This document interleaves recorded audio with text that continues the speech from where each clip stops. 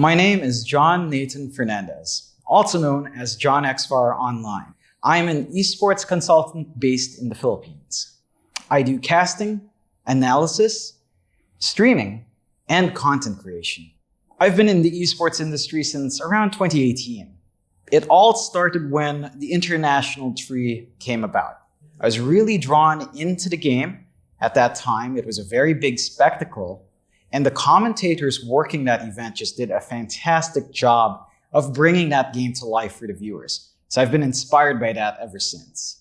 I really just got into esports. It's really fun to watch how every region kind of plays around, how every game is different, and how they approach professional esports play.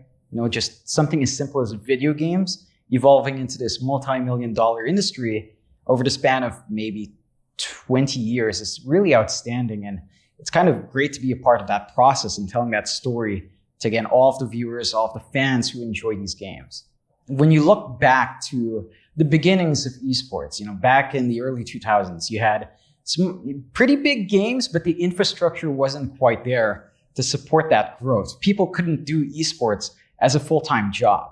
And you look now, with big games coming out, with all these multi-million-dollar tournaments, it's much more feasible for someone to pursue esports as a career, and not just as a player.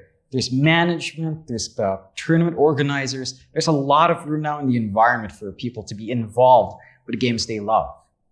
I've been following esports for about as long as I've been working. I think the one thing that you get from all of that experience in esports is you tend to understand what you're watching a lot better, of course. It just comes with the experience of watching a game for quite a while.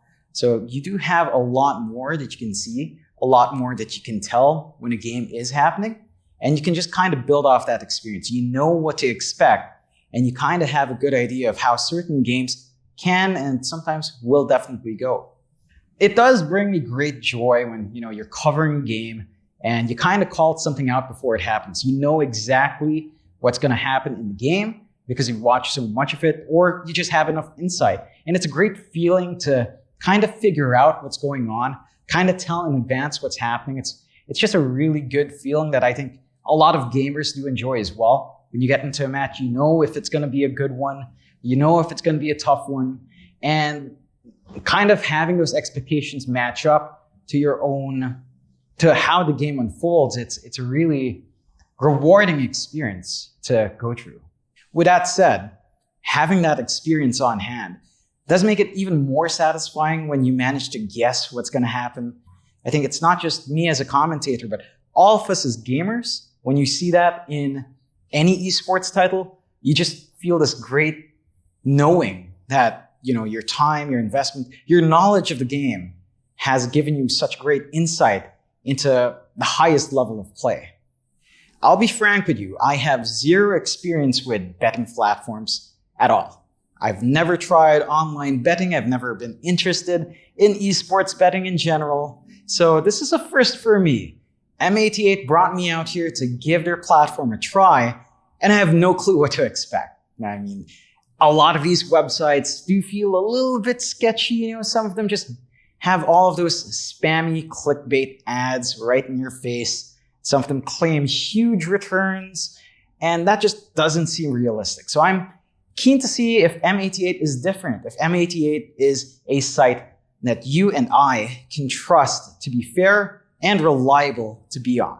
In order to be successful when it comes to betting in these esports titles or betting in general, it's not just being updated on the game, but it's also down to the platform itself. How trustworthy is the website? How reliable are its services?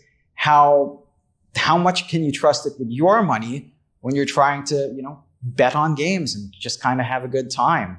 Even without any prior experience with betting, I do know that, or I have a general feel for what's important for a site for you to partner with. Can you get your money back? Is your information secure? Are you able to confidently play these games knowing that the odds are even and fair and randomized properly? There's a lot of horror stories out there about other websites where people with huge winnings aren't able to withdraw them in a timely manner or have to go through so many loops to just get the returns back.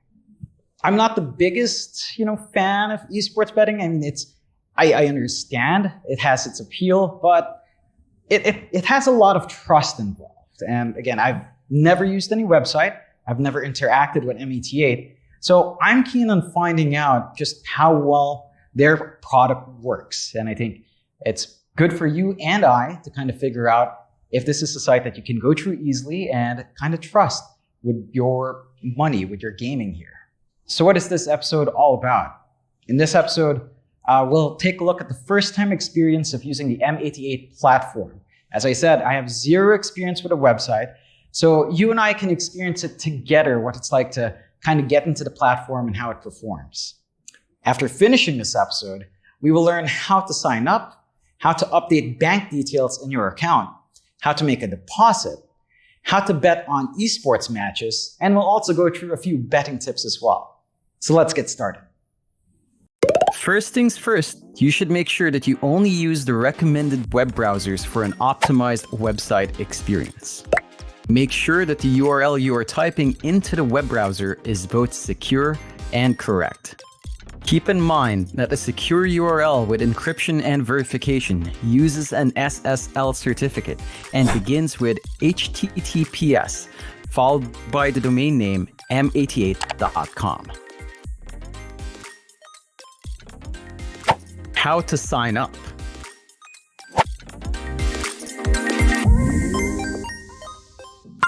Step 1. Click the register button. You can register by clicking the yellow register button in the top right corner of the website. After clicking the button, a modal will pop up with a registration form. Step 2. Fill in all the fields with your correct and valid information. This is a very critical part. Once your account has been created, you will not be able to change the currency. So be sure of your currency selection. Click the register button found at the bottom of the form. Step 3. If available, choose your bonus. Another pop-up usually comes to offer current promotions.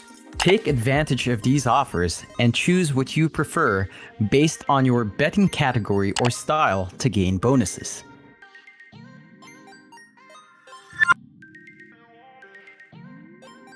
How to update bank details.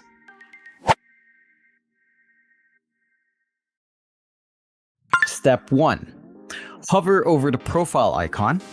Select My Account. Click Update Bank Details. Assuming you are already logged in. At the top right corner of the heading of the M88 website, hover your mouse cursor over the profile icon until a drop menu appears. From the menu, click My Profile, then select Update Bank Details. Step 2. Click Create Account. You will be directed to a new page where you can update and create your bank records. As you have a newly created account, it is a must to create and update your bank record to be able to do transactions on the website via bank transfer. Click the Create Account button to record your first bank account under your name. Step 3.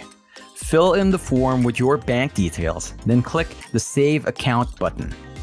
In the on-screen form, select your bank name and input your bank account number. After ensuring that the provided details are correct, click the Save Account button. And for your convenience, you can add multiple bank accounts as long as it's under your name, so you can choose which account to use next time.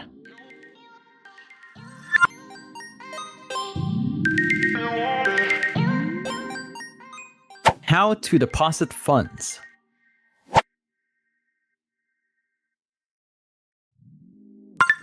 Step 1. Click the Deposit button. Click the Deposit button located at the topmost heading of the website. Step 2. Choose your mode of payment. You will be directed to a new web page named Cashier. Make sure you are under the Deposit tab. From here, you will have different options to choose from on how you can make a deposit. Choose your preferred method. For now, let's choose bank transfer. Step 3. Follow the instruction of your preferred method. For every method that you choose, it will be a guided process. So follow through the instructions of your preferred method on screen or check the help page of M88 to understand further how to use the website. Create a new deposit form. Select deposit channel. Select preferred bank to make the deposit, and the M88 bank account will appear as the destination of the deposit. Do your bank transfer and make sure to send it to the specified bank account on screen. After doing the bank transfer, click the Next button to continue to the deposit form. Complete the deposit form by filling in all the form fields according to the actual bank transfer transaction you just made. And then click Submit to progress to your deposit form. Review the details of your deposit form to make sure it is accurate and is reflecting the details of your actual bank transfer. Then click Submit to process your deposit form. After submitting, your deposit transaction will reflect on the recent transactions section of the same page, indicating transaction details and their status.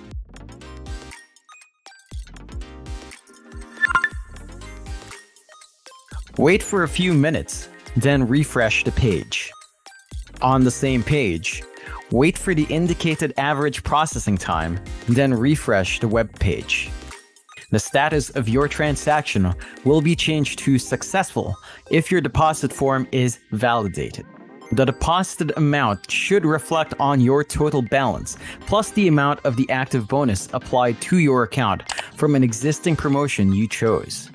Additionally, you can check your M88 inbox by going to the Profile tab to view the notification from the system.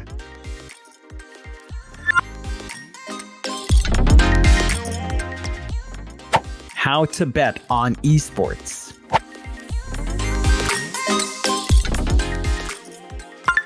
Step 1. Hover over the esports menu and choose an esports product. From the main menu found on the top of the heading of the M88 website, you can click or hover on esports to show the M88 esports products. For now, let's choose TF Gaming. Step 2. Navigate through the esports product interface. Let's review its interface first. After loading the page, if you haven't chosen any game category yet, on the center section, you will be greeted with all the matches available to bet on from all games. On the left sidebar is the game menu, where you can choose a specific game and it will only show you its available matches to bet on the center section. On the top menu bar above the center section, you can choose what timing category of the games, and there's a feature where it allows you to filter based on the existing competitions. On the right side bar, you can find the Bet Slip tab, where you can see the information relating to the currently selected bet input. You can input your bet amount and view your potential winnings from here. The Bet History tab will show your past betting transactions. Step 3. Start betting. The general sequence on how to bet is first to select a game category. Then select your timing category. For now, let's bet on what's available. Select your bet of choice. Input or select your bet amount. Review your potential winnings. Once you are sure, click the Place Bet button. Let's play some more here.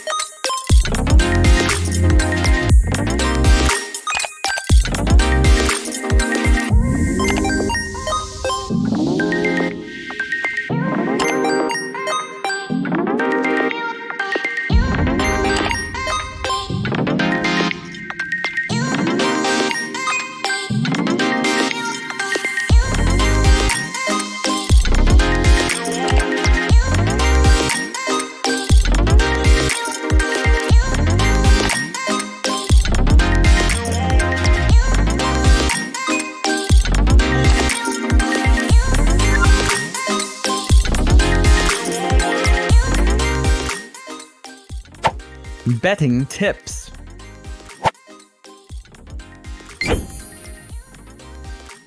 Remember, only play what you can afford to lose.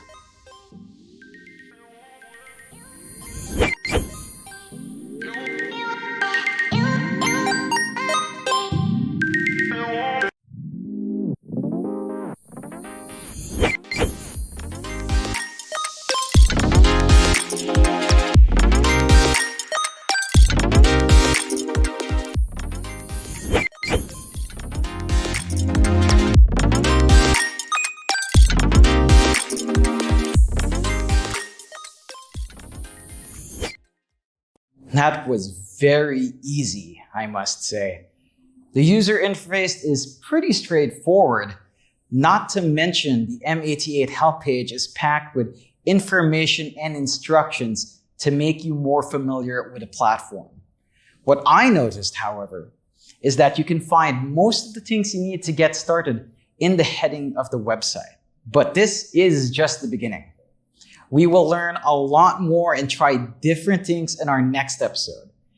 Thank you for watching. This is John Xbar, and I'll see you next time. Bye!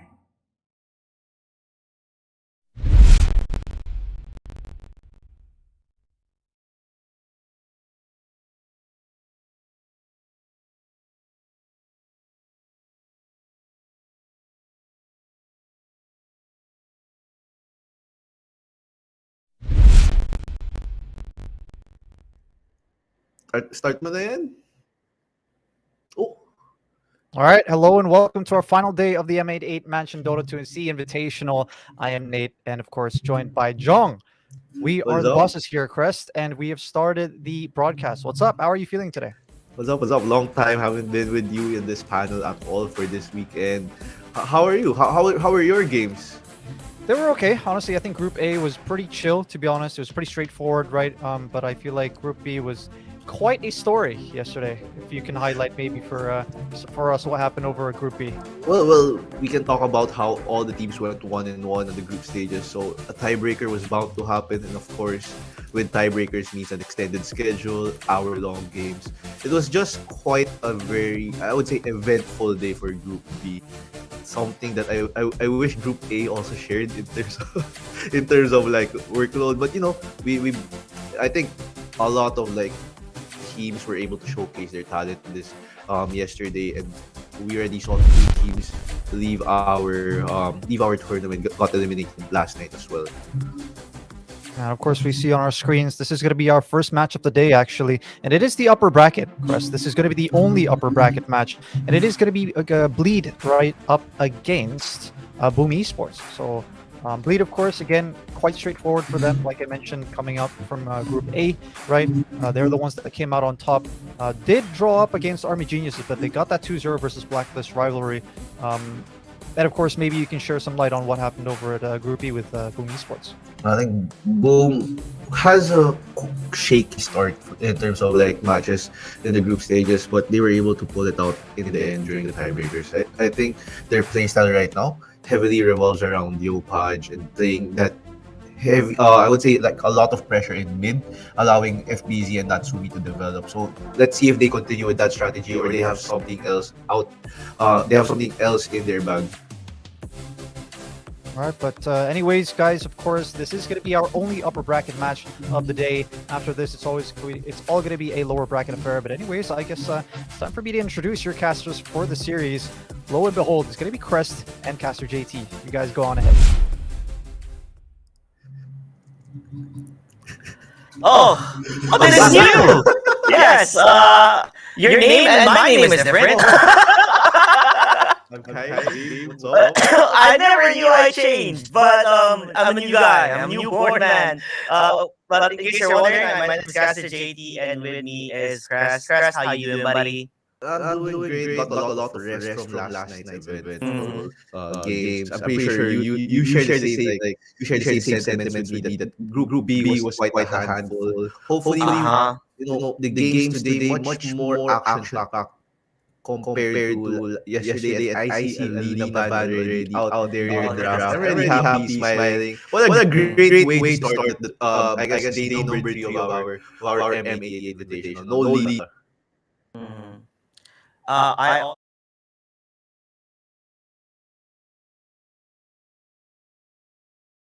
bushwhacks off the swords with the hoodwink. So that's not gonna be happening there. I know you guys may be confused on what you're seeing because it's not Talon versus Army Geniuses for a fact. It is Bleed versus Boom Esports. Technical difficulties here and there, but nonetheless, Group B was insane. Not only did we have a three-way tie, we had another three-way tie within the tie. So they literally had to go with best time when you won, right? So that's the rating on who goes on top. And lucky for Boom Esports, they were the one leading in that aspect, which brought them to this upper bracket versus Bleed, which, by the way, Bleed played phenomenal in their group. There was no sort of tiebreakers at all. And I'm interested to see why. Like, what's there on Bleed with this new roster that they have that no teams have been able to take control of it?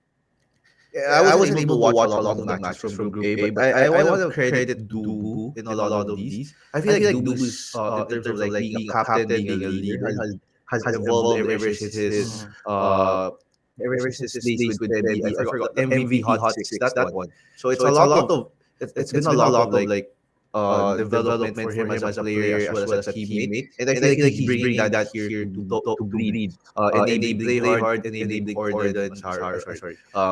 I believe this is Haros, right? Haros. Yeah, Believe. Masaris is there. Yeah. So Yep. he's enabling a lot of these players to play at a level that probably they haven't played yet, bringing a lot of experience coming from North America. Mhm. Oh, there you go, guys. So, Masaris though, let's talk about him for quite a bit here. Masaris mostly is getting picked more on the aspect of like his side, right? Everybody knows Masaris' side because that's one of the main aspects that when you think about him, on how amazing he's able to play with those crucial ravages. Do you think that in terms of other hero pools, because as far as I know, Fnatic took Masaris too, right? And tried their best to play around him as their offlane, but because of like the hero pool issues, I believe it didn't really work out in their favor. So, is this Masaris we're going to be seeing here right now going to be very different in terms of what he can provide? Because what we've seen yesterday with Talon is Jabs has a ridiculous hero pool, which is very unorthodox, that he plays different heroes that normally no one would be offlane. Yeah, well, I think Masaris had from what I've heard, Masaris had an issue with motivation coming into like that Fnatic team. So hopefully he has regained that vigor towards the competitive scene. Let's see what happens here. I think the results for Bleed says a lot already in terms of how much he's improved in terms of like the mindset going into these games, going into these tournaments. So let's see if they can continue that. As we look towards the draft, we see a start ban, which is protecting that rider pick, which could be like Video Punch and FBZZ. We've seen FBZZ use this along with Zephyr's Tiny to good use, right? So let's see if they're gonna look into using the clockwork and ban riders. We see the Ricky get banned out, like can get banned out. So I think as I was talking to Dubo while in lobby, I was asking him if he really is the inventor of this pause for Ricky. So I think he does value this hero a lot with that ban. And then of course the silencer ban as well. I think bad rider silence is a very old combination where you last on someone global silence, there's no save that can protect a hero from that combination because it forces the support that will end up being the saves to get like those dispels like mules, those orbs. So it's gonna be a very expensive item purchase just to counter the bad rider. In terms of like heroes as well that are that were being used on Group B, right? We've seen a lot of Enchantress, a lot of Tiny and Mirana. There you go, Mirana immediately being banned as one of their favorite picks to play around. And there you have it, Enchantress again. Very heavily rotation, like on sports side, is what I noticed that is happening in Southeast Asia, right? Normally, what you would like to do is you would like to rotate around the map around minute 5 or 6, take control of mid, and then take the tower, and then play around with your mid laner from there on. I feel like this might have been like almost the script that Boom Esports likes to play around with X Nova, leading the fray as their Enchantress user. Yeah, definitely. I think it goes back to what you were talking about a while ago. And also yesterday, a lot of focus in mid, roaming, rune control. I think Enchantress has a lot of of spells that can help in that very early skirmishes around the river. As we see Bleed picking up the Drow. It's a really good hero to protect yourself against Bad Rider in the lane. If you have a lot of stocks, you can just throw the Gust to zone him away. Mhm. Very strong scaling hero as well. It prevents a lot of these agi heroes to be picked up by Boom because because heroes like Morphling don't really want to deal with the Drow. Mhm. Very different drafting compared to years ago, right? Where you normally occasionally see that supports get picked first rather than cores, but now you kind of see the entire clear picture coming from lead. Like you already know that Shin Protector is going to be your support. You see Ember Spirit probably going to be mid, and Joe Ranger going to be the carry. Through over the years, drafting has been changed in a lot of ways, other than it becoming flex picks with the Linas, the SFs, where you're not really sure where they're going to be going. But now, why do you think it has changed to the fact that you just pick cores immediately on the get go, on especially on the side of bleed? I feel like it has a lot to do with how the bands have changed. Bands used to be like three bands in the start, two bands in the middle, and then one band at the end. With the changes to bands wherein there's three bands in the middle, you kind of have this extra layer of protection for the earlier picks that you have. Especially, for example, this Ember Spirit that was picked on the last phase of the first round.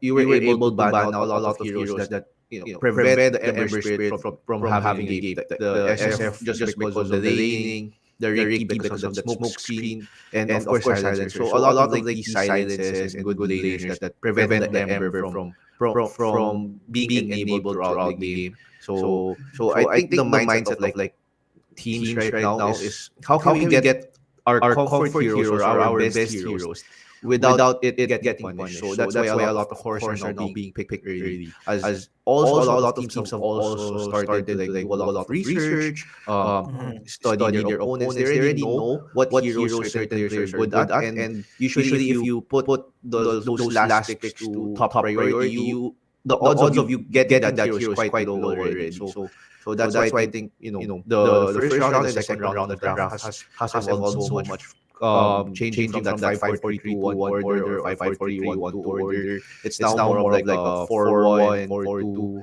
5-2, 5-1 combination. Yeah, definitely. And I think that's the beauty of Dota. It's always evolving as it goes. In terms of the picks right now, Pango year, I don't think I've seen, Boom Esports been playing any Pango. It's the first time I've been seeing it. Do you think this could be a possible flex pick? But I feel like Bat Rider in general kind of provides more in mid. Especially, I think up against Ember is going to do okay-ish.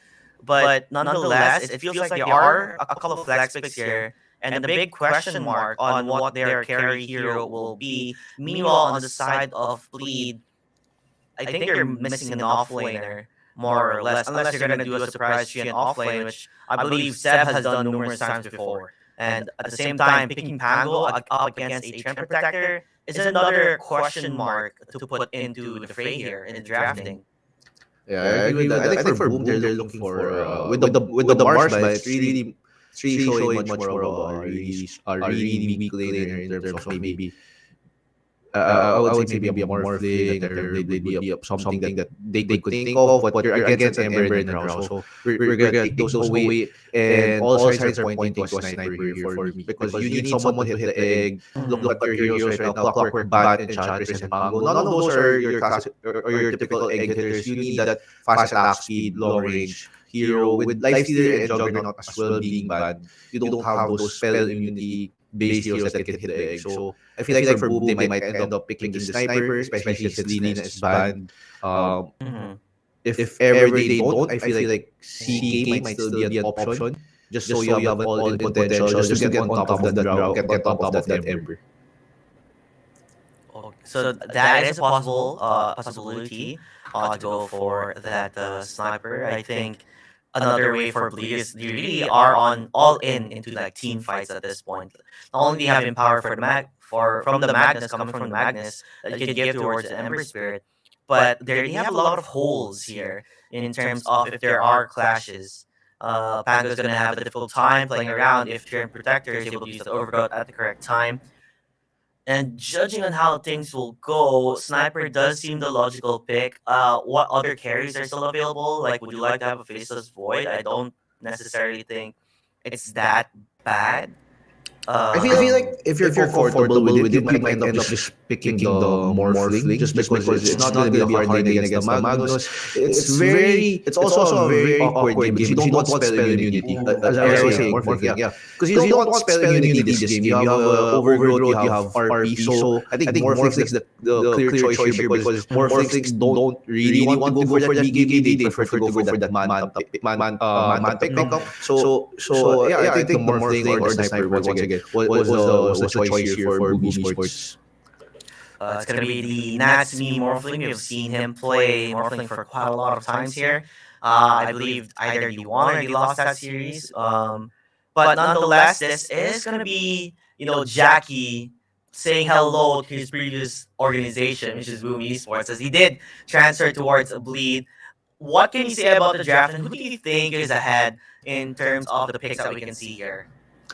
I feel like Bleed has a really strong team fight, but in terms of laning and in terms of like early game tempo, I might have to give it to Boom just because they have the Pangolier, Bad Rider, and Enchantress. So it's really a matter of if Boom is able to capitalize on that early advantage that they have, they might be able to snowball the game. But if Bleed is able to weather that storm, their Drow and Ember core might just prove to be too strong for that Morphling. Okay, it's gonna be a very interesting watch here, ladies and gentlemen, as we are gonna be going in towards the game here. Bleed versus Boom Esports in the upper bracket. I believe the winner goes to the grand final immediately. So this is a best of 3, securing at least top 2. Either you win or you go down. Win conditions. What do you think? I think win conditions, it's really just can the Drow have enough space to freely hit versus if the Morphling can get on top of him or the Pango can get on top of him. At this point, if you look at the damage coming in from Ember, Ember can never kill the Morphling, but Drow can easily kill the Morphling. So it's a matter of can Morphling survive that burst coming in from Drow Ranger, or can Drow Ranger just freely freely do his thing during these team fights. It is going to be very interesting to see, especially understanding on how Boom Esports has been playing in their previous games in Group B, where, like we talked about, heavy emphasis on towards mid during the 6-minute mark and to make some noise. Because nonetheless, what they usually do is that they ensure that the carry is left alone while the mid laner will be the one handling, space for his team as Yopaj. This time with the Pango up against the Ember on Corden. Yeah, and speaking of Corden, this guy is, I would say, the newest player in this group of 10 players right now playing the game. Singaporean. We don't hear a lot of Singaporean pro players outside of Ice Ice Ice. So it's actually a great thing to see the Singaporean scene getting a lot more representation. Let's see how Corden fares against Yopaj. Though Yopaj, I would say one of the well-known Southeast Asian mid laners, not really known for his laning, but known for his spell usage, spell timings. One of the best in terms of execution-wise as a mid laner. Yeah, so far, seeing how the laning has been going, what more or less we've always seen Zephyr currently playing the Tiny, just because of how well he's able to execute those tosses early on. But sometimes it doesn't really work out. Meanwhile, FBZ, once he gets his level 2, I feel like it's going to be a bit of a nightmare for this Drow to play around with. Yeah, and they're actually just pulling the wave here. Kind of want to have that one-on-one with the Drow. Don't want your Treant Protector to be zoning the Batrider away. So Sever here pulling the creeps. Unfortunately, though, Dubu gets to pull it to the hard cap. So they can't really fix the equilibrium of the lane after this. Constant annoyance, and I feel like heavy emphasis, right? Like you talk about and during the drafting stage, when laners here coming for the side of the picks on Boom Esports, where you have the Enchantress, you have the Clock and the Bat. Like these are very dominant during the laning stages, where it's very hard to to take control unless you're able to match up their aggression and take advantage of them overstepping. Yeah, and we see here Natsumi just he'll never be pressured here at bottom just because the damage over time coming in from Phoenix isn't gonna be lethal for a Morphling. It's really hard to have a lethal Mhm. damage over time against a Morphling given your attribute shift. And then of course Magnus Shockwave is quite predictable as well. The animations is straightforward. His hammer is gonna go down, so it's not gonna be difficult for Natsumi to react to these spells early on. I mean, definitely, that's the reason why you can tell he's on full agi, not even afraid, because you don't necessarily have the burst to kill him down. They are gonna go try for the pool, but the pesky enchantress here just gonna annoy them, even try and take some last hits away from Play Hard. And by the way, new addition, right? The only Filipino player I believe in Bleed Esports, Play Hard.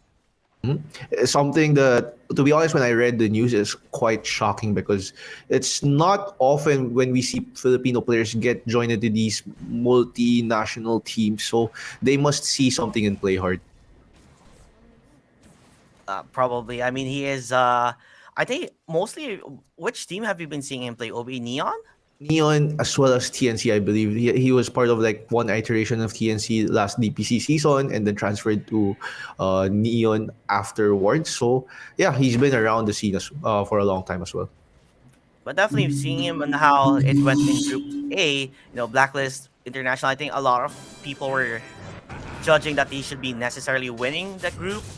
Struggled so hard to the point that they got too old by Bleed Esports. And it goes back to like at this point you're trading off like veteran experience for possibly mechanical skills, a bit of competitive hunger. So that's something that we might need to take a look at Blacklist much more in like future games just to see what went wrong for them in this tournament. Definitely, we will get to see them again play on towards the lower bracket to figure it out what is up and what is happening. Meanwhile, Natsumi is just being a constant nuisance on Masaris, making sure that he doesn't really get much less hits and just annoys him as much as they can. Although, like it's talked about, Natsumi is not gonna really be afraid on the damage over time coming from Play Hard, just because his strength shift is much more faster. So no contestation here. More or less, Natsumi should not die in the lane. Compared to the top lane, though, you do see the Jiro, who's actually doing pretty okay with how Dubu has been pulling the wave and ensuring that this Clockwork Zephyr can't just take the wave from the top lane and mess up the lane equilibrium.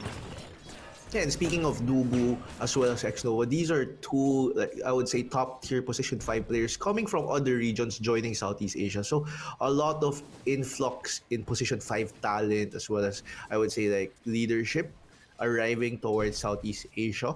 And that's something that could help the scene. These players will experience how to play with captains with different experiences from other regions, learn to appreciate certain concepts that weren't made available to them. So that's something that I'm looking forward to with Dubu and Xnova arriving to Southeast Asia. Yeah, there's a lot of players that is coming back to Southeast Asia. We saw Ollie, and then of course Xnova, like you talked about, has been in part of the SEA region right now. So I feel like the competitiveness of the region will be growing up. But let's first talk about FBZ. Looks like the Chara want to make a play here. Nope, just trying to bother him and not let him have a good time in the lane. You just can't let Bat free, If you just let Bat do his thing, it will just torture you badly. Meanwhile, the mid lane, though, I don't think we've necessarily seen what's been happening. But it looks like Yopaj, he's forced to do a walk of shame going back to the fountain. For some reason, a lot of Pangos love to do that. I feel like it's just the fact that you don't really need a lot of resources as a Pango early on. You just need your early level 6, maybe make a play after that or get a rune before you make a play. You just have to farm up your starting core items. Usually it's the arcane boots, your corrosion as well, your diffusal, and then that's when you start becoming active. Mm-hmm. Well, he did get his level 6 here, and I do like the way that Xnova has been playing. He's ensuring that they're not going to be able to get other runes in the side or into the hands of the Ember Spirit. Gordon, it how do we say this? Like, it's so important to get that bottle refilled because it will dictate on how long can you stay in that lane. The longer you stay, the more EXP you get, the more last hits you're able to farm. and they're denying that possibility of him just being able to refill those bottles. But in a smart way too, is that Bleed, they always make sure that they TP towards the mid lane to get that refill. Not only that, Ember as a hero in general, he has that fire remnant, which is a instant go Mm. back to base and refill. And looking here, Yopaj took a very long wrap around for this gank, avoiding the vision. So they might look to commit on this dive. Yeah, it does seem like it. FBZ's leading the charge, and poor Dubu might be the target here. They're rolling thunder. Oh, nice silence. They're going for a fight on towards FBZ, but Hinji, aka the Drow Ranger, is stuck inside in no man's land. X Nova gonna get that. Yopaj still healthy, and he's looking for more. He wants to get that kill towards Dubu, rolling around as much as he can, but he's not able to find the ankle. Never mind. He comes back in like a wrecking ball to destroy their hopes and dreams. Gordon, hoping to get the kill to Zephyr to just get an inch of something for them, but in that entire engagement, they got nothing. And it's just a nice play here coming in from Boob. Something that was probably made aware of like 2 minutes prior, because that rotation from Yopaj, that's a lot of time committed just to make this play. He went around to the Ancients, going into the lane, then diving that tower. So it's something that they already had plans from the get-go, like maybe like 5 minutes into the game or 6 minutes into the game. That's something that you just don't call out of nowhere. Yeah, like you said, Fango is a hero that necessarily has, once he gets at level 6, you have to rotate around and create space, and that is a formula that works so far for Boom Esports. It scatters around the other remaining support players, and to not necessarily focus on towards his Morphling. Just leave him as is as he continues to wrap up that farm, currently leading the last hit chart. Yeah, and Masaros here, I mean, the Magnus will surely get some last hits with Shockwave, but it's already at that point where you're not comfortable with the situation, because Natsumi's gonna deny maybe 2 creeps every single time, most likely 2 melees, and you can't really step into the lane without getting hit by the Morphling. With this mask, sorry, what's it called now? Morbid mask. The Shockwave doesn't really harass him as well, so no pressure coming out from the Magnus in this bottom lane. And I do love the fact where X Nova is just scouting around with, those neutral creeps that he's able to conquer. It gives them that ample of information that tells them, oh, they might be ganking or they're just farming. And they heavily emphasize on the wards, right? To show the vision towards the top, to ensure that if they can find a pick off towards Jackie, they will take it. Yeah, and these creeps are just scouting the stacks, denying every single stack possible from Dubu. Dubu's one of the few post 5s that love to value stacking. So Xnova, aware of this situation, just sending the creeps here to stand on the hitboxes of these camps, just so that Dubu can't stack them. Well, it's like they did have the battle for this the rune, and it seems like the Pango Yopaj gonna be happy with that one, as he does get that regen, more sustain for him to stay in towards that lane. I think the pacing or the momentum of this game will start getting quicker and quicker once Batrider gets one of the keys item that he's looking for, probably the drums. Yeah, and we saw here bottom, just a bit of a harassment coming in from Natsumi to Masaros, forcing to walk back to base here. And it's just a lot of walking coming in from the supports. If you take a look at their levels, Clockwork is level 4, Enchantress is level 4, Phoenix and Treant are also level 4 tenants in the game. That's quite abnormal for a normal game. That means a lot of rotations have been happening. Yep, for sure. I mean, that is, I feel like, on how all the players have been playing currently, is that once they see a rotation coming, they answer back with another rotation, and just to counter initiate and see on where it goes from there. Or, like you said, Dubu, he does love stacking, so he tries to find a stack for his players or for Jackie in general, but to no avail, because X Nova has been constant nuisance, just trying to find him and where he could be at, and to cancel that one out. Jackie being forced to farm right now in the Ancient. It doesn't seem like a situation they necessarily want to be in, because this gives a lot of space on towards the heroes, I guess, from the Batrider to get his items, and a cheeky play, and a very cheeky play from the Enchantress. it's just these small plays that mm, really lower the GPM of the carries. We see here the Drow Ranger Jockey here just farming on the most inefficient route possible in the current state, which is Ancients into the hard cap on the tier 2 side. It takes you around 10 seconds to walk through that, and the only reason why this is happening is because he has no lane to go to. He doesn't want to go to bottom because it's not yet open. Masaros needs his items as well, so he's being forced into this very suboptimal farming pattern. And looking at that net worth, it's just ramping up for Natsumi. There's only a little you can do to stop a Morphling, and it seems like he's uncontested at all, especially with 32 last hits. We talked about the Magnus. All he can probably do is just go for a Shockwave. He can't essentially get near or close towards Natsumi, who is, by the way, full Agi shift, because there's no way they can burst him down, and it just feels like a free lane for Natsumi to just continue on with the domination that he has been set on doing. Yeah, and it's quite awkward because with the Triad Protector, you kind of want to defend all towers. And they're just forced to give this just because of the sheer size that Natsumi is. Level 9, almost level 10 with Yasha Morbid Mask already, 13 minutes into the game. It's something that they don't want to deal with yet because their Drow isn't online, right? They don't want to show the Drow because the moment Jackie shows up and they die, the tempo is just going to be all boom after that. So when do you think will Bleed start making a move here? Because if they're just allowing, Boom play the way they're playing right now, it just doesn't seem like they would have an opportunity to strike. I mean, you pick an Ember and you want to roam around the map, but sadly for them, it's mostly just been counter-initiating, is from what I'm seeing from Corden. I feel like the key fight will be in this mid tier 1 tower of Bleed. Just because you kind of want to use these ultimates from your Phoenix, from your Treant, from your Magnus. These are your team fight ultimates. You need to use it to get back the advantage. And I feel like this tier 1 mid will be that area that they want to defend just because it's the most open. They can set off vision for it. It's somewhere that they can prepare or position well. Yep, it looks like they want to get towards the Drow Ranger Jackie. They pop a drum here just to check if they can find, but doesn't seem like they're gonna be able to find anybody as Jackie figures it out. He understands the fact that if he plays too aggressive, he might get found out here. Meanwhile, I do love how Yopach has been playing this Pangolier.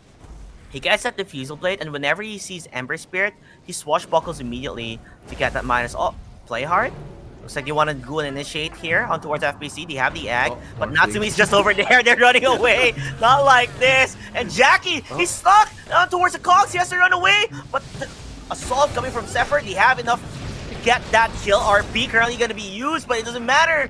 Strength gain shift is there. Masaros will fall down. Double kill for Natsumi. And they're looking for more. If they're able to find Dubu, that is a nice treat to have. And it seems like they are going to find him with the Flaming Lasso currently being used. Drag him back to the depths of Boom Esports as gets cooked for dinner. Yeah, and that's something that we wanted to avoid here for Bleed. Once again, dragging Jackie into that fight. The Supernova idea there from Playhard was, I would say, correct. But the camera work, he probably had the same camera work as we did. We didn't see the Morphling. Yeah, we definitely did not see the Morphling, and there you see, now we see the Morphling getting another kill. That was from one team fight after another. I'm pretty sure Natsumi is pretty happy about that as it wraps up his net worth. As you can tell, 9k gold lead on the side of Boom. I believe it seems like Lead is feeling the pressure here badly, as he did make a fight on towards the top lane, which necessarily could have been good for them, but ended up being a disaster. I feel like that's could have been avoided more than anything. I just felt that Playhard there, a bit of impatience coming out from him. And once again, I feel like he didn't see that Natsumi coming into that side of the map as well. So very unfortunate timing for that Supernova because, if Morphling wasn't there, I already saw it coming. It was going to be Egg into Drow Rangers follow-up. Magnus is also arriving. So it could have been good, but once again, just unfortunate positioning here coming in from Lead. To a certain extent though, right? Now that they tried to make a play and it didn't really work out, it seems like they realize that we can't just let them do what they want to do. So maybe let's try finding something out of this. Looks like Yopaj would be the target. They're going to be jumping, but Yopaj is ready. He has a rolling thunder. He gets silenced up immediately. Do they have any RP to stop this one out? They do have the overgrowth, and it's going to work out in their favor using the entire kitchen sink here just to find that pesky Pango. Yeah, that's 3 ults. They'll have to give back the map after that, knowing that they don't have their ultimates. Once Yopa just back up, most likely for Boom, I would say force Roshan here, knowing that there's no egg, there's no OG as well as RP. I don't see a way for Bleed to be able to contest our Roshan attempt. Yeah, I mean, if there is going to be any Roshan attempt, it doesn't seem so. As the top lane, I think they're looking for a pickoff if they can, but FBZ, he goes for the BKB first. That's respectable because you kind of just want to run in as the bot, right? Everything that can stop you, you have at least one dispel for it. You can dispel OG, you can BKB away from the Ember root, BKB avoid the gust. So things that can stop you from charging in, making that space for that Morphling to freely hit, to look at his position. That's gonna be something that FBZ is looking to provide the team. And the kind of worry also, by the way, from the side of the Ember Spirit is that his mana is being reduced quite easily thanks to the swashbuckle combination with the diffusal, right? And I think having no mana essentially kind of makes your hero a non-factor. Yeah, definitely. I mean, that was always the case for Ember. It was always his issue with mana pool. So diffusal is quite a strong item, especially since Pango procs it like 4 times every swashbuckle. Yeah, and that's the hard part here. And another factor too, just talking about the Pango, right? The lucky shot is another proc that could be something that it is kind of RNG, but if it works out, it can just destroy, Jackie in a sense that he can't even do anything and just watch. Actually, yeah, even the Ember, because once you proc that lucky shot, if the Ember uses Sleight of Fist, you just stand beside the guy you're slighting, but you don't actually hit. It's really more like, oh, high five. So he's just like just giving you a tap on the back, it's like, and that's it. Yeah. Now that the looks like Boom is currently looking for a team fight here. They have the Aegis currently set up on towards the Morphling, pushing towards the top lane, hoping to find a mid pickoff. Still Bleed, playing a bit more safe. Zephyr with that hook is able to find out where the Ember is, but Ember will be able to run away. No, he will not. It seems like he's gonna escape though, surviving that one. As Zephyr will fall down, the Overgrowth does hit too. They're jumping in. They don't have Natsumi in the team fight. It looks like they're finally gonna be winning a fight here. As X-Nova can try to run away, but it will not matter at the end of the day. As we see signs of life with Bleed, with a big error for Boom Esports. And that's just a result of the stronger team fight draft coming in from Bleed.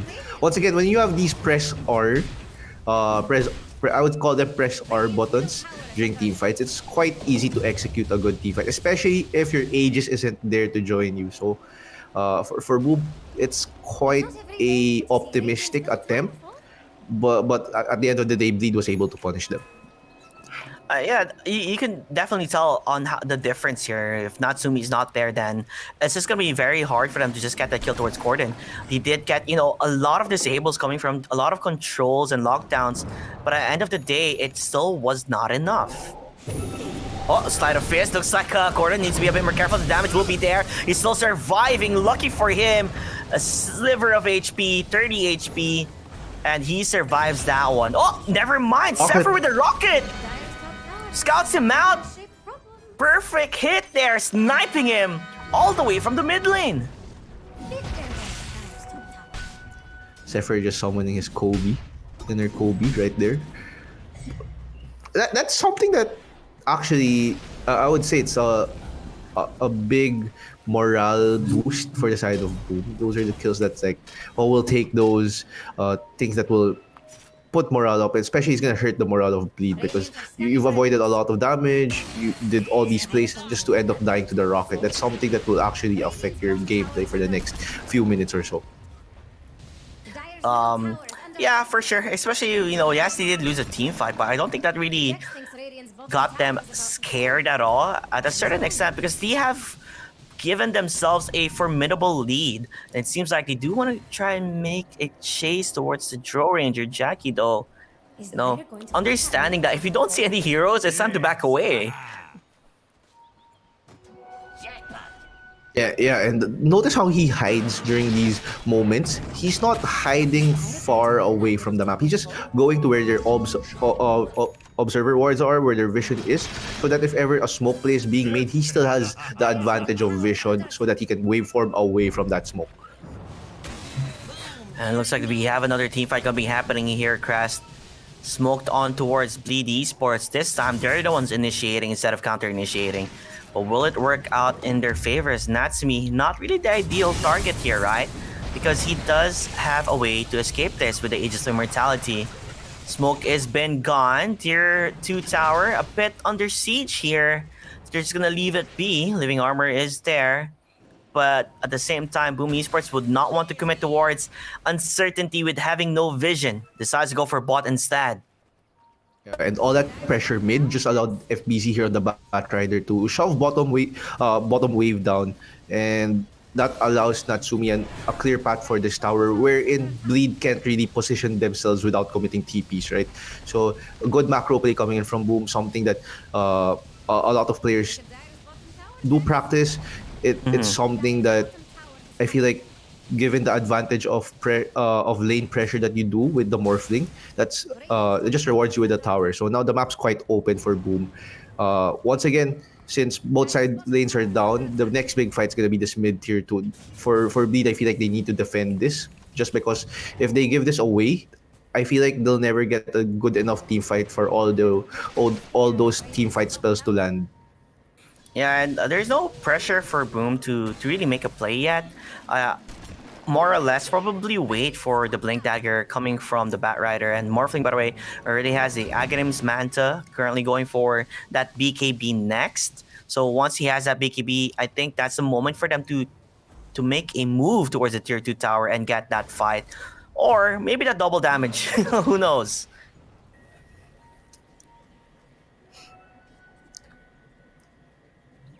So it's gonna be quite a bit of lull time for now. I feel like for Bleed, this could be an opportunity for them to smoke, but the lanes are just not fixed well enough for that.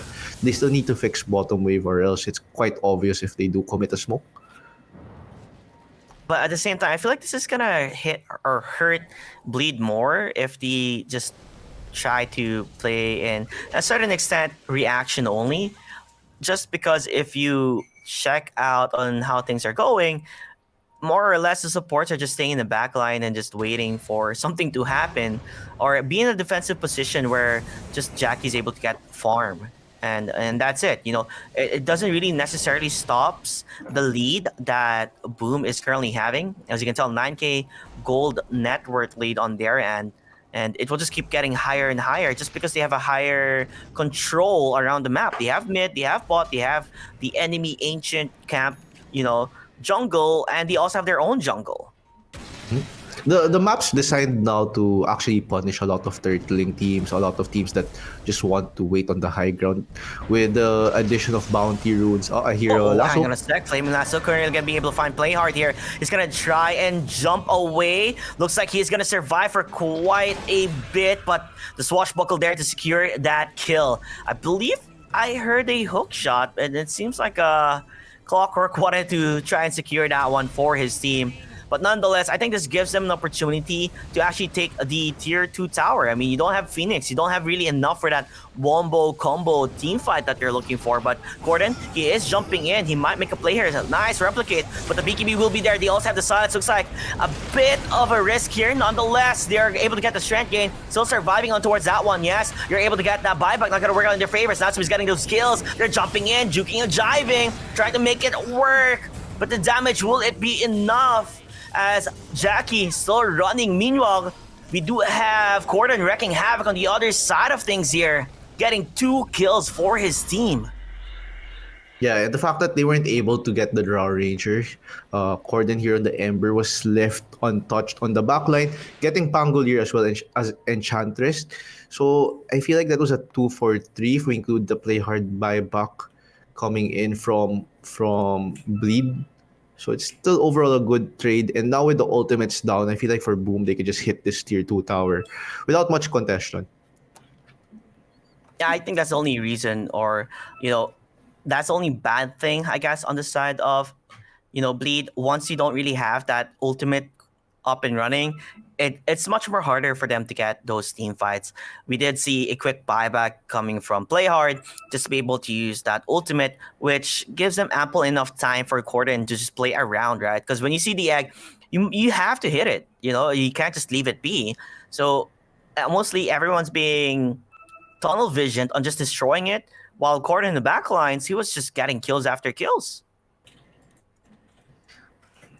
Yeah, and for Boom, it's one of those fights wherein when you know the enemy team has these big ultimates, there are just some fights you kind of want to take. Like, you have to take them just so they can actually use the spells.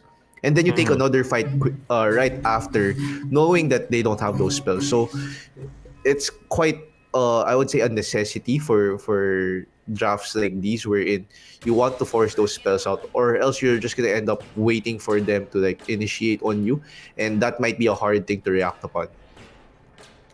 Another interesting fact there is that Natsumi, very quick on his strength gain shift there. He doesn't even have the shard. So alerting already, understanding that there might be a possibility where he was going to be jumped on, which he was. Even got silenced, by the way, by Jackie. But when he jumped in immediately, he actually went for the strength gain shift. So quick, very good understanding of his hero, and understanding that if he does jump in, there may be technicalities that can just easily burst him down. As a lot of morph players kind of tend to forget that you're still a morph. If you have too much stats in Agi, you can easily get bursted down, which is the reason why like we see a lot of global silencers. It just annoys the heck out of the morphling. It just goes to show that the hero is one of those. The more you play it, the much more you appreciate the player playing it. Right? It's one of those limit testing heroes wherein you need to have experienced a certain level of mistakes to know what you can and can't do. I'm pretty sure Natsumi, when he started playing Morphling, he probably died to some random DOT. Those things do happen. And then as you keep on playing it, eventually you just know what kills you and what doesn't. Oh, FBZ going in. Looks like FBZ is going to be going in, but he's going to get immediately controlled, and then the RP on towards 2. Nice hook shot getting 2 here. They're trapped in paradise. They do have the egg, as I believe Zephyr, he's stuck in no man's land. Gonna try and run out, but it's not gonna work out in their favor. It's gonna be a 2 for, and I believe in the side of Bleed, they are happy for that. For Bleed, as long as the lead doesn't balloon, they'll take it. As observers, we can see the net worth difference, but for them, every time they take a 2-for-2 trade, that's big for them, because we know in the late game Drow versus Morphling, Drow will always come ahead as long as Morphling doesn't get any armor items, because all you need to do is proc 1 or 2 times with Natsumi on full Agi. You can probably 2-shot this guy. Definitely, and the moment Natsumi actually jump in, he actually get RP'd immediately, so he couldn't necessarily do the damage that he was looking for. With an excellent hook shot coming from the Clockwork, Sever being able to find 2 who are rather low in terms of HP. Probably the next big thing here would be the Aegis of Immortality that I believe Boom has been eyeing on since the get-go. And it's quite hard for Bleed here to contest this, knowing that their RP is down, Overgrowth's down, Egg is down. It's not really a fight you want to take. It's going to be quite risky, especially since a lot of your heroes won't bring enough in these team fight. And another thing is to talk about is that there's a shard in this Roshan. More or less, do you think you just give it to the Morphling just to make sure that he doesn't get killed? Seems so. Makes RP much less effective, right? You can now morph during stuns, so RP won't be a factor. It's really much more of RP being a protector of the egg for Bleed now. Yeah, protect the egg, as you know how important that could be. Although Playhard, he did have a shaky start here, with his egg usages, but once they're fighting as a 5-man unit, he's able to get those crucial eggs that do necessarily help the team. Although top lane, I think Matsumi is doing a lot of damage here, but nonetheless, it's so annoying to play up against a Trend Protector just because of the heals. It's really just the trademark of Trent. Slows the game down, makes the game extend. It's quite hard to snowball against this hero just because he can heal the towers back up, provide healing, has a lot of crowd control. There might be a team fight here. The RP is going to hit towards X-Nova as X-Nova will probably fall down. His effort tried to his best to find this Joe Ranger, but it's not going to be happening. Overgrowth will be there making a damage. They're trying to stop them at their tracks as the Joe Ranger is running. Although they do get the kill, Natsumi, he does have his BKB currently going to be used, but the Aegis will be reclaimed. Will be being greeted by the silence, but he does have the Manta. They're still taking control. They're jumping on towards Jackie as Jackie with that BKB fighting back, not afraid. He is doing so much damage here. They're trapped in the cogs. They're trapped inside. Will it matter in the end? Jackie still running, surviving with the gust. Oh my lord, the juking, jiving Jackie. Still A-okay, but this is how far you can survive here, good sir. And that's just the power of the Aegis. If you saw how Natsumi died with the Aegis, he got two-shotted by the Drow. But of course, with the Aegis, you can afford to make these like much more aggressive plays and be rewarded just because you won't end up dead just from the logical just from the concept of the Aegis, right? So this prolonged fight just benefits Boom, especially once Egg is done, once RP is used, once Overgrowth is also used. There's not much crowd control left on the side of Talon. Yeah, it was a bit of a messy fight too, right? It felt like the moment Sephiroth jumped in, he didn't really get the ideal target. It ended up being the Trend Protector, and then the Trend was able to use his Overgrowth. It hits on towards 3, the Clockwork, the Bat Rider, and towards Yopaj as well. So, necessarily speaking, like, it felt like a very messy fight that wasn't really feeling on the side of Bleed. Usually they have the wombo combos all paired up together, but that RP from Macerus, it only hit X-Nova, not necessarily the target you want to get the kill on.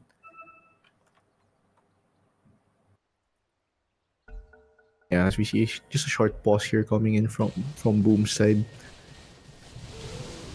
Natsumi, I wonder what he's gonna get. Honestly, against a draw, I'd really prefer getting a piece of armor item, maybe an AC. It's just not a morphling item, it feels like. So going for that swift blink, so more ways to get on top of that draw. That's just really the concept of Draw Ranger now. Yeah, it feels like, if you're not able to really catch up towards him, it's going to be much more difficult to try and make a play, right? As much as possible, once you get the kill towards the Drow, it helps, open or reduces the damage coming from the side of Bleed. But this Drow Ranger with this Frost Arrow Aghanim Shard really does wonders. Kind of crazy, to be honest. One of those, I'll clear the wave in a... How do I say this? Like, the visuals for it is also nice, right? It's like fireworks, so... Yeah. And it's really and then strong there's always against like a Morphling. number. Yeah. It's always strong against Morphling. It cuts healing based on the amount of stacks you put on the hero, so that's something we have to take a look into as well, just because it makes attribute shift much less effective. RP? It looks like they're going to be able to find where Yopaj is. He's not going to be able to survive this. He doesn't necessarily have anything to save him from that. So a good pickup coming from them. This might give the confidence now on the side of Bleed, maybe to try something out. Or are they just going to continue trying to take control again of their jungle here, just to give more leeway for this Drow Ranger to get his farm up and running?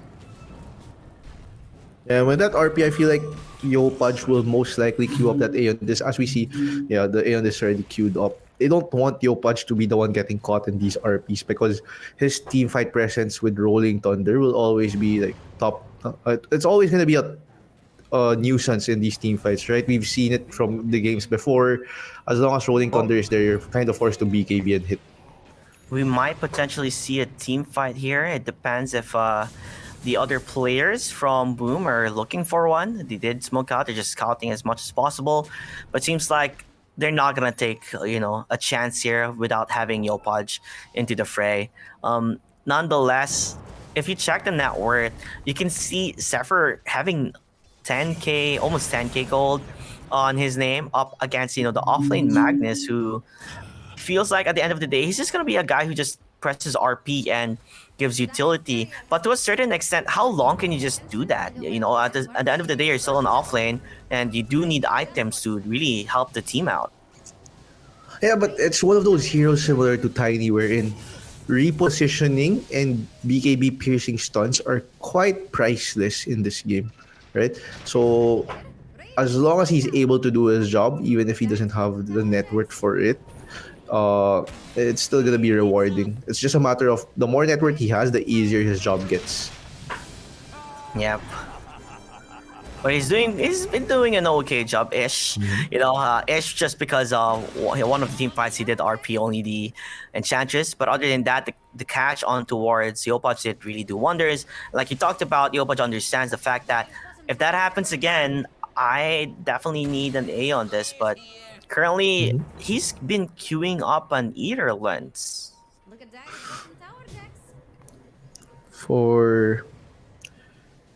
It's probably for the Octarine, right? Every time someone gets an Eater, then at this point, it's gonna be that Octarine cooldown reduction. Mm-hmm. Yeah, I mean, we've seen this, right, with Mikoto, where his Rolling Thunder was ridiculous because it's always up and running, right? That was a level 25 Pango. It's like a 20-second downtime. That's something that once the game reaches that point, BKBs are much more valuable. And if your cooldown's lower than the BKB, you can force more fights without that defensive item available. Oh, they're pinging out Jackie. Looks like they might be able to catch him here. He's just farming on towards the top, and you can see through the map. Batrider is just around the corner. Jackie, I would love to see what on there is going to be happening. They're going to be able to catch him up. Yes, they are. Jackie's stuck. Nobody's there close to him. Although they are the overgrowth. Oh, he tried to dodge that one now. It's not going to work out. You figure it out. Masar is making it work out. But Jackie does die in the end of the day with Yopa Rolling Thunder making it work. But Natsumi's damage is just increasing. As they are losing this team fight badly, everybody is falling down other than Gordon, who is the only lone survivor as he escapes and watches his team fall down right in front of his eyes. And that's the power of the Batrider, just the initiation tool. Once again, these repositioning heroes, the ones that force you to get closer to the enemy team, they're always priceless. That's why they're always picked in these types of games. Basically, this gives them the opportunity to take the high ground. There's no ultimate, so even if they do buy back, I don't think there's any reason for them to be afraid of it. So they just have to give this, I think, it's fine. You have a Drow, you have Ember, Magnus, and they're not even going to take the rock, so a bit of respect coming in from the side of Boom. No need to rush things. Let's take the next Roshan, let's take control of the map, and then let's see what happens from there.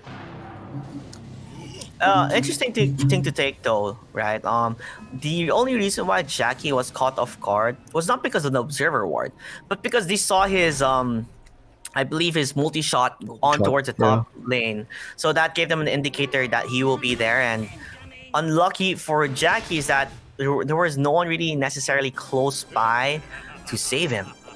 That brings it up to a 16k gold net worth lead now on the side of Boom. Like, how much of the money is actually going to be a factor, or has it already become a non-factor essentially? I feel like it's a big non-factor already. As you can see, like a lot of the heroes from the side of Bleed aren't really item dependent outside of probably the Drow and the Ember. Much more level dependent for these heroes. So they just need to control more of the map, get an outpost for that constant EXP as we see a smoke happening. Oh, Rolling Thunder currently being charged off by Yopa. She just loves spamming that one out. But this could be a pick-off here. They're going to be able to find X-Nova. And holy moly, what? Did you see that? He just got one hit. Yep. I mean, those things don't happen a lot. Oh, okay. Kind of awkward. Yopa want to do the Rolling Thunder into the Blink Dagger to get the kill towards Gordon. This gives a clear indicator now that if Bleed wants to do something, they can. There's no ultimate. I'm not sure though if they saw it. I'm not sure if they saw that lousy driving coming in from Yopaj, but let's see. I think Bleed doesn't know that Yopaj doesn't have it. This Roche fight will be very important here, but will it matter at the end of the day? It looks like they're going to be able to get the kill towards Magnus. Magnus will fall down. He doesn't have any buyback necessarily. Jackie just rushing in, hoping to find the kill, but guess what? Zephyr's just around the corner. He traps Jackie, but Jackie's able to run away. A clear disengagement seems like for Bleed Esports. Never mind, the Phoenix, he jumps in, play hard. His team wasn't ready for that. Questionable play there by Play Hard. Maybe a bit of miscommunication from both sides. I mean, from Play Hard as well as his team. Natsumi on Ember mode. I think one of the best Aghanims. What do you call it? Morphs? Yeah, replicates. Is it called morph or replicate? One of the best morphs for this game. No, it's actually morph. No, it's actually morph. Oh. So one of the best morph targets is that Ember. You get the stats of an Agi hero, you get the Agi bonuses, as well as the ability to do sleight and chains. But at the end of the day, I feel like you kind of want the Drow, just because Drow scales really well with stats. You kind of want to take away the stats from him.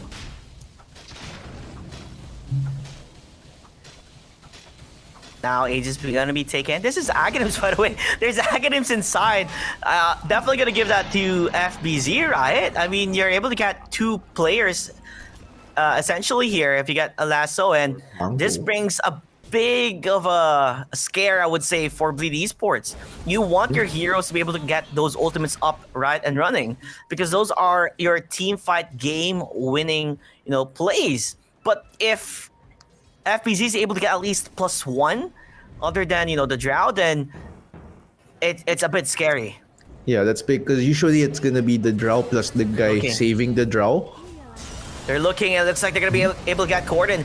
He is going to be able to survive for quite a bit. Not going to be able to really see the team fight there, but Gordon very low here as Yopa just creating havoc on towards his side. Meanwhile, we do see Jackie putting as much damage as he can. We do have Natsumi using that Satanic, but he still has the Aegis, so not really necessarily scared at all. But lucky for them, the wave isn't necessarily in towards the base of Bleed Esports.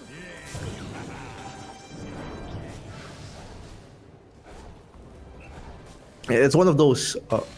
I wish I had a wave in the enemy base kind of fights, because with the Magnus down, there's not much threat in terms of putting Natsumi in a precarious position. So this could have been a great opportunity for them, but yeah, the waves weren't controlled. It was much more of we saw an opportunity to take a really good fight. Let's take it. But once again, the macro of the map wasn't in their favor.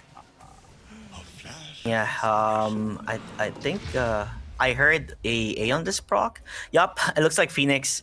His A on this did proc thanks to the Zephyr's rocket flare. So I think that's those small plays will matter in the long end if a team fight does happen.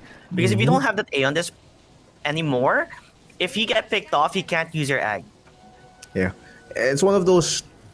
Once your A on this is down, you're now a target for FBZ's lasso, right? It's like yeah.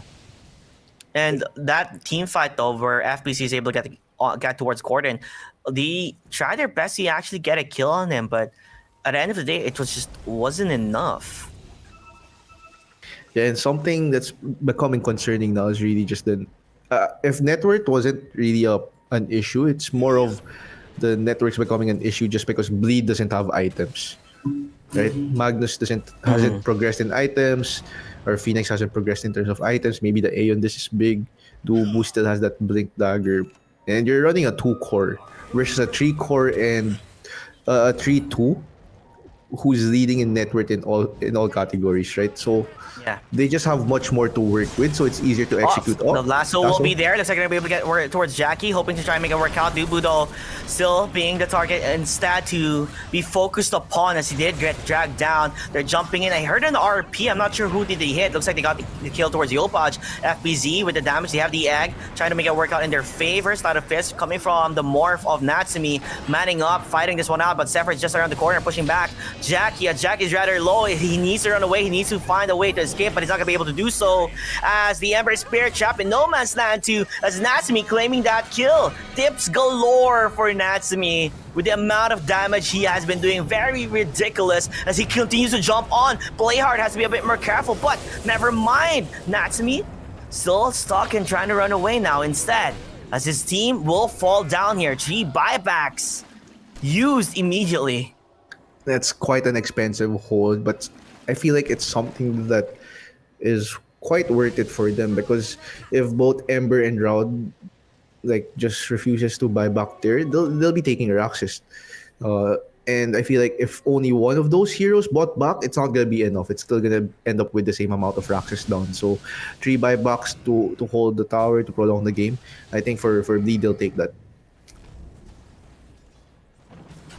Yep, it seems like if one team fight will dictate the future of Bleed Esports if things don't go right in their end. 29k network gold lead, it's already ridiculous enough in terms of the numbers. At this point, you're currently 6 slotted already on towards a Morphling. What else do you think you can buy to help you for Natsumi? Daedalus could be a good pickup just for the sheer damage. Once again, armor if he wants to play a bit defensive. Hex is also an item that I like Morphlings getting, just because it's like the lockdown that you need to solo kill a hero. But I feel like it's less of Natsumi and more of his teammates to get more items. If you look at Zephyr's items, he's technically 6 slotted with the gem. Batrider has an Octarine already on FBZ.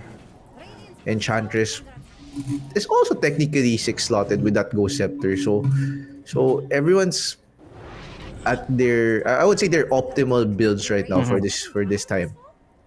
Looks like they might be able to find where Playhard is, as if FBC wants to go for a jump, he could necessarily do so.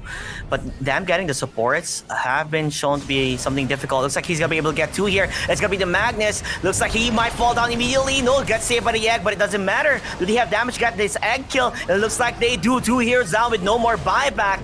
Bringing the arsenal of Bleed Esports really in a big disadvantage, as Trim Protector will also fall down. Meanwhile, Zephyr tried to get the stock, or the cog stock on towards Jackie, as he's currently disarmed, can't really do much, can't even hit, as there are only 2 heroes remaining for Bleed Esports. How do you defend this? Can you even defend this at all? It's gonna be hard, but if there's 2 heroes that you wished were alive to defend this, it is the 2 big cores. So the only concern is Lasso's gonna be up in 40 seconds, so they can rinse and repeat the same thing once the other 3 are alive. They have the clockwork hook shot. They're going to be able to find where Gordon is going to get also shackled upon with that morph. No buyback, 120 seconds gone. Joe Ranger left alone with his own device, trying to go man mode up against 5. Decides, you know what, that's not really the way that I should go on. As Jackie does die, GG has been called. Boom Esports. It felt like you were in the driver's seat since the get-go, that to the point that Bleed Esports didn't really have any answer towards his crest. Yeah, and we mentioned this early on into the draft, that if Boom's able to snowball this, it's gonna be hard for Bleed to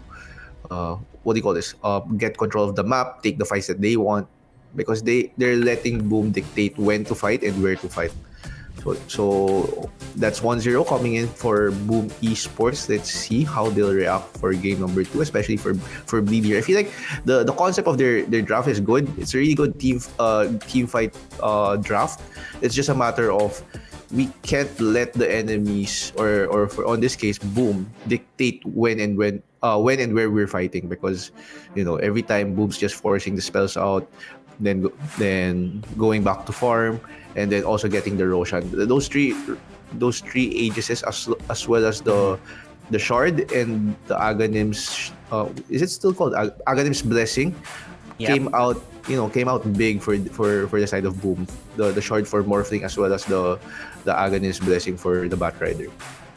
Yeah, it just felt like they were just delaying the inevitable here, where it felt that they gave too much leeway for Boom Esports to play how they were playing. They did get punished quite a bit for a couple of team fights, but other than that, it didn't really scratch the record for Boom at all. As you can see, based on the kills and the deaths here, Natsumi he didn't even die. He had an excellent game, a perfect game actually, as his Morphling 17-0 and 7, definitely one of the MVPs, or the MVP of this game, because on how well he's able to outplay, especially getting Gordon off court with his morph, getting that slide of fist into shackle. You would expect that, as an Ember Spirit, you're not going to be able to get caught immediately, but Natsumi just very quick with the trigger, being able to catch them multiple times, even trying to dodge, the RP with the Manta. So kudos again to Boom Esports as they do take game number 1 in this best of 3 series in the upper bracket. Yeah, let's see how Bleed reacts to it. I just hope that I really like their draft. It's just a matter of the laning. I feel like Natsumi with the last pick morphing kind of summed up their draft very well.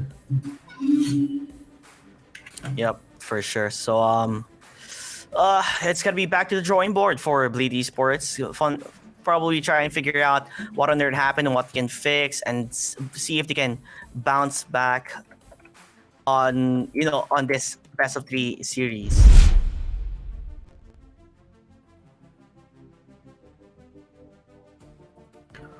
Oh,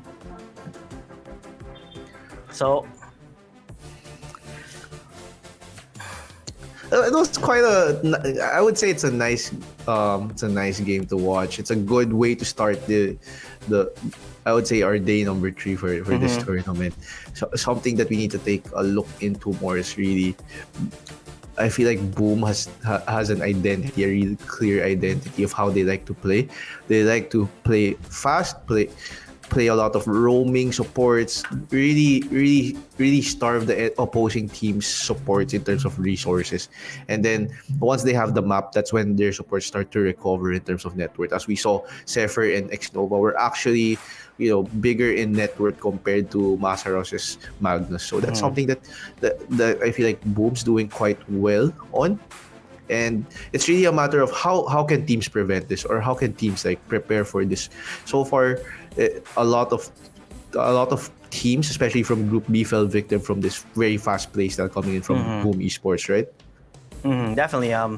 Also, not only that, I feel like everyone in Group B were more on really fast pacing towards their momentum, right? It's all about creating space around the map for your carry to get that farm that they necessarily need.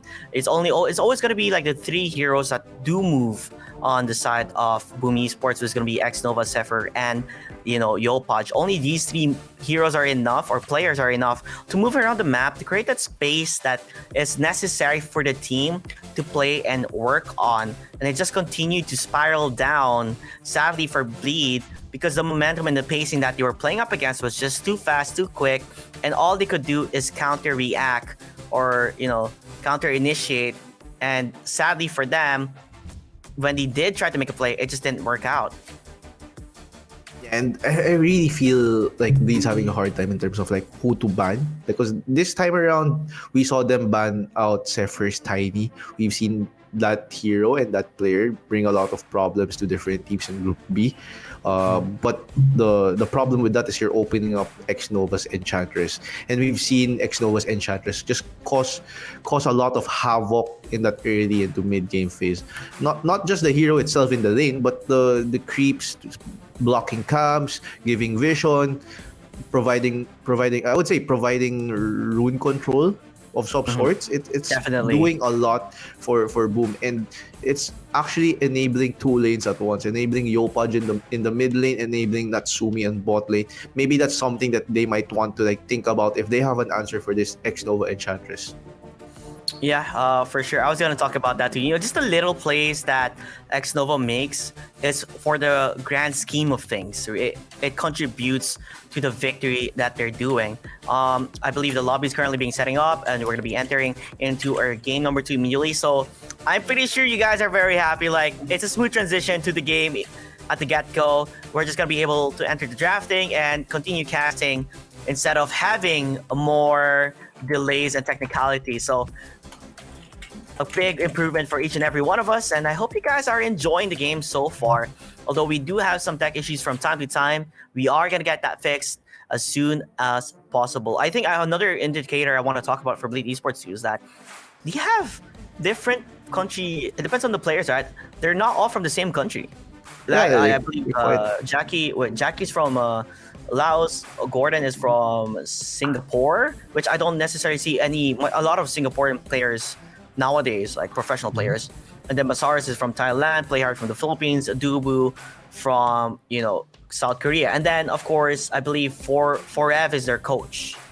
Yeah, so Forev's also South Korea. I played with Dubu from the MVP Hot Six era, but yeah, Bleed's quite in terms of like diversities, probably the most diverse in terms of all the teams that's participating in this tournament. Sometimes it could cause some miscommunications, communication issues coming in from the team, but these are the things that we want to see, especially in the Dota scene. A lot of like cultures, a lot of like nationalities, mixing it up, just playing the best Dota that they can possibly play, regardless of their where you're from. So that's something that I feel like Bleed was able to establish, that the fact that they were able to get players from different countries. That's something that hopefully a lot more teams are open to, a lot more players are open to. I know a lot of coming from the Filipino, and there's a lot of like Filipino players that would prefer speaking Tagalog. That's why they play with their fellow Filipinos. But also in terms of growth, it limits you because you end up playing a Filipino style of Dota 2, not just not an international way, in terms of what you can learn, what you can adapt to and take away from other nationalities, other countries, right? So hopefully, as Dota develops, as Dota ages, we get to see more of these diverse teams such as Bleed. For sure. Another thing to factor is, I believe Jackie wants to at least make a statement here, up against his previous team, Boom Esports, just to say hello, guys. I know you guys took Natsumi, and I'm also one of the carries here for this side of Bleed. Let's try to.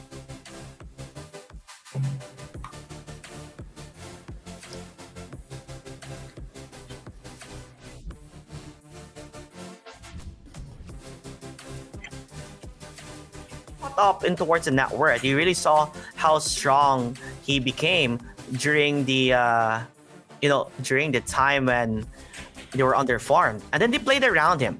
The entire team played around him to create that space, which they did, and that was the beauty of it. Where you may be feeling the pressure, but if you're consistent in terms of your farm, if you're consistent in terms of your performance, then you can always eventually bounce back. And I feel like one of the carriers who are always consistent, also, I would say Raven's pretty consistent as a carry too. Yeah, I mean, in terms of consistency, I would always bring up Raven. Guy had the least amount of deaths in TI every time he shows up. That's how safe he is as a player. But at the same time, whenever we talk about Raven, he's probably top 1, top 2 carries in the Philippines. So this guy plays so safe despite Philippines being known for its aggression, right? So in terms of like, whenever people ask me, who should I watch, who should I learn from if I want to play carry, I'll always tell them Raven, not because of how fast he farms, but because of how safe he plays while getting that farm. That's something not a lot of players can do. So that's great that you mentioned Raven, one of my favorite players to watch, right? Yeah, I could really see that inspiration of you when I just said, one of the consistent carries, which everybody knows, right? Raven is a very consistent carry. He does it really well, even if they're, catching up in terms of net worth. He's always that guy that will be consistent enough to be part of the still top 2 net worth, no matter what situation arises. And I feel like that kind of showed on here with a bit of a performance from Jackie, where he's able to really catch up, even if he didn't really have the most ideal game of their lives here.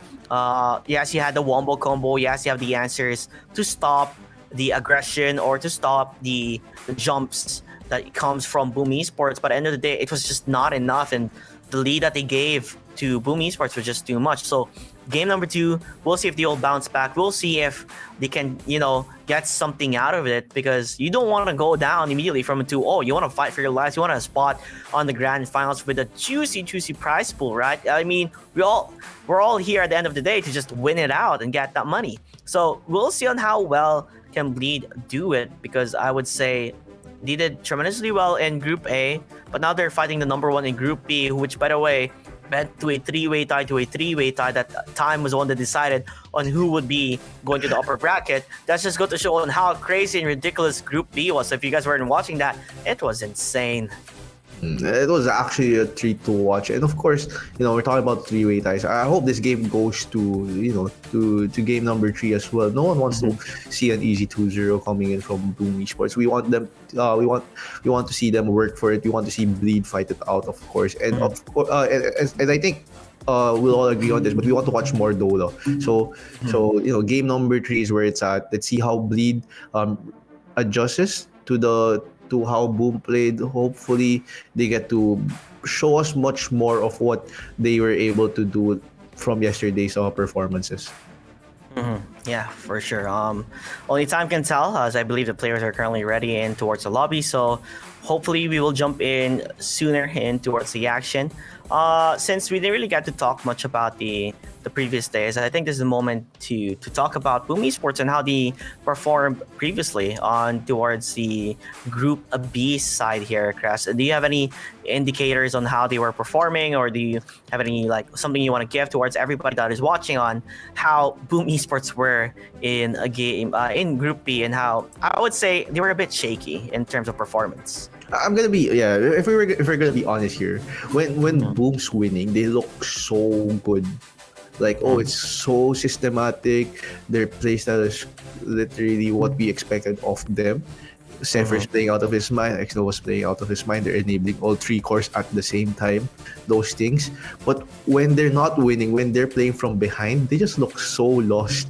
And it's something that maybe they haven't figured out. They don't have a plan B or plan C yet when it comes to in the middle of the game. What do they need to do?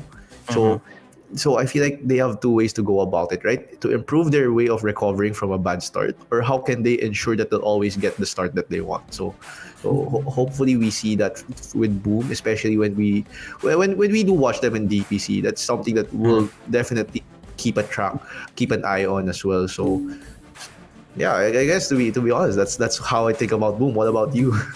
I mean, yeah, I like the fact that you talk about the EPC. This is a sneak peek on the performances coming from, the teams here, the players here on this new roster, right? It has been a big, huge roster shuffle. There's a lot of other, new organizations jumping in and joining in towards DPC in Division 1, Division 2. So now we kind of see on, the indicators on what makes them new, what makes them different. Are they better compared to before, the previous roster, and are they still trying to figure out what they're good at? And for Boom Esports, it feels like they only have one formula written on how they're gonna play, and I think they're still trying to explore more options to really dictate on how they want to do their play style. Because right now, whenever they're struggling, that's it.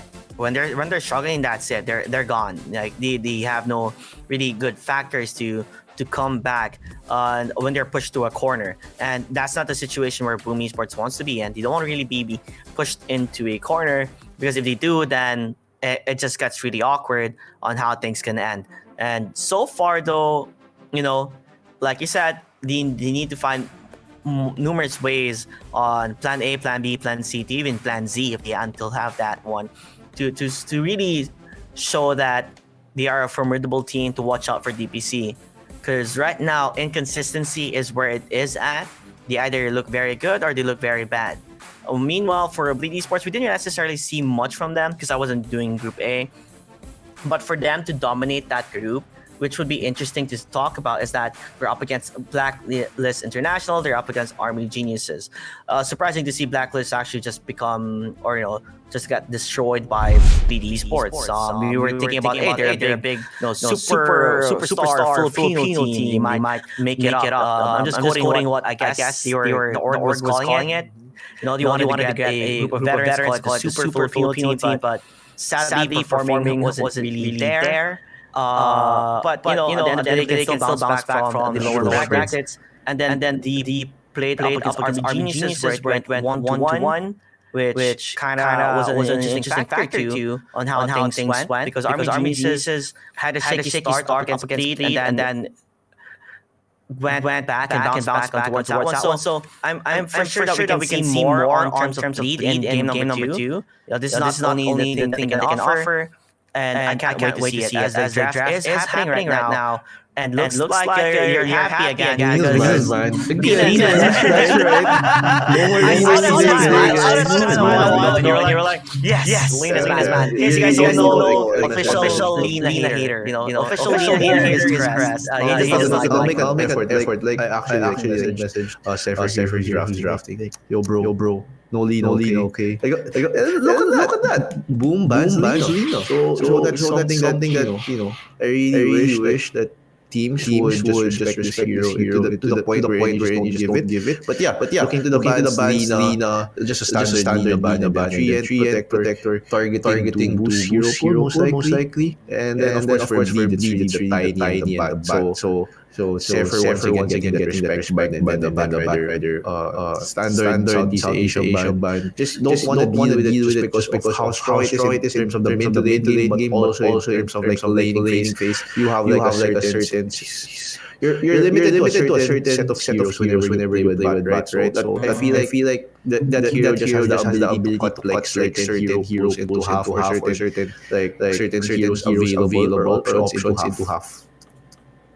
I was gonna bring up, since they got the first pick and Tusk is still open, like wouldn't you want necessarily to take Tusk just because of how formidable he is? I think in our side in group we saw Polaris, Mac play out Tusk and it was ridiculous. It's crazy and how heroes that you never expect to be mid is becoming mid heroes now. And I believe who was the reason that Tusk became mid hero? Was it Thompson? No, it wasn't Thompson. Sorry. I mean, in terms of like streaming, yes, it was Thompson, but in TI it was being played by Nine from loves to play Toss. And the reason why heroes like these are showing up in is just because of the changes in concepts as to how the lanes are played, right? We see Ember here, one of the stronger mid laners of this patch. But going back to Toss, it's really just how the hero scales now. We don't see Team being maxed much early on, but more of his magic spells such as the shard and the snowball being maxed. The ability to clear waves with spells is something that used to belong to heroes like Lina, right? Now heroes like Tusk can have that. They have better engaged tools. You can start a fight better with Tusk. You can have much more crowd control with Tusk. So that's why I feel like this hero is so high in terms of value.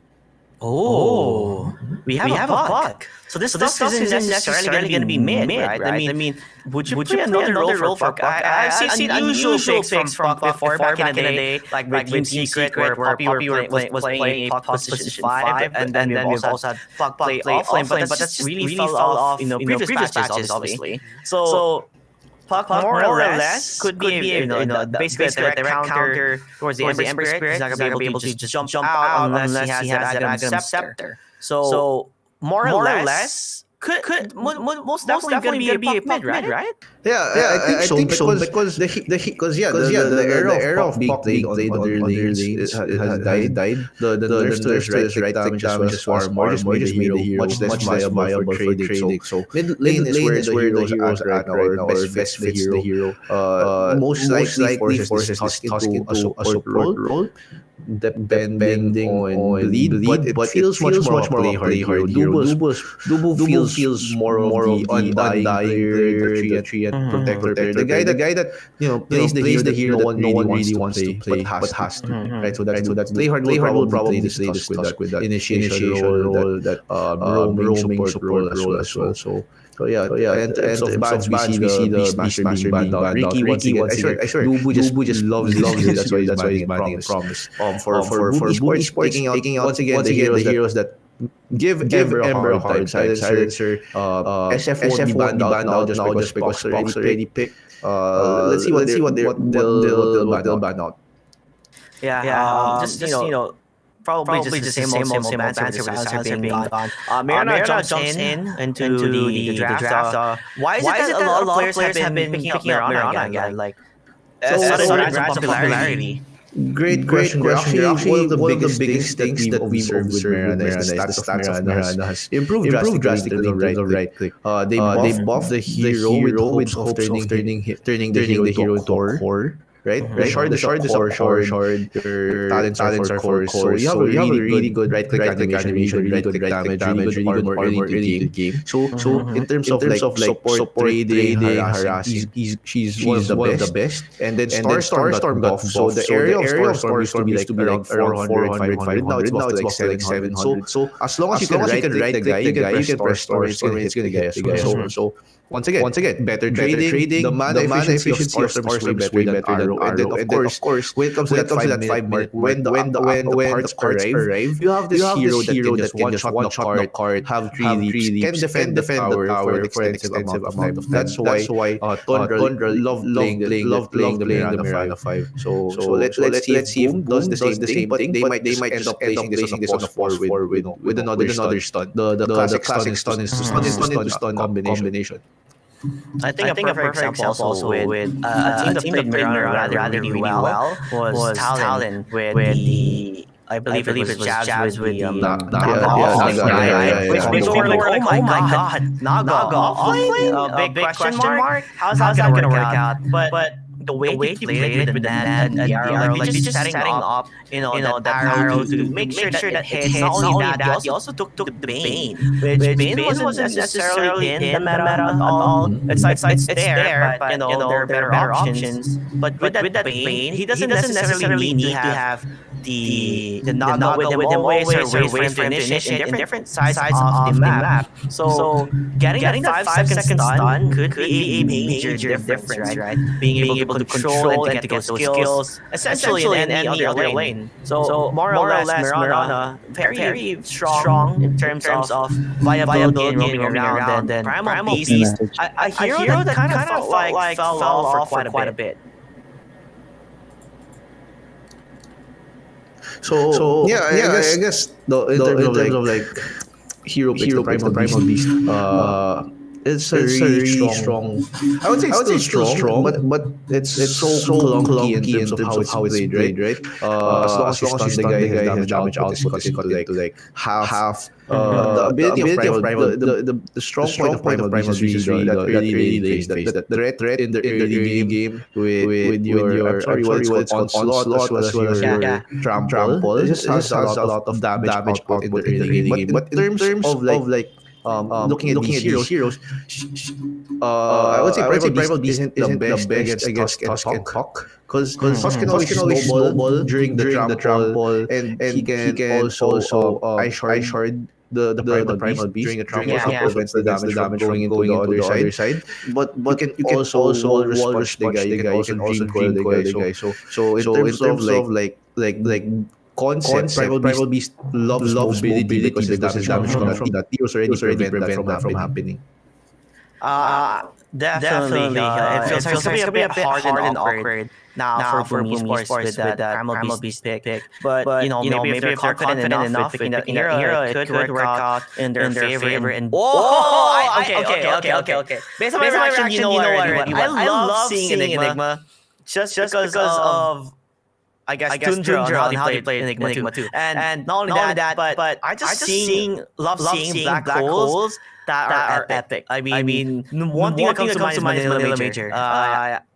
DJ Black Hole, right? Enigma. It really hypes you up when you see like a magnificent play coming from every Enigma user. And I haven't seen Enigma for a goddamn long time now. And this is a neat surprise. And they're bringing up like kind of like a wombo combo-esque type of thing where you have a black hole into a disruption static storm. So and then you have a pop coil. So it's like, it seems like Bleed, they're more like a wombo combo team where same with draft number one, we had the egg, you had the RP, you had the overgrowth. It seems it's almost like the same thing to say. Yeah, but my concern for them is that they're going to show their carry last. So there's going to be two more balance into the carry pool. And I think the same goes for Bleed. So a lot of the carries are going to get banned down for these next two bans for each side, right? For Bleed, you can the one ban. I would say potentially the Magnus, just because Ember is still available also. But the Naga ban makes sense. There's not much answers to the Naga coming from Bleed. Life Stealer being banned by Boom. it's a really good hero against Primal Beast and Mirana. You can't really do much about him using rage. He's just gonna tank through the arrow. He's gonna tank through the trample, all those things. So yeah, the thing to take note of given this situation is that the hero pools of both Jackie and Natsumi will be tested. Yeah, having the Morph still up in the run. Slark is still also into the fray. If you want to do that, kind of works out in their favor too if you do pick a Slark.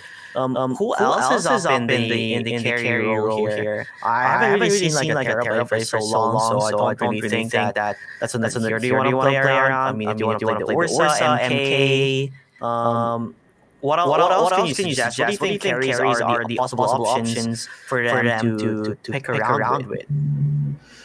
For Bleed, I feel like MK might be a good hero. Just because they're looking into this whole big wombo team fight. MK is a really strong hero for them to just put our Monkey King ring ring on top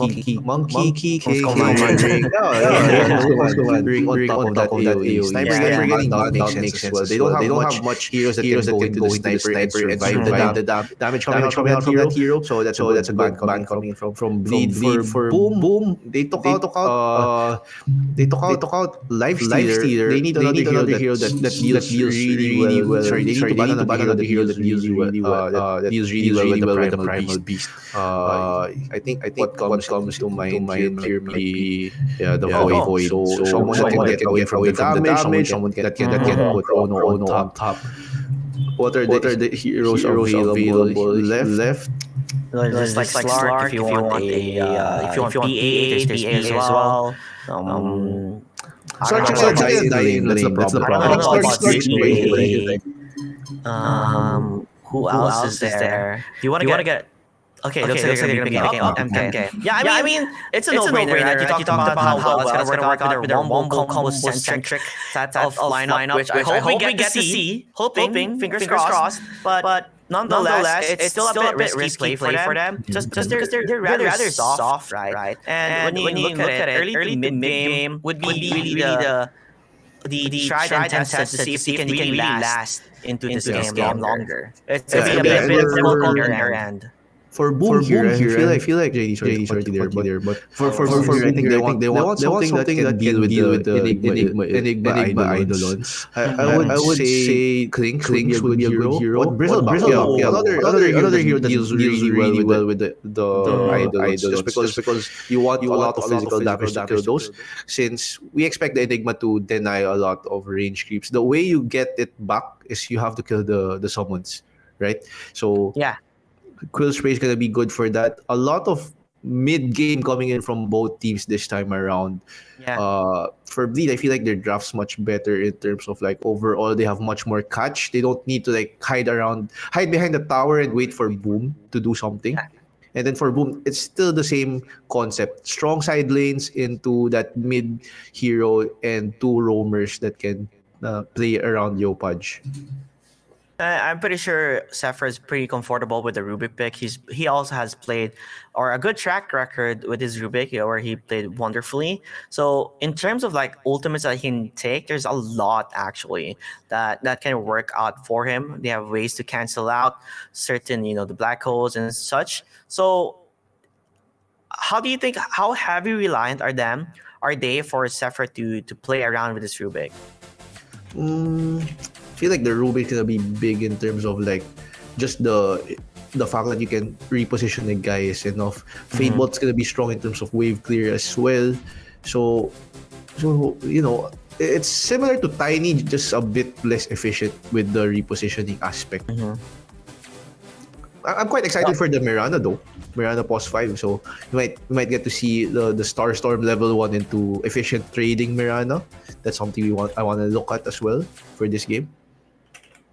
Yep, I am excited to see Ecstatic on wondering if Bleed Esports can actually work out with their wombo combo centric lineup, or will they fall short at the end of the stick here if Boom Esports will take it to a 2-0 without seeing a best of 3, and they will bring up to the grand final. So interesting to see if things will go out in their favor. Currently all smoked up again, hoping to get something out of it. Like, like you said, the reason why some players go for a smoke play early on in the game is to be able to put that observer ward without really indicating where they have placed it. So that's a interesting factor that people can take into mind when they play their pubs or their ranks. Something that they could do. Watching professional players play tends to kind of help you out too in your rank games. Yeah, and I honestly don't understand why Monkey King has an extra spell at level 1 that can avoid damage, that gives him movement speed, makes you untraceable in the map as well. Something that I feel like they need to change.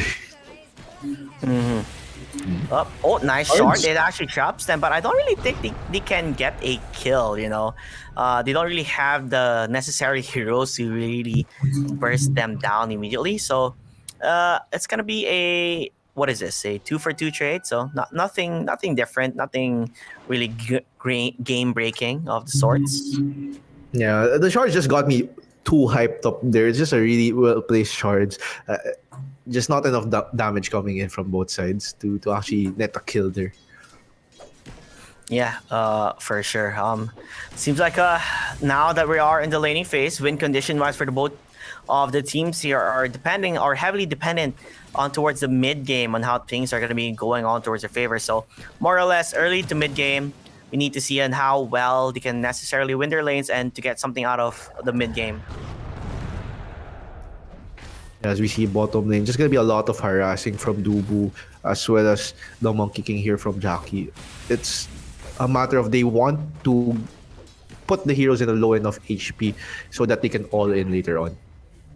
Yep, and last hitting under the tower isn't necessarily what Jackie would want to do, just because it gets harder, just because of the tower. Yes, you already know, like, okay, at a certain extent, you already know on how long it will take for you to get that last hit, but with Zephyr just aiming for the denies, it gets a bit more technical. Yeah, definitely. And here in top lane, we just see the equilibrium being forced back just from the Enigma itself. So one of the reasons why this hero was so popular before was the fact that you can force the equilibrium back just from denying the range creep, right? And then not only that, but you're also denying that the range creep experience from the core. That's why I feel like Morphling would have been a good pick outside of the fact that it's against an Enigma, just because you won't get enough experience as a Morphling. Yep, let's just see on how well can Natsumi play this off. I mean, I guess the closest thing I could remember about how do I say this? Like, the closest thing I could remember about carry Bristle is during TNC.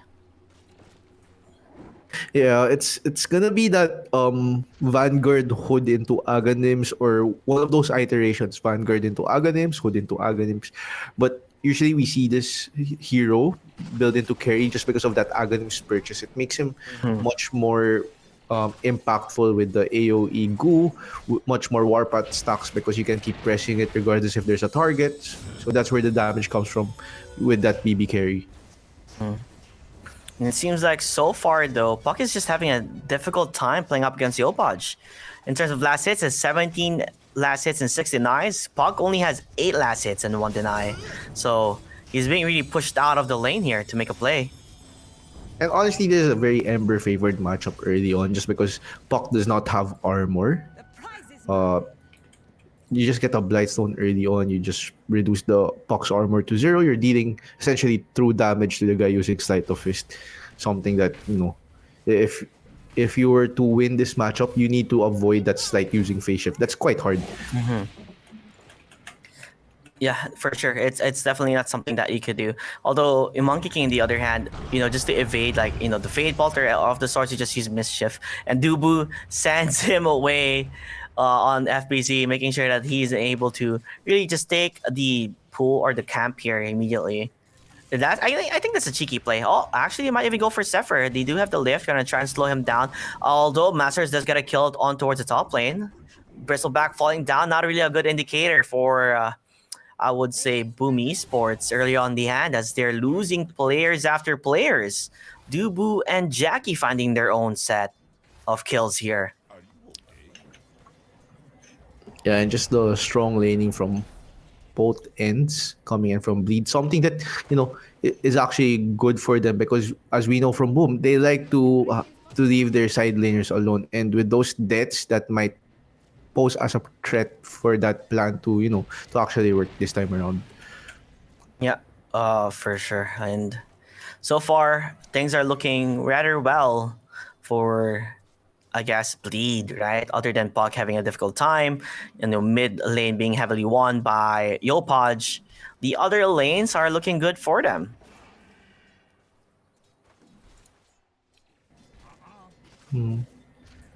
I kind of would expect Personally. Natsumi not to fall down and die. So maybe he kind of overstepped in a certain factor. You are playing a bristleback. You think you're really tanky, but sometimes you're not essentially that super strong. I mean, the Tusk tag team with Eidolon still hurts, right? Regardless of who you are this early into the game, the bonus damage coming in from tag team, and then you multiply it by 3, 4, maybe 5, depending if the Enigma is also hitting. That's a lot of damage already. So might have been a case of too aggressive positioning coming in from Natsumi. Oh, it looks like they might make a play here. Never mind. Just quick harasses back and forth for between these two players, making sure that they get something out of it. And Natsumi, he's not really phased by him dying early on. Like he's actually not quite phased at rich. all. Exactly. For the 4 last hits, 9 denies, has the Vanguard, so more or less, definitely not gonna die at all. Now it's practically impossible for him to die unless they overcommit with rotations or he dives under the tower and then gets stun locked there. But he's gonna cut the wave here. It's gonna be a problem for Masaros because he can't really catch the experience here hitting the tier 1 tower. Definitely going to be a big problem. Natsumi's just going to continue chasing him down as much as he can, and Masaros has to juke and jive along the tree line here just to get an ample of EXP or farm, but to a certain extent, you can only do that so much. And Monkey King, looks like Jackie, he's going to go TP on towards the top, just to pay a payback here, making sure Natsumi doesn't He'll die, get though. much as he wants it to be. Too aggressive, but the Vanguard really proving to be a difficulty for them. They have the Glinks, they have the stun, but they do not have the damage. Look how tanky Natsumi is. He actually might get a kill towards them with the cools where he's like, are you really ganking me? Who's ganking who now? Yeah, and this is a problem now because you're committing 4 heroes at top. That means FBZ at bottom has no issues, free farm, and now they have to commit and force a play because they're stuck with 4 heroes at top, right? You don't want Masaros to go bottom. His idols are just gonna end up dying once again, or a smoke to commit just to walk back down to the bottom lane. So it's quite an inconvenient play being made by Bleed. It gives them a lot of time for, the other players to just continue farming. Meanwhile, on the other side of things, they might get a kill towards Yopaj as he's currently being targeted. The arrow actually hits on towards Puck as Puck will fall down. Corden getting sniped by X-Nova, and they're looking for more. They get the kill towards Playhard, looking rather bad again for Bleed Esports. The both had kind of the same win condition where early to mid, it should be even Stevens as much as possible, because if you give the other team a better hand to play on, then it's just going to be very difficult for them to come back from it. Well, Yeah, history repeats itself. It might be a possibility.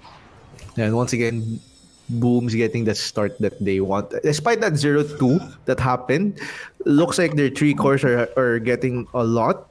And with Bleed kind of forcing stuff with that early rotations, early commits, it's just backfiring because they haven't gotten a kill from these 4-man rotations. Yeah, for sure. And it's just becoming, a standstill for Bleed if they continue forcing the issue rather than just getting something out of their other lanes here. Masaros looks like he is being forced now to farm on towards the jungle. Meanwhile, FBZ, just because they left him alone for quite some bit, you can really tell the level difference now. Level 6 on towards FBZ, only level 5 for the Monkey King, who barely, not necessarily have any items at all. Now, when you have the Ember here, Yopaj, he's looking for blood, he's looking for kills. Not gonna be able to find it necessarily, but they can definitely force the issue here. And that's a great heads up play from Leopard, knowing that FBZ's been down here for too long. Oh, Zephyr's gonna get Zephyr, caught yeah, off. they kind of want to get a kill on him. They do have the coil currently being used. Can Puck actually run away from this Gordon? Still surviving for quite a bit, and I don't think Yopaj will be able to chase them on because it could be a bit way too much. Meanwhile, FBZ gonna go for the damage here, but like you said, Pulverize can also be stopped quickly. Meanwhile, Yopaj comes back into the fray, getting the kill towards Jackie. Not a start that he would like to have as he continue on jumping in. Yopaj with a double kill. Boom, looking really good now on towards the earlier game. Yeah, just the positioning of where Yopaj has been great for this game in terms of where he needs to be and when. Right, he was able to cut off the support rotations defending bottom tower, and then of course forcing this very awkward fight for bleed by the cliff. That's something that's really giving FBZ a lot of space here at bottom, as well as Natsumi at top, because Natsumi can just be an island at top lane, farm everything here, all the camps, and then defend the lane as well, because there's no threat. There's no threat that's strong enough to kill him right now.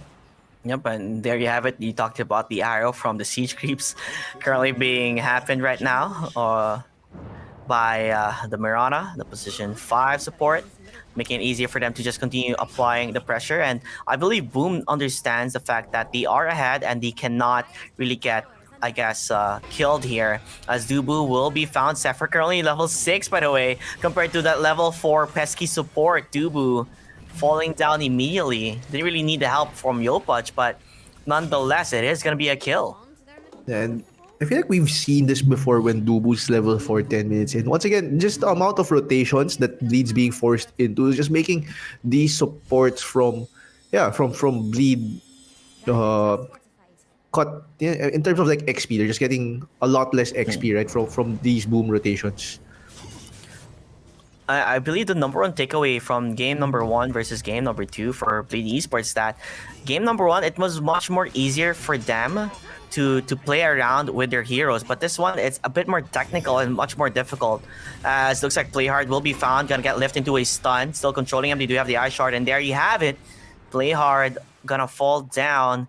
This is not the pickoffs that they're he wanted to go for a pesky deny, but that was just way too much. Meanwhile, Dubu, he just jumps out immediately as the Ember Spirit decides not to, commit way too much. But at the end of the day, it's harder to execute their heroes.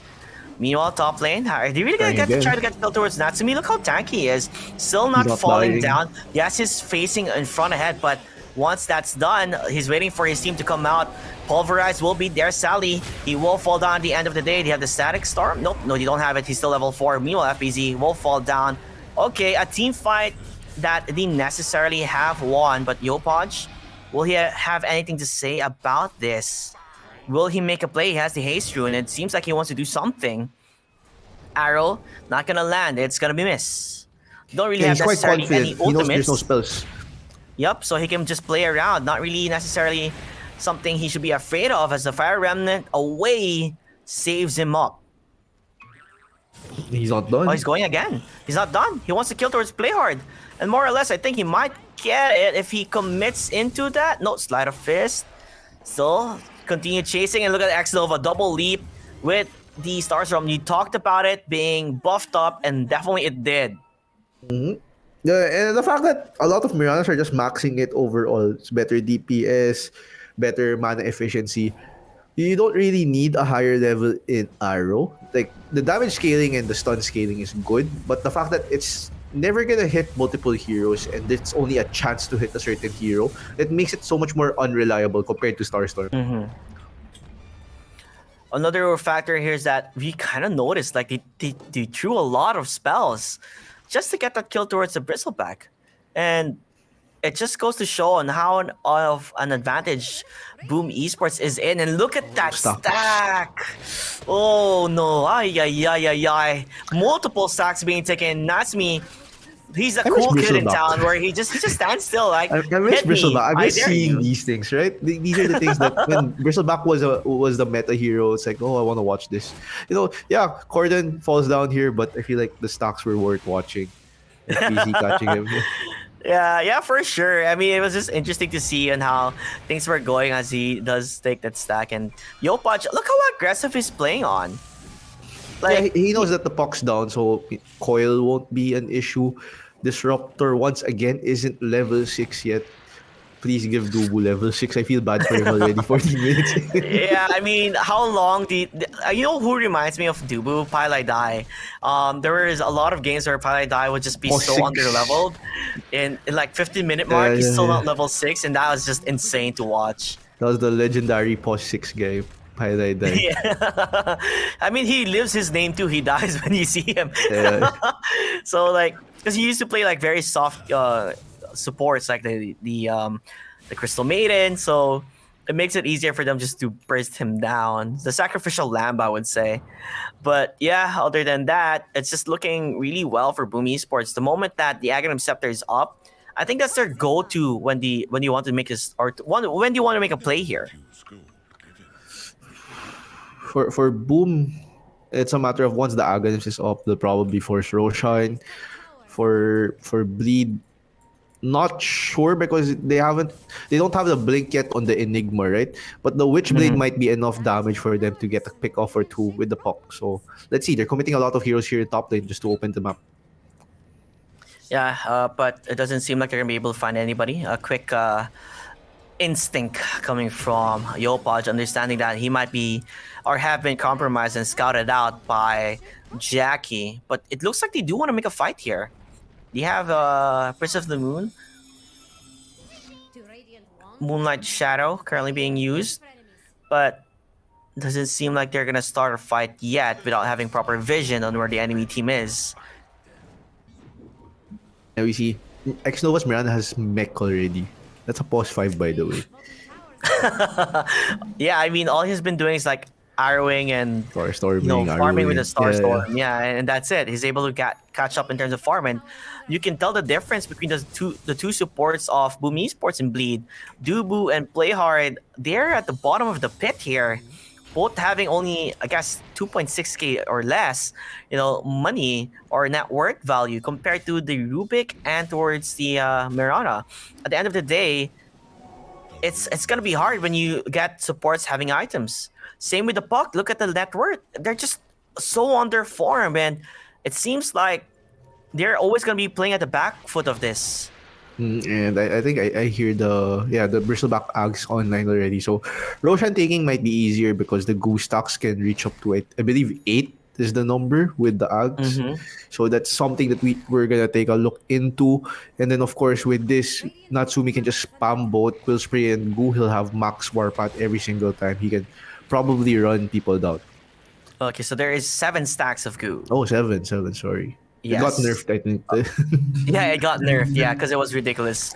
But yeah, they do see where Natsumi is. But look at Natsumi, like, I dare you. He's like, I dare you. Initiate towards me and see what happens afterwards. Because with the Aghanim Scepter, he's looking rather confident on how he's playing. And I feel like once he gets like a BKB or so, like, there's no way stopping him. Yeah, and at this point, like, he's probably like strong enough to go up here, but at the same time, they don't need to risk it, right? Force Bleed to go down, fight Roshan, or force them to group up, and then we can go back to farming. Those might be the place Boom is trying to force Bleed into. Oh, they're just watching him. Yeah, they're just watching him. They just don't want to take a fight towards him. They're going to look for a fight instead on towards the support on X-Nova. Yeah, you get the kill towards X-Nova, but other than that, the moment you see like, oh look, Natsumi, he's playing super aggressive. Can we do anything about it? Answer is no. They have no answer. Definitely. And it doesn't feel good for Bleed that you're grouping up as 5, you're looking at the bristleback, but you end up choosing the Miranda far the other end of like the road, right? On the other end of the river, where it's like, yeah, we're not gonna kill this bristleback, let's aim the Miranda. And that's a pause 5 Miranda. Not much resources you can take away if you kill X-Nova. You don't really get the map back because of that kill. So I would say it's like a lackluster investment or commitment coming in from Bleed. Oh, Coil? Well, it looks like they might get a kill here on towards the Ember Spirit. It's gonna take some time. They have the Static Storm, and there you have it. Yopaj, you are not the bristleback, so they're definitely gonna be an easier kill for them to grab. But it sets back Boom Esports a bit. But if they continue giving that leeway towards Bleed, they'll definitely take it. It will definitely help them in the long end of things to be able to find an answer for Natsumi, right? Do you think right now, Crest, is it better for them to just group up and have Natsumi take towers and just stay behind him? I feel like they can still afford to like play a bit slow, farm a bit, maybe get one more item on the bristleback, something like a BKB, just so he can like be unstoppable in these fights. But they do definitely have a timer, just because if you look at scaling, uh, Monkey King is probably the best scaling hero here, along with Enigma on that Midnight Pulse. So those are the problems that Boom will need to face at an earlier stage of the game if they want to win. Because you don't want a 6-slotted Monkey King versus a 6-slotted Bristleback. That's going to be a very difficult matchup, especially with items such as Silver Edge that could possibly show up. Maybe that Spirit Vessel if someone's building it as well. Those things are like the bane of Bristleback, right? So right now for Boom, they just need to achieve like a certain amount of map control into ages and into like forcing good fights, ending the game.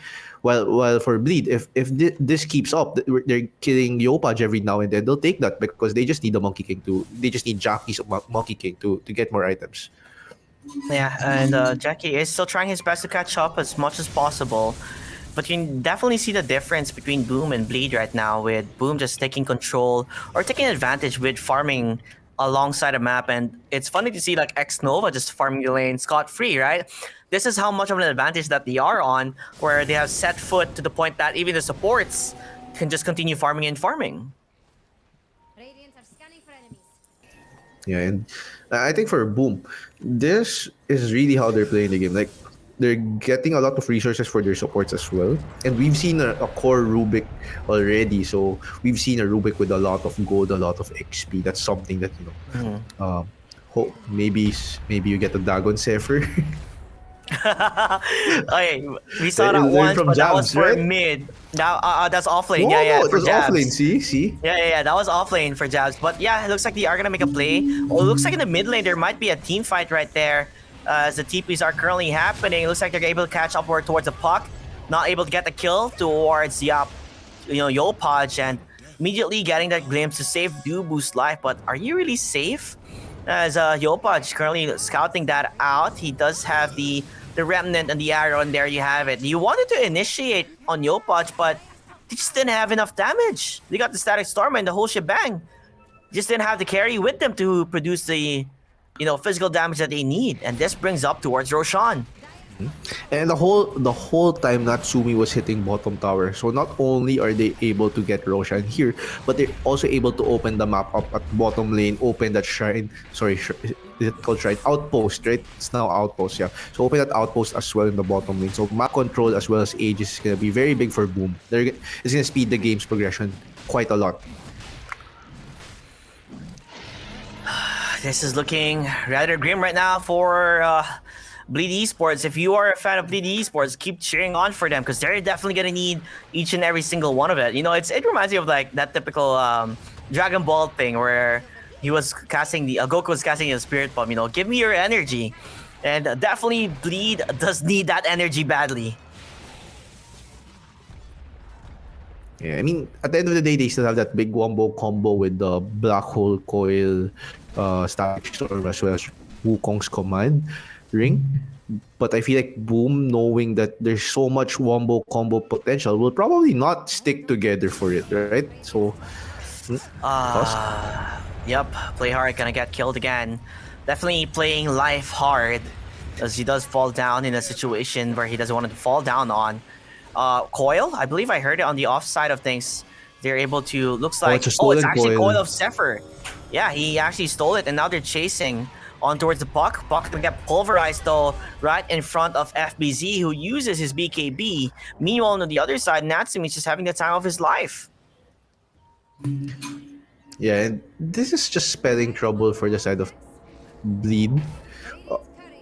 They're trying to cut the map, right? They're trying to cut the waves, try to split the map up, making sure that the creeps don't hit the tower so that Natsumi cannot knock on those tier 2s. But Boom has a lot of catch with Yopaj, Searing Chains, followed up by an arrow, an instant lift from Rubik as well, and then of course onslaught. Those 4 heroes can actually form like pairs of twos, and Mhm. they'll have like a set of chain stuns together, right? A Rubik with Primal Beast can partner up, Ember Spirit and Mirana can partner up, and they'll just have the right amount of crowd control and damage to maybe secure kills. Yeah, for sure. Top 3 net worth currently on towards everybody on Boom Esports. But I think another pointer here, like I said, yeah, they have the wombo combo, but it's hard to really get that down. It's not as easy as it looks like it, to execute it. Just because the black hole can be stolen, they have the numerous ways to stop any shenanigans happening on their end. Yeah, we talk about, yes, the Primal Beast can, this Pulver is gonna be cancelled out immediately, but he has a BKB now, so they can have that hold that they're looking for. It's just a bit difficult now for Bleed Esports to execute what they want to execute, as the Monkey King does not necessarily have enough damage. All he has is a BKB and an Echo Saber. That's still not enough at the end of the day. Yeah, it's still quite hard to play Enigma. I just realized there's still a Rubik. Even if you do have your BKB blink into Black Hole, Zephyr's always gonna be there with the potential to steal it and then throw it back at you. Yeah, so definitely very hard. I think that to a certain extent, Bleed needs to start doing something, because if they're just gonna let Boom Esports play the way they were playing like game number 1, it's just gonna be a history repeat itself factor. And it's starting to look like that already. The Monkey King, though, like once he gets that Desolator, that's probably the item spike they need to have enough damage to burst the Bristleback or whoever's caught out. But before that, it's still gonna be a high risk play if they do try to commit into a fight. Yep, yeah, it seems like your 2 tower now towards the mid lane will be the target as they take that one down. Currently, next being built right now is Satanic for Bristleback. Just more survivability and more tankiness. More HP means harder chance of them getting a kill towards him. And he's the first one that comes up, and they were like, you know what, let's just glimpse him back. I don't want to take a fight on him. Look at that. Yeah, but getting a glimpse. Oh, Mirano. He's not even gonna die here. He has a ways to survive. We have Masaras using that BKB, but it's just an awkward fight for Bleed. Nothing really taken. Definitely. He's actually hesitating Jackie? to Black Hole. He's playing very aggressive. He has the BKB. You're gonna use the coil towards FBZ, but that is gonna be the offlaner if he will fall down. They have the Wukong's command, not gonna even use it. But Masaras, he blinks in, gets lifted up immediately. Quick trigger finger here from Zephyr, and looks like Masaras not really the best time to jump. Yeah. I saw him like pump fake Black Hole maybe 2 or 3 times a while ago. I feel like he's hesitating just because he can't find Zephyr's Rubik. You don't want to throw Black Hole out without seeing Rubik steal a spell, or without Rubik just being there, because the potential of stealing Black Hole is going to be game changing for Boom, right? So for Masters, it's not really an easy Enigma game wherein if you see 2 or 3 heroes, it's an easy Black Hole. But if Rubik isn't around, it's always going to get turned around. Yep, looks like talking about Rubik. Zephyr is gonna get found out immediately. TP will be there from X Nova. They have the glimpse to the Static Storm. The solo kill. It's gonna work out. Nope, he's not gonna even die because the Guardian Greaves will be there. So more or less, Disruptor, Dubu, they're gonna die instead. 15k gold net worth lead for the side of Boom Esports. Bleed, everything they throw in the kitchen sink is just being demolished. I know, right? And it's part of it. It's like some of these players are already feeling like they need to do something on their own. They're trying. It feels like they're trying to over compensate for something, right? So I feel like for Bleed, they just need to play together. Make sure they use Coil and Tusk together. Maybe bring the Enigma just so you have that in case of a big fight happens. So they just need to play as 4, wait for that Desolator, which is actually already there. So I expect them to probably force a smoke out and then try to get a big pick off. Ideally, the Bristleback and or the Ember Spirit. But I feel like they'll just commit to whoever they find. Yep, it seems that might be the answer. Looks like Sanj and Kaya currently are they being purchased. They're gonna be their hallelujah smoke if they can find anybody here. But Boom Esports are quite grouped up right now, so they have clear indicators to answer back. Aeon Disc already being purchased or already is in the hands of Rubik. We also have a Blink Dagger on the Primal Beast, a Gem of True Sight, and a Guardian Greaves on the side of the Mirana. And of course, a big old bad Mr. Bristleback already has that Reaver, currently 3.1k HP. That Smoke, not really getting anything out of it for Bleed Esports. They are actually, by their name, they are bleeding badly in this game. Yeah, it's not a good time when you know like there's a bristleback you can't kill in the front, hitting your towers, hitting your clearing your waves. So you just have to stand and watch. Oh, just trying to pop smokes. Yep, trying to figure out where they could be. Looks like Yopa is going to be jumping in towards the Disruptor, hoping to find him. He have the Sleight of Fist. He jumps in immediately using the BKB. He might find the target. The Black Hole will be there. But look at that. Rubik takes it, but he gets stuck inside. Currently, either the Aeon is working out in his favor. He does have Black Hole. He's able to use it. But in the other side of things, Dubu falling down. Playhard also dying. And it looks like it's going to be a disaster for Bleed Esports. Masaris juking and jiving, but not really going to matter at the end of the day. Yes, you have the Wukong's command, but it doesn't really do much in that factor. Buck, Gordon running, but will be found. Sleight of Fist enough to get that one. 23 Savage, all he could do is just watch his team die. Yeah, and you know it feels like it's already like showing signs of frustration here from Bleed. We saw like the solo Black Hole being committed on Yopaj, and then it got stolen. So they were in a position where they had to commit, right? Jackie, he's found out, doesn't have a BKB, they have to pulverize, and more or less, he's definitely dead. You could technically say that was a 5-man team wipe.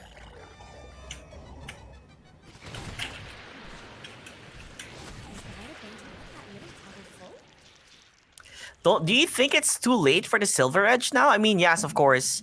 It's a way to make sure that Natsumi's gonna be not as tanky as he should be, but I don't think they are in the sense of, you know, they're able to get that Silver Edge up and running immediately. I feel like it's gonna take so long to the point that the game might have already ended.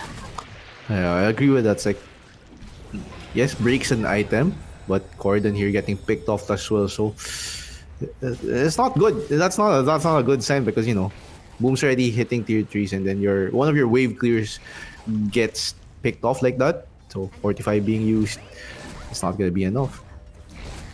Yep, it's an uphill battle for the side of Bleed, but still hoping for that wombo combo-esque if they can. But Boom Esports knows better, playing it very Delta split, where they're not giving that opportunity as Masaris. Frustrated with the black holes. I think that was the first ever black hole that we saw in this game. Yes. Or like maybe the second. I think it's the second one, right? I think they committed black hole on top once. On top, yeah. So this is the second black hole in 32 minutes. And that's just because the Rubik has been a major factor scaring him off.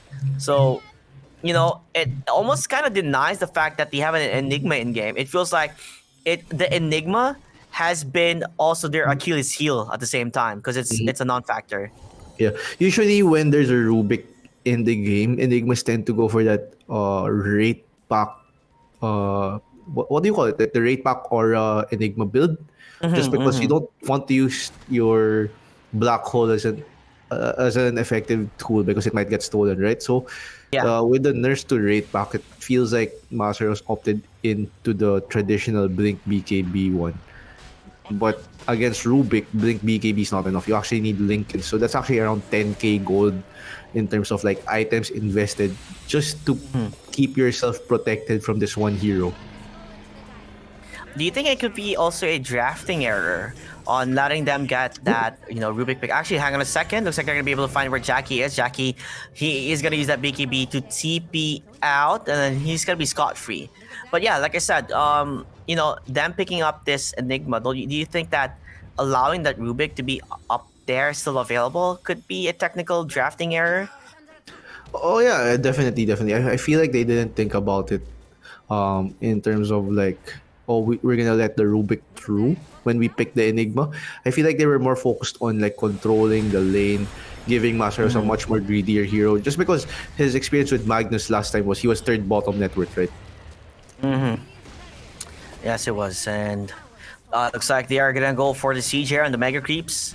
They know that there's no BKB right now towards the Monkey King. 45 seconds gone. Still hoping for the best here for the Silver Edge. But I don't think that even if they get that wombo combo on a 5-man, side of Boom Esports, I don't think it's still enough. Yeah, I feel like it's not gonna be enough. I feel like FBZ is gonna stay alive from that. Natsumi's gonna stay alive from all of that. It's really a matter of how they layer it, right? Yeah. Yeah, it looks like Yopaj, he's just feeling it. He's just gonna jump in, looking for the backline. Wants to get the kill towards the Disruptor. Would love to see what on earth is happening as the arrow, it does hit. The black hole hits on nobody. He wanted to use it towards Yopaj, and Rubik takes the black hole, gets his own black hole. Oh no, to everybody! It's there! It's there! Crash as they all tumble down like dominoes. Five-man coil, Moves though. command on towards the coil. Okay, counter initiating. Signs of life here. On the side of Bleed, trying to make it work, but Natsumi barely hurt. And they get away scot-free. Although Corden getting the backlines here. Yes, they get that kill. But Yopaj immediately jumping into the fray. Finding Corden again. Counter-killing him. No more buybacks on the side of Bleed. They used everything that they can. And at the end of the day, it was not enough. Okay, still working it out though. Hoping to get that kill to die back on towards the Ember Spirit, but still surviving. Yopaj getting glimpse upon, but they have the control towards Monkey King. Jackie dead! Bleed Esports dying until the very end. GG has been called 2-0 for Boom Esports as they dominate this best of 3 series in the upper bracket final. Yeah, it's just a very convincing draft coming in from Boom Esports.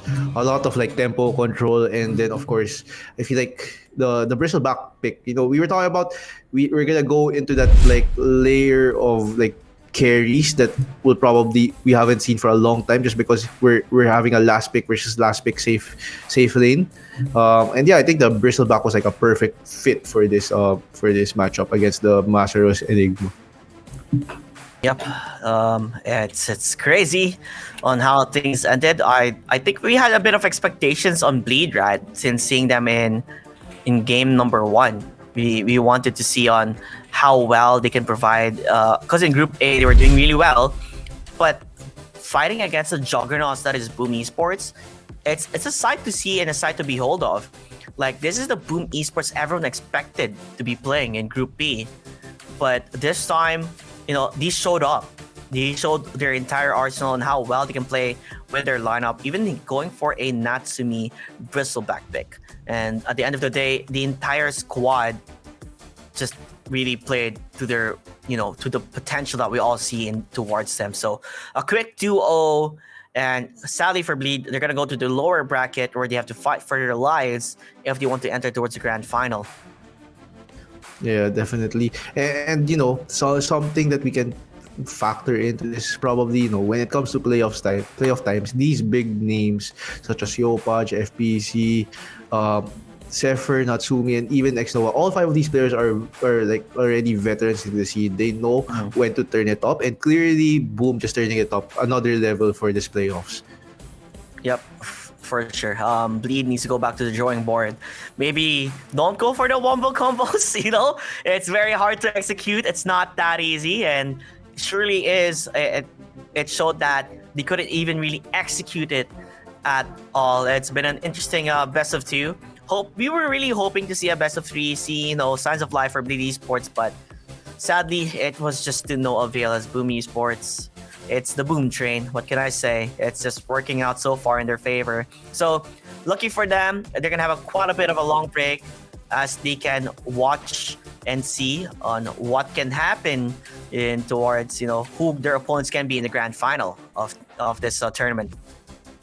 Yeah, definitely. As for Bleed, they still have a chance to adjust. This was the upper bracket, so they're still heading to the lower bracket. Another chance for them.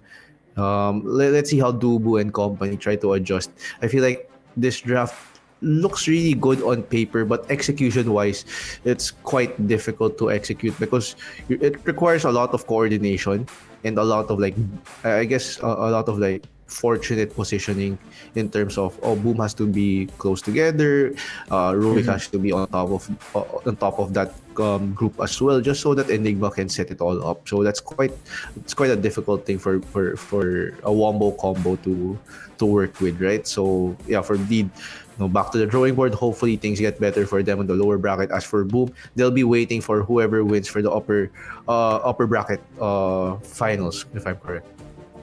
Yep, for sure. They are going to be waiting and hoping to see on who their opponents will be. So we will see on what happens from there. I believe we have a lot of games happening on today. We have, let me see, we have Talon. Wait, what is it? I'm looking here, trying to see the schedule. Blacklist rivalry up against Talon. That's also interesting to see. Army Geniuses also versus Polaris. Games that would be interesting and wondering what can happen. Oh wait, am I looking at the wrong schedule? I might be looking at the wrong schedule. But yeah, I guess am. that's pretty much it. Let's bring it back to Nate first, so that we can discuss more of game number 2, actually more of the series overall. But yeah, let's bring on Nate.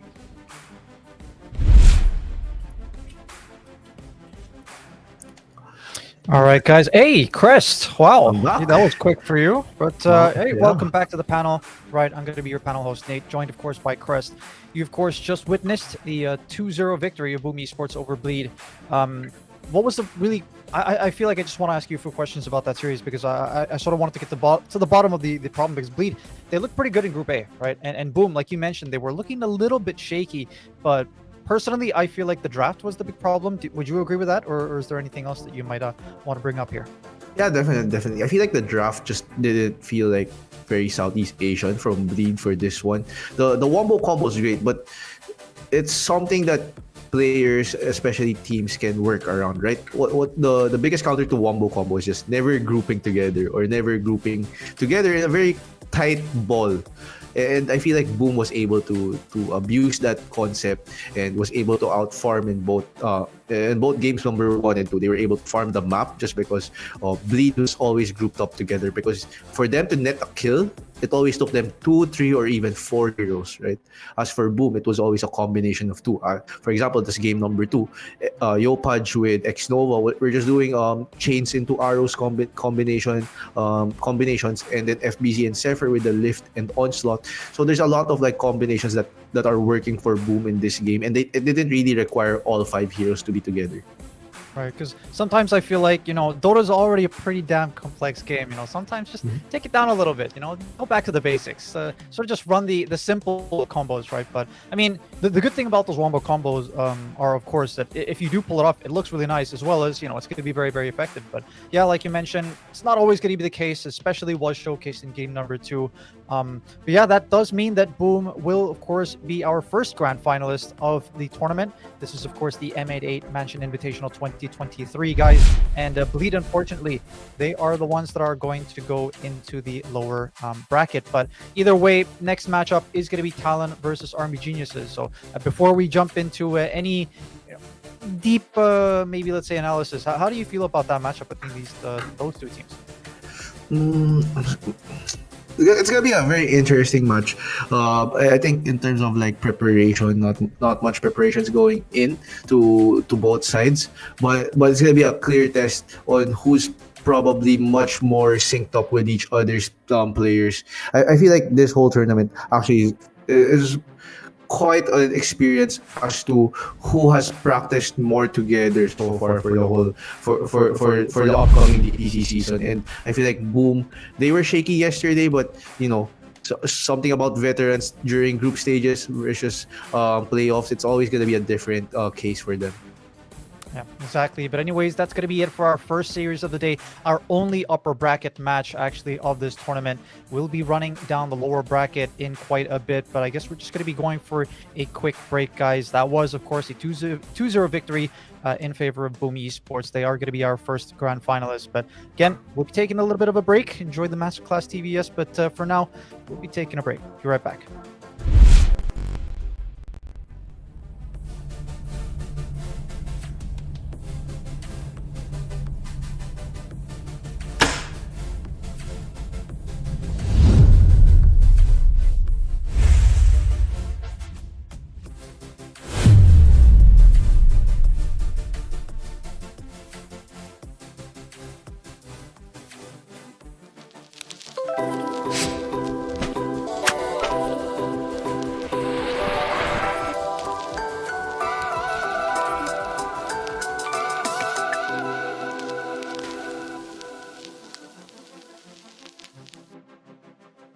My name is John Nathan Fernandez, also known as John XFAR Online. I'm an esports consultant based in the Philippines. I do casting, analysis, streaming, and content creation. I've been in the esports industry since around 2018. It all started when the International tree came about. I was really drawn into the game. At that time, it was a very big spectacle, and the commentators working that event just did a fantastic job of bringing that game to life for the viewers. So I've been inspired by that ever since. I really just got into esports. It's really fun to watch how every region kind of plays around, how every game is different, and how they approach professional esports play. Just something as simple as video games evolving into this multi-million-dollar industry over the span of maybe 20 years is really outstanding. And it's kind of great to be a part of that process and telling that story to, again, all of the viewers, all of the fans who enjoy these games. When you look back to the beginnings of esports, back in the early 2000s, you had some pretty big games, but the infrastructure wasn't quite there to support that growth. People couldn't do esports as a full-time job. And you look now, with big games coming out, with all these multi-million-dollar tournaments, it's much more feasible for someone to pursue esports as a career, and not just as a player. There's management, there's the tournament organizers. There's a lot of room now in the environment for people to be involved with the games they love. I've been following esports for about as long as I've been working. I think the one thing that you get from all of that experience in esports is you tend to understand what you're watching a lot better, of course. It just comes with the experience of watching a game for quite a while. So you do have a lot more that you can see, a lot more that you can tell when a game is happening, and you can just kind of build off that experience. You know what to expect, and you kind of have a good idea of how certain games can and sometimes will definitely go. It does bring me great joy when you're covering a game and you kind of called something out before it happens. You know exactly what's going to happen in the game because you've watched so much of it, or you just have enough insight. And it's a great feeling to kind of figure out what's going on, kind of tell in advance what's happening. It's just a really good feeling that I think a lot of gamers do enjoy as well. When you get into a match, you know if it's going to be a good one, you know if it's going to be a tough one, and kind of having those expectations match up to how the game unfolds, it's a really rewarding experience to go through. With that said, having that experience on hand does make it even more satisfying when you manage to guess what's going to happen. I think it's not just me as a commentator, but all of us as gamers. When you see that in any esports title, you just feel this great knowing that your time, your investment, your knowledge of the game has given you such great insight into the highest level of play. I'll be frank with you, I have zero experience with betting platforms at all. I've never tried online betting, I've never been interested in esports betting in general, so this is a first for me. M88 brought me out here to give their platform a try, and I have no clue what to expect. I mean, a lot of these websites do feel a little bit sketchy. Some of them just have all of those spammy clickbait ads right in your face. Some of them claim huge returns, and that just doesn't seem realistic. So I'm keen to see if M88 is different, if M88 is a site that you and I can trust to be fair and reliable to be on. In order to be successful when it comes to betting in these esports titles or betting in general is, it's not just being updated on the game, but it's also down to the platform itself. How trustworthy is the website? How reliable are its services? How much can you trust it with your money when you're trying to, bet on games and just kind of have a good time? Even without any prior experience with betting, I do know that, or I have a general feel for what's important for a site for you to partner with. Can you get your money back? Is your information secure?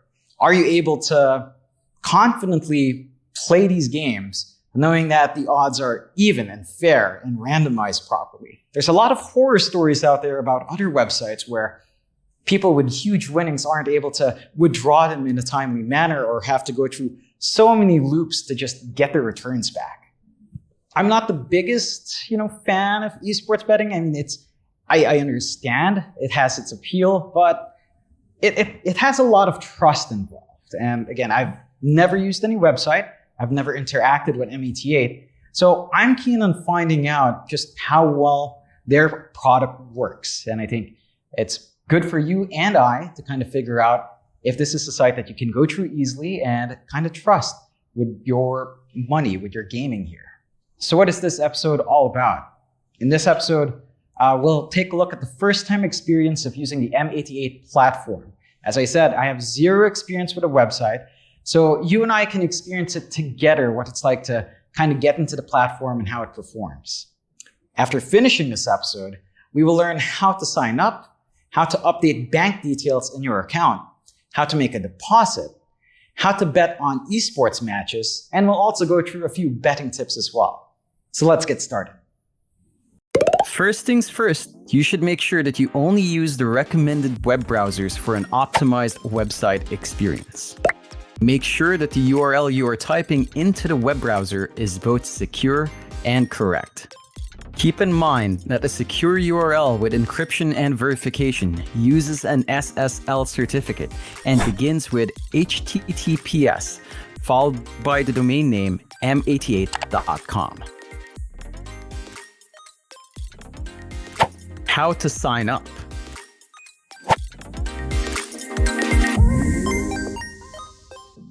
Step 1. Click the register button. You can register by clicking the yellow register button in the top right corner of the website. After clicking the button, a modal will pop up with a registration form. Step 2. Fill in all the fields with your correct and valid information. This is a very critical part. Once your account has been created, you will not be able to change the currency. So be sure of your currency selection. Click the register button found at the bottom of the form. Step 3. If available, choose your bonus. Another pop-up usually comes to offer current promotions. Take advantage of these offers and choose what you prefer based on your betting category or style to gain bonuses.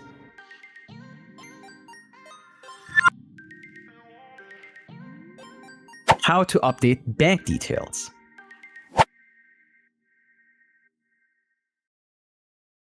Step 1. Hover over the profile icon. Select My Account. Click Update Bank Details. Assuming you are already logged in. At the top right corner of the heading of the M88 website, hover your mouse cursor over the profile icon until a drop menu appears. From the menu, click My Profile, then select Update Bank Details. Step 2. Click Create Account. You will be directed to a new page where you can update and create your bank records. As you have a newly created account, it is a must to create and update your bank record to be able to do transactions on the website via bank transfer. Click the Create Account button to record your first bank account under your name.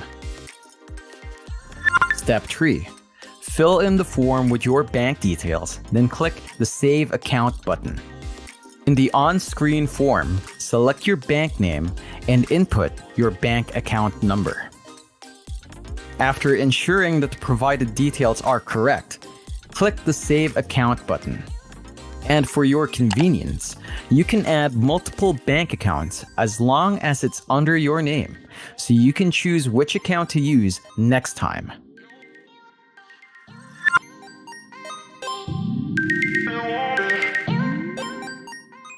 How to deposit funds.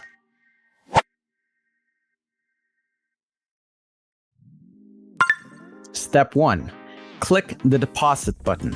Click the Deposit button located at the topmost heading of the website. Step 2. Choose your mode of payment. You will be directed to a new web page named Cashier. Make sure you are under the Deposit tab. From here, You will have different options to choose from on how you can make a deposit. Choose your preferred method. For now, let's choose bank transfer. Step 3. Follow the instruction of your preferred method. For every method that you choose, it will be a guided process. So follow through the instructions of your preferred method on screen or check the help page of M88 to understand further how to use the website. Create a new deposit form. Select deposit channel. Select preferred bank to make the deposit, and the M88 bank account will appear as the destination of the deposit. Do your bank transfer and make sure to send it to the specified bank account on screen. After doing the bank transfer, click the Next button to continue to the deposit form. Complete the deposit form by filling in all the form fields according to the actual bank transfer transaction you just made. And then click Submit to progress to your deposit form. Review the details of your deposit form to make sure it is accurate and is reflecting the details of your actual bank transfer. Then click Submit to process your deposit form. After submitting, your deposit transaction will reflect on the recent transactions section of the same page, indicating transaction details and their status.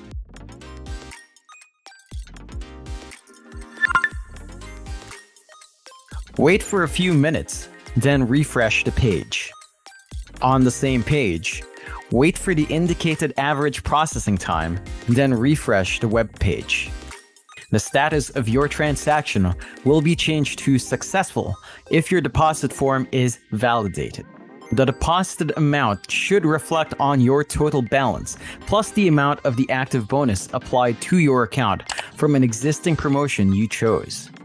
Additionally, you can check your M88 inbox by going to the Profile tab to view the notification from the system.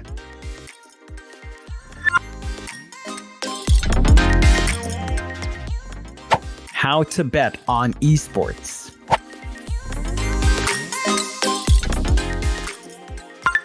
Step 1. Hover over the esports menu and choose an esports product.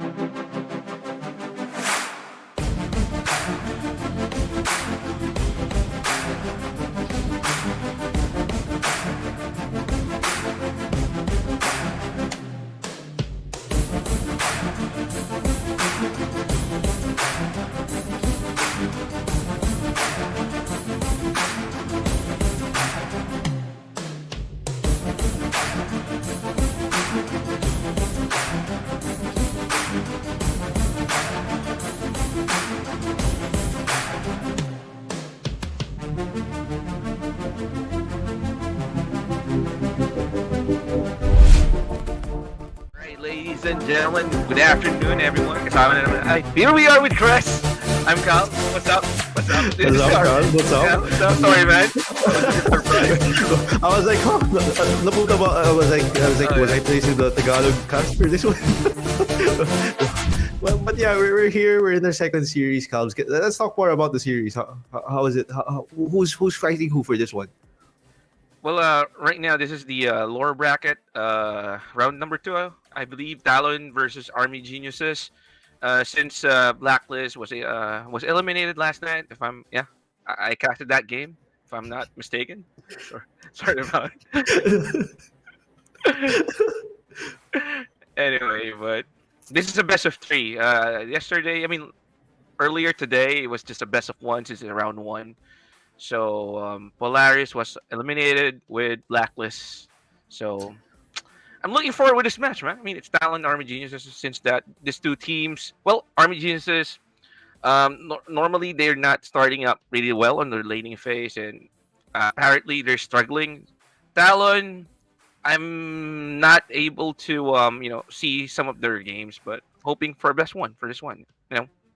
Actually, we covered Talon, and I would say like their drafting is quite unique, very unique in terms of like their play style right now. We see a lot of like Doom position ones coming in from 23 Savage, and then Jabs is actually playing like the carry type offlaners, the Nature's Prophets, the Brood Mothers, as well as these Naga Sirens. So that's something we wanna maybe take a look into later on. Oh yeah, I remember. They also run the Naga Siren offlane, and it was really cool with the Mirana. So it's pretty good running those two heroes on the same lane since you can secure a kill after they ensnare into the arrow. Easy farm as well. It's one of those classic combinations that you don't actually think about, right? Yeah. It's usually like the Dragon Tail Stun or the Borrow Strike, Or the followed up Mars. by the Yeah. or the Mars Spear, followed up by a Miranda Arrow. But the net works the same way. It's like a stun, especially early on to the game when no one has Manta or BKB to remove those to remove that ensnare coming in from Naga. And it's also an a guaranteed disabler stun, which is a good setup. If you're gonna be comparing it with the spear or a different stun, it's much more reliable since you just need to right click on the target or click on the target. Definitely, and something that I feel like it's one of the comfort picks of Jabs when he was a carry before in Fnatic. I remember there was like a roster issue, and then Jabs ended up being the post one for that year. So bringing out what he learned before is actually a good part, and the fact that they can swap the heroes between Jabs and 23, that's something that I feel like is an overall advantage for a team when you can move one carry to another role. And that's a good thing about a team wherein the players are really flexible. So really good advantage over some teams, which is they can only play this position, no swaps or anything. So a good advantage overall. Yeah. So between Talon and AG, who do you think is coming out on top on this series? I'm kind of leaning on with Talon because of the players' experiences. If you're gonna be comparing army geniuses, more of them are some like young players and also a young team with the addition of Yowie, which is another one of the controversial or memeable players, but he's really good. I mean, for me, in my opinion, Yowie is actually a good player overall. So I agree. I think Yo is one of those misunderstood players. But Yeah. speaking of which, I think we're actually gonna head on to our casters for this game, Kai and Vince, who's gonna talk more about the series. So we'll hand it over to Kai and Vince. Hello, and here we go. Lower bracket, and it's Talon versus Army Geniuses. Of course, after this game, we're going to be seeing one more team get eliminated, one more team to say goodbye. And Vince, what are your thoughts for this game? Well, I haven't seen much of the Army Geniuses for a while. I've only seen them once up against the Blacklist rivalry game number 1. But I've seen a lot of Talon games yesterday. As I have known, they have been playing so aggressively. They have been playing, even together with the teams from Group B, which is Boom Esports and Polaris Esports. And the only group that resulted into a multiple tiebreaker. I mean, a multiple ties. Like it all ended up in 3 games in total, and that is why we ended up so late yesterday. So it was Talon Esports. They have won up against the Blacklist International yesterday. So they have done a pretty solid job into winning the lower bracket quarterfinals, and after that, Army Geniuses as well. They have survived up against the Polaris Esports. That means it's all up to them to at least face who's gonna win later on. I'm gonna be so excited who is gonna be winning this one because knowing uh, Talon Esports, I kind of like the strategy where they are utilizing those pickups, and as Crest mentioned earlier, they are picking a lot of Doom carries for 23 Savage. Yeah, I think 23 Savage, one of the more prominent Doom carry players, and of course, it comes with the flexibility of their players with jabs being or having a very high hero pool. Definitely going to be a big factor for Talon. For Army Geniuses, I think this is something I've been mentioning since yesterday. They are still a very young team, and compared to Talon, on paper, Talon should be the better team. But I do think Army Geniuses can at least get one game from them. Probably this is a best of three, so we are gonna be expecting that these players are just gonna give their all into winning this fight. So let's see if whoever wins or whoever gets the upper hand in this best of three series. But right now, let's focus on the drafts. Talon is on the region side. RBG is on the Dire. That is why they are removing the Magnus. They're removing the Tusk for the side of RB Geniuses. But RB Geniuses replied back. They chosen to ban out Mirana. They chosen to ban out the Nagasaren because we've seen how they utilize the Mirana and the Nagasaren combo. But they forgot one thing. They opened up the Lina for the side of Talon Esports. And Lina is the most contested carry player, a carry hero that has a successful run in this tournament. But Army Geniuses, they have an answer. Fire versus fire, we're gonna pick Ember Spirit together with the clock. Yeah, Ember Spirit definitely a really solid pick for Yowie and Army Geniuses. They haven't been really caring too much if they're gonna go for the first phase Ember Spirit, because that's definitely a hero where Yowie can really shine on. And Talon, yeah, agree with the Lena. It's a very flexible hero currently, and possibly one of the most picks so far in this tournament. You can It's always an option to put her in the mid lane or as a carry, as they've said. And I think for Talon, you just need a few more heroes that can lock down this Ember Spirit. Because yesterday versus other teams, Army Geniuses, they were being very completely dominant with Yoe's Ember Spirit. And here we go. Trend Protector. Speaking of hold, Yeah, they just need the Thread Protector. It's a good hero for holds, as you've said, with the ultimate that he has. He got the sustain global presence. He just needs to at least be alert all the time, just to at least regenerate his teammates. And at the same time, they have the advantage. They have the Trend Protector. They can like use the living armor not only on heroes but also on the towers. If they need repairing, then they have the advantage compared to Army Geniuses. So the winning condition for Army Geniuses is that if they wanted to at least win or push some lanes, they have to dedicate it. They have to at least make sure that they're gonna clear the lanes or clear the lanes fast and push the towers so fast for Trend Protector not to react that fast enough to at least cancel out that pushing attempt coming from the RB Geniuses. So second banning phase, Monkey King and Drow Ranger for both of these teams. So for Talon, they just don't want Army Geniuses to pick some carry heroes that can, go up against Lina in terms of like back hitting damage. Monkey King, we have seen a lot of Monkey King. Probably 23 Savage can utilize this Monkey King as well if ever that they are gonna be going for some team fights, then get some information with the when he tries to leap up in the tree. So good ban for them. Beastmasters as well coming from the RBGs is someone that can pierce to the stun that can pierce through magic immunity. So good bans. yep. For Army Geniuses, currently Clockwork, for me, I consider it one of the better position force right now, since they mostly pick, or teams mostly pick offlaners who are very self-reliant in the lanes right now. Player offlaners who go for Greaves, because since the Wraith pack has been heavily nerfed, So yeah, I think Clockwork it's gonna be a really solid position four if ever they go for it. But if they want to play it as a five, it doesn't really matter because the power spike of the Clockwork really comes with the levels, not really with the items. So still a flexible pick for Army Geniuses. I would love to see them pair it with another aggressive support. Here we go, Skywrath Mage, good combo with the Clockwork, good combo with the Ember Spirit. Also, the spell amplification that the Skywrath can provide with the Ancient Seal that should boost the damage output of the Ember. For Talon, I'm thinking if they want to go for any save or probably an equally aggressive support.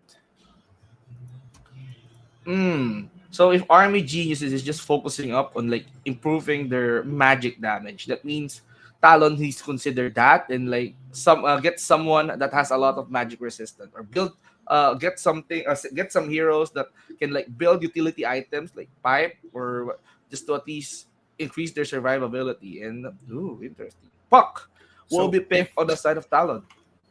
Quack is going to be their answer for the mobility of Ember Spirit, but again, in this game, I think you might have to go for a Yule Scepter on the puck since there's a threat of the Skywrath Mage with the silence. But with the puck pick, you're gonna remove the flexibility on the Lina. So Army Geniuses now they have the idea, or now they know that Lina will be position one for Talon, and Talon, I think uh you need more damage output for their side. Someone who can play as fast as the tempo of the puck. Mikoto, Mikoto puck, and I'm thinking if you want someone who can dive in the back line. Oh no, they're gonna go for Rubik.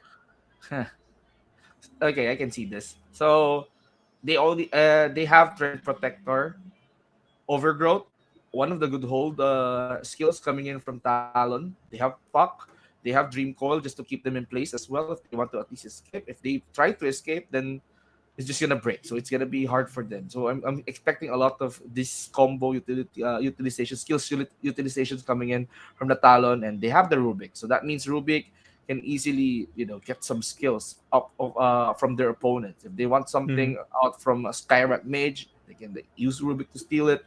He has that magic amplification that like can easily get their opponents. You can easily burst them down as well. The arcane supremacy. Every time that he uses skills, it's gonna be painful. And Rubik is one of those good heroes that can make plays. If he got axe, he can steal two spells. If he managed to get some shards, he can use telekinesis on his allies just to save them or reposition them so that Army Jesus can like won't get them. So they just need to answer that. They have the Rubik, so Rubik will be playing. I believe most of the time he's gonna be doing the bullying on the supports. So let's see if how will RB Geniuses react to that. Okay. Honestly, I think Rubik, not really the best not the best support when it comes to like playing aggressively because he is a hero that is also very level dependent. Mm-hmm. Because you're not gonna get the maximum duration of your telekinesis up until higher levels. Lane wise, Rubik also like not the strongest, but if you pair him with an offlaner who has like good damage or slows, that's where you're gonna see Rubik shine because Rubik can't do much when it comes to lane bullying. A few right clicks, fade ball, not really the best compared to other position fours, compared to let's say this Clockwork who has battery assault, the cogs as well. Yep. For Rubik, laning phase is pretty much just trying to manage the lane, trying to control the creep equilibrium. But I really love the Night Stalker pick here for Geniuses. This is gonna be DB's hero, I'm assuming. PKB very important for the side of Talon, especially on that Lina. So yeah, Army Geniuses, they're just focusing all out. They just wanted to play ultra aggressive on this. They have a lot of initiation skills. They have Ember Spirit. He can go in with the Remnant Clockwork. He can initiate with the hook shot. Night Stalker. He can force out the team fight by popping out his ultimate just to at least getting the team fight into their favor. Night Stalker, we all know that he managed if he managed to use this his ultimate, that means he's gonna be reducing the vision of the of Talon, and that is why it's a very very useful skill for me for army geniuses if they want to at least utilize this night stalker, especially at nighttime. So we're going in towards the third banning phase. After this, we're gonna be seeing who's gonna be the final pick for both of these teams. Now for Talon, they're just trying to cripple down the carry pool for army geniuses. They're just gonna try to at least limit the potential picks of carry of probably yeah it's gonna be a very very limited pool. But army geniuses, they know how to react. I've seen Brood Mother being played so well by Jabs. I believe it's an annoying Brood, even though that they lost with that Brood Mother. That Hmm. offlane Brood Mother proven to be effective. For me, that game, that Brood Mother just took a lot of time because he was heavily harassed on the offline side. But I can see the potential of the Broodmother winning this game, so RBG just respected that. No Broodmother and Tide Hunter for Jabs for this time. Yeah, for Talon, they were trying to ban out heroes that could be either because for Army Geniuses they're lacking push potential with their heroes. That's something that uh, still a problem for them because Ember Spirit Night Stalker not the best course when it comes to tower taking. So I can see the ban for that's why they banned Terrorblade for the Slark. It's a hero that really counters Lina heavily. When you get the Aghanim Scepter, you get the Diffusal Blade. It's gonna be uh, a big threat for the Lina because Slark probably one of the most stickiest heroes out there, together with Slark and like PA. Talon for their offlane. I'm thinking Beastmaster is banned. Oh, they're gonna go for Marcy. Oh yeah, So Nino Marcy Marcy. offline on Jabs. Yeah. This is a hero that Jabs has been playing frequently. Because even with the changes with Marcy, the rebound nerf, I think she's still a really strong hero. I consider her actually to be because of the level. Yes, her laning phase has significantly been weakened, but mid game she's still as strong as before. And the extra range again on the talent that's really big for the Marcy. Yeah, it's still a Marcy. She still has a lot of skill kits to at least help Lina into giving out There we towards the go. late game. But Templar Assassin is gonna be the last pick of Army Geniuses. Yeah, So there's the push that they needed. Templar Assassin one. Okay, they're gonna be utilizing this one for the safe lane. They're just gonna be, trying to at least force the Templar Assassin to at least get a lot of creeps and then push it back. So let's see of how these both of these teams is gonna play it out. So this is just game number one. This is gonna be Mm-hmm. exciting. Kai, I'm looking forward on how these guys are gonna play out because if they lose this best of three series, it's gonna be over for them. Yeah, for Army Geniuses, I have seen them dominate games versus Bleed and what do you call this, Blacklist. So I don't doubt them when it comes to playing aggressively. It's just that there are times for Army Geniuses that their execution isn't that solid. But when they do execute, they really shut down their opponents. Just exactly what just like what happened last night or yesterday versus Blacklist, Mhm. or sorry, versus who did they fight last? I forgot already. But anyway, versus their last game. Polaris. Yeah, Polaris. There we go, Polaris. But Talon, I think they are a very solid team. They are a team who has been playing for a while together now. And and I forgot to mention, you have Yowie and Mikoto, the top ranked, top seeded players in Southeast Asia, facing it off in the mid lane here in our M88 Invitational. But I would like to ask you, like, which draft, whose draft do you prefer?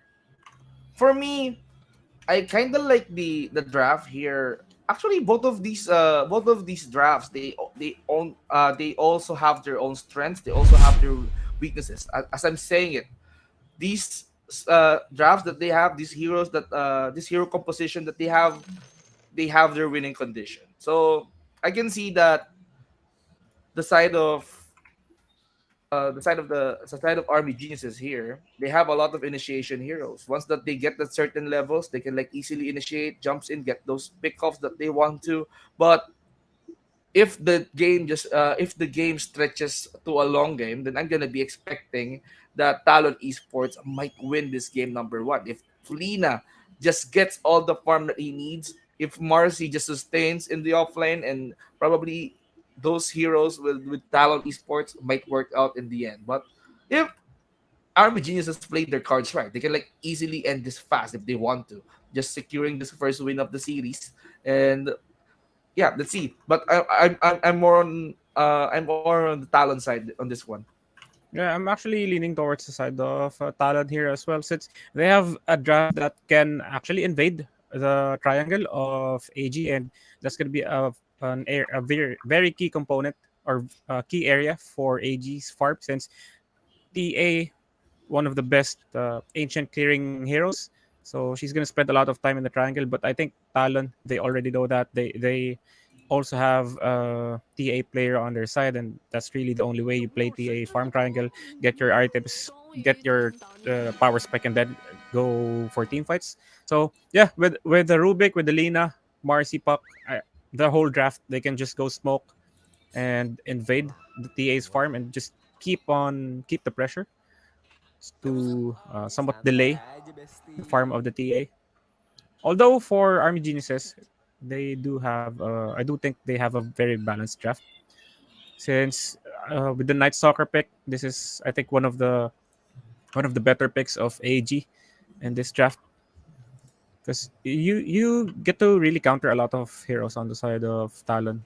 You can counter Punk, you can counter the Rubik. Supports aren't gonna do much with the Crippling Fear, with the Dark Ascension. Lina, she's gonna need to have BKB first before you take on the fights. So yeah, let's see. This is gonna be an exciting game. Hopefully AG performs well. Yeah.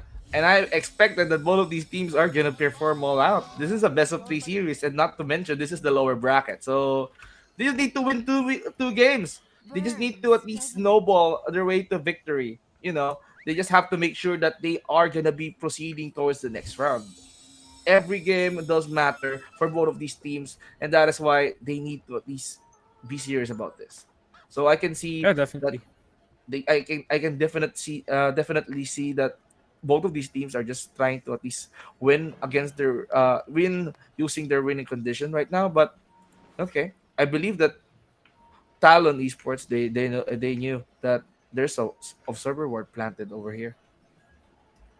I think they were still smoked up when they planted the ward, but let's see. So Hmm. for Talon, definitely a lot of level requirements for their heroes. This is something I've mentioned earlier. For the Marcy, you need to get that level 4 rebound before you go online. For the Rubik, laning phase with the Marcy. And what do you think about the kill potential of the side laners for both sides, for both teams? Actually, the kill potential, if ever those supports come into play, if they manage to at least help their carry to secure the harassments, they can like easily get the kill. But for this time around, I believe that these carries just need to at least get the farm. Okay, Yep. that's a nice throw coming in from Jabs, and Jokam is just doing everything that he can just to at least delay Jabs. But Jabs, he knows the target. He's just trying to lock onto Jokam, but it's fine. Yeah, quick disengage for Jokam. Good harass for the side of Talon. This is a position for Clockwork, so he's gonna be spending some time walking towards the bottom lane. And bottom lane, actually, I think this is one of the stronger lanes of Talon. Lina and Nature's Prophet, or sorry, Trent Protector, quite possibly could be a devastating lane for the Night Stalker, since Night Stalker is also like a time and level reliant, timing reliant and level reliant hero. Jabs and Q, meanwhile, on the top lane. This is just gonna be a farming lane basically for them. Although they do have kill potential on Varys, Varys is the most is the specialist here in this lane. Okay, the supports are just doing their job. I mean, Templar Assassin, they're trying to at least force out a lot of consumables from this guy. So Q and Varish, so they're just doing the support job of the using all those skills that they have. Skyrat Mage can easily exploit that because since he got that low cooldown skill, he can throw a lot of arcane bolt just to at least harass Jabs, and Jabs, it's fine by him. He's a Marcy though. easily sustain towards the lane. Look at that. He has 6 magic sticks, so he knows that he's gonna be up against the Skyrat mage. He's well prepared. He can like, okay, Varish, you can do the spamming. So I'm gonna be getting a lot of stacks for my magic stick, so I can sustain the lane. Yep. For the mid lane, it's a really 50-50 matchup, I think. Ember Spirit and Puck. But most of the time, I see Ember Spirit players get the upper hand versus the Puck. Since you have your Flame Guard, you have your Sleight of Fist, you have means to dodge the spells of the Puck. You also have your magic damage block. So there are times that I even see Ember Spirit players just completely dominate the lane versus the Puck. But this is a Puck. This is the Puck of Mikado, though. So it's gonna be different. This is the number one player in C right now, rank one player in C in pubs. So this Puck's not gonna be a pushover. You know, I mean, it's a hard day's work. We can see all the bot lane. Both of these heroes, I mean, the heroes on the bot lane, they're overextending, but on the top lane, the supports just keeps on creating some space for the off lane and their carries. You know, they are gonna be trying to poke around, use all those skills that they have. But I'm interested in what's happening on the bot lane. There you go. We're seeing the Clockwork just trying to divert the creep wave over his side, try to at least delay the potential farm coming in from the Templar Assassin. Good call for him though. Yep. This is exactly what you need to do as Clockwork in this lane. Because as I've said earlier, Nature's Prophet and Lina, that's a really strong lane. DB won't be able to farm if it's going to be a straight up laning match versus the Lina. But in the top lane, they're going to go for Jabs. Jabs, he's already so low. But so is In Your Dream. Q gets the lift. Jabs to sustain from the Train Protector. Not enough to keep him alive. Fares with the first blood. Wow. You can see you can see the commitment from both of these teams. Even the presence coming in from the Trend Protectance driven armor, even though that is not enough, but Skyrat Mage deals a lot of damage. I even thought that Templar Assassin is just gonna die. Good lift, good telekinesis, but where's the damage? Jabs can even like deal a lot of damage because he's being harassed. But no, he knows how to fight back. TA. Just chilling here in the lane, does have the salve, does have the refraction charges, so you should be good in your dream. Jabs. Marcy is gonna be a bigger threat later in the lane when once she levels up her rebound, or I don't know if they're gonna make any adjustments for the laning of the Marcy since this is an offlane Marcy. Probably max out sidekick. But bottom lane, LSA will connect. 23 Savage stuck in battery assault or in the cogs with the battery assault, but Chokam just able to walk it out. Clockwork will survive this. Good talk. Clockwork is just doing his thing, but Another LSA coming out from 23 Savage. DB also trying to walk away. Luckily, DB he's quite tanky with that one bracer. whoa. I mean, you can see how productive the supports are. Even though Clockwork is just trying to at least overextend for the sake of Night Stalker, he's just gonna create some space for Jabs to at least secure all those last hits. But same goes with the top lane. But I can see that the top lane is very more aggressive compared to the bot lane. It's just on the bottom lane is just a matter of mind games to keep Lina in check. But we can see that Rubik and Skyrat, it's their personal battle. So they are gonna try to at least make sure who's the better support on the lane. They're gonna make sure that Skyrat needs to make sure that this Templar Assassin gets all the farm that he needs. Now Jabs, he just needs to at least last longer in the lane. Skyrat is just gonna be there to at least help him. He just needs some level 6 in order for him to at least we can feel the presence from him in the map. Yeah, I think it's coming the aggression in the bottom lane. Is that the reason why it's like it's not really that, or the reason why it's a very passive lane is because AG, they know on paper that the matchup wise they don't have the upper hand on this. So if you force those fights that you can't really win, they're just gonna give up the lane and give up kills. So yeah, a lot of more balanced action in the top lane, as we can see, since this is a lane where they both know that they have the kill potential on each side. So it's a very somewhat balanced lane. Because bottom lane, if you keep on like trying to face Lina and the Trend Protector straight up in the laning phase or straight up in the lane, it's gonna be really hard for them. So this is one of the openings that they need. If they know that the Trend Protector is out of lane, They should be able to go for the harass on lane, but there we go. Finally, Jabs and Q equalizing the lane here at the top lane.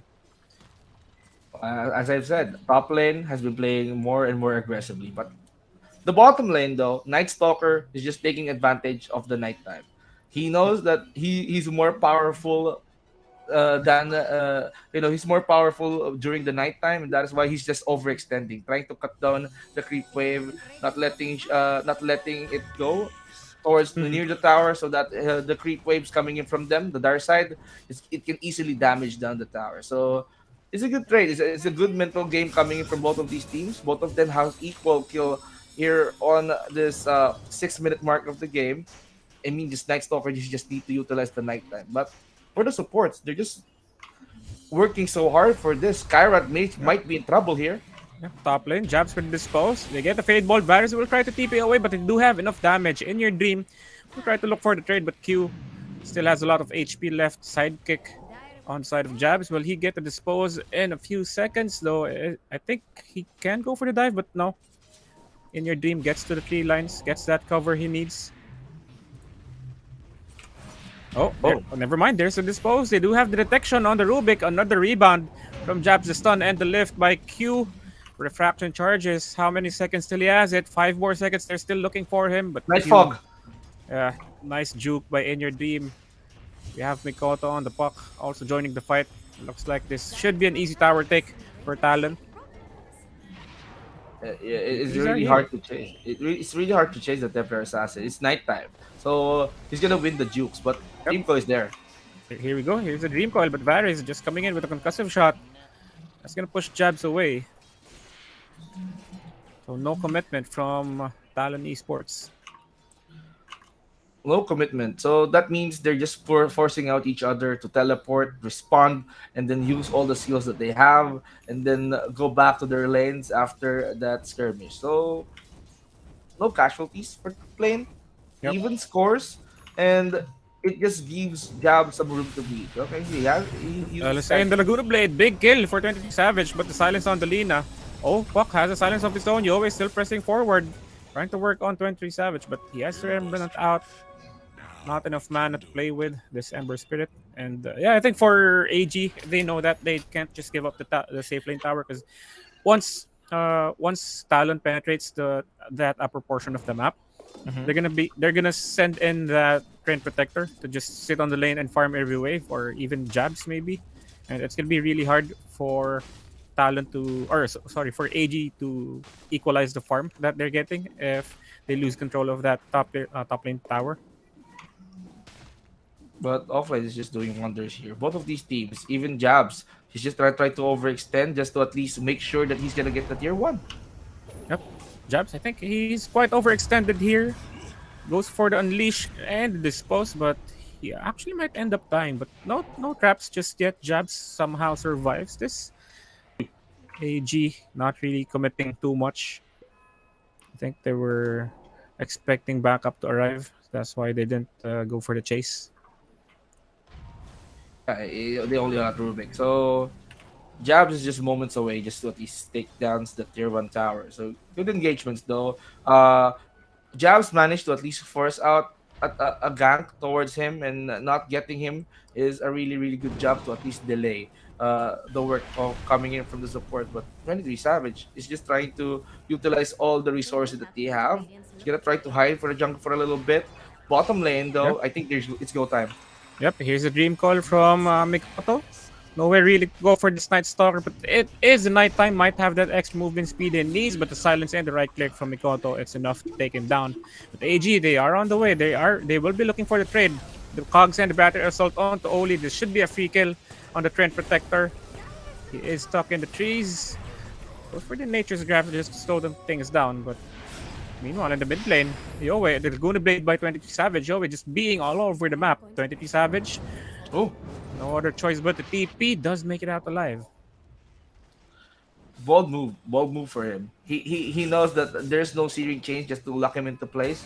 Clockwork just came in too late, so he knows that he's gonna make it out alive. So good decision call coming in from 23 Savage. He doesn't die, but he's gonna walk back towards mid once again.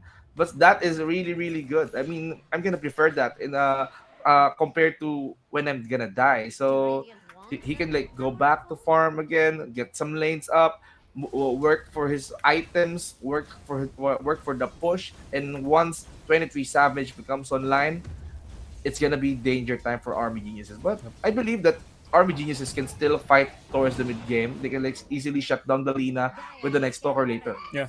Again, I like what AG is doing here. They're playing over very aggressive. They're gonna spot Oli in the tree line here under the tier 1 tower.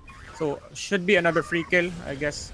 Talon, they're just gonna go for the trade. But again, I like what AG is doing. They know that Talon, they're not gonna be able to get, it's not yet their power spike in this current situation of the game. So they're not gonna be able to take fights versus or like full on team fights. So Yep. they are just capitalizing on the fact that Talon still needs levels on their heroes.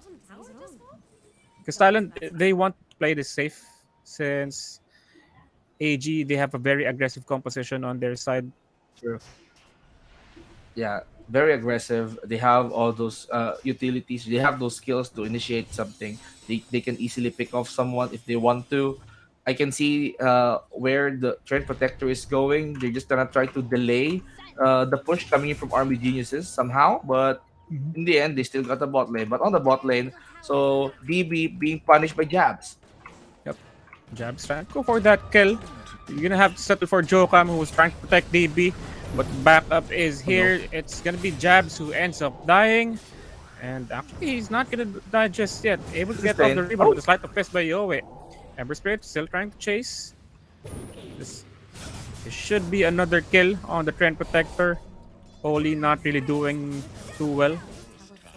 Coming into the 10-minute mark. I mean, yeah. So if they wanted to win, they just need to continue what they're doing before 23 Savage becomes online. So he needs a lot of time. He's gonna go for the BKB first. So it's gonna be taking a lot of time for 23 Savage that is finished that. And if Army Geniuses continue to at least play at this rate, that means they're dictating the phase. Talon Esports needs to at least respond. They just need to at least fight back towards the aggression of Army Geniuses, or else they're not gonna make space for 23 Savage at this rate.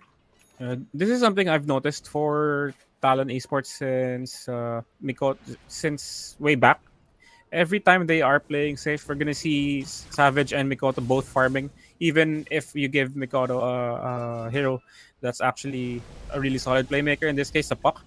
We haven't seen him make like any plays so far. We saw him at top with the Dream Coil, but not really committing to the kills. Right now, they can be going for DB once again here at the bot lane. This time they do get the kill. Actually, yeah, good 2 kills now for Mikoto. And It's another kill. The Mystic Flare into the Searing Chains by Yowie, and Varys pick off support for an offlaner. Better trade for Talon. Meanwhile, on the sidelines, 20 Savage with the Laguna Blade. Yowie with double damage just can't keep up with the attack speed of the Lina, but he does have those mobility spells with the Remnant and the Sleight of Fist. Good kill by Yowie. That's not gonna look good for 23 Savage. But heard the hawk shot on the side.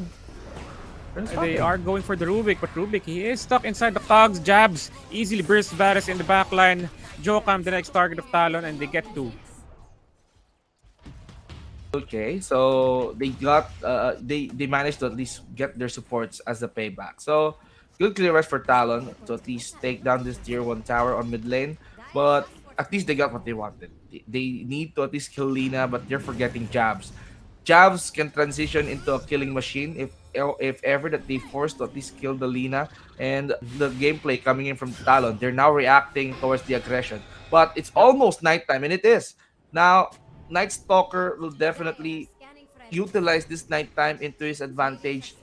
I'm gonna be expecting a lot of like rotations and pickups coming in from Army Geniuses at this rate in order for them to at least shut down this Lina as much as they can.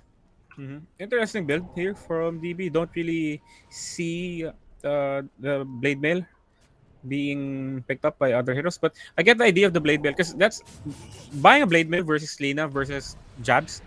That's gonna provide you with a few seconds. How long is the duration? Return that- 5.5 seconds. Yeah. So that's gonna provide you 5.5 seconds of free hit.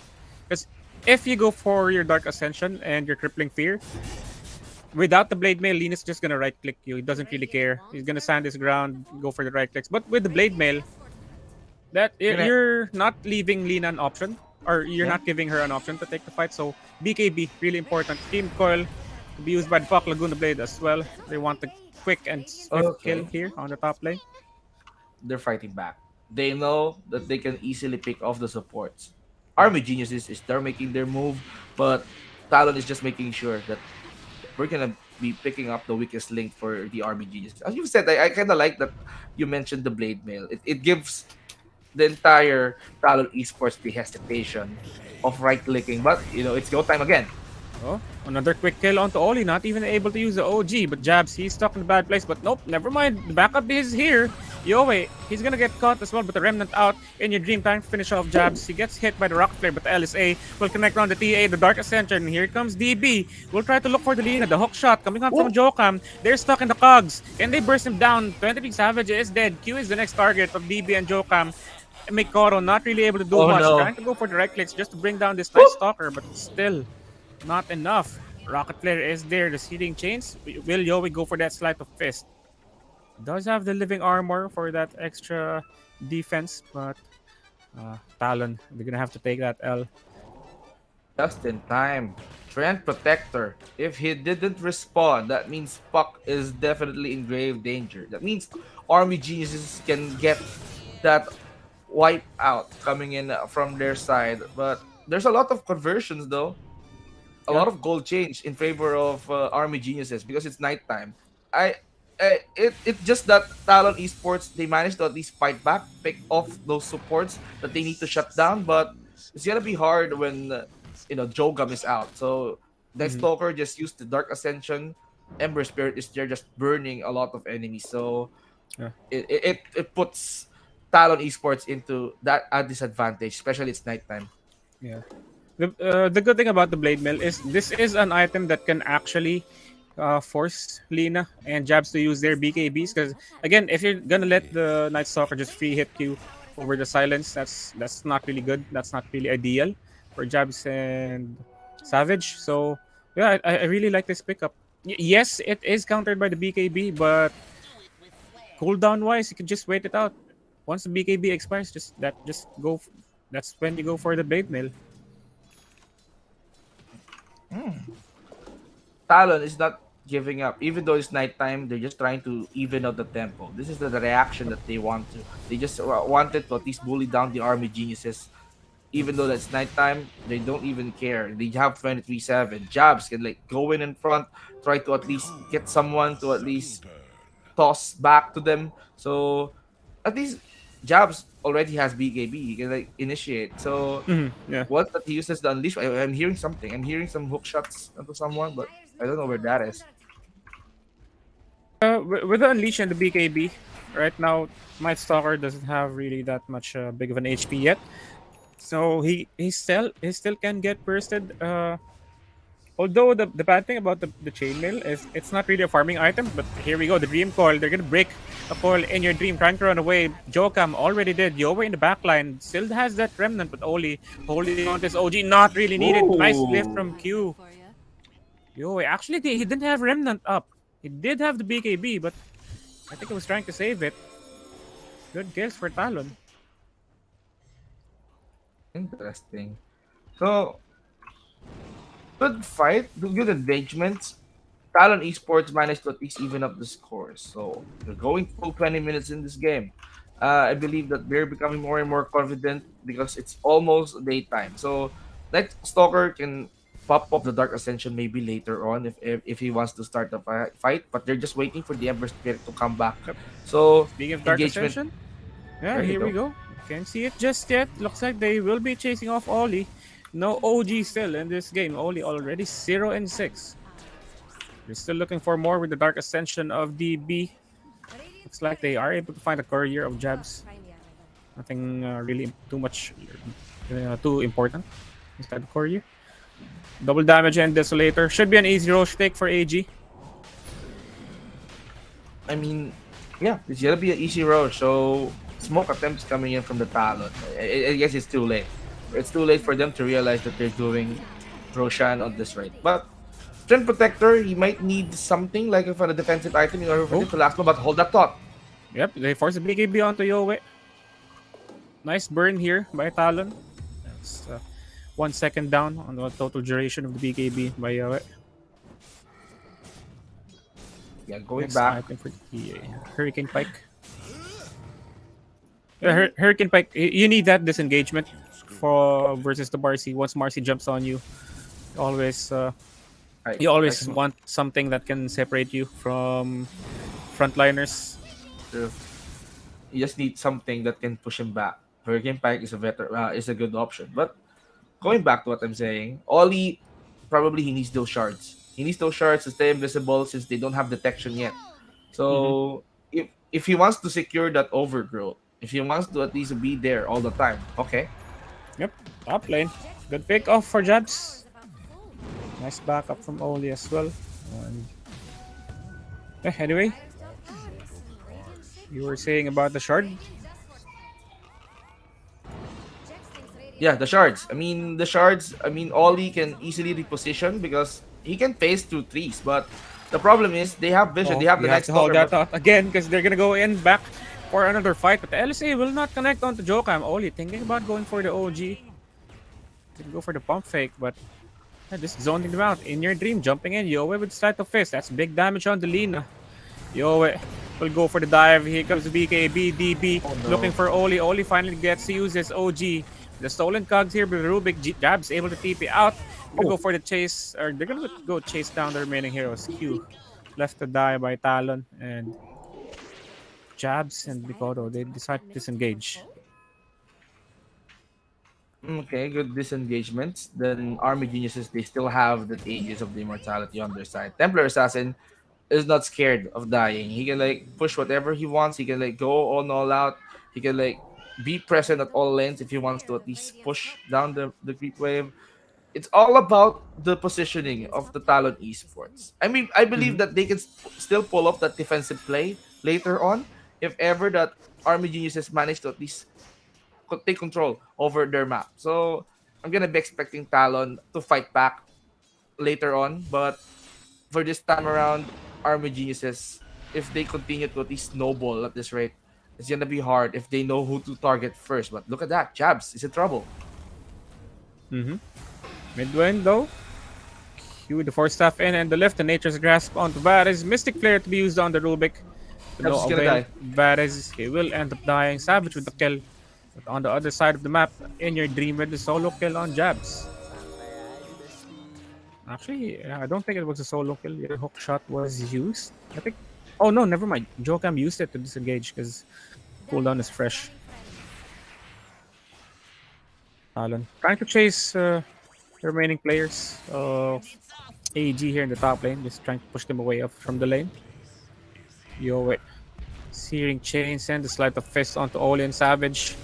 But in your dream, thinking about going in, he sees the opening onto Oli, goes for the jump. Now Savage, right in front of TA, will burn down the Aegis. Savage will go for the BKB and TP out. No means of stopping him right now. At least Call, there's a big bump. but I think that was a good call by Jabs, informing Savage that the Clockwork didn't have the hook shot because he was able to TP right in front of the Clockwork. Yeah, good information. So 23 Savage managed to pop that Aegis, so he doesn't go in any further. He knows that's gonna be risky. It's gonna be greedy. The teamwork there by Talon Esports is just too solid. So they have to continue this kind of defense. They knew or they're expecting that Army Genius is gonna play a lot aggressively. So if they play aggressively, then Talon Esports needs to tighten up their defense. They have Jabs, they have the Trend Protector, they have Oli, and they have Q to play defensively at this rate. So it's gonna be a matter of how are they gonna be holding it long enough, because I believe that Army Jesus is not gonna waste time. They're just gonna try to at least get as much pace as they can, especially that 25 minutes. It's nighttime. It's Night Stalker's domain. It's gonna be an advantage for AG. Yep. I think high ground is really strong for Talon Esports, but AG, they do have ways to go for the backline. And instantly, there goes the catch on Savage. Nice forward staff. They will be able to disengage. Q though, the Rubik needs to regen some mana. Let's go back to the base. Nothing really much on Rubik can do without the mana. And DB will pick up his BKB. But they're not stopping though. I mean, Army Geniuses, if they can. I mean, if they want to at least force out a fight, then they're not gonna stop towards the tier 2 tower towards the mid. It's gonna be hard for the Threat Protector to hold that with the living armor because it's gonna be taken out into place. But look at that, they went in. Nice aggressive play. Jab's trying to catch In Your Dream, but In Your Dream able to run away with the BKB. The Dream Call will be broken by this Ember Spirit. Just kiting everything out, waiting for those BKB cooldowns. Good disengagement from AG. Yeah, they can't risk it. They don't want to at least become more and more greedy because they know that Talon can still fight. It's near their territory. It's still their base. So if ever that they want to at least execute, that means they're gonna be needing a lot of information. They need detection. They need wards for them to at least gather some intel on where they are positioning. So it's gonna be hard for Army Geniuses to go in at this rate for now. But if ever that they manage to at least pick off one, then it's gonna be they are gonna be more and more confident in order for them to at least eliminate 3 or 4 members, or maybe 5, and then end this at this rate. Yep. They know the puck is here. They're gonna spot the Rubik running in the lane. Nice block from DB. Does have the force staff, but melt damage from In Your Dream should burst down Q here. There we go. Good burst. So we have Mikoto just cutting creep wave here at the top lane. I think some farm and XP at the same time. But he needs to be careful. He is playing against a Night Stalker and a Clockwork. 2 heroes that can easily chase him down. They're actually not giving up the chase. They still know that he might be here. Oh, slight miss on the hook shot though. Varys, he spots the illusory orb. He knows Mikoto is still here somewhere. The rocket flare will spot him as well. But we don't hook shot. Not gonna be able to chase him down. But yo, wait, the searing chains, no vision. Oh no. To lock him down. Mikoto able to TP out. Nice space created by this puck. Oh my. You see how puck dive deep? Mikoto is just gonna try to at least create some create some space for his team. So he's gonna be trying to at least, give them a lot of space. I mean, give them a lot of room to breathe because they want. I mean, the puck wants. Mikoto wants the attention all on him. They need him. I mean, Mikoto is trying to attract the entire Army Genius to pursue him down. Yep.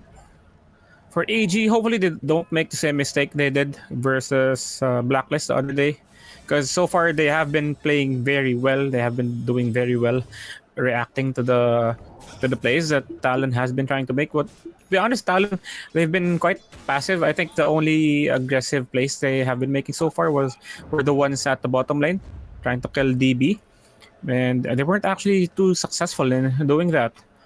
Because if I remember correctly, AG, they were the ones getting the positive, getting the kills over the heroes of Talon. As you can see, Oli already 0-8. Rubik standing with his 1-3 and 11. 11k lead for AG. That's quite big for a 30-minute game. But if do they know that the smokes is gonna come up? So it's gonna be a challenge for Talon. Outpost. Yeah, I think they know. All right, by now because AG secured the outpost here at the bottom lane. But for Talon, Mikoto needs to be. I think he needs to split the lanes or manage the lanes properly, and try to drag out the heroes of AG into the further lanes and prevent them from pushing. Because that's probably the best way you can defend as a puck. Get the attention of the pushing team. Gonna go the in. rock Oh flare. no! They're gonna get spotted. In Your Dream jumps for Jabs. The rebound is there. The lift onto In Your Dream. Jabs, can he burst down the TA? Not looking quite so. But here comes the Ghost Scepter from Rubik. Just trying to live in the side. The OG used just to counter the BKBs. They're trying to chase down Q or Oli. But Oli, nowhere much to go. 2 heroes flying over 3 lines to spot him. And AG, quick and easy fight here at the top lane. Savage just trying to get more items. I mean, that is a good utilization of information. They have that observer ward. They know that Talon Esports is just gonna go in towards the top lane, even though that they're hiding in plain sight. They know that they're there, so they didn't hesitate. They went in. They go in state for the clean kill, and then it's another advantage coming in for the side of Army Jesus. So if Talon Esports needs to at least provide a lot of vision on their area, because it's gonna be Hmm. hard for them to fight without even something that they without even an information on where your opponents are. Yeah. Yeah, for AG, just completely playing better right now. The rotations are so on point. The timings and the ganks they're making are very calculated here. As you see, they just want to fight at the top lane. Roshan is already up, so Talon, no room to contest this Rosh take for them. They can go and try to make a play versus Yowie at the bottom lane, but I doubt they'll be able to catch this Ember Spirit, the BKB. Not unless they can lock him down. Yeah, so easy Rosh take here. Yowie already out of the lane. Okay, they're gonna go back, so it's gonna be the defensive. Talon Esports, they just need to utilize the high ground. They don't have the information. Uh, the only information that they have is in the jungle side. It's on the bottom jungle side, plus on the bottom lane side. Mhm. So once that Army Geniuses decides to at least push top or probably go on top lane, they will be clueless. They might Yeah. be falling for their traps if they decided to overextend, because they have wards over there. It's still there. So Talon Esports, they just need some ways in order for 23 Savage to at least get the opening that he has. He has the items that he wants, but how can 23 Savage perform all those hits? Bikoto needs to work on the initiating together with Oli. Yeah, for what do you call this? For Savage, I think it just needs a bit more survivability items, because the BKB, it's not gonna be enough versus the TA. The TA doesn't really care much about the BKB. You can just go right click, and they also have the hook shot to keep you in place, even if you have the spell immunity. So yeah, I think Lina Savage needs the Satanic, needs the Skadi as well.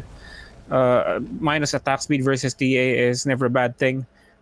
She's gonna go for Silver Edge first. I don't mind the Silver Edge, something to reposition yourself. So extra utility for the Lina. Of course, you also have the break.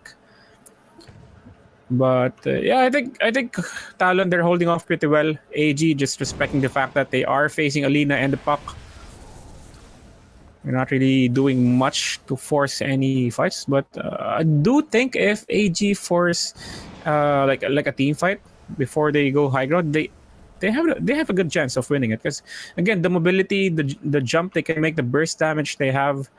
They can easily take care of the supports in the back line. But yeah, I guess AG just making the better decision here of playing it safe.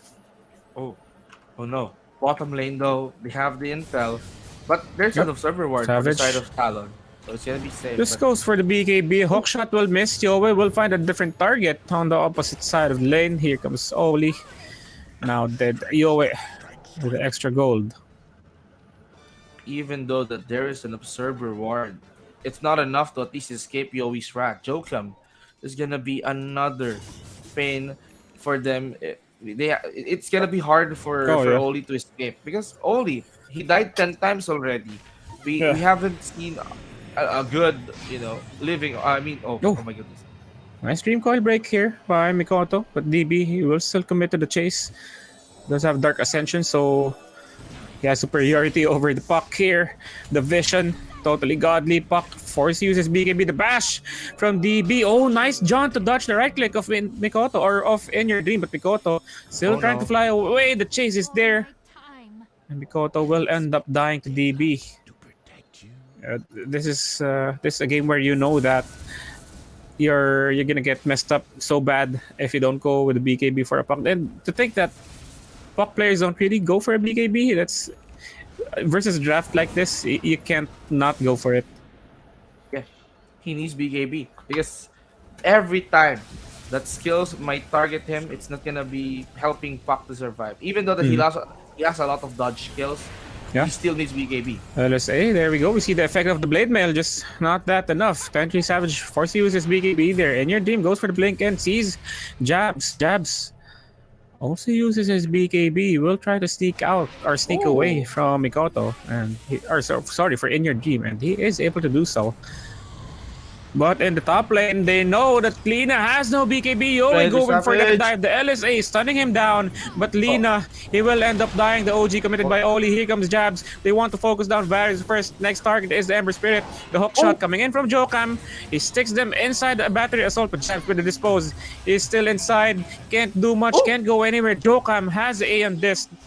He reassembles it from his inventory. And the Yowie, unable to do much to help his teammates. And somehow Talon, they managed to win this fight.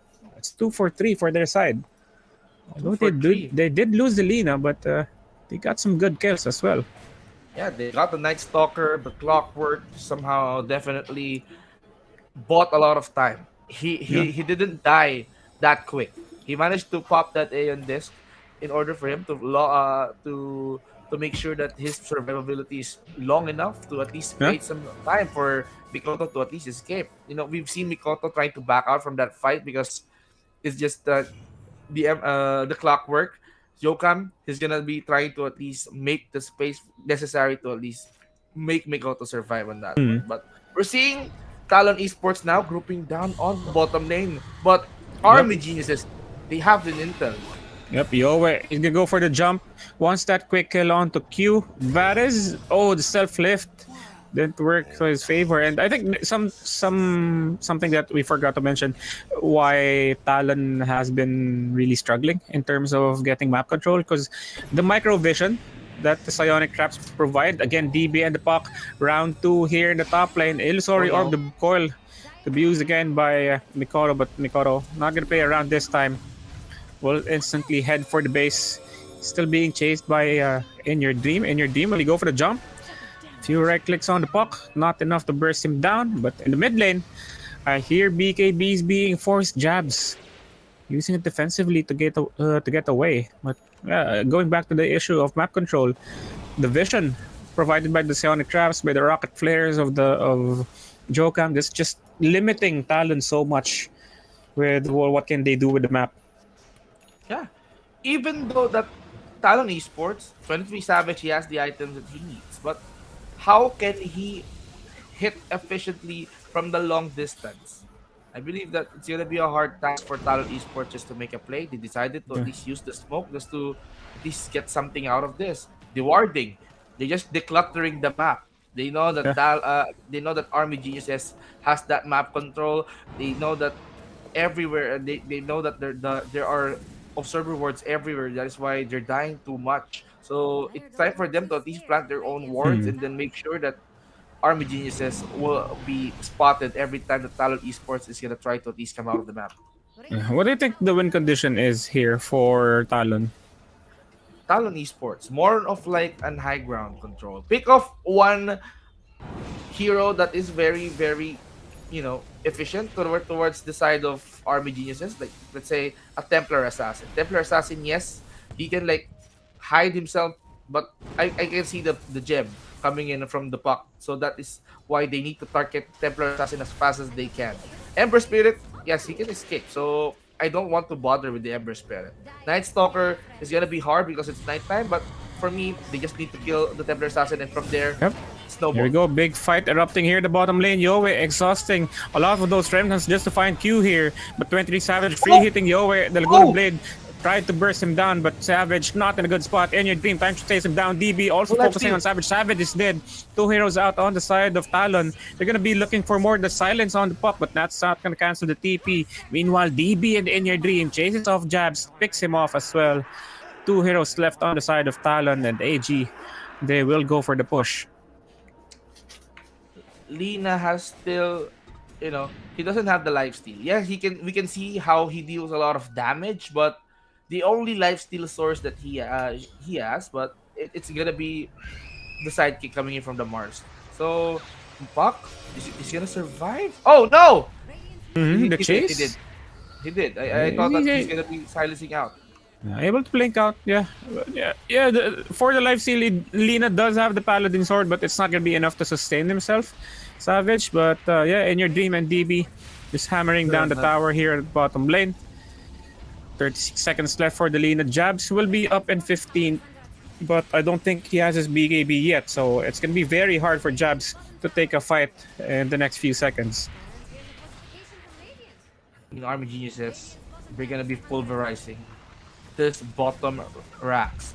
It's gonna be easy for the Templar Assassin to at least take those hits, but Yep. they know that the Talon Esports is gonna fight back, and that for now, Army Geniuses needs to at least get another objective, big objective. Roche Mhm. is gonna be up for at least a minute. Yep. Good decision to respect the high ground defense of Talon Esports. So Talon, they did lose that tier 3 tower, but luckily they still have their racks. And AG, they can just play for the next Roche 1 minute before it respawns. But I think for Talon, they just need to start the fight in their own terms, because in the recent in all of the pickoffs, in all of the fights that has occurred, it has always been Talon who was like kind of backpedaling, and they never got to initiate the fight. It's always them trying to react to what AG is doing. So it's really hard for them to reset in those situations. Because AG, once you start rolling in those team fights, there's no stopping them. Here we go, another smoke. Full 5-man smoke for AG. Yeah, they know that they can like surprise the members of the Talon Esports at this rate. Now it's go Here time. we They have go, to Vince. go. They're gonna go for the dive. Remnant in again from Yowie. He's gonna catch Delina with the searing chains. DB going for the backlines. Jab's already so low, only with the OG, but it's no effect on DB. Lina just bursted down by this Night Stalker in your dream, looking for another target. Varys. Oh no. They will send out this Skywrath Mage to finish off this Trend Protector, and Q left in the trees. Just an easy team fight for AG. Easy team fight. It's only Mikoto. But what can Mikoto do? Where are the buybacks? There is no one available just to defend. It's only They're Mikoto. gonna go for the push. GG. Yeah. Once that they touch the tier 4s, they know that they can't contest it anymore. GG, Army Geniuses, they have won this first round. Well played. Huh.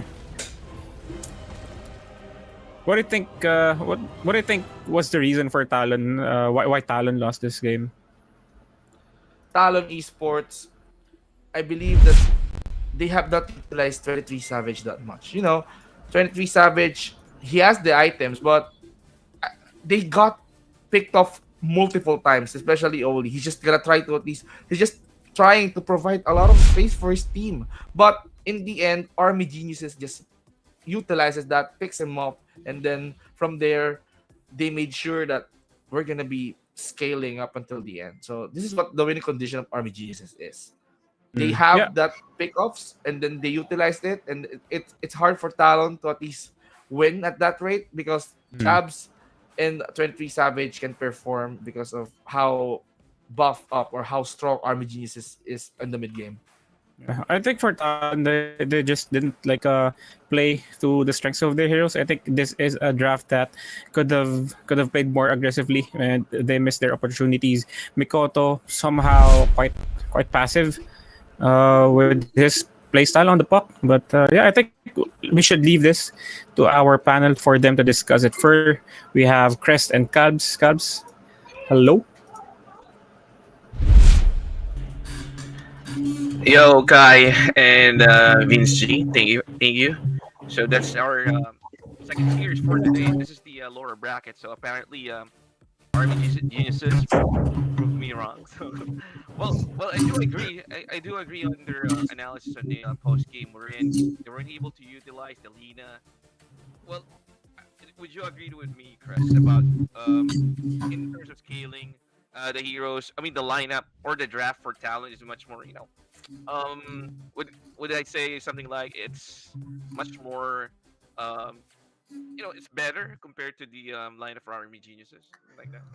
Yeah, I agree. I think the scaling was better for Talon, but the issue was I feel like 23 Savage on the Lina just didn't feel comfortable throughout that game. I think a lot of it had to do with the Beast Night Stalker and the clockwork. The fact that you can give vision, it's very hard for the Lina here of 23 to just free hit, because the moment that they see the Lina, we already see that DB is running towards the Lina, the Clockwork's already running towards the Lina. It's something that the Lina can't just stand there and do his machine gun thing where he stands and then just attacks, right?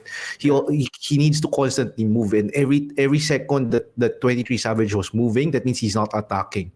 So a lot of the damage coming out from Talon's side was being mitigated by that strategy by AG. Just make sure that Yoe Ember Spirit dives towards the Lina, DB Night Stalker dives towards the Lina. A lot of pressure going towards Lina. So I think AG has a good idea on how to play against this Lina, really strong Lina hero right now on the patch.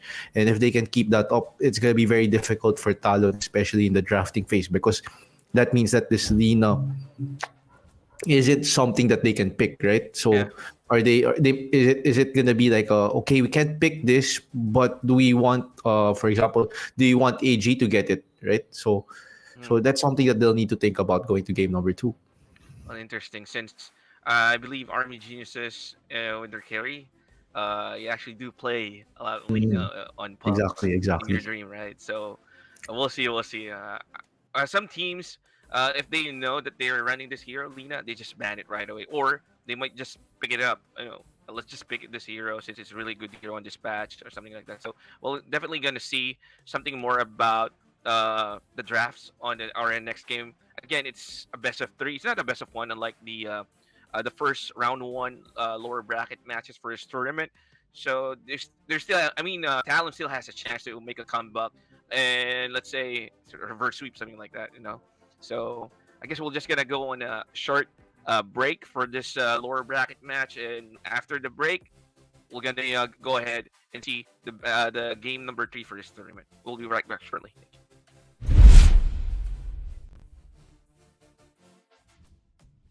Thank you.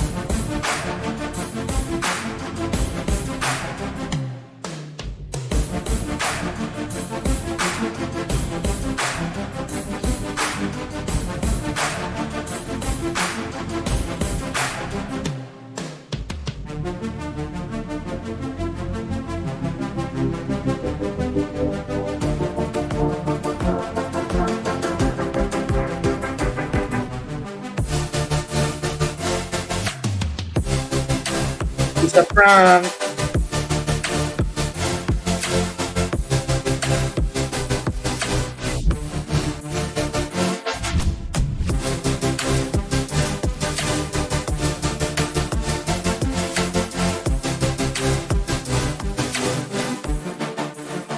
Akin ba yun? Akala ko akin.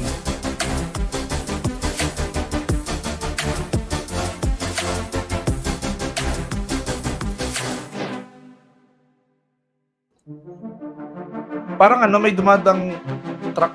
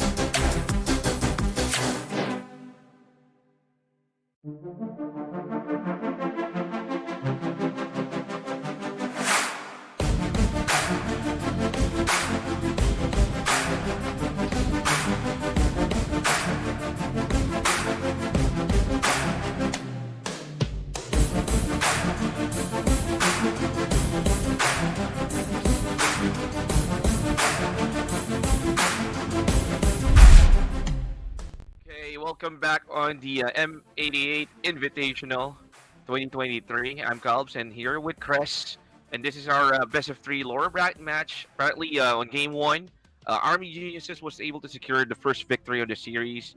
Will Talon, get back on their feet, tying the series to 1-1 and push a game number three. Cress, what do you think about it, man?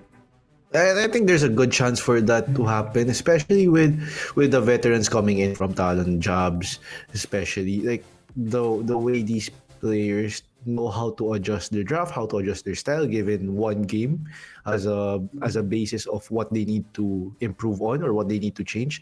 I think they have that with jobs that can help identify those problems. And then of course, in terms of execution, I think player wise that's not gonna be an issue. You have 23 Savage, one of the best carries right now in Southeast Asia, Mikoto, one of the best mid laners in Southeast Asia. And you can just justify this based on their ranks. I think they're like top one and top two right now, right? Yeah, I believe so. Yes. And of course, I was also leaning towards Talon over Army Geniuses. Well, it's all because of the experiences and how mechanically skilled their players are. So I guess in terms of execution, they might do something about it. Since on the first game I was watching, of course, the laning phase was a little bit okay, especially on the laning on the off lane side for Talon jobs. His Marcy is doing well with the supports. They were able to capitalize on their heroes on that lane. So maybe we'll see some major adjustments in this game number two. So I think you're also expecting the same thing, right?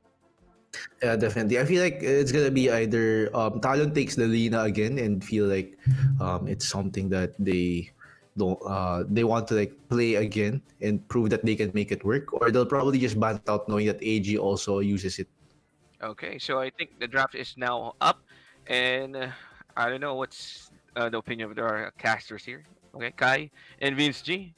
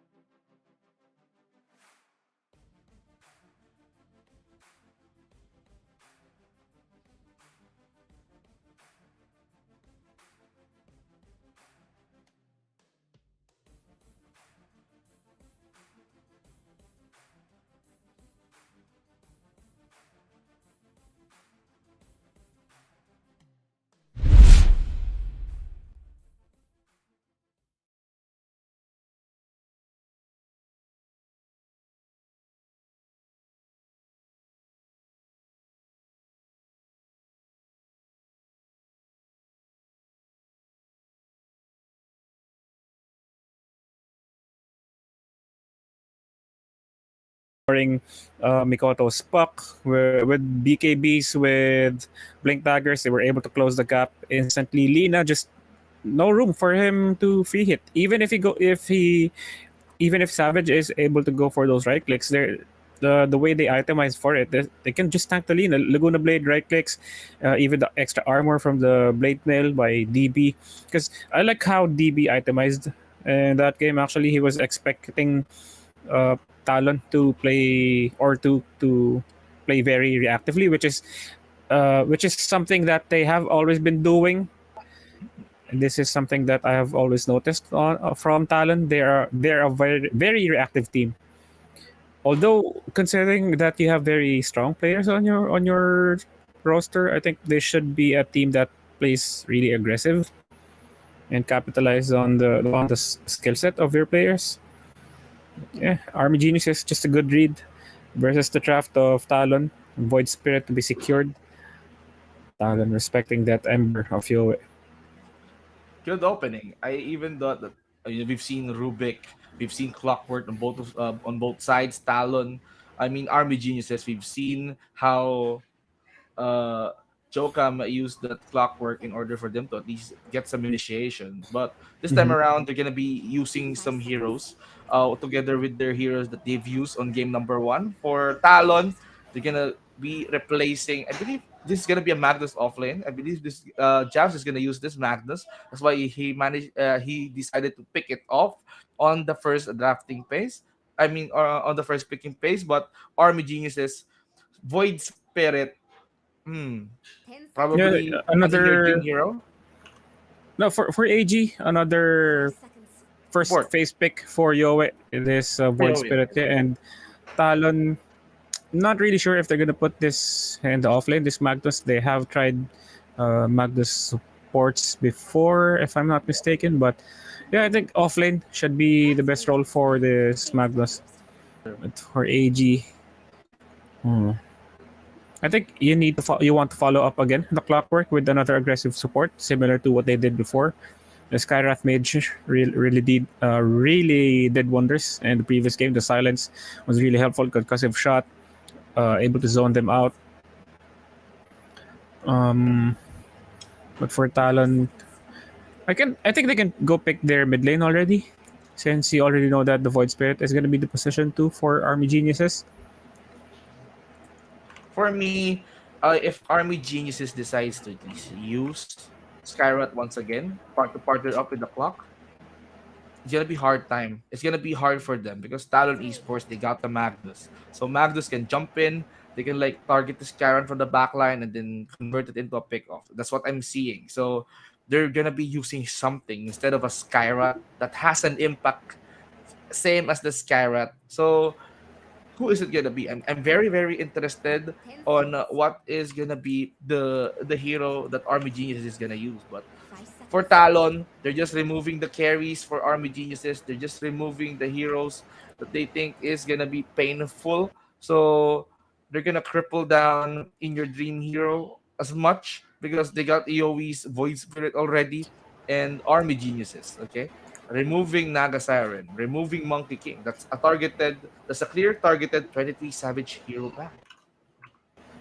Yeah, for Talon right now, they still have a lot of room to decide on what carries they're gonna go for, what cores they're gonna go for. Void Spirit, though, hmm, I'm thinking of a good partner with the Void Spirit when it comes to playing aggressively. Yeah, you're right with the Skyrath Mage.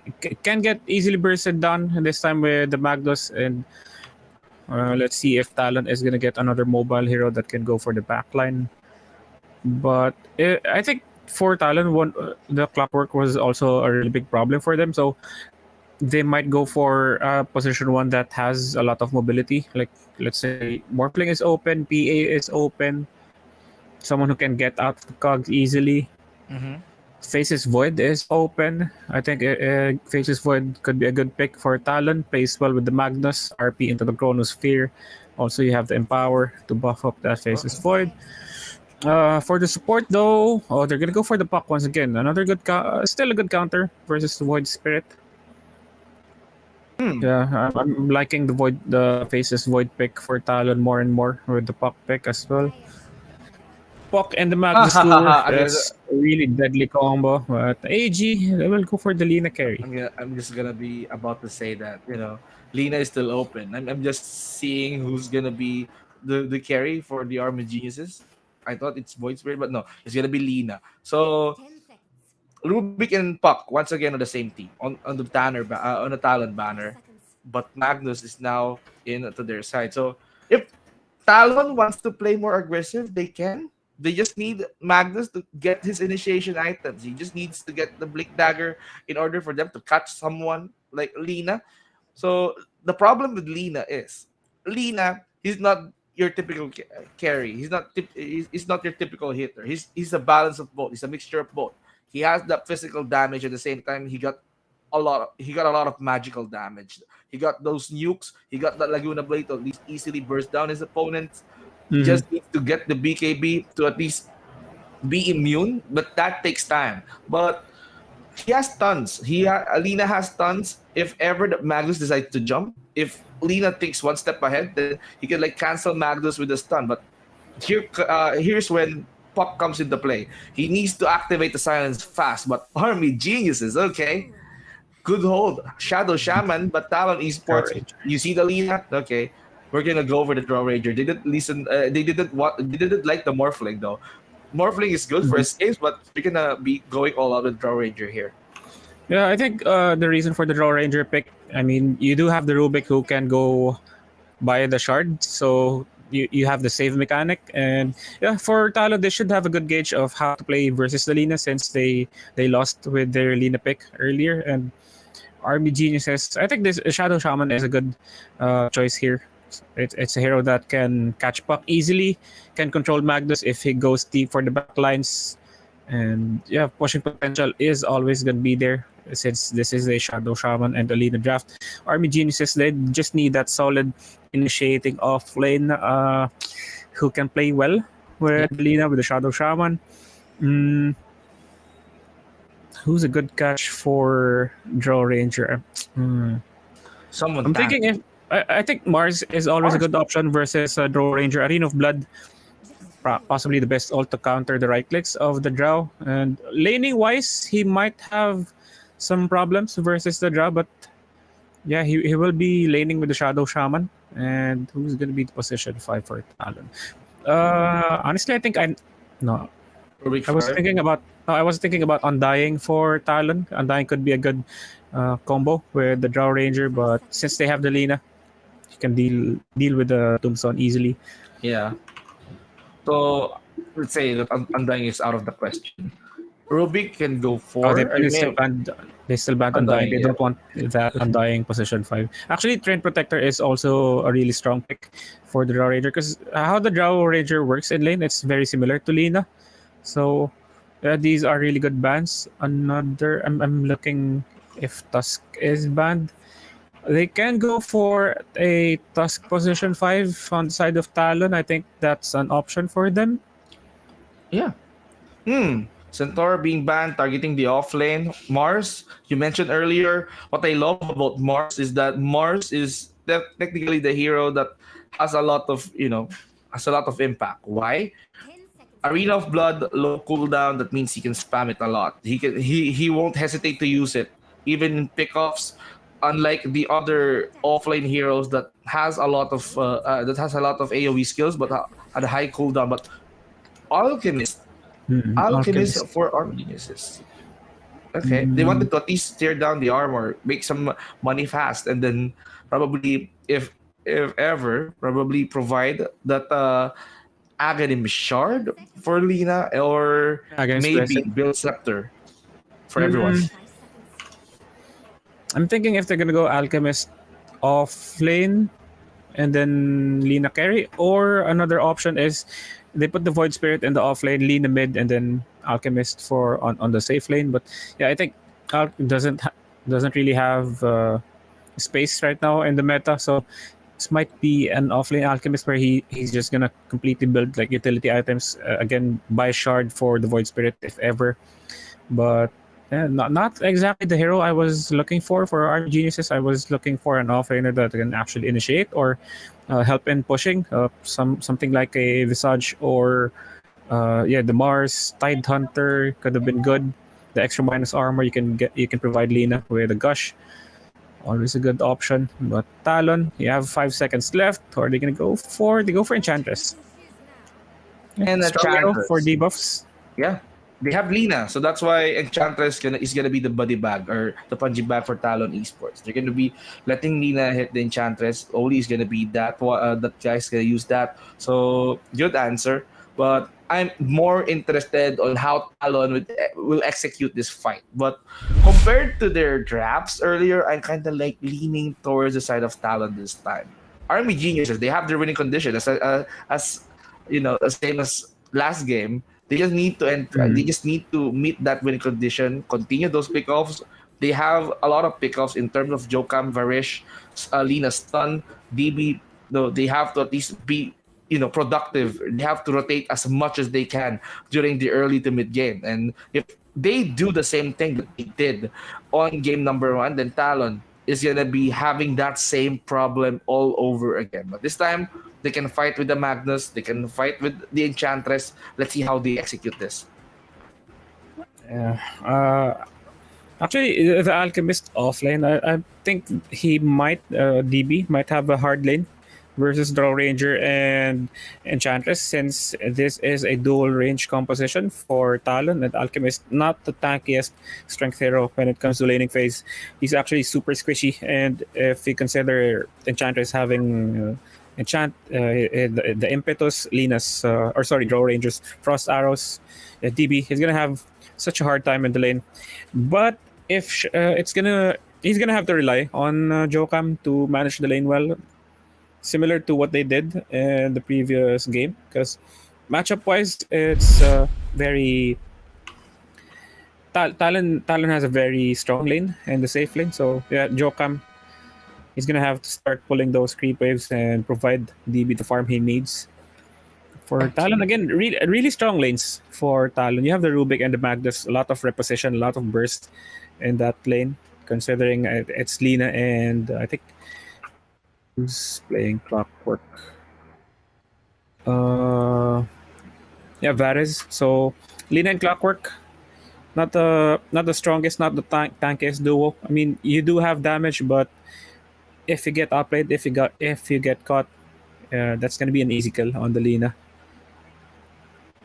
I'm very, very invested on how are they going to be utilizing this Lina this time. So if 23 Savage is not successful in transitioning that Lina into a killing machine, then I'm more invested in your dream pulling this off. So smoke for both of these teams, probably getting that information that they want, getting that first observer ward plant, or trying to bait out all those sentries wards that they have. So this game of Dota, the draft is just it just gets your brains out. You have to at least squish all the brain cells in your head to at least predict a perfect trap. But after that, if like 0 minutes, you just have to at least annoy your opponents into thinking that, hey, I'm planting some observer wards over here. Just reward this, and if you do, and if there's no observer reward, you're gonna be wasting 100 gold. Yeah, I think for AG, this is a really strong Lina draft for them compared to what Talon had in the earlier game. AG, they've got good coverage for this Lina. Again, you have the Hex, you have the Shackles from the Shadow Shaman. Since this is an offlane alchemist, he can also go for a Berserk Potion.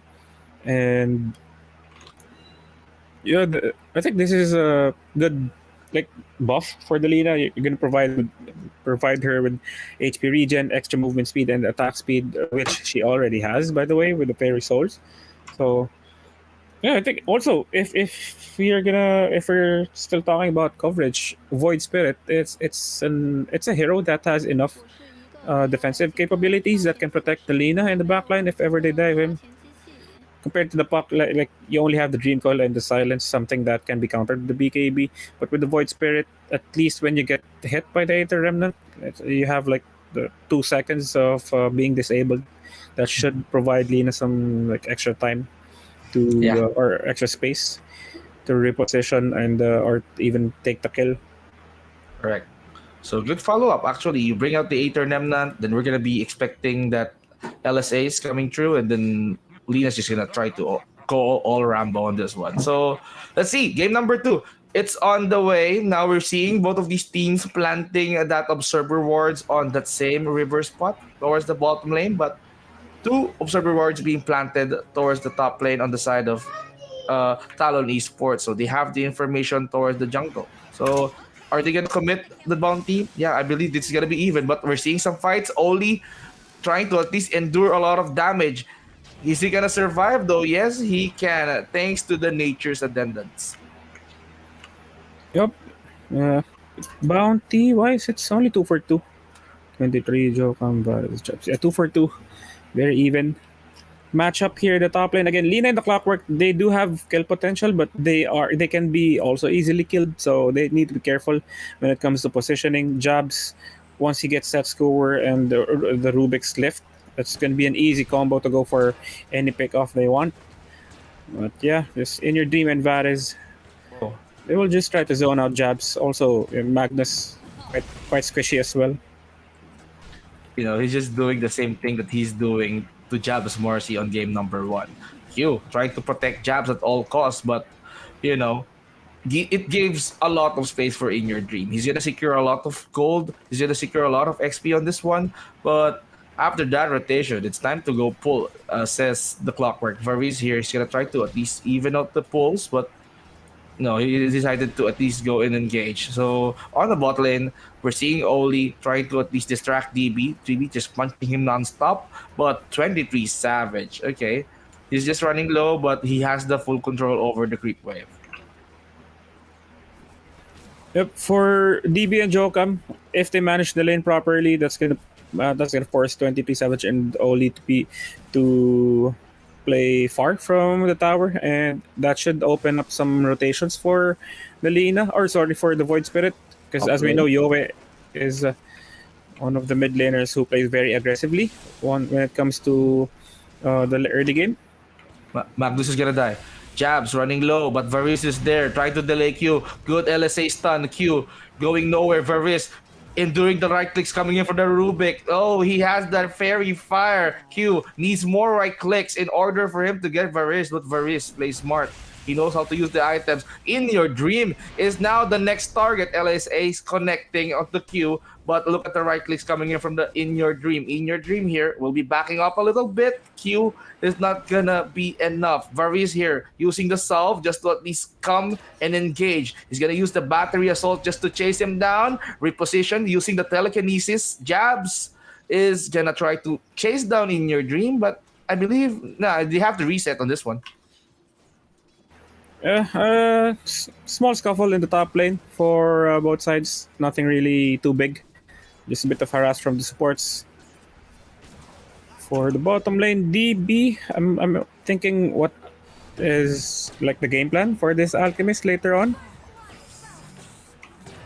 Oh, first blood. Lina knows how to use his right click so well, but Varys isn't stopping there. LSA do connect. Good follow up jabs. It's gonna die. He has the magic stick just to at least get. Oh, and he did connect. It Very good. is gonna be a good 2 kills on top early. Very good start here for Enyour Dream. Compared to 20 Savage's Lina, who only had like a good lane with CS.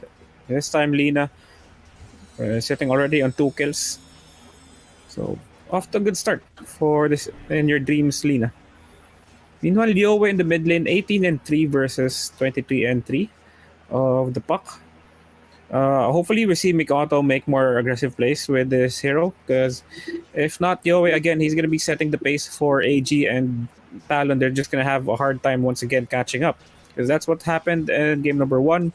Yowie just purely playing aggressively on his Ember Spirit, not really focusing too much on farming, just trying to provide space for his team.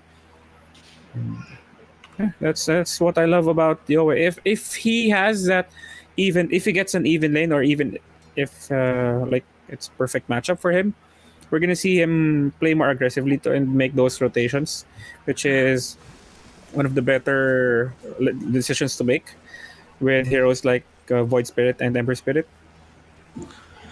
That's a good off-lane commitment though. DB just trying to pull all those creeps, trying to use that acid spray into his advantage, taking the neutral camp, trying to take the creep wave at the same time, efficient farming, forcing the Drow Ranger 23 Savage to at least play under the tower. So it just costs a lot of HP, but DB now running low only. He can chase down DB, but DB wants to fight. Good shackles. He can't go anywhere because that good commitment for both of these guys is just too good. But Drow Ranger there, 23 Savage, knows what's up.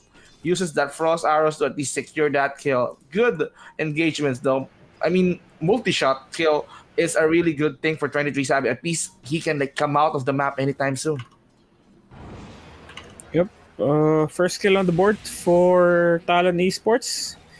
Jabs in the top lane, 24-3 currently. Meanwhile, Lina is chilling in the top lane. No such threat for now versus or from the Magnus and the Rubik.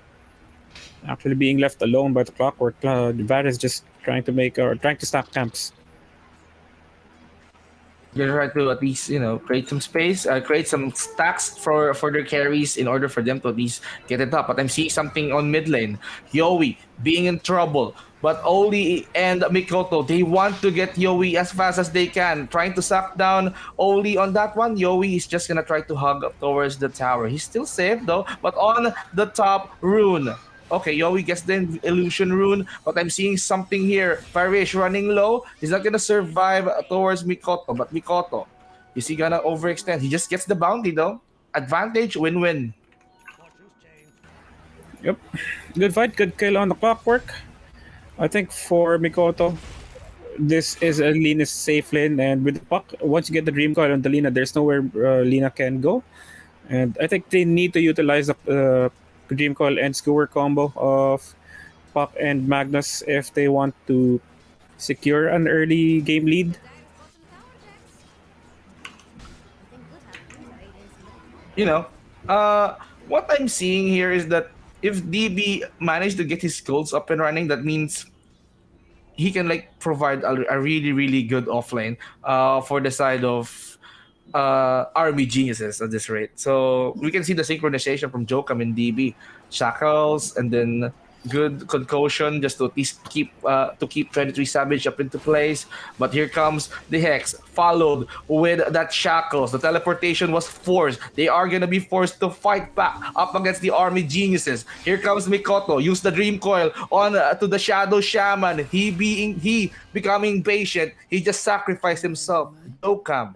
He knows he's gonna die. He doesn't move an inch. A good attempt for the side of AG to try and catch that Raw Ranger, and this time Mikoto just being more active. Nice TP there to get the kill onto Jokam, but uh, it's not gonna translate much into anything. Just a good defensive kill on the side of Talon. Lina already level 6, so jabs. He needs to be careful with that Laguna Blade. Again, Magnus is still such a squishy hero. So if he eats that Laguna Blade to the face, might Wow. get that. Melina might get that solo kill. Mid being crowded. Here comes the backup. They targeted the Rubik. Huey's gonna fall down. Yowi's gonna get that kill. Yowie being punished here by Oli. But, the nature sentence didn't help Q to survive on that skirmish. So, mid being compressed, being crowded. I mean, Talon Esports, they just wanted to shut down Yowie as fast as they can. But he got sucked by the Aether Remnant. Mikoto, gonna try to run for his life. Low on HP, but he has the double damage. Rocket Flare has been used. He knows that Q is gonna teleport and help the puck survive on the mid lane. Army Geniuses knows what's up. They have become more and more cautious. They're not gonna engage no more. But on the top lane, let's see what's up. So I believe it's fine though. But I'm seeing some gank attempts on the bot lane. They just want to take care of DB while he's alone. Ollie, will he take care? But no, they're just gonna try to disrupt the farm. But what happened in your dream on the top lane, taking care of Jabs alone? There we go. There's a solo kill I was talking about earlier. Jabs, you really need to be careful when you're facing the Lina. Also, I'm looking at the skill build. This is a Max Fairy Soul Lina. The damage output or the sustained damage is going to be really big because of those right clicks. But on the other side of the map, they get another kill. Looks like it was a 1-for-1. But 23 Savage, though, he does get that extra gold from Jokam. You know what's scary? Lina having that solo XP, solo farm, he's just trying to take control over Jabs at this rate. He's very, very unstoppable. He got 3 kills before 10 minutes, but look at that. Jabs wants that kill, uses that RP. 23 Savage is just doing the hits. The silence is there. Multi-shot has been casted. Yowie now coming straight for the back line, but that is just to keep 23 Savage up into place. But the backups from the Army Geniuses are there. Carries for carries. They just want to kill Jabs. That who started it all. It's a 2-for-1 trade, but they got the Lina. They lost 2. So I don't think that Army Geniuses, that Talon Esports won that fight. Yep, this is one of the things that I pointed out earlier when we're seeing it as early as now. You have a lot of coverage for the Lina. In terms of Void Spirit, the Aether Remnant, and the slow he can provide versus Draw Ranger, that's still good coverage for Lina. You don't necessarily need strong disables like the Aphotic Shield or heals to save your carry. Just having enough hold, that should be enough. Unfortunately, Lina, he was still taken down by the Magnus with the Skewer and the Shockwave, but the 2-for-1 exchange, even Lina getting the kill before dying, that was really big for AG. Good engagements though. Dream Coil broken, but Yowie is not gonna die. He's gonna try to reposition towards the hill on the mid lane, being safe. But I'm seeing that they need to shut down. They need to shut down In Your Dream as much as they can. But if they focus on In Your Dream too much, then that means they're gonna be leaving a hole for DB to farm up, and that's what he's doing now. He's not making his presence felt in this 11-minute mark. Probably we're gonna be seeing DB gonna be investing towards getting the money that he needs, but Talon, they're gonna be utilizing the Enchantress plus the Jabs in order for them to take care of the tier 1 tower. Yep, I like the itemization of DB here. This is something I was kind of expecting because I've seen offlane Alchemist players go for the Radiance as their first item and actually building like a position 1. And yeah, if you think about it, it looks like it's like a greedy build, but Alchemist, you do have your Grievous Creed, so you're gonna be getting that gold early on, and so you're not necessarily stealing farm from your position 1. And what's gonna end up happening is mid game or late game, you're gonna be playing with 2 carries here on the side of AG. Army Geniuses. Okay, they know what are they gonna do here. They're just gonna try to at least farm as much as they could. We can see that In Your Dream being free for a lot of time, being solo for how many minutes, he just utilized to at least farm up. But we're seeing some smoke attempts coming in from the side of Talon, managed to at least Please get Lina on that Dream Coil.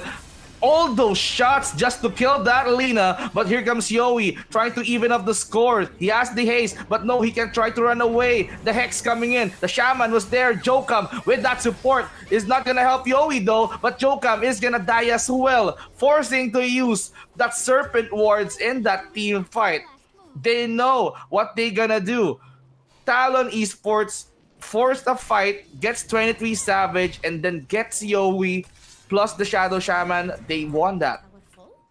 Yep, good fight for Talon. Good vision as well for AG.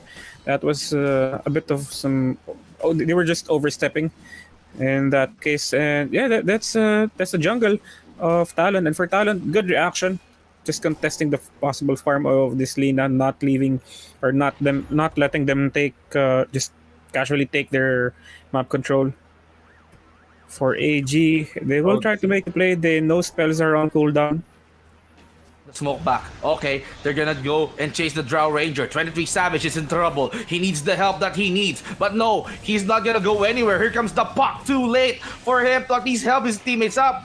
Two Dream Calls up into place. Varys is there. Hook shot nearby. But Q here trying to at least deals a lot of damage. Copies one skill. Now Yowie is not gonna escape that. Bikoto is just gonna get that kill. Gets the double. Now the Talon is fighting back. They want the Shaman. Jokam, he needs to escape.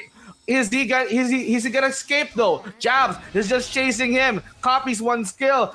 Another target. Mikoto gets the triple. Yeah, nice kills for Talon.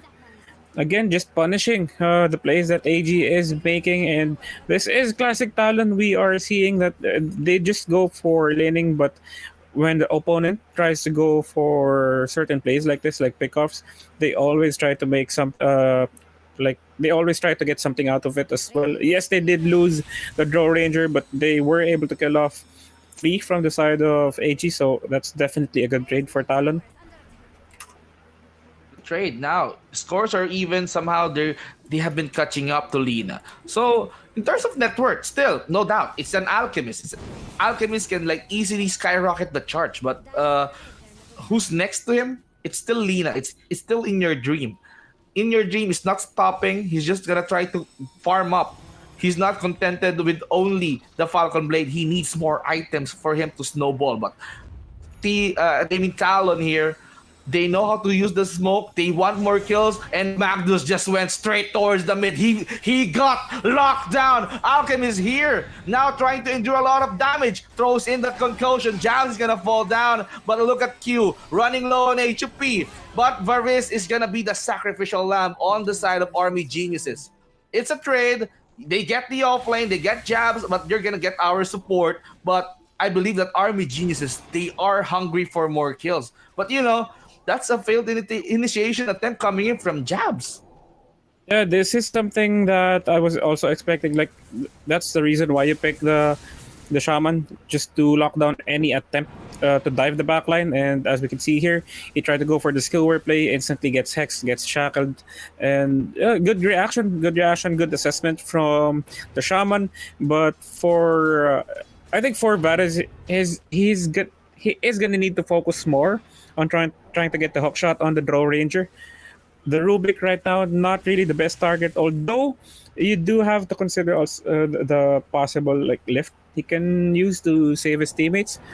But you have to keep the Drow Ranger backpedaling in team fights. You can't just let him like free hit, because even if the Drow Ranger has the force stuff, like if you go for the hook shot onto 23 Savage, what's gonna happen is you're gonna force him to back away. So as Chris said, every time spent running is a times for look at the range. He's not able to hit. Just look at the range. Lina is just trying to at least take care of that tier 1 tower. The attack speed is just insane. But you know, Talon Esports, they just wanted to take care of the top lane, and Yowie is assigned to take care of the top. But does he know that the members of Talon is just there? He got silence. Multi-shot has been used by the Drow Ranger, but that is enough. That is not enough to keep him up into place. But I believe the backup is just gonna come in from the back line. Are they gonna surprise? A good hook shot coming in from Barish, connects on the 23 Savage. He got Hex, but where are you going? DB has been stunned as well. But no, who can stop the defensive of the Army Geniuses? The offense, the gank gone wrong on that one. What just happened? That good hook shot connecting onto 23 just easily deletes him. Yep, that's exactly what I want for AG to happen, and actually, that's basically what I said a few seconds ago. And instantly they go for it. You can see the effect. Once you lock down the Draw Ranger, he's gonna have a hard time trying to reposition. So that should be an easy lockdown for AG, and hopefully Varys does go for the same target next team fight, because actually Varys he can just hold on to the hook shot. He can he can just hold on to his hook shot up until he sees the Draw Ranger. No need to rush using it, because they have a lot of gap closers on their side, so no pressure needed for Varys to use it immediately. It's gonna collapse though, thanks to Mikoto. But I can see that Talon is very, very confident after the death of 23 Savage. They're gonna be trying to reset things up, gets the pick off, just try to endure, but okay, vision check. Clockwork knows what's up. Oh, so if they contest this Roshan, this could mean something. This could mean, a lot of bloody movements. So smoke play coming in towards the side of Army Geniuses. Are they gonna go straight? Oh, the puck is just nearby. They were caught off guard. They are gonna try to reposition themselves as far as they could. They are now playing it safe. Now Talon Esports doesn't want to go. They're gonna try to rotate, going back to Roshan once again. But Army Geniuses, okay, that's our technique. That's our style to at least delay your Roshan while we are getting the good stuff. We're farming, guys. We're farming. For Talon, I think for now they have been completely neglecting that DB has been farming for the past 19 minutes of the game. No attempts being made again on the course of AG here. Very passive playstyle again. I mean, yes, they are reacting to what AG is doing, but again, this is not the playstyle I'm expecting from Talon. AG just freely farming, freely getting those, getting map control. And if you're looking at the net worth right now, we are 20 minutes in, and AG, they already have that 90 net worth. That just means that in terms of objectives, in terms of map control, just AG completely dominating Talon for now. Yes, it is a 13-13 scoreline, but that's not really the case for when it comes to saying who's in the lead. Well, I mean, Talon can still fight. I kind of like how Talon is trying to try to even up the scores. They know their hero composition. They're gonna try to at least win the fights as much as they can, but they're forgetting one thing. Army Geniuses. Talon Esports, once that they're looking for potential pickoffs, they're forgetting that the other members of Army Geniuses is just farming up.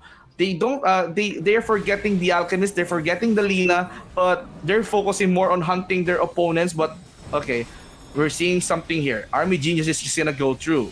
Puck isn't gonna go initiate, but they're gonna let Army Geniuses get the good stuff. Okay, so good call for them. Now, good clearance. It's hard for Talon to contest. Better to at least watch that and then just give it to the Army Geniuses and then plan their next strategy carefully next time. Yep. For AG, it's a really strong Roche take. For Talon, no really way to contest that, because with the BKBs up on the course on the Lina, on DB Dream Coil, the puck basically he's just gonna be useless. You can go for right clicks, yes, but I think for Mikoto, with the current situation of the game, you should just go focus the Shadow Shaman. But even the Shadow Shaman, man, I don't think it's gonna be an easy kill for the puck. If Jokam reacts easily or reacts quickly to Mikoto making the plays in the backline, going for those dives, that should be an easy catch, because all Shadow Shaman has to do is play defensively in the backline, because again, you don't need to be an initiator. The Shaman knows his job. The Shaman here, you just have to wait for the puck to commit a mistake, and then you go for that crowd control. That's what Jokam needs to do. Just stay in the backline, stay hidden, You have Varys for the initiation. So yeah, I think AG, High ground. they are aware of what they need to do, and I mean that's the reason they have 12K Oh right no. now. No. So Talon has that high ground advantage. Then Army Geniuses, they know that they're on their high ground because the smoke pop. So they're not gonna pursue Talon because they know that they're in the better position. So they need to force Talon below, or they need to force Talon down for them to get the better advantage. So Army Geniuses, being patient, they said we have to do something. We don't have to waste time. We just need to at least be productive on our idle time. We just need to push. We just need to clear waves. Let's just distract Talon Esports while they're doing their thing. Let's do ours. Yeah, but the problem here with Talon, because yes, they are strong with pushing with the help of the Draw Ranger, but for AG, they have the stronger sieging heroes. I mean, you have Mass Serpent Ward on the Shadow Shaman, you have the Lina with the superior attack speed. Looking at the attack speed of Lina max stacks, you're gonna get around 500. Yeah, 520, 524 attack speed currently. Meanwhile, the Draw sitting on 282. I mean, that's a big difference when it comes to like who's gonna win in terms of trading red Scan. clicks. Good scan. They know that something is there. Now Talon being more cautious in their jungle. Army Geniuses like DB just gonna try to clear out the waves just to push them back. But Talon has been alerted. They have scanned that there is someone there, and that is why they don't wanna go. But the good thing about Army Geniuses being on the bot lane is that they have vision. They have observer wards down the lane. If they are gonna be seeing someone walking down that lane, the bottom lane, it can be easily converted into a pick off target. So Talon knows what's up. They might be cautious, so they're gonna be trying to at least look for other open lanes, such as mid and such as top lane. Smoke play. Yep. For AG, I think they're pretty much ready to take a fight right now. They have double damage on the Lina. In Your Dream has it bottled up. They also have the age still, a minute and 30. But if Talon if they manage to start the fight here on their own terms once again, they might actually get the good pick off. Good. Oh, look at that. He got stun jabs. Oh, no, you're not gonna commit that RP. 2 attempts onto RP jabs. He can't connect that, but 23 Savage is just dealing the damage towards the back. Now Army Geniuses has the good position. They found jabs. Gets him, and he's gonna fall down. 3-0 trade. Lina didn't fall apart on that one. No Aegis pop. I thought we're gonna be seeing one, but where's the RP? It missed. Yep, just really good, really fast, really good reactions from the side of AG. Actually, Talon, they almost got the jump on the supports, but I don't think they are communicating very well on who they want to target, because you have multiple heroes who are already really low. They weren't even able to finish off Varys. The hesitation by Jaxio for that RP in the backline, and eventually committing it to essentially nobody. Yeah, Talon just not really playing well in the series. I mean, who can stop? I mean, just look Yeah, at how Lina. Yeah, for AG, it's a clinic right now. They're just teaching or just showing Talon how to play Clinic. Alina. Yeah, I mean, 23 Savage, even with the Draw Ranger, he's having a hard time with choosing his targets well. Multi-shot, yeah, we can feel the damage, but Lina is just too much. As I've said earlier, while Talon is focused on getting or looking for those pickoffs that they want, it's Lina and Alchemist. It's they're working so hard. DB and In Your Dream, they're being more and more productive. They're just getting their gold up in check. So money isn't an issue to them. They're just getting a lot of gold from this. Yeah, and as you can see, DB already providing some Aghanim's buffs. One was already bought for the Void Spirit, so Void Spirit Yoe working on his own BKB with that extra silence on.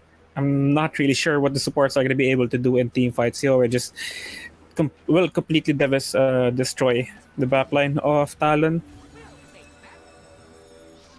Paladin Sword to be picked up as well on the Lina. Good sustain, good extra damage. I mean, what do you think? I mean, every time that I'm seeing the attempt of Talon to initiate, it just failed. I mean, look at how Jabs went in with the Magnus. So, as I'm saying, so Magnus is gonna fall down, but every time that Magnus or Jabs initiate, it doesn't go all out well. I mean, RP attempt miss, but I mean, it's gonna be hard. They just have to. I believe that they just have to focus on disabling the shaman because shaman Jokam is becoming more and more annoying. Yeah, it's really hard for Jabs to pull off these good catches. But now that he has the BKB, it should be quite easier. But even team fight at the bottom lane. Team right here, only now being pursued. He got the nature's attendant, but it will be. Yeah, he's still alive though. Lina is on the chase. LSA is not gonna hit. Okay, so Army Genius. Okay, failed hook shot. Good silence coming in from 23. BKB's up. DB is gonna go in for the front. Now that is what you call a good. I mean that's a good RP. But they're not stopping. DB is gonna try to fight back. 23 Savage though is still there, but he's gonna be locked into place as in your dream. Good follow up with Eos LSAs. He just takes the hits and then no more hitters, no more Drow Ranger coming in from the side of Talon Esports. Okay, I was I mean, I just saw how beautiful the stun is. I mean, the silence is coming in from the Drow Ranger. I mean, canceling out the hook shot coming in from the Clockwork, but it's not enough to keep him to keep the entire Talon team alive.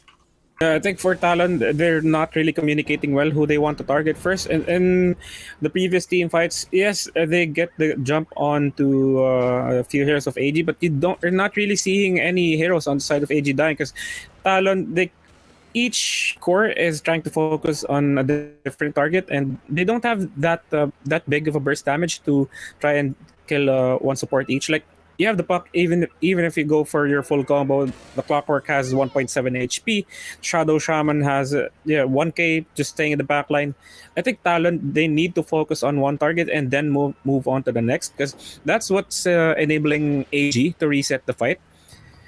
Because Talon I don't think they're communicating properly and on their side. I don't see them going for good targets. I don't see them playing as a team. Yowie here being caught, but there is the follow-up. Varish just went for the hook shot. But Yowie just managed to at least go on front. Oh, good copy of the shackles. Now Lina is receiving tons of damage, but he's not enough to at least keep it up into place. Laguna Blade will be used. 23 Savage is gonna be the next target. What happened to the 4 members? The turnaround that Army Geniuses wants, man. It was pure perfection. I mean, just look at how they set up things. Going back to what you've said, they're not communicating properly, it seems. Yeah, it's looking really solid right now for AG. I don't see them losing the game anytime soon. For AG, they're actually going to go for the push. Talon, they might force... there we go. They might be forced to call GG, and they do call it. That's going to be an easy game for AG. And this is something... This is something that honestly I wasn't expecting because on paper Talon should be the better team. They are the team that's playing in Division 1, this AG playing in Division 2, but for sure with the DPC coming up, this is going to boost Talon's confidence. And yeah, they just really played super well, drafted really well as well, and you can see AG improving throughout the tournament. And yeah, the way they execute, the way they convert their kills into objectives, it's just really solid for AG. Yeah, that got me thinking. You know, you've seen how many times that gank attempt, the take of attempt coming in from Talon, they're just turning it back. So that last team fight, they managed to successfully catch, I believe that's Yowie, but Yowie managed to at least keep his composure up, managed to go into the middle of the team fight, and then from there, Lina is gonna be the target. It shifts towards Lina, but Lina didn't die on that encounter. So they're just for me, Talon Esports is not focusing on a single target.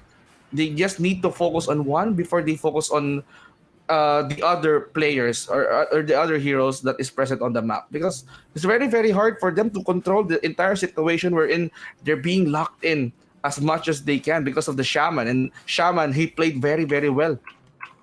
Yeah, and yeah, for this game, I think Calbs and Chris are they're already waiting on the panel, and I just want to hear them uh, break up, or what they call this, uh, break down. Sorry, break down this game more. So we're gonna have to give it to them. Chris and Calbs, take it away.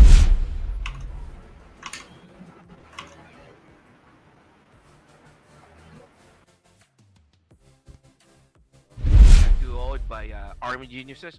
Well, GG will play of course for this two squad, but apparently Army Geniuses will continue further on this tournament, and they'll be having a chance to go at it on the lower bracket finals later on. So, Crash, by the way, how are you feeling there, man?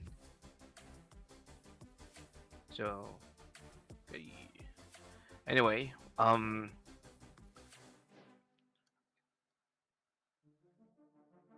okay, so like I mentioned, yeah, I think Crest is currently on mute. Hello, how about Ah. that? Yeah. There you go. There you go. Yeah, yeah. Well, I was actually saying something about when you lose with a certain hero and then the enemy team uses it and beats you with it. I feel like that's a statement here, right? So I think- Definitely, it's a statement, man. yeah, it is very very very clear as they. I think they were trying to make a statement, and AG. I think those are two convincing wins, and they're riding on a really good momentum here. I think they were also champions on a tournament before this one, so they have a lot of experience playing together. They're riding a lot of momentum. So let's see if they can carry that on to the grand finals later on as well. And another good thing about, even though Talon got eliminated on this tournament, it might be a good thing since DBC will be starting tomorrow, right? So they can make some, a few tweaks there and there. So adjustment is really important since a big tournament is coming up, a big one. Of course, it's it's a DPC event, so they might just check on things, what to do, something like that. So anyway, what will be our next series? This will be Lead versus Army Geniuses, lower bracket finals. All right. So whoever wins will be facing against Boom Esports later on for the best of 3 grand finals.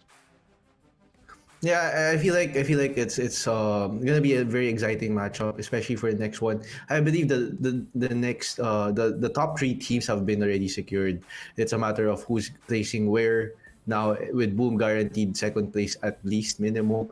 So let's see. I think AG with the 2 convincing wins from this one, I feel like AG has a chance to win it all, especially if they play like this. I think you were talking about Youe as a very I would say high profile player, especially in the Philippines. We talk about Youe A lot of for expectations, man. yeah. Especially it's a mix of good things and bad things, especially when we talk about Youe. I think now I feel like he's playing at a much more comfortable Unlike way. before. Yes. Like there's a lot less pressure on him. I feel like him joining a team with players coming from other countries has opened up his play style, opened up the way he's playing. So a much more comfortable Youe, a much more relaxed Youe is what we're seeing, and I think that's actually affecting AG's performance overall. So let's see. I think Youe is someone that we need to take a look into, especially for AG, because so far he's been impressing us for the past 2 games. I definitely agree on that, Chris. So right now we'll just have a break since the next series will be up by I believe 5 p.m. if I'm not mistaken. So that will be the lower bracket finals. Again, it's going to be Lead Esports against Army Geniuses, best of 3. Whoever wins will be facing the guys from Boom Esports, who's waiting on the grand finals. It's also a best of 3, so don't be confused. No best of 5, only best of 3s.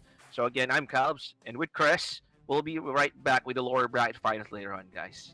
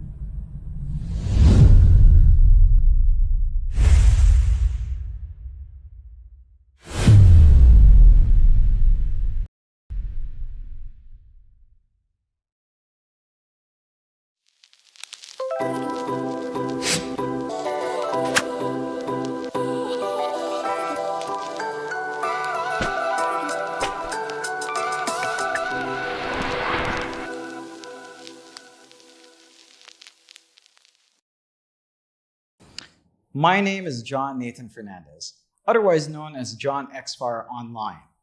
I'm an esports consultant from the Philippines. While I'm mainly known for my work on MOBAs, I do play other games as well. I dip into FPS games, RTS, roguelikes, and turn-based strategy games. I started playing games at the age of 5. My dad had an old family computer he had from his own childhood, and from there, a bunch of bootleg games, if I recall right. Some would call them ROM hacks these days, but they were plenty of fun in my youth. And those memories are cherished memories I have playing those old classics in such an old and revered system. On the family computer, we had a very early desktop PC in our home. And both my mom and my dad got me into PC gaming. They got me a lot of typing games, a lot of educational games. So it's really down to my parents. They brought me into gaming despite themselves not being the biggest gamers out there. Gaming has brought a lot of good things into my life.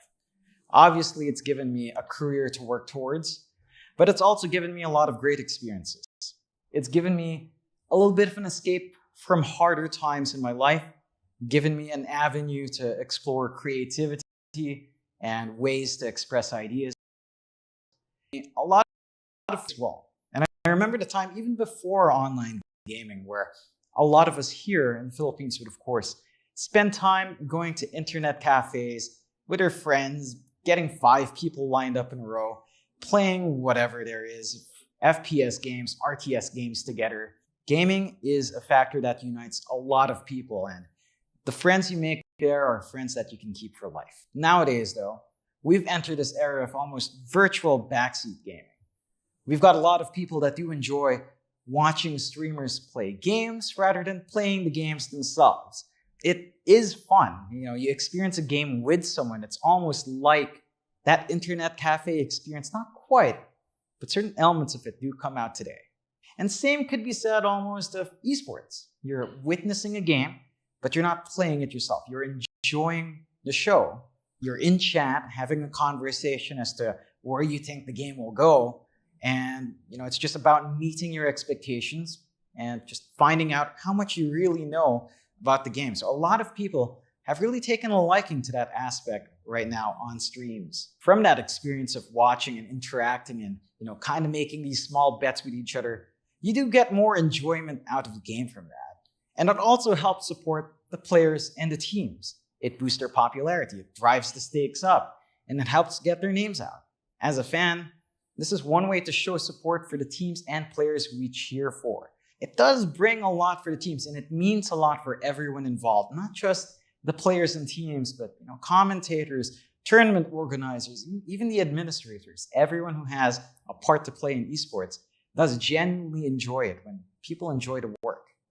And when you do have enough experience from watching these games, from watching other people play, from viewing esports, that's satisfying feeling you get when you do manage to know what's going to happen just by how the game is, how certain things are happening. It feels so good as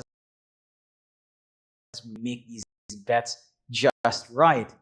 Feels so good that you want to do it all over again and again and again. But let's be realistic. It's not always going to be that way. Sometimes you win, sometimes you so don't, buddy. So now I will play more games and I'll try my best to win those games. And I hope you give me all your energy and luck, because I sure as heck don't have that much luck myself. But if I don't win, I'll live by the saying, sometimes you win, sometimes you learn. Because in this episode, we are going to categories of learn what else you can do on the platform using your account.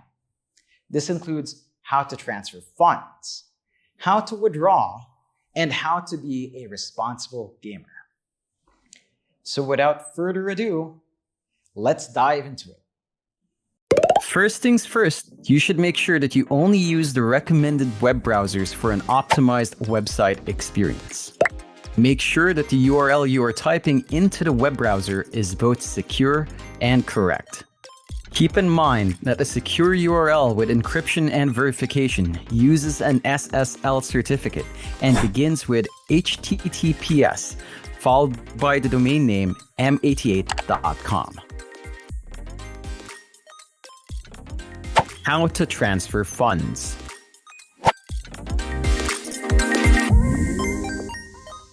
Step 1. Hover over the total balance. Click Transfer button. At the topmost of the heading of the M88 website, hover your mouse cursor over the total balance view until a drop menu appears. From the menu, click the Transfer button.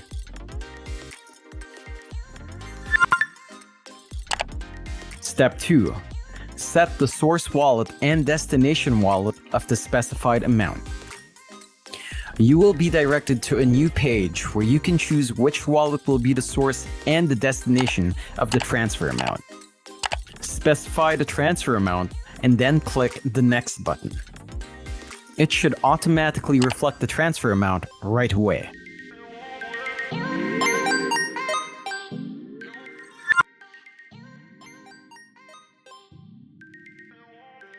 How to bet on sports.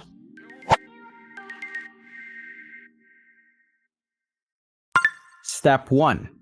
Hover over the sports menu and choose a sports product. From the main menu found on the top heading of the site, you can click or hover on sports to show the M88 sports products. Let's choose M Sports. Step 2. Navigate through the sports product interface. Let's review its interface first. After loading the page, if you haven't chosen any sports category yet, on the center section, you will be greeted with all the matches available to bet on from all sports. On the left sidebar is the Quick Links menu, where you can choose a specific sport, and it will only show you its available matches to bet on the center section.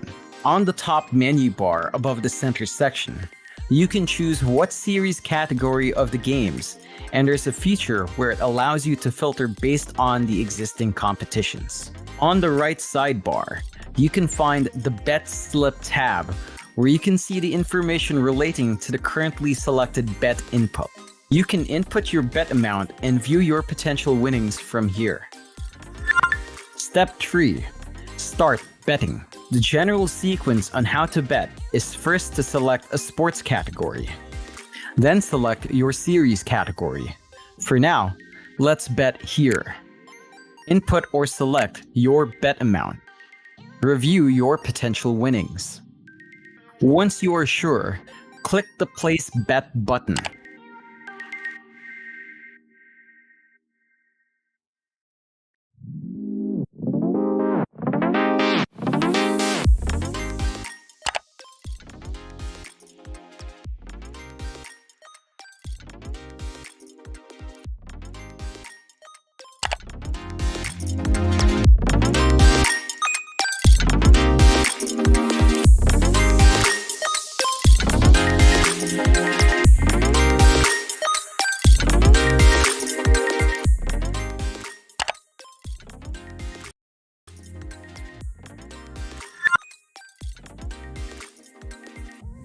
How to play live casino.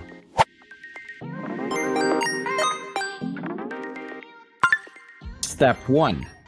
Hover the live casino menu and choose a live casino product. From the main menu found on the top heading of the M88 website, you can click or hover on Live Casino to show the M88 Live Casino products. For now, let's choose Club M88. You will be redirected to a new browser window. Step 2. Navigate through the Live Casino product interface. Let's review its interface first. After loading the page, on the Heading tab, you can choose which game category to play. From the Game Category tab, different lobbies are available to enter. Choose the desired lobby, then click the Play button. Step 3. Start playing. You can now play live games. It's a very user-friendly interface, but you should know how to play the games to fully enjoy live casino products.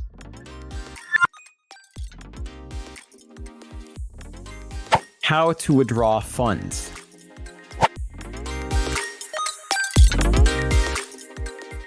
Step 1. Hover over the total balance. Click Withdraw button at the topmost of the heading of the M88 website. Hover your mouse cursor over the total balance view until a drop menu appears. From the menu, click the Withdraw button. You will be directed to a new page. Step 2. Choose your withdrawal method. You will be directed to a new web page named Cashier. Make sure you are under the Withdrawal tab. From here, you will have different options to choose from on how you can make a withdrawal. Choose your preferred method. For every method that you choose, it will be a guided process. So follow through the instructions of your preferred method on screen or check the help page of M88 to understand further how to use the website. For now, let's pick a local bank transfer. Step 3. Follow the instruction of your preferred method. Start to choose your preferred bank account, which you have recorded in your M88 profile. Set your withdrawal amount, then click Submit to continue.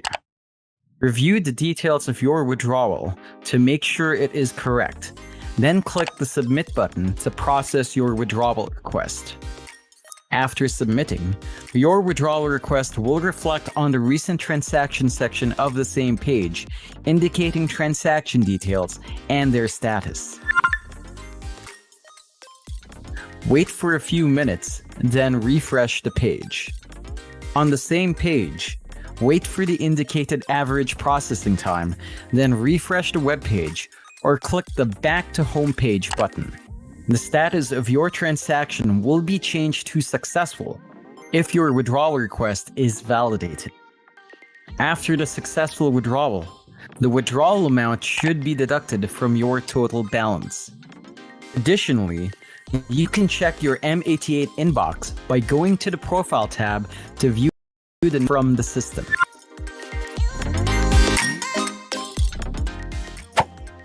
Responsible gaming.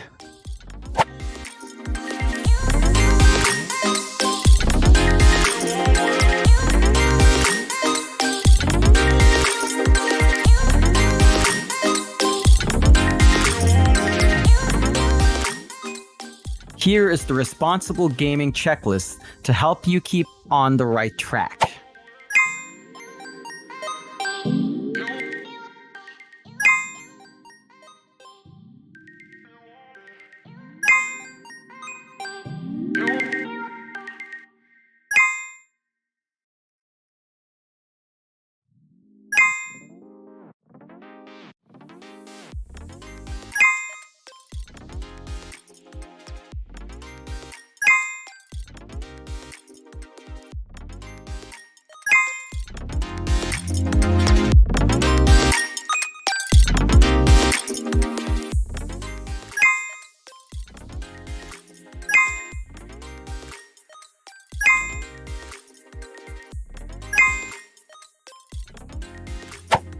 please visit GamCare at www.gamcare.org.uk.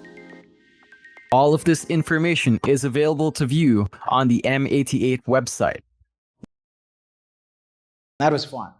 There are lots of choices to play on this platform, and I've seen some exclusive ones here as well. So that's good news. You can try different things from different categories. Now that I have personally tried, I recommend excluding minors to sign up and test their. Use everything you've learned here to get started. And probably you'll do way better than I did. Because honestly, I didn't feel lucky recently.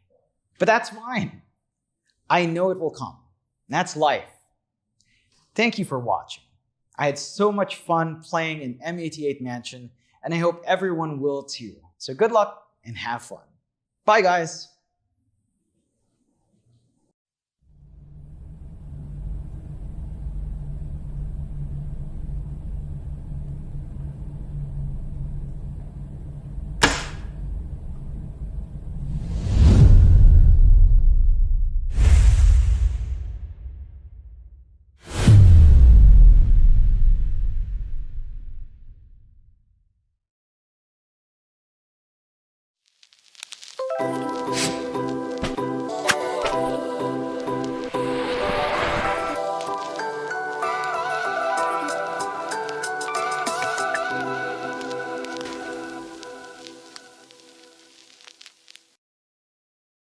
My name is John Nathan Fernandez, also known as John Xfar Online. I am an esports consultant based in the Philippines. I do casting, analysis, streaming, and content creation. I've been in the esports industry since around 2018. It all started when the international tree came about. I was really drawn into the game. At that time, it was a very big spectacle. And the commentators working that event just did a fantastic job of bringing that game to life for the viewers. So I've been inspired by that ever since. I really just got into esports. It's really fun to watch how every region kind of plays around, how every game is different, and how they approach professional esports play.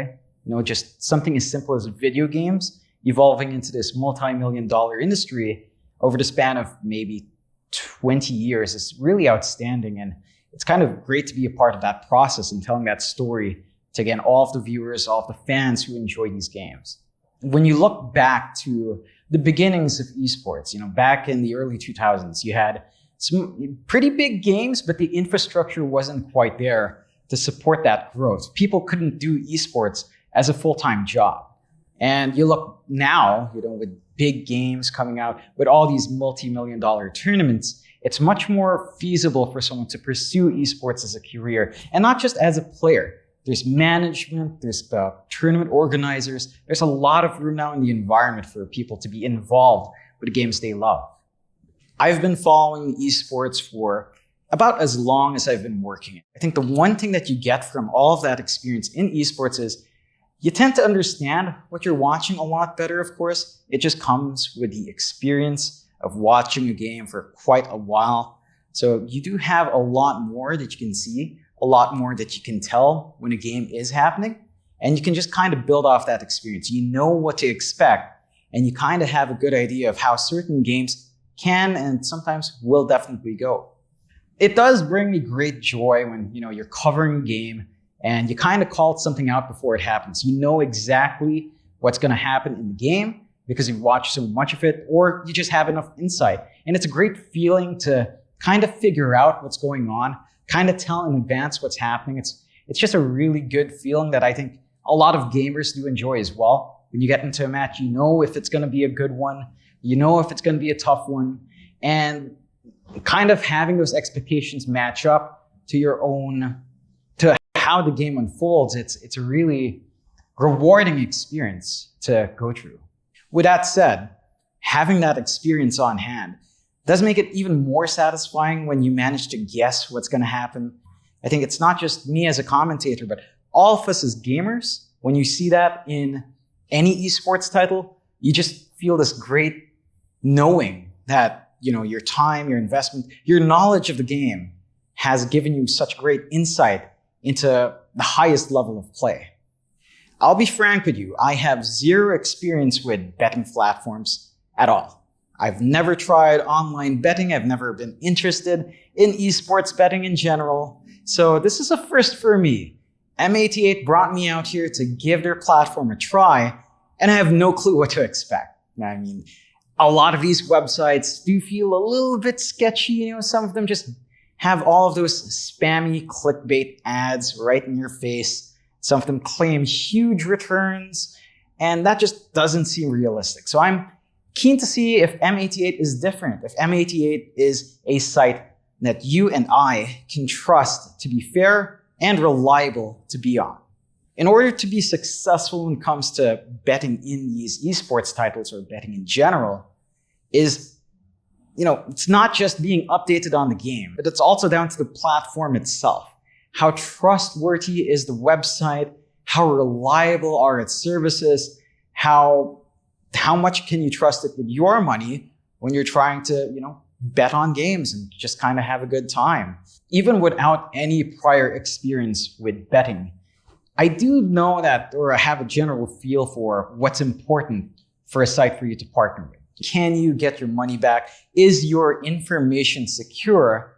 Are you able to confidently play these games knowing that the odds are even and fair and randomized properly? There's a lot of horror stories out there about other websites where people with huge winnings aren't able to withdraw them in a timely manner or have to go through so many loops to just get their returns back. I'm not the biggest, fan of esports betting. I mean, I understand it has its appeal, but it has a lot of trust involved. And again, I've never used any website. I've never interacted with M88. So I'm keen on finding out just how well their product works. And I think it's good for you and I to kind of figure out if this is a site that you can go through easily and kind of trust with your money, with your gaming here. So what is this episode all about? In this episode, we'll take a look at the first-time experience of using the M88 platform. As I said, I have zero experience with a website, so you and I can experience it together, what it's like to kind of get into the platform and how it performs. After finishing this episode, we will learn how to sign up, how to update bank details in your account, how to make a deposit, how to bet on esports matches, and we'll also go through a few betting tips as well. So let's get started. First things first, you should make sure that you only use the recommended web browsers for an optimized website experience. Make sure that the URL you are typing into the web browser is both secure and correct. Keep in mind that a secure URL with encryption and verification uses an SSL certificate and begins with HTTPS, followed by the domain name m88.com. How to sign up.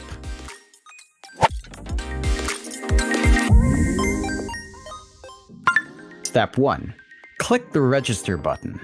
You can register by clicking the yellow register button in the top right corner of the website. After clicking the button, a modal will pop up with a registration form. Step 2. Fill in all the fields with your correct and valid information. This is a very critical part. Once your account has been created, you will not be able to change the currency. So be sure of your currency selection. Click the register button found at the bottom of the form. Step 3. If available, choose your bonus. Another pop-up usually comes to offer current promotions. Take advantage of these offers and choose what you prefer based on your betting category or style to gain bonuses.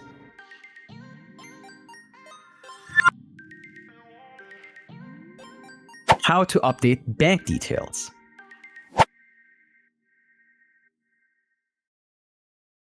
Step 1. Hover over the profile icon. Select My Account. Click Update Bank Details. Assuming you are already logged in. At the top right corner of the heading of the M88 website, hover your mouse cursor over the profile icon until a drop menu appears. From the menu, click My Profile, then select Update Bank Details. Step 2. Click Create Account. You will be directed to a new page where you can update and create your bank records. As you have a newly created account, it is a must to create and update your bank record to be able to do transactions on the website via bank transfer. Click the Create Account button to record your first bank account under your name. Step 3. Fill in the form with your bank details, then click the Save Account button. In the on-screen form, select your bank name and input your bank account number. After ensuring that the provided details are correct, click the Save Account button. And for your convenience, you can add multiple bank accounts as long as it's under your name, so you can choose which account to use next time.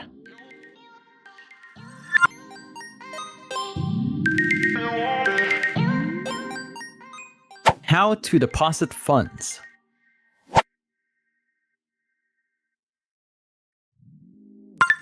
Step 1. Click the Deposit button.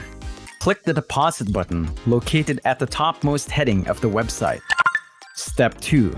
Choose your mode of payment. You will be directed to a new web page named Cashier. Make sure you are under the Deposit tab. From here, you will have different options to choose from on how you can make a deposit. Choose your preferred method. For now, let's choose bank transfer. Step 3. Follow the instruction of your preferred method. For every method that you choose, it will be a guided process. So follow through the instructions of your preferred method on screen or check the help page of M88 to understand further how to use the website.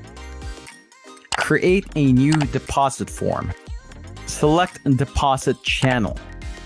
Select Preferred Bank to make the deposit, and the M88 bank account will appear as the destination of the deposit. Do your bank transfer and make sure to send it to the specified bank account on screen. After doing the bank transfer, click the Next button to continue to the deposit form. Complete the deposit form by filling in all the form fields according to the actual bank transfer transaction you just made. And then click Submit to progress to your deposit form. Review the details of your deposit form to make sure it is accurate and is reflecting the details of your actual bank transfer. Then click Submit to process your deposit form. After submitting, your deposit transaction will reflect on the recent transactions section of the same page, indicating transaction details and their status.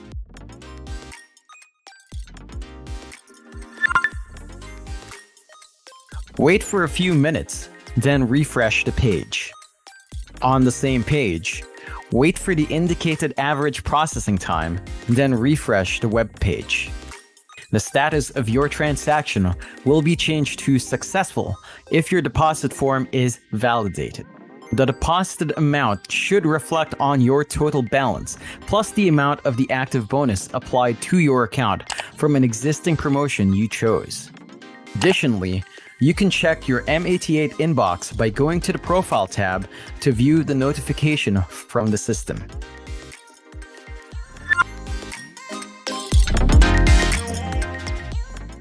How to bet on esports.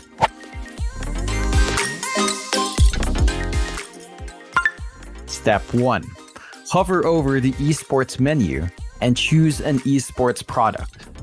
From the main menu found on the top of the heading of the M88 website, you can click or hover on esports to show the M88 esports products.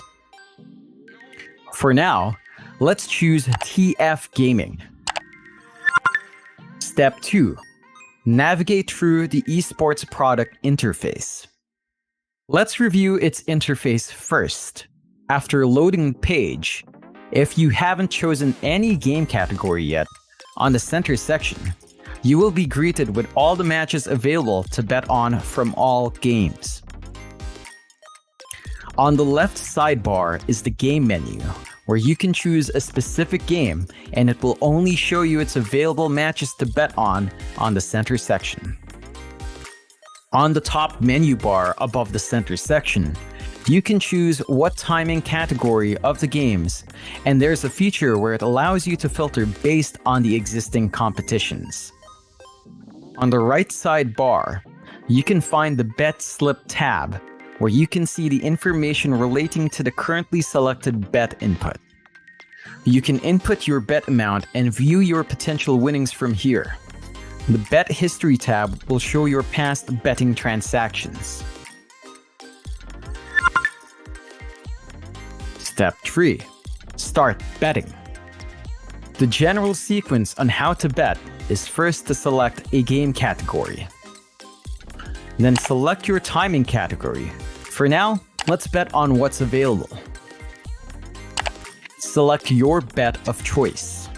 Input or select your bet amount. Review your potential winnings. Once you are sure, click the Place Bet button. Let's play some more here.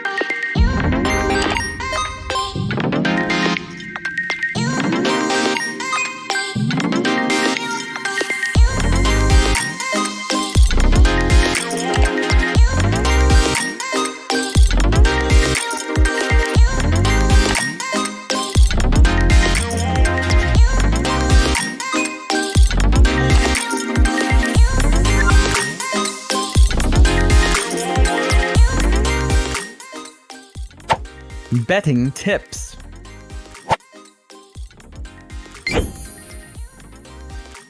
Remember, only play what you can afford to lose.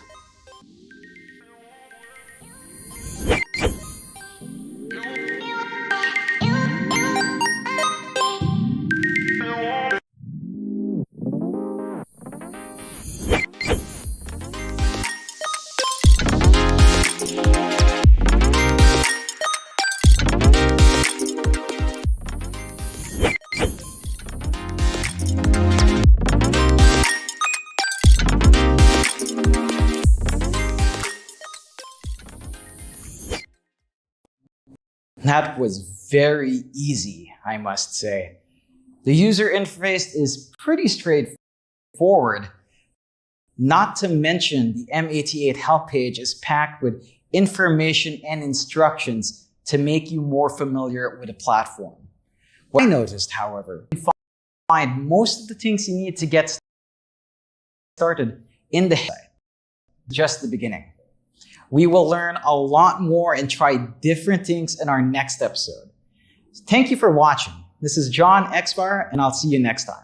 Bye!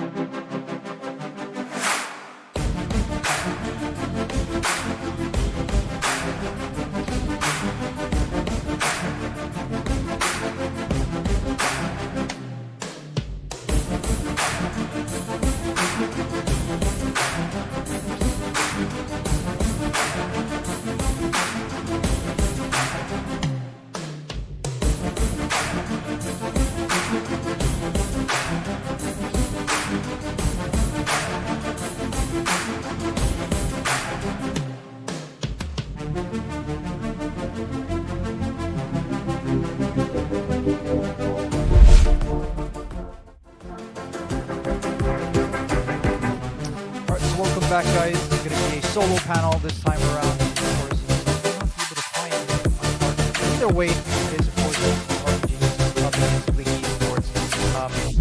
Going to be quite a tough matchup, right? A lower bracket game, of course. This is going to be a best of 3, so nothing too funky for now. But both teams pretty much just starting to feel the heat a little bit, right? Army Geniuses, of course, a win up against Talon Esports, a sort of David versus Goliath matchup there. And Army Geniuses was able to pull it off and quite convincingly as well. But Bleed Esports, they did suffer a defeat, of course, against Boom Esports in the upper bracket. It was a 2-0 as well. So all the way throughout our playoffs bracket, it has really just been 2-0s. And it's not really been looking too good for those that have fallen out of the tournament.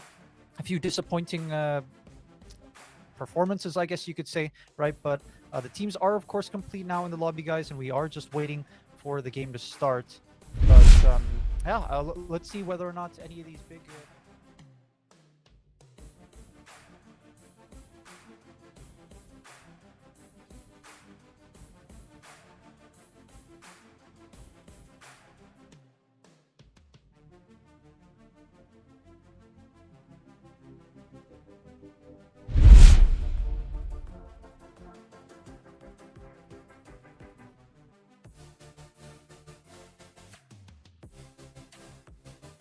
We've got Mazaros, we've got Playhard, who's playing out of his mind this tournament so far.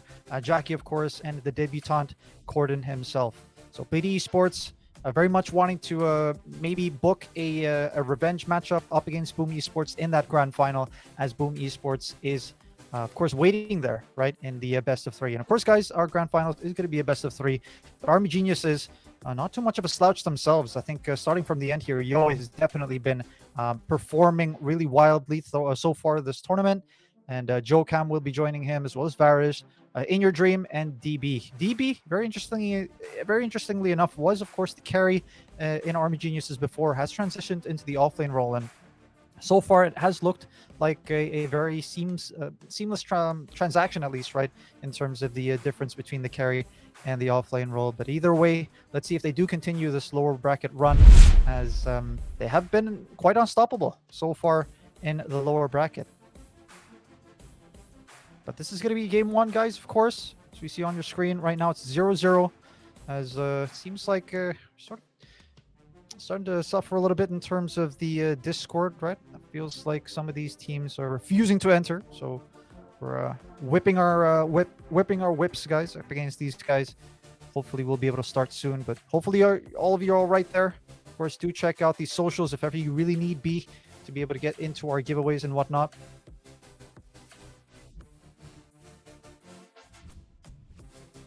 But either way, it's all gonna be the story, right, for the Lena. But either way, I think director, if maybe you can direct me into the path. Are we moving towards our casters, or are we just about waiting for? Yeah, I guess we will be moving towards our casters for now. And I see them here to my side, caster JT and Veens. Why don't you go on ahead and maybe preview our matchup between these two teams?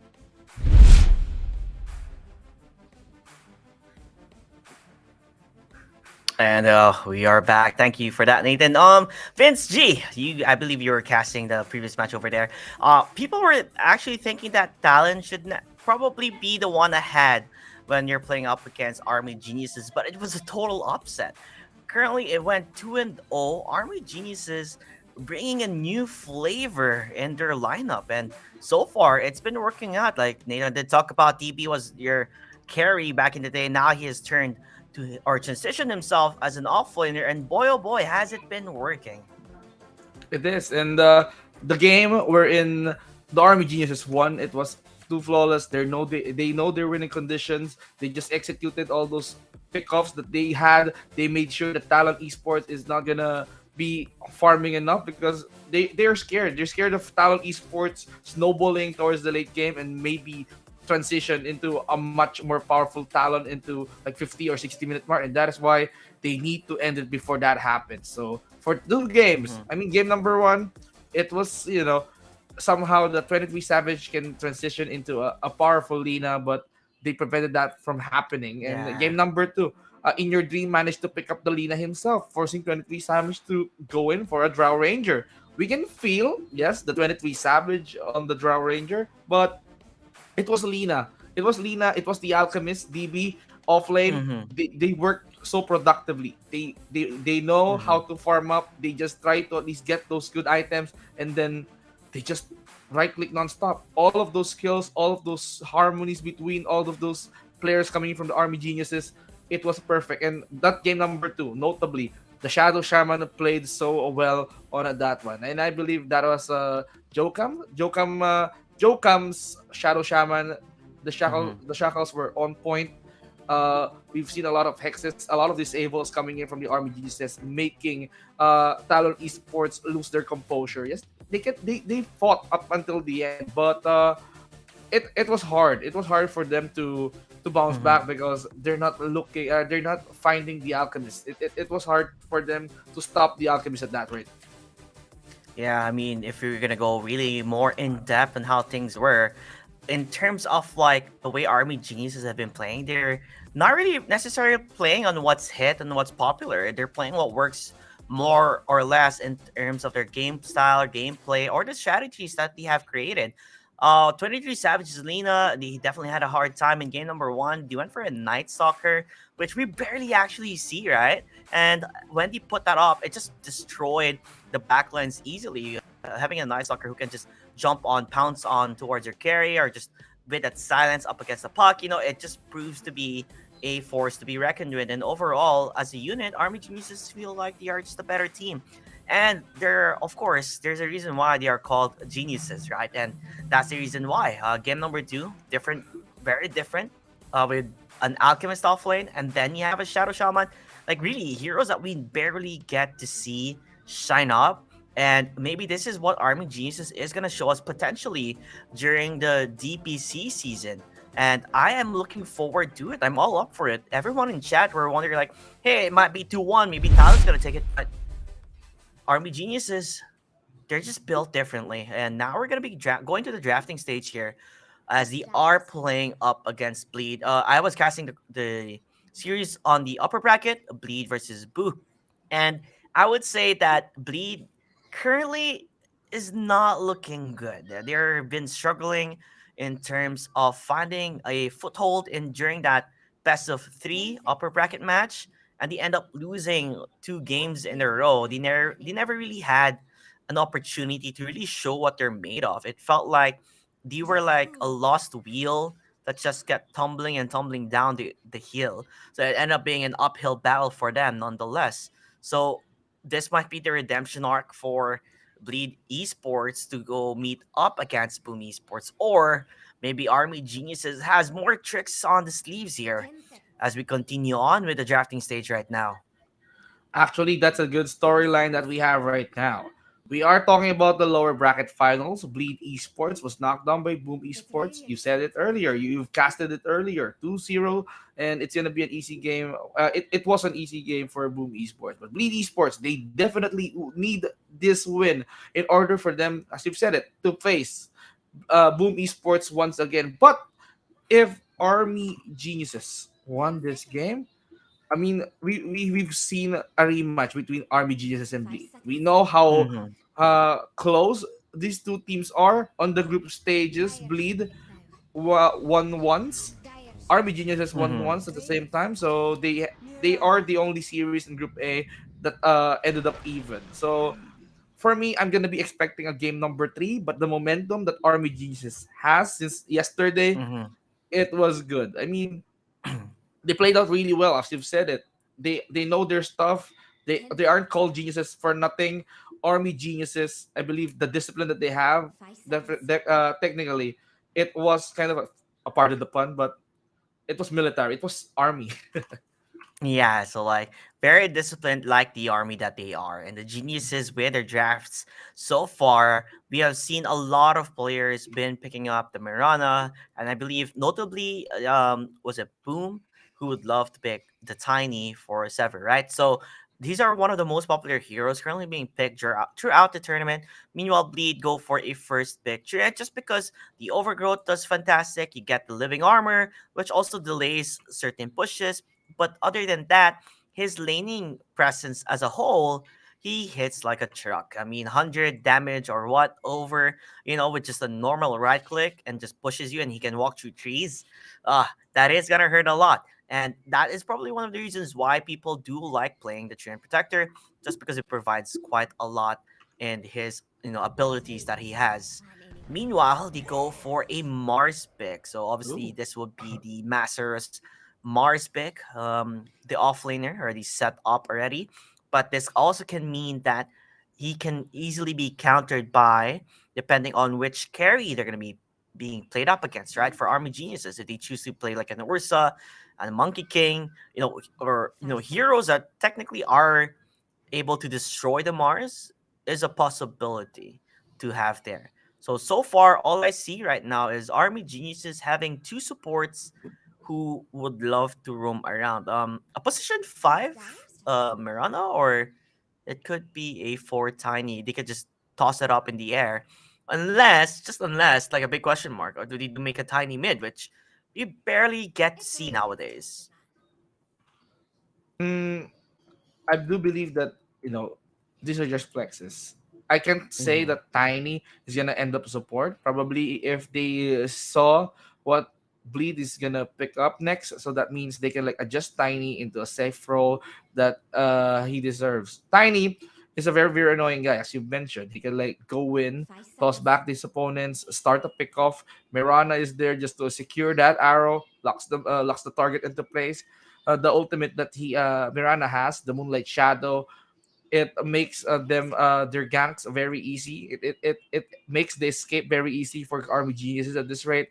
But Mm-hmm. they have to respect that. Bleed knows they respected the Mirana Naga combination that we've seen yesterday. So they don't want that. They don't want to see more of that uh jabs 10 seconds. Naga, or probably, I mean, they don't want to see that Mirana 5 net seconds. arrow net combination, and that's why they're just Mm-hmm. targeting it out. The Bleed Esports, Mm-hmm. they're just gonna remove the Puck because Puck is one of those solidarity heroes. I must say, solidarity heroes to the point that he has a lot of dodge skills that used to avoid or probably confuse the opponents into chasing Mm-hmm. him up. So they don't want something that is so hard to catch. They just need a lot of knockdowns. If ever, they're gonna need more than Mirana. If ever that the Mm-hmm. Puck has been online. So two of these teams, they're just trying to at least reduce the hero pool of those heroes. For Army Geniuses, I believe they're just targeting out the carry pool for the side of Bleed, and Bleed probably aiming towards mid and carry at the same time. Yeah, judging on how the bans have been going on, of course, normally what you want to do is you ban the heroes that you don't want to see, and It's a might win. be an indicator here for Bleed Esports, right? If you ban out the puck, that means they could go for like an for a hero that can, be able to be mobile. It could be the Void Spirit if you want to be able to run away. There's no Ember Spirit, so that's not gonna happen. We don't normally get to 10 see the Storm seconds. Spirit being picked up anymore, as it kind of did fell Just off. hold. I'm surprised to see that even Tusk is not being prioritized because we've been seeing a Dire lot of strike. players or teams Take really go on with a Tusk pick being a good one. And just because Bleed do ban out, the puck, it makes it easier for Army Geniuses to decide to get the Void Spirit because it felt like that might have been what Bleed were looking for. Or I mean, Void Spirit, yeah, one of those good heroes at mid. He can like rotate so much with 5 the seconds. Aether Remnant combination, but let's see how the Void Spirit is gonna do in this game. They just need to at least control mid lane if ever that he's gonna Mm-hmm. be paired up on mid. It's Bleed big and Esports, sticky. they have to answer to that one. They just get the carry. They just want some range hitter coming in from the safe Mm-hmm. lane. So the Raw Ranger is gonna be the safe pick from Bleed Esports. They are lacking, I believe, position. I mean, another 10 seconds. support and a mid hero. So they just need to take their time. 5 Who is it seconds. gonna be? Are they gonna pick a support for Mm-hmm. this? And then if they ever pick a support, that means mid hero. I mean, mid hero pool might be targeted on the next drafting phase. So I believe that if they need to get the mid, or if they need to get some support, I mean, like they can like do it now, or else Dire the options are gonna be limited. And Rubik, okay, it's gonna be mid, last pick for the bleed. Yeah, I do like the Drow pick just because of how strong the Aghanim shard that Drow has, right? The hyperthermia. It works wonders. It does quite a lot of 10 damage. seconds. You're even able to just get a clear way of 5 just seconds. pushing on the wave. So definitely a viable hero. Not only that fact that he does have the silence. So up against heroes like Void Spirit, Mariana, Tiny, if you're able to silence them and then have the hyperthermia stack with the Aghanim shard if it's being purchased, it does produce a lot of damage. Not only that, they have a way to kind of necessarily save the Jar Ranger here, right? In essence, of the Let's make Mars, this you fun get funny. their arena of blood, and then you just work around it. And now Army Geniuses pulls up a magic trick here. They go for a Pugna, which honestly I'm all for what Army Geniuses have been doing. And I believe I was talking to Crest yesterday, and we were telling each other about Talon kind of reminds us of Tunjira, where it's just 5 very seconds. different on the way they play, and this feels like Army Geniuses, they have studied It's a in and riot. out of the patch and realized, you know what, we work well with picks that are very, very, It's a very hit. unpredictable. And the fact that they even went for a Pugna, which we don't even know necessarily where it could be and which lane it's going to be, but because of having the Decrepify, as a Drow Ranger, you want to right click heroes. And essentially, you do not have the 10 opportunity to right seconds. click heroes once a decrep is there. Not only that, Pugna feels like, like 5 a way seconds. like he's supporting the team where he can also life drain or heal your teammates. So there's so Correct. many factors putting into this that I am loving the draft so far for Army Geniuses. But my main concern here is that they need a very solid carry that can really push out during out the laning stage, right? You're up against a Mars, you're up, or possibly also a Rubik. So it's going to be a bit difficult if you don't have necessarily a very strong carry.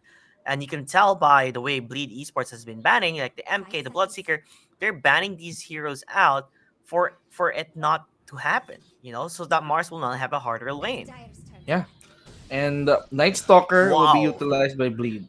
So okay, Night Stalker, we're gonna be expecting a lot Midnight of Stalker? we're gonna be expecting a lot of rotations though. Yeah, possible Midnight Stalker. So you're gonna be seeing Mm-hmm. a Rubik 4, Trent 5. Probably Draw Ranger is gonna be stuck on the carry roll, and Mars is gonna be on the tree. So for the Army Geniuses, going back to what you've said, it was wonderful. Pugna, good sustain hero, life drain. A bit, they just need someone a tanky carry, or Mm-hmm. a hard carry for them to at least utilize Pugna so much. So the Craftify is one of those good skills where the Draw Ranger might not hit the target if the target is the Crappify, or probably Draw Ranger was the Crappify by herself. And they have Pugna still has the Nether Ward. Nether Ward, that makes Rubik, Mm. cautious with the skills being used. But Rubik can steal the Nether Ward or other Pugna skills at the same time. So they have to be cautious of that one. But the advantage of having a Pugna, that means Nether Blast can be used to push fast. And that Ooh, is what you wow. want as a Vector and a Pugna Wow. Oh, supporting you. okay. Like Oh, if we talked DB about, Pugna, that's a 3. yeah, yeah, definitely it's a tree. You're not gonna make Void Spirit not go mid. Definitely he has to go mid. So DB Pugna off lane. Okay, it's interesting.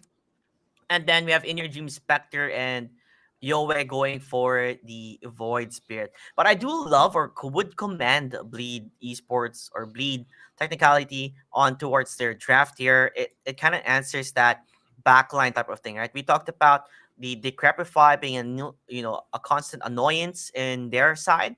So how do they counteract it? They go with a Night Stalker being picked.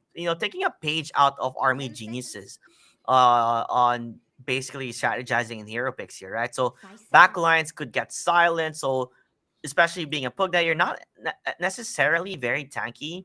You could technically still fall down. So it's rather of a mixed ball here. If they go to the later stages of the game, Spectre is gonna be a bit of a scary, but at the same time, you can also kind of debate at this with Bleed Esports' lineup here. I mean, you still have a Night Stalker that does well if you're up against the Void Spirit and Pugna. You have silences that works out in their favor. It's only a matter of fact on how can it work out not between the Mars versus Void Spirit matchup. But it's gonna be the matter of execution. But I kind of like the draft of Army Geniuses so far, but this time around, it's all about their winning condition. As I've said earlier, if they execute their skills well, it's gonna be whoever does the team fight so well. But early smoke coming in, so they are gonna plan to at least lay out those early visions for the side of Army Geniuses, but for the side of Bleed, nah, we're not gonna use smoke. We're gonna be saving up resources. We're gonna Mhm. walk through the river, just trying to secure the loot. And that's it. Yes, with that said, ladies and gentlemen, this is game number one between Army Geniuses up against Bleed Esports. Let us see on who will have the date with Boom Esports in the grand finals. They did go for a smoke up at the side of, I believe, Army Geniuses. As what Crest said, or when I was with him during the cast, what technically the reason why people do go for a smoke early on, it's not necessarily to go for team fights, but to be able to plant that ideal observer ward that you're looking for. And you could already tell the difference is that the observer ward is already placed up and running. Yeah. The matchups would be a bit more interesting to see here, though, on how well can Corden play up against Yoe with his Void Spirit. At the same time, Masarius with his Night Stalker. How can they play around that? With when he's playing up against a Spectre. More or less, win conditions, like you talked about. I think it's about bring how well can Army Geniuses bring it up to the late game to help the Spectre be up and running. At the same time, it also depends on how well can a DB play that off lane, as a pug now, which is very interesting because your line or your matched up against a Drow Ranger and Trend Protector.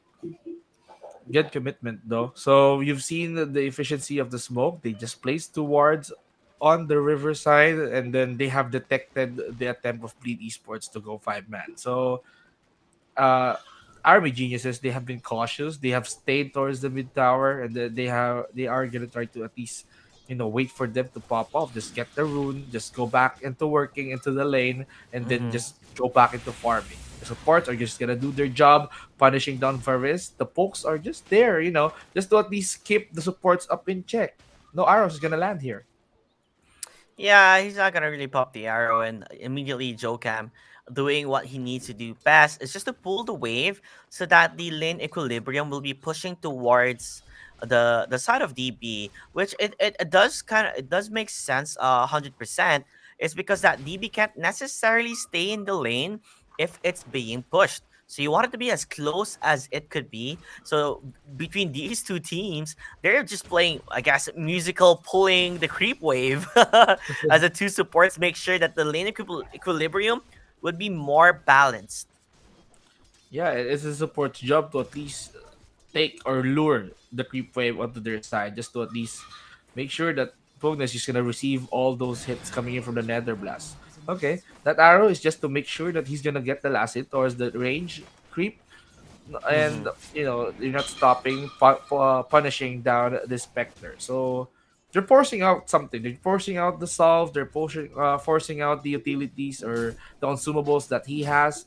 So if ever that Spectre just run out of consumables, that means he's gonna be spending a lot, or probably walk towards the base just to at least regenerate himself up. But on mid, Yeah, there's no way Cordon's gonna fall here. He immediately puts a value point on Bulwark, so it does tank him up a bit. So in terms of like trading hits, he's gonna be a-okay because it gets reduced, right? Front reduction is 40% of the damage coming from Void Spirit, and that's quite a lot.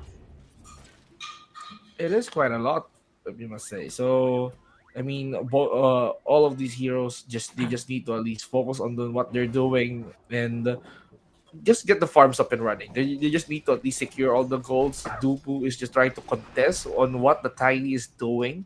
DB now trying to be, a poker for this Trend Protector. And one of the advantages that Trend Protector has is that he can phase through trees. He can like walk towards the trees. And one good thing about the Trend Protector is that once that he builds his Academy shard, then we can see him being invisible towards the trees, and then Mm-hmm. every time he hits someone, it's an easy hold, or it's an easy stun for them to at least hold them up into place. So if he can like farm for that too much, then probably he can like try to transition into a more harassing support, or probably get a meteor hammer if he wants to, so that he can like try to Mm, hide. I don't know about the Meteor Hammer immediately. They're very. I guess there's a lot of picks that you could necessarily take that will help the team. I feel like the Meme Hammer isn't really necessarily the way to go all the time. It does have value, but I guess in this game, it isn't necessarily what they're looking for. Um, Mhm. although to take note on how things have been going so far, it's been rather quiet, right? There's really no fight, no action, just really just taking bounty runes upon bounty runes, securing the water runes for your mid laners, and just to make some minor plays that maybe could help in the long run. I just want to take note though, the way they're playing on the bottom lane for DB, and you do know the Pugna isn't necessarily a very strong laner in terms of playing as an off lane, but they're making it work with how Tiny has been playing and doing wonders. He's just pulling the wave back and back and back and back again, and it's not getting contested. It's not getting stopped. Yeah, that's what he's doing. He's just trying to at least bring the creeps closer to Pugna, utilize the Nether Blast, and then just farm up near the tower. Dubu harassing DB on that process, but I believe that the poke is enough to at least keep DB out into place. But you know, it just gives DB so much space advantage. I mean, so much On level mid lane, advantage. I think there's action happening on towards mid here as they are looking for a fight. Uh-oh. It's not gonna work out for Yoba. He has to run away. He's very low. The Ether Remnant, they've been hitting towards Rubik, and the first ball will be given to Cordon. Not Yeah. necessarily what you would like to have because he doesn't get much XP or any XP in terms of that fight. It's just full on Cordon. Harden. We are used to seeing a lot of Mars in the off lane side, but we are forgetting about the Mars mid. Solo lane Mars is very very effective. He's just durable. He's just tanky. He can like use Mm-hmm. the skills as much as he wants to, and that is why they just chose Masaros Oh, to play the actually, Night Stalker. they're able to get the kill towards Corden though, with Wow. a quick rotation from Jokam. Understanding that, you know what, our Pugna DB, he's doing okay. Corden's pretty low. Let me just do an avalanche toss combination to bring them closer into the arms of my team. And more or less, this has been how Southeast Asia has been playing in general. Is that when it reaches the 5 to 6 minute ish mark, you'll see the support start rotating around on towards mid and creating space so that when the mid layer reaches that level or to get at least an item, what they do is that they rotate around the map. So far, though, in terms of the net worth wise, I know it's not really that much, but Spectre being left up against the Night Stalker in a certain extent, that's not really what you want or what you're looking forward to because Night Stalker at night is ridiculously scary. Meanwhile, Jokam looks like they are gonna try and chase him off. He's gonna get silenced. He doesn't even use the avalanche. Oh no, mistakes could be made, but the decrep will be there to save him. Yeah, good assist. Silence for a while. Tiny just had a lot of time. I mean, he just managed to bought a lot of time to at least cast that avalanche, but it's not stopping JT. The bottom lane is just too hot. Yep, it is a bit too hot here. As a DB, I'm still wondering on how, this Pugna is gonna work out in the long run. I do understand what the reasoning is because of the decrep, and you won't really necessarily have the damage to at least stop that decrep from happening. But it's still a bit scary. Although meanwhile on the top lane, Masaris looks like there is gonna be a TP on towards Yoe, going for the kill. Masaris is gonna try and juke and jive, but there's no way out for you, buddy. He's gonna get found out. Double damage on Yoe, securing that kill. At least that's the part where you give an advantage. You understand that the Spectre is not necessarily having a fun time here playing up against the Night Stalker, so you move around and maybe bait play hard. He actually goes for the bait. It was a trap all along. Play hard.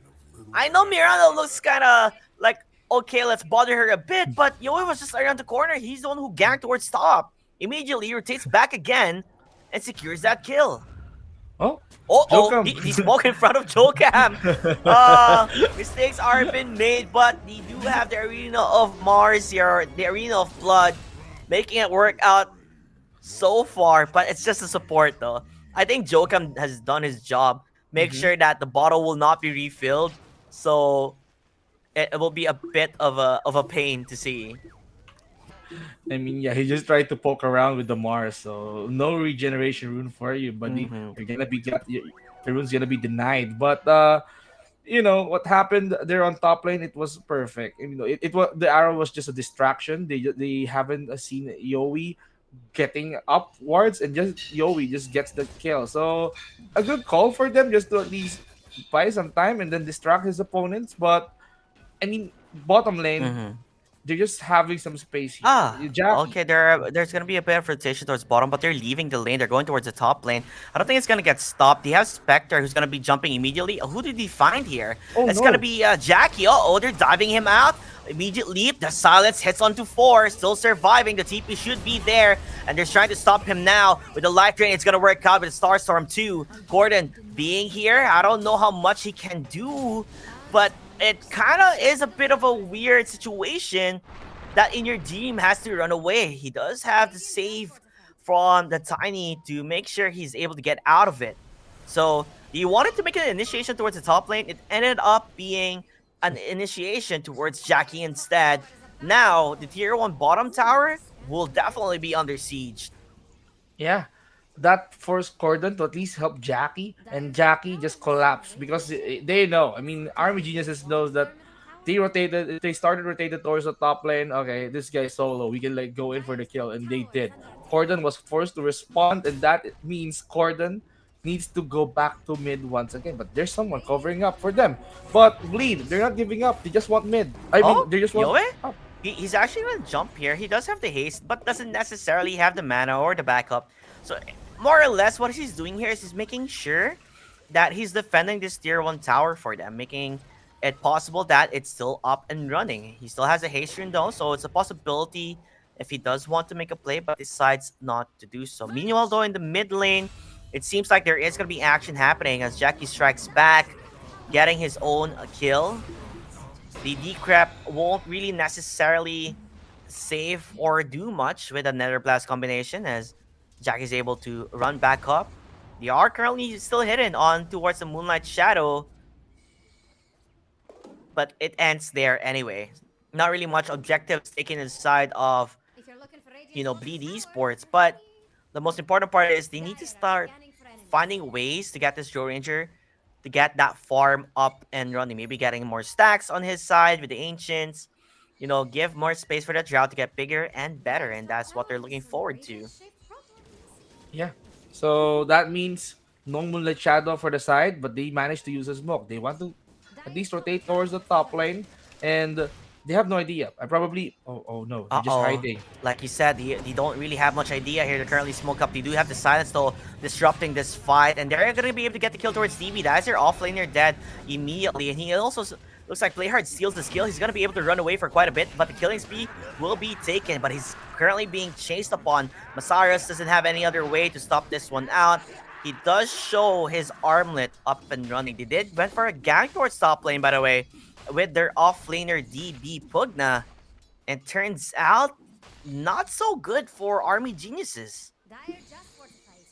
Yeah, Army Geniuses. They lost the top tower, but yeah, for me, Spectre is just trying to at least farm up. He's just trying to catch up he's just trying to catch up in terms of like items and gold, in terms of like solo XP, in order for them to at least scale up into mid game.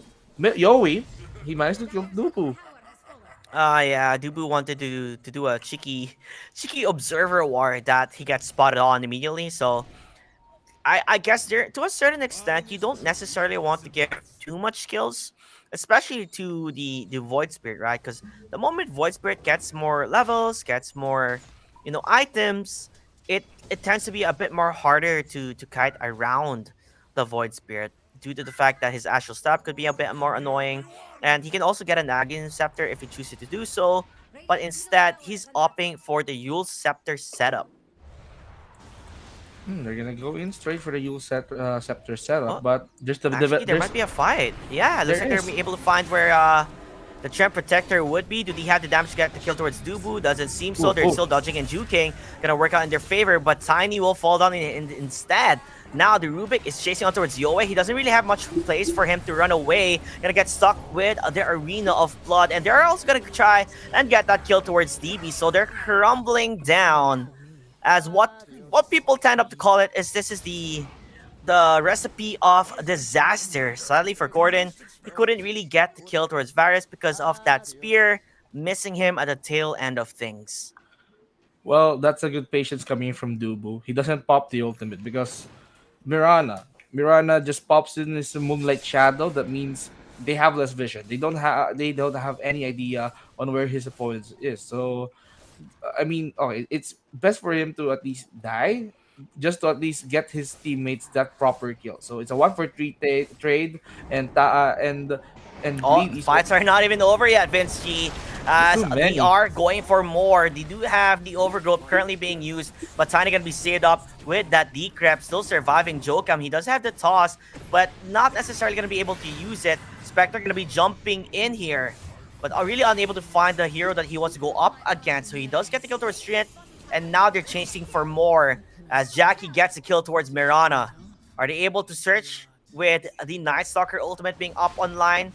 It doesn't seem so, but at least you get a vision and understanding that there was an observer ward hidden up there. Yeah, at least they know what's up. They know that there is someone reading their movements, and that is why while in while in the Dark Ascension form, Masaros used to at least Dire are the scanning for ward, enemies. that observer ward. So at least one less vision for them.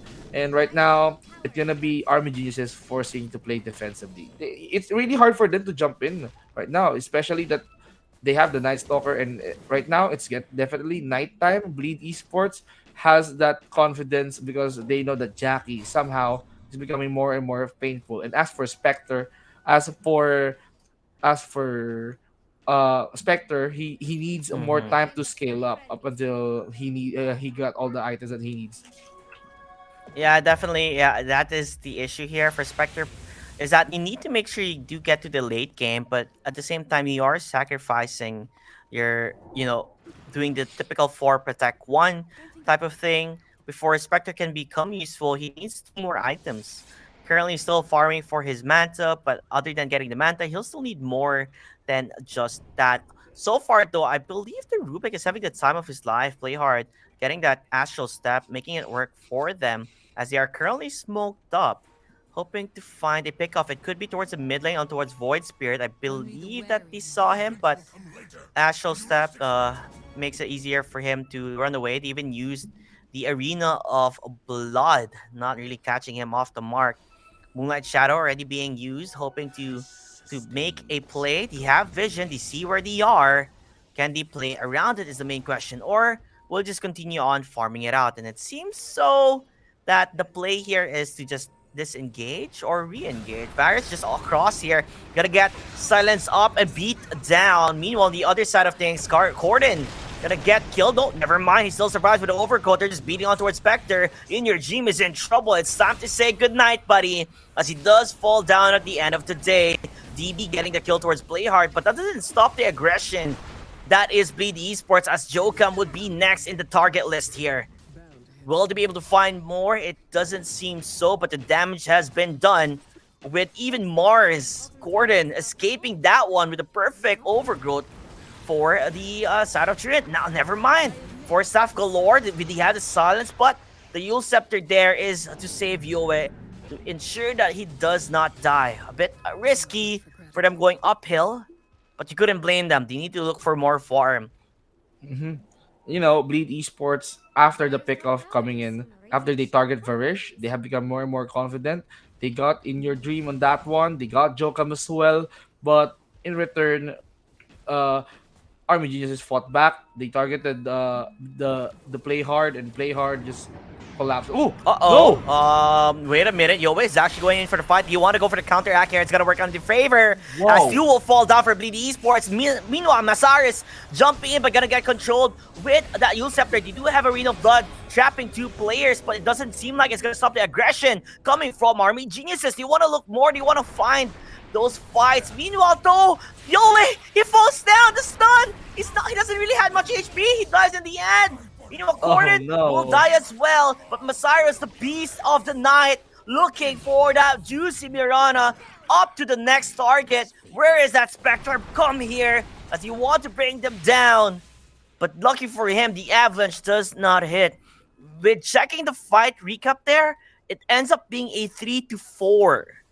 3 dying on the side of Bleed Esports and 4 dying in the side of Army Geniuses. This Night Stalker pick really working out in their favor.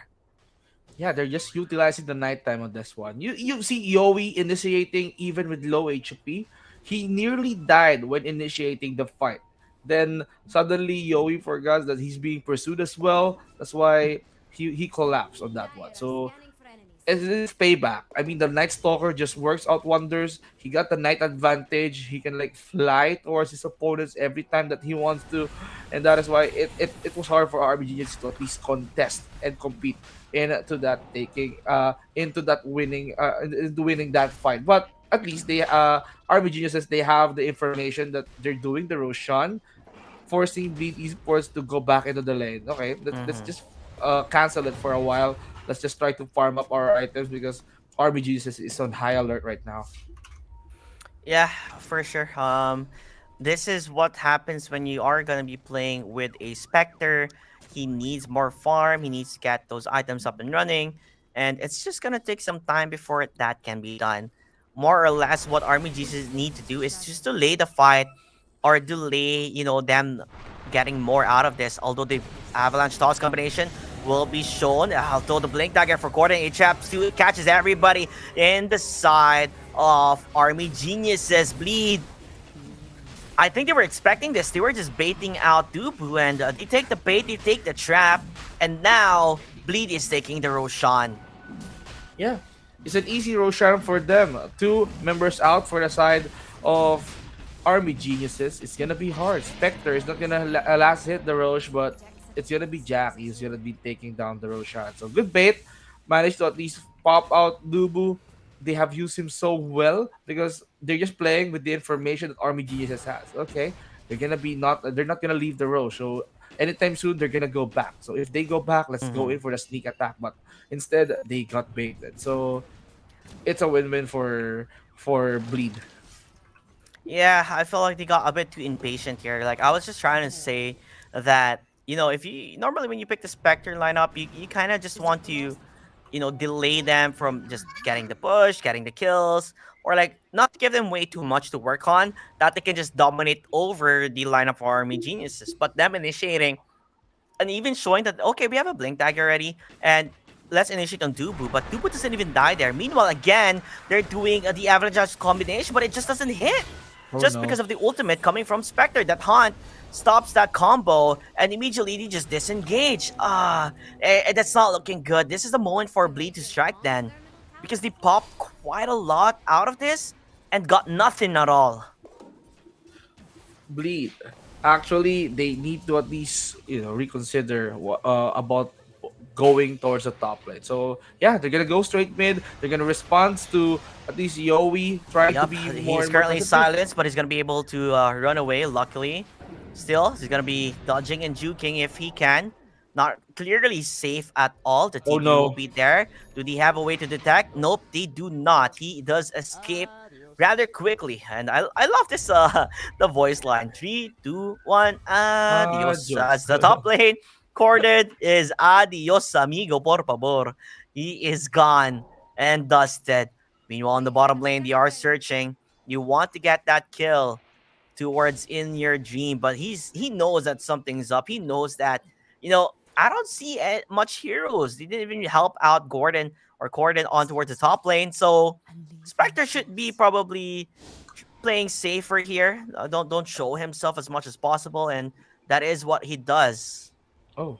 Radiant's top tower Yeah, is under I attack. mean, Dubu, the presence is here. It doesn't know. The Spectre is just stalking him around. Ah. Multiple TPs are there, But JT. oh no, the dagger it doesn't hit. The dagger doesn't hit, so it doesn't work out in their favor. Now they can counter initiate, and that is what they're doing. They're gonna go for the Mirana. Meanwhile, Dubu he takes control of the backlines, making sure that they're not gonna be able to reinitiate or help them out as soon as possible. Masaris is juking, jiving, fighting on towards the backlines of things. Now Jokam he's stuck in the side, but gets the dagger away. Meanwhile, the other side, Masaris is still over there, full HP. They're not gonna stop the beast at all. Mars jumping in, they're stuck in the arena, and they have no way out of this. It is crumbling down into pieces. That is Army Geniuses. Wow. I mean, you see how Dubu managed to at least force the Spectre into chasing him, stalking him, to the point that it's just a bait to at least call up the entire gang of Bleed Esports into a winning team fight. So after that team fight, they managed to get a lot of kills and then convert it into a tower push. Tier 1, probably tier 2 is up next, but they still need more damage on this. But good job for Bleed Esports into pulling that off, especially Dubu's on the threat protector. Radiant's middle tower is under attack. I'm just not sure about this Aghanim's. It feels a bit rather late. They're still needing the Aghanims on towards the Spectre to be able to jump in towards fights as he wants to be more proactive. But other than the Aghanims, I still think he lacks that damage, right? He's still lacking in that department to even burst down a single hero. Even Dubu, they had a difficult time just dealing with him. I believe even they weren't able to get the kill on him. All he did was to make sure that they're unable to help out the team the moment he uses the overgrowth. So it kind of split up that fight with the Joe Ranger and I believe the Balinar or the Night Stalker just hitting every single one. And right now this Night Stalker, Masaris, he's not afraid of anybody, right? I mean, at this point he has that BKB, so why be afraid? Oh, looks like there is going to be a team fight here. They're going to be able to find two. You do have the dust, and it seems like it will be also over. Never mind, they go for the reinitiate. They want to jump into his backline. We do see the RN ahead quite a bit, but Overgrowth will be there. It's controlling them as their damage working out from the Night Stalker as well as the Joe Ranger. Free hitting, making it work in their favor. And there you have it. Triple, double kills. And making it a 5-man team mod with Tiny even buying back. I feel like this is desperation now for Army Geniuses. Not finding a deal team fight that they're looking for. Joe Ranger free hitting and having Masaris having that, that silence and just hitting at the night with his Hunter in the Night damage. It's crazy. It's just crazy. I don't think Army Geniuses have an answer yet, or they're still trying to find an answer and scratch their heads on what on earth is happening here, Vince. Yeah, it seems like Army Geniuses has been, rattled a bit much into that previous team fight. Bleed Esports has been taking full control over with that, but DB managed to get the kill onto Cordan. That's a payback, but that fight, that wipeout and that forced buyback on the side of Army Geniuses, as you've said, it was pure desperation. It was very, very, it's a very, very one-sided team fight wherein Play Hard didn't even die on that one. He nearly died, and then they just set up the ultimate into place. Good Arena of Blood, good Overgrowth was there. Draw Ranger, multi-shot has been good uses of multi-shot, and then the right clicks from coming in from Jackie, it just follows through. Yes, definitely. It just follows you. And I feel like, if you are playing a Spectre lineup, you do not want to be at the foot end of this, or tail end of this. You want to be like in an even fight. But because of on how well the draft was, coming from Bleed, they are taking control of the momentum. They are already up ahead with 11k gold net worth lead, and Masaros basically transitions himself as a carry, and he also has Nullifier currently queued up. He's not even far off from it. 150 gold for them to get it, and it seems like they were able to find somebody here. It looks like it would be the Pugna. DB offlane Pugna. It's not working out. It's just not. Yeah. For Army Geniuses, they need someone more durable to at least endure the hits coming in from the Drow Ranger. And Jackie, who can stop this guy? He's just hitting non-stop. Just look at all those arrows connecting towards the tower, taking down the tier 2 tower. It'll be easy task, but Masaros out of the action, off cam kill towards Joe Cam. Man, the bully I think he's of looking the for night. more. He finds the Mirana. I think he's still chasing the Mirana. He did. I He's would doing love if we could see that one out. Yeah, okay. Yeah, so yeah, they do get the kill towards Mirana. Masaris just playing super hyper aggressive, and I did say that I do love this Night Stalker pick on the side of PD Esports just because they pulled up, a page out of the book of Army Geniuses. They realize on how strong the Night Stalker can really provide, especially if he gets the farm that he needs. And so far, it's just been working out.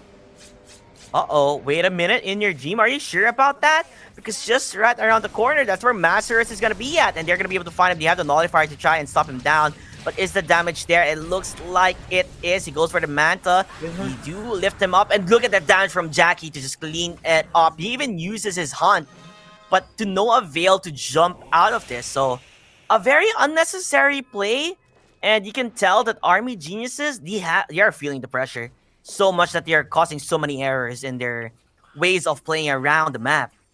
I mean, yeah, in your dream, the Spectre, it's taking too long for him to become online. But DB, on the top lane, he's being harassed so much. Yeah, and there you have it again. They're finding pickles all around the map here. Jokam next to fall for sure, with Dubin Masaris just punching him like a truck, and that is going to be a double kill beyond godlike streak on Masaris, and he's looking for more. He does find where the Mirana is and could possibly kill him, as the BKB will be there. Look how aggressive he could be, and he's not even getting punished because of it. He even turns around on towards Yoe as he needs to run away. Look at the punches there. 1, 2, 3, 4. He gets the kill. My. One more to go. Never mind. Runs away with his bat vampire wings, hiding onto the corner, waiting for him to jump again. I think he's buying and jumps again towards the Mirana. Masaris, you beast! What are you doing? This is not a pub game. This is a tournament game, and it's on freaking predictable and just how he's playing. Insane to the membrane. Very, very insane. That is not how you do window shopping.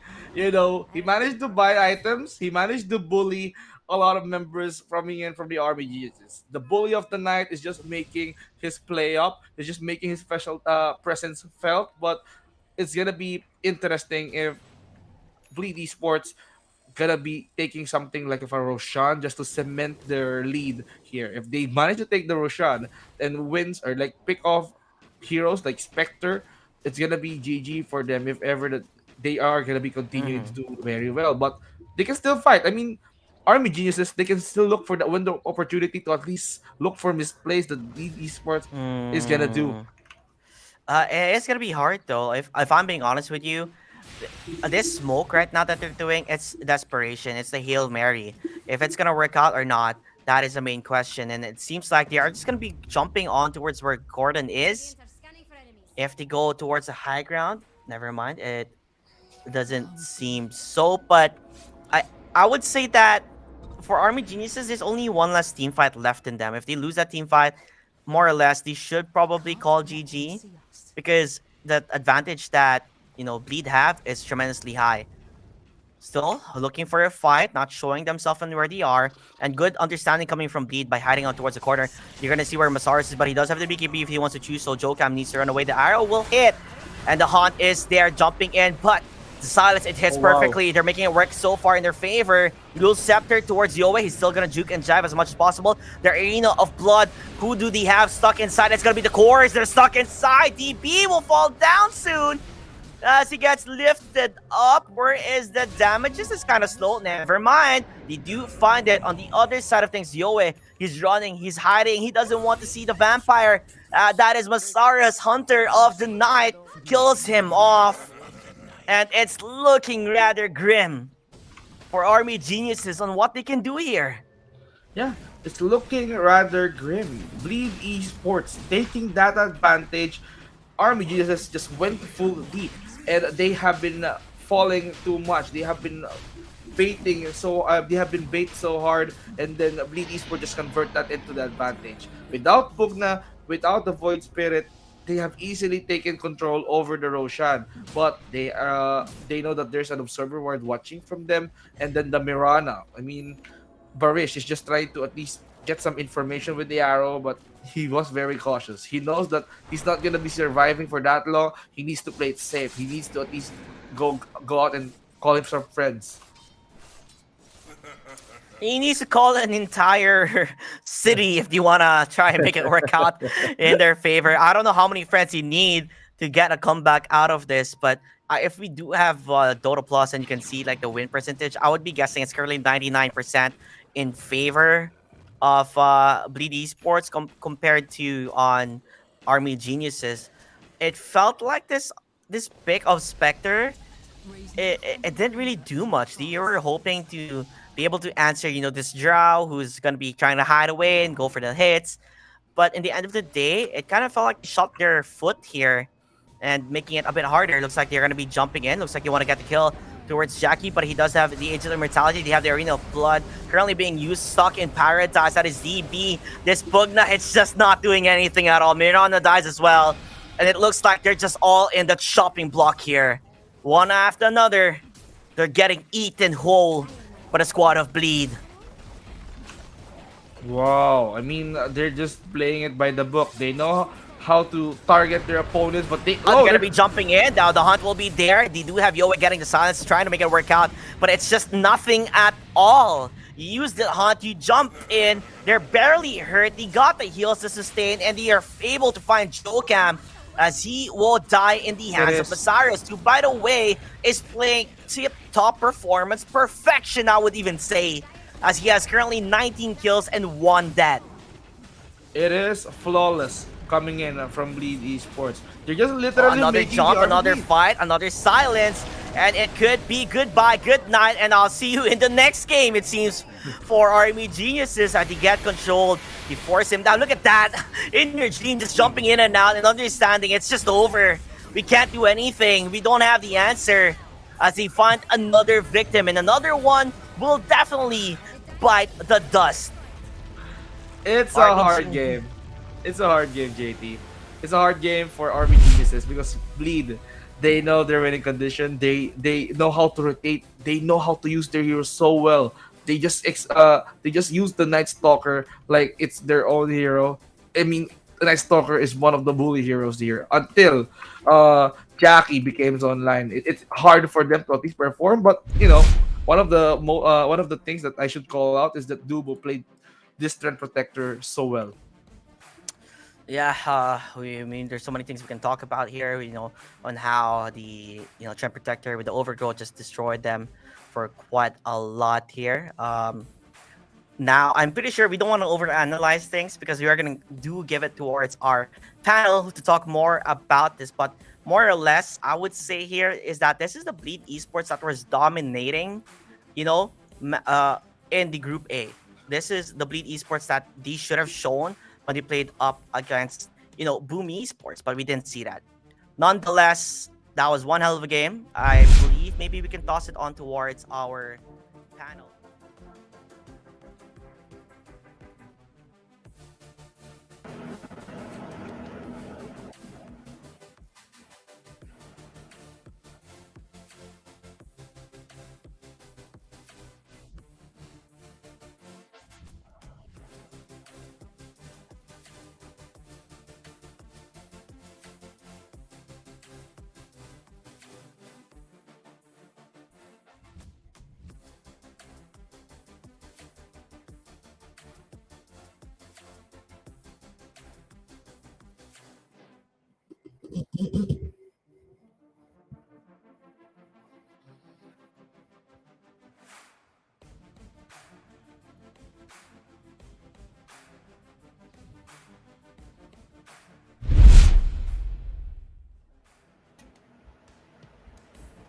Hello, hello. Thank you so much, Caster JT and Vince G. Of course, I am here with Nate, and Nate, let's talk about the post game here. Do you think Army Geniuses could have taken that game? Because for me, I think that was actually a decent draft.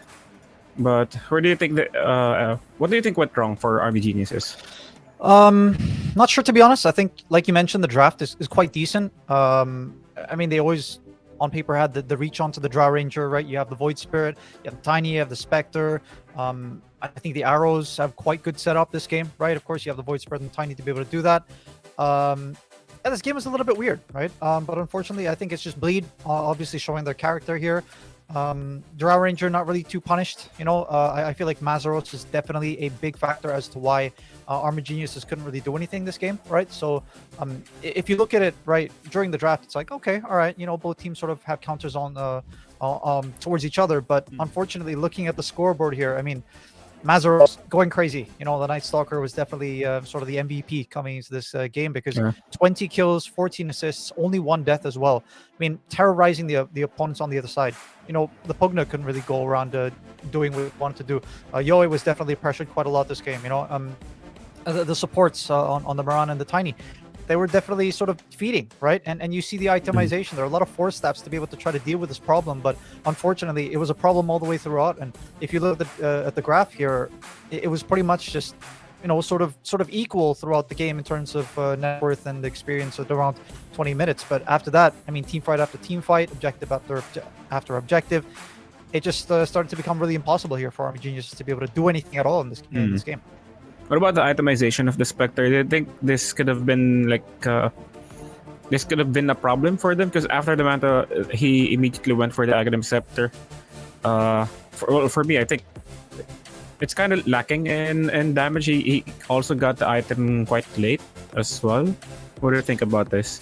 Yeah, I think it was just pretty much just, not having too much space to be able to do what you want to do. It was sort of forced to be able to join these team fights, even though he might have not been ready yet, right? But, I mean, this is the standard build, right? They usually go for the Manta, they usually go for the Aghanims right after, or vice versa, right? Whichever they really want to go for first. But unfortunately, he was just not able to do anything this game. I think this game, you sort of want a carry that wants to go BKB, but even then, you have a BKB, you might want to have a Dispel after that, right? Like maybe a Manta, a Satanic, because Spectre's not a BKB hero, right? And you have to deal with all these things like the Rubik, like the Mars, like the Trump Protector, like the Drow Ranger with the Silence as well.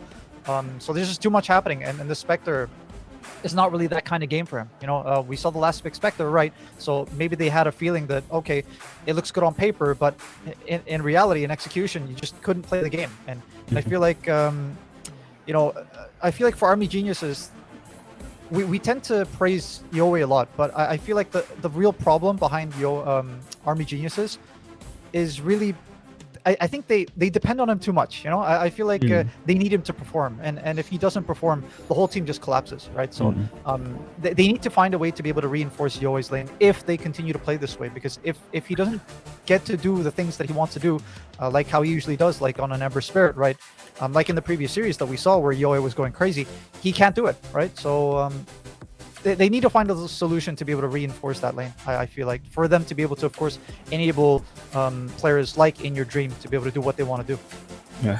So before we go on a quick break, honest answer, Nate, do you think Bleed Esports can take the victory 2-0?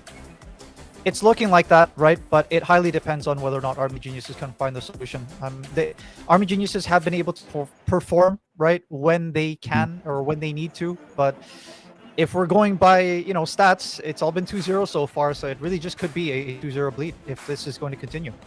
There we go.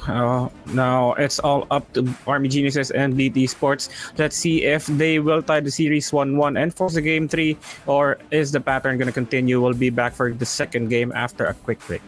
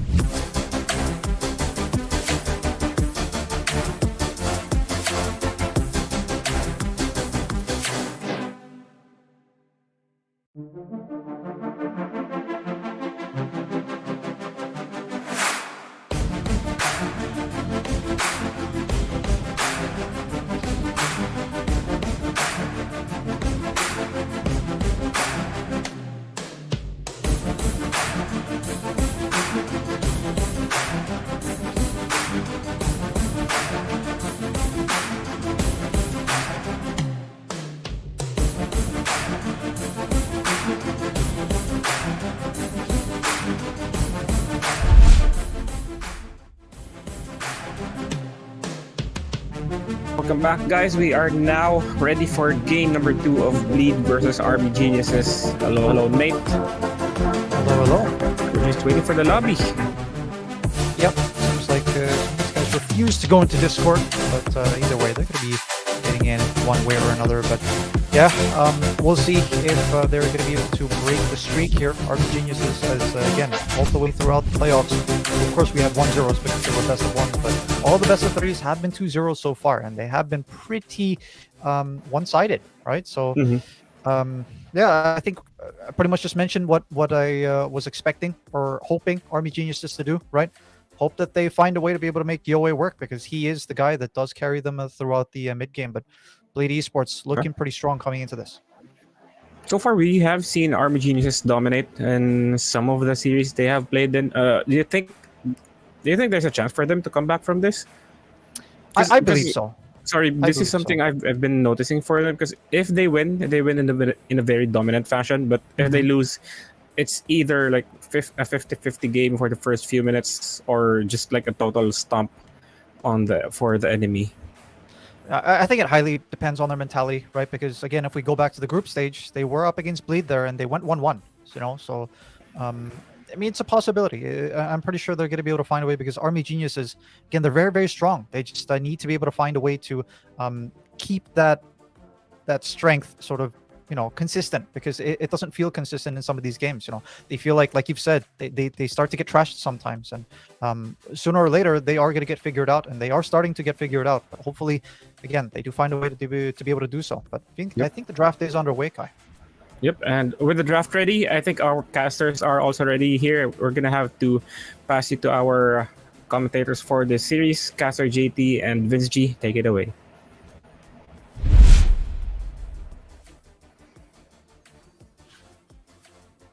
We are back, ladies and gentlemen. Thank you so much, Nathan. Thank you so much, Kai, for bringing us a good analysis on what happened in game number 1 and tossing it over to us.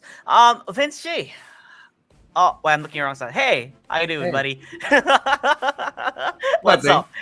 I'm good. Okay. I just love the series so much. You know, Yeah. we've seen a lot of action from Bleed, and now Army Geniuses has their final shot into making this series even. And that is going to be their final shot if ever that they want to upset Bleed Esports, who started up strong on the previous game, on the game number 1. But let's see how will they bounce back, because Bleed is still on the region. Now Army Geniuses is still on the dire side. We're seeing a lot of respects here. So they don't want the Mars. They still don't want the Lina. And for the Army Geniuses, okay, no more threat for Dubu. He's being a pain in the head when he plays the Threat Protector. Just who will die? Mhm. One thing to note here is that, yeah, I believe Nathan talked about What's this a bit Radiant's value during the group anyway? A side of things. They did play up against Bleed Esports that went 1-1. It's either gonna be a long run fight or a very short one. Is how it's been going so far during that group stage itself.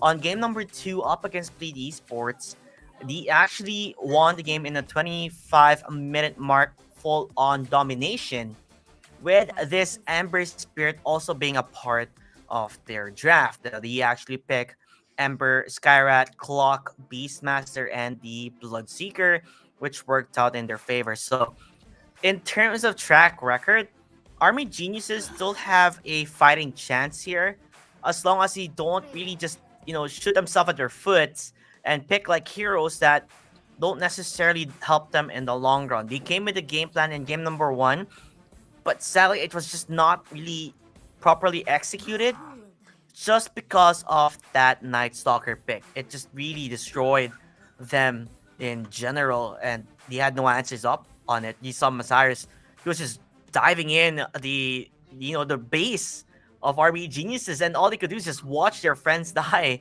one after another, smacking them. He didn't even need to have a basher. That's how crazy it was.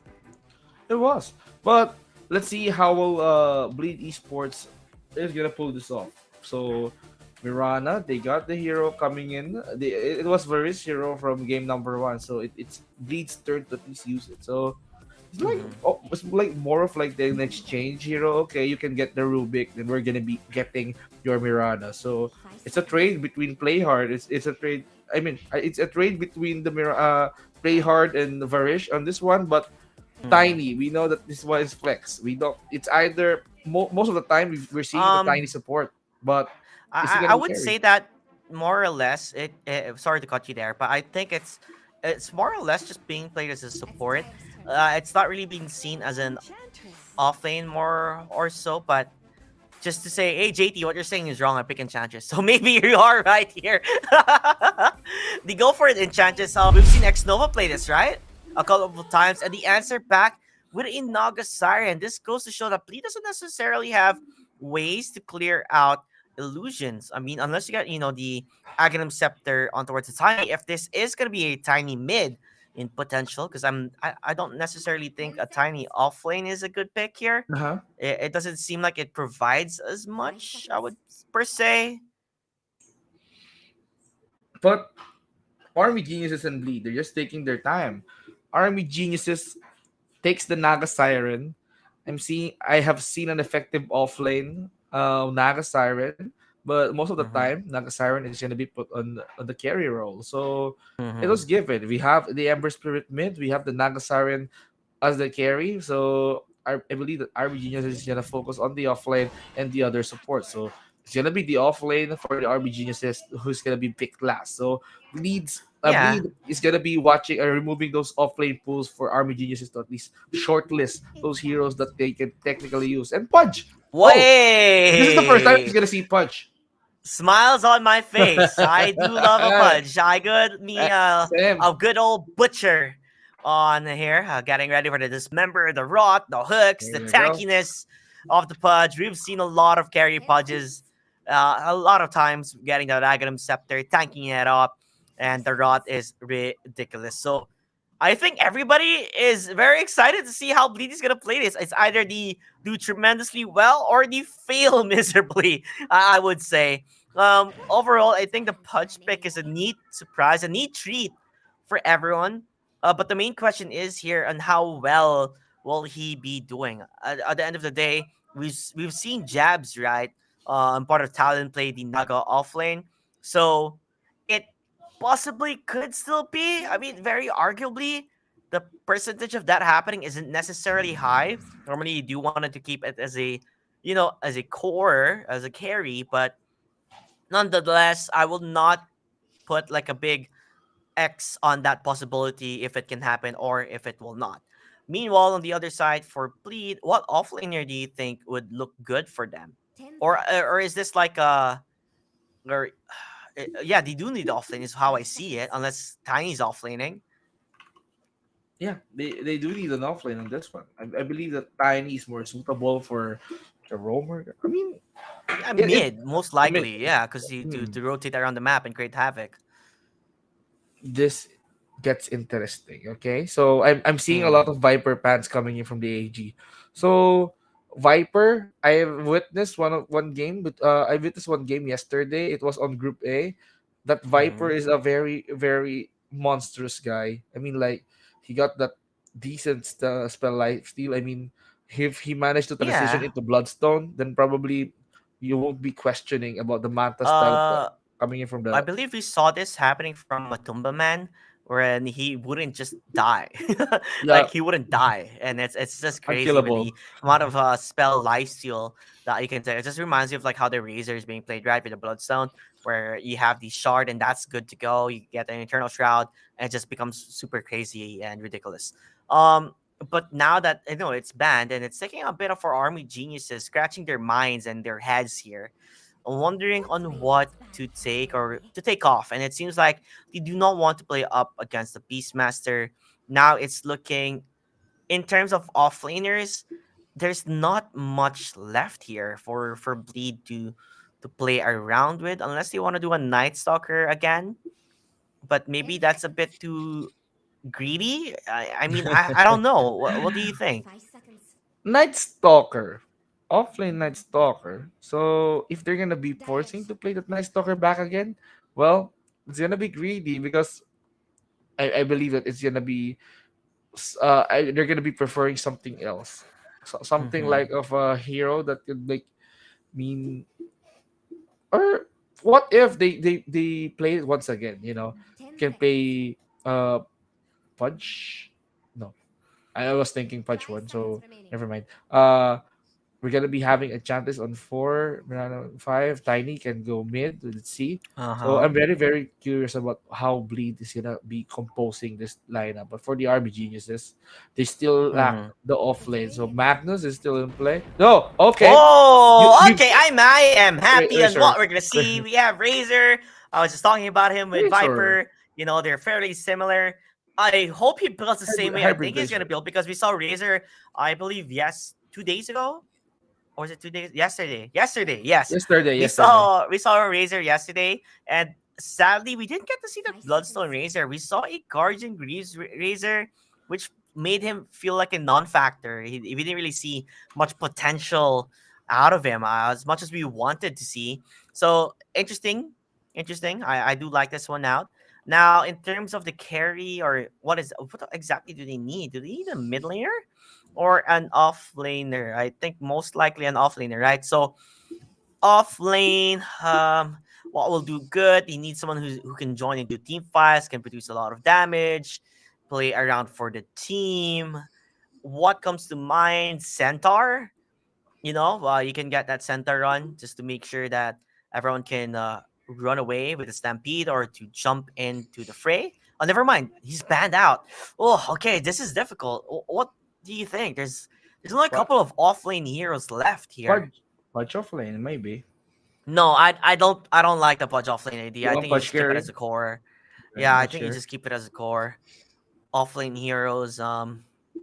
That will do good up against Naga. You get an LC. I don't know about that either. It does well to just remove the illusions, but the duel, will it help? Very debatable on that part. Mm, just a couple of seconds. Bleed. They have to pick. Yeah, it's gonna Morph. be Pudge off lane. Morphling. It's gonna be Okay, Jackie's morph. Jackie playing carry. Masaris will be Oh, playing it's Pudge, any like you off lane. said. And no. It's Masaris much is off off lane. lane. Oh, right. Yeah, because I I, just don't like putting Tiny in I in just get off way too lane. excited. So, yep, Tiny will be your mid laner, and the Enchantress, obviously, Dubu is going to be playing that one. While Play Hard this time having the Mirana at his hand, at his arsenal. So overall, in terms of the draft so far, do you favor any teams right now? For me, draft wise, I kind of like. I'm more lenient towards. Sorry, it's gonna be hard. We've seen Razor. This is the second time I've seen Razor pick Army Geniuses is just to utilize the Razor. The last time I've seen a Razor, it was on Group B where Polaris just utilized the Razor, but he went Greaves, as you mentioned. It didn't work out. So Polaris just suffered their up against that Razor, who was supposed to at least make Polaris win. So this time around, probably we are gonna be expecting to see a painful Razor. They just have to at least utilize the song from DB, so it's gonna be hard. But Army Geniuses might win this one because once we know that Naga Siren gets to farm up his heart and his other items, then it's gonna be a really really hard story for them to at least cancel out the Naga or find the real one if ever they wanted to shut them off. So let's see. I'm more of like an Army Geniuses pick on this, but how about you? Oh, so JT paused. I mean, he doesn't even reply to me, but he paused. Okay, so there you go, guys. So as I've said, I kind of like to I am leaning towards the Razor pick here. So if Army Geniuses utilize that Razor on their team, that means it's gonna be easy. It's gonna be Razor who's gonna be doing all those tankiness. He's gonna be doing all those uh hits coming in. He's gonna be stealing a lot of damage coming in from the carries from the other side. So Bleed Esports, they need to watch out. But they have the punch though. So Masaros, he played so well with the Night Stalker earlier on, but look at that sexy Arcana. Oh, but anyways, Morphling, he just needs to farm up. They have the punch, but the key winning condition that I'm gonna be expecting from Bleed is that when they have the Pudge will be very very active on the offlane side. So he's gonna be taking out targets, gonna be stacking up all those flesh heap stacks in order for him to be tanky enough for like mid to late game later on. So let's see on how are they gonna approach this, but let's see. Good item. I mean, like good skill composition coming in from the side of Army Geniuses. They have the Ember Spirit that can like when it's scaled to level 6, they can like go in and rotate. Then they have the Naga Siren. He just needs to at least utilize the net to keep his opponents up in place. So he just needs to like that. Hello, hi, welcome back, man. 30 seconds to battle. Oh, First things first. why you do that to me? Who's their money on?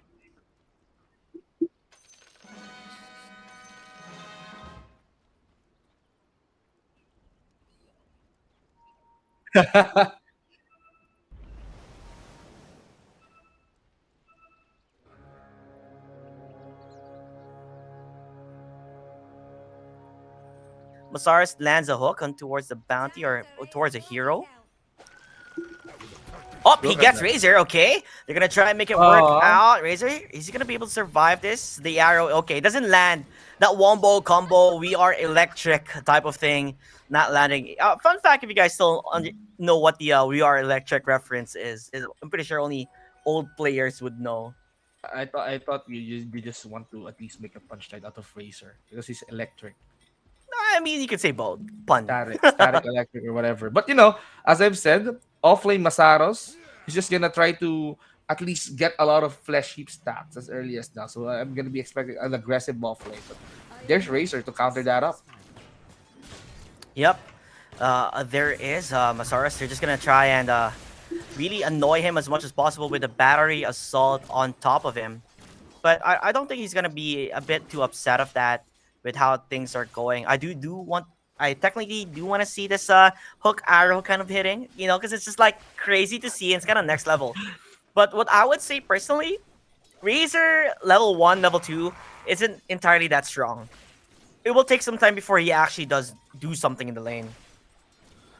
Yeah, it's gonna be a matter of time wherein these guys are very, very productive. Arrow. But look at Arrow. Yep, it's gonna hit towards the clockwork, but they can turn things around if they do want to do that. Masara is gonna be able to be safe, but a hook, it lands!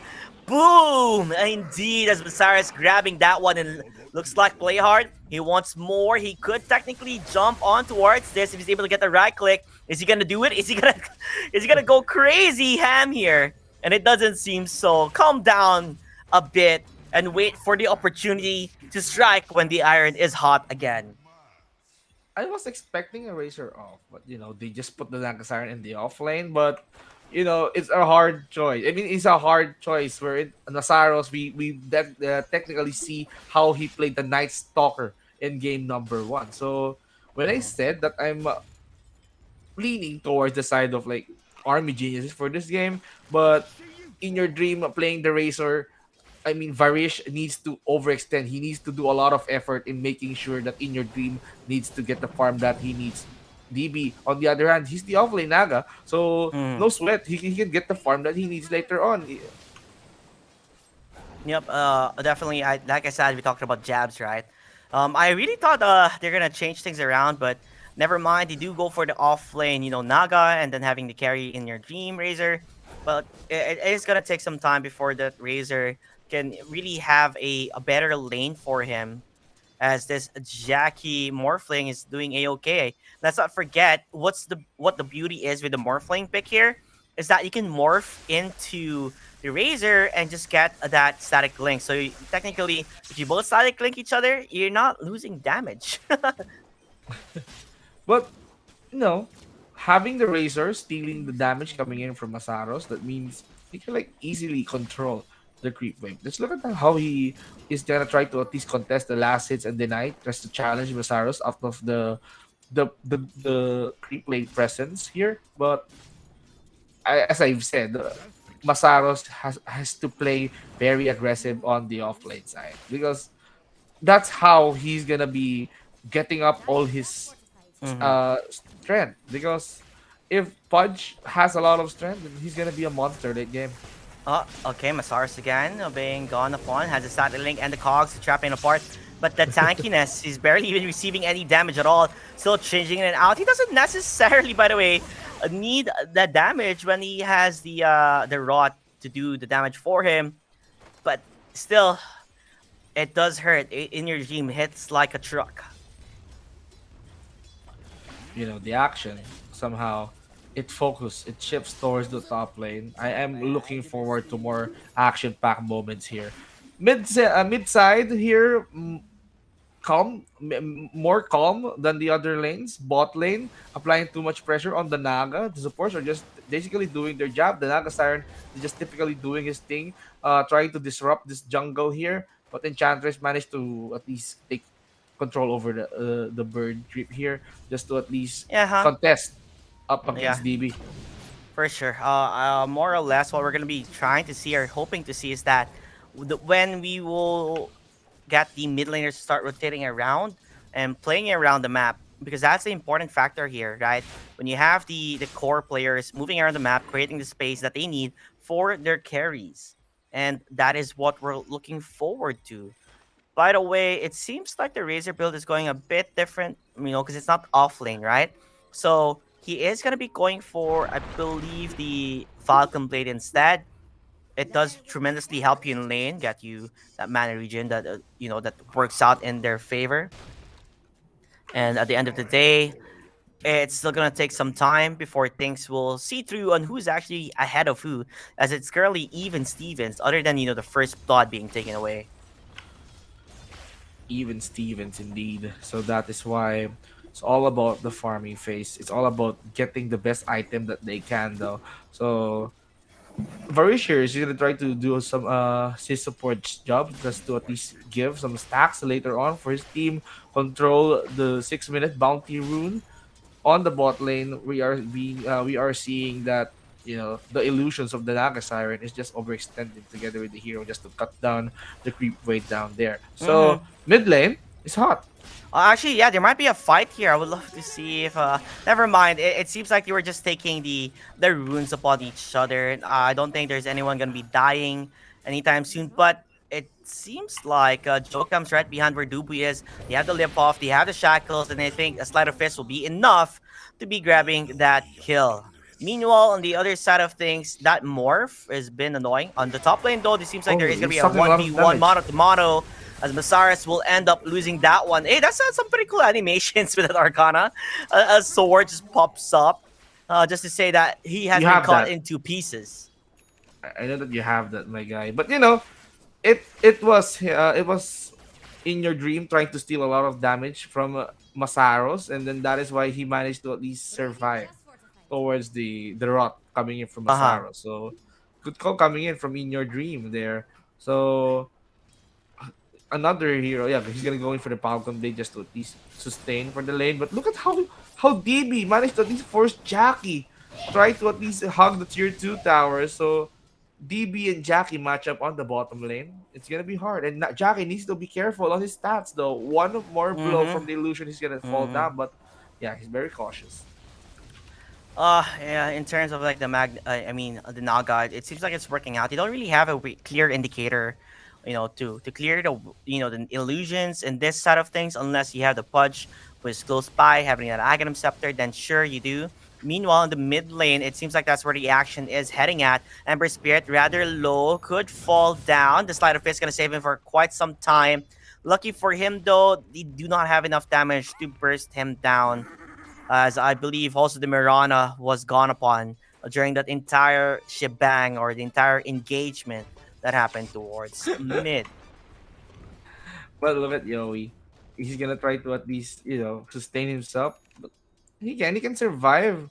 He can like go in straight to base. We're seeing some engagement towards the top lane. They want the Razor dead, but it's a Razor. Yeah, He can like suck up your damage. your damage, exactly. And looks like they're gonna fight him. I'm not sure about that. Do they have enough damage for him to survive? Looks like Masaris is gonna survive there.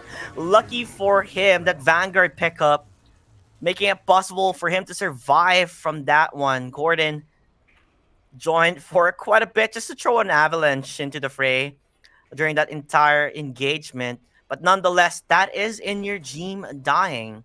Army Geniuses, in terms of what's happening in the early game, it seems rather difficult for them, as the Razor only has 35 last hits and 7 denies, and him falling down there kind of pushes him down low, as they're currently taking objectives already to top lane. Mid lane still poking out, but Razor was forced to at least entertain mid for a while because Razor, in your dream, knows that the top lane is very hot. The Pudge Masaros is not gonna stop killing or delaying this Razor right here. He just needs those strength. He just needs to at least get those skills up. They just taken up the top power instead. So a lot of space has been utilized. Razor was forced to go mid, and now he has to walk back. Yep, it's a walk of shame, I would say. But nonetheless, it feels like now it changes the fact here. It feels like it's dual cores, right? Because you do have the Naga, who's currently top one in that work, which feels like it will continue spiraling the way of the Naga Siren. And the moment Naga gets his items, you need to find a way to clear those waves, and that I believe would be the punch. Meanwhile, on the other side of things, they're gonna be able to find where Playhard is gonna be as he tries to survive. He go for a 1-for-1, but the chase will be continue on towards Gordon. He does have that TP. Do they have enough damage? Yes, they Oh, do. The Razor. You do not there. want to get struck by lightning. We are electric. We go back to what you've said. I mean, that Razor static, man. He just steals a lot of damage, and then he returns it back to his opponent just by unleashing a lot of energy currents. Pack, pack. That's what's scary about Razor. That's why he works both ways. As an offlane, as a carry, he just needs time. He just needs a lot of space. But offlane, of course, you just have to be tanky enough just to withstand the offlane. And if you're the carry, that means damage is your priority. And for this game, they're gonna prioritize a lot of damage for this Razor, just to at Yep. least counter up the tankiness of Pudge. We're gonna see more action happening as the bot lane. They do smoke towards that side of things.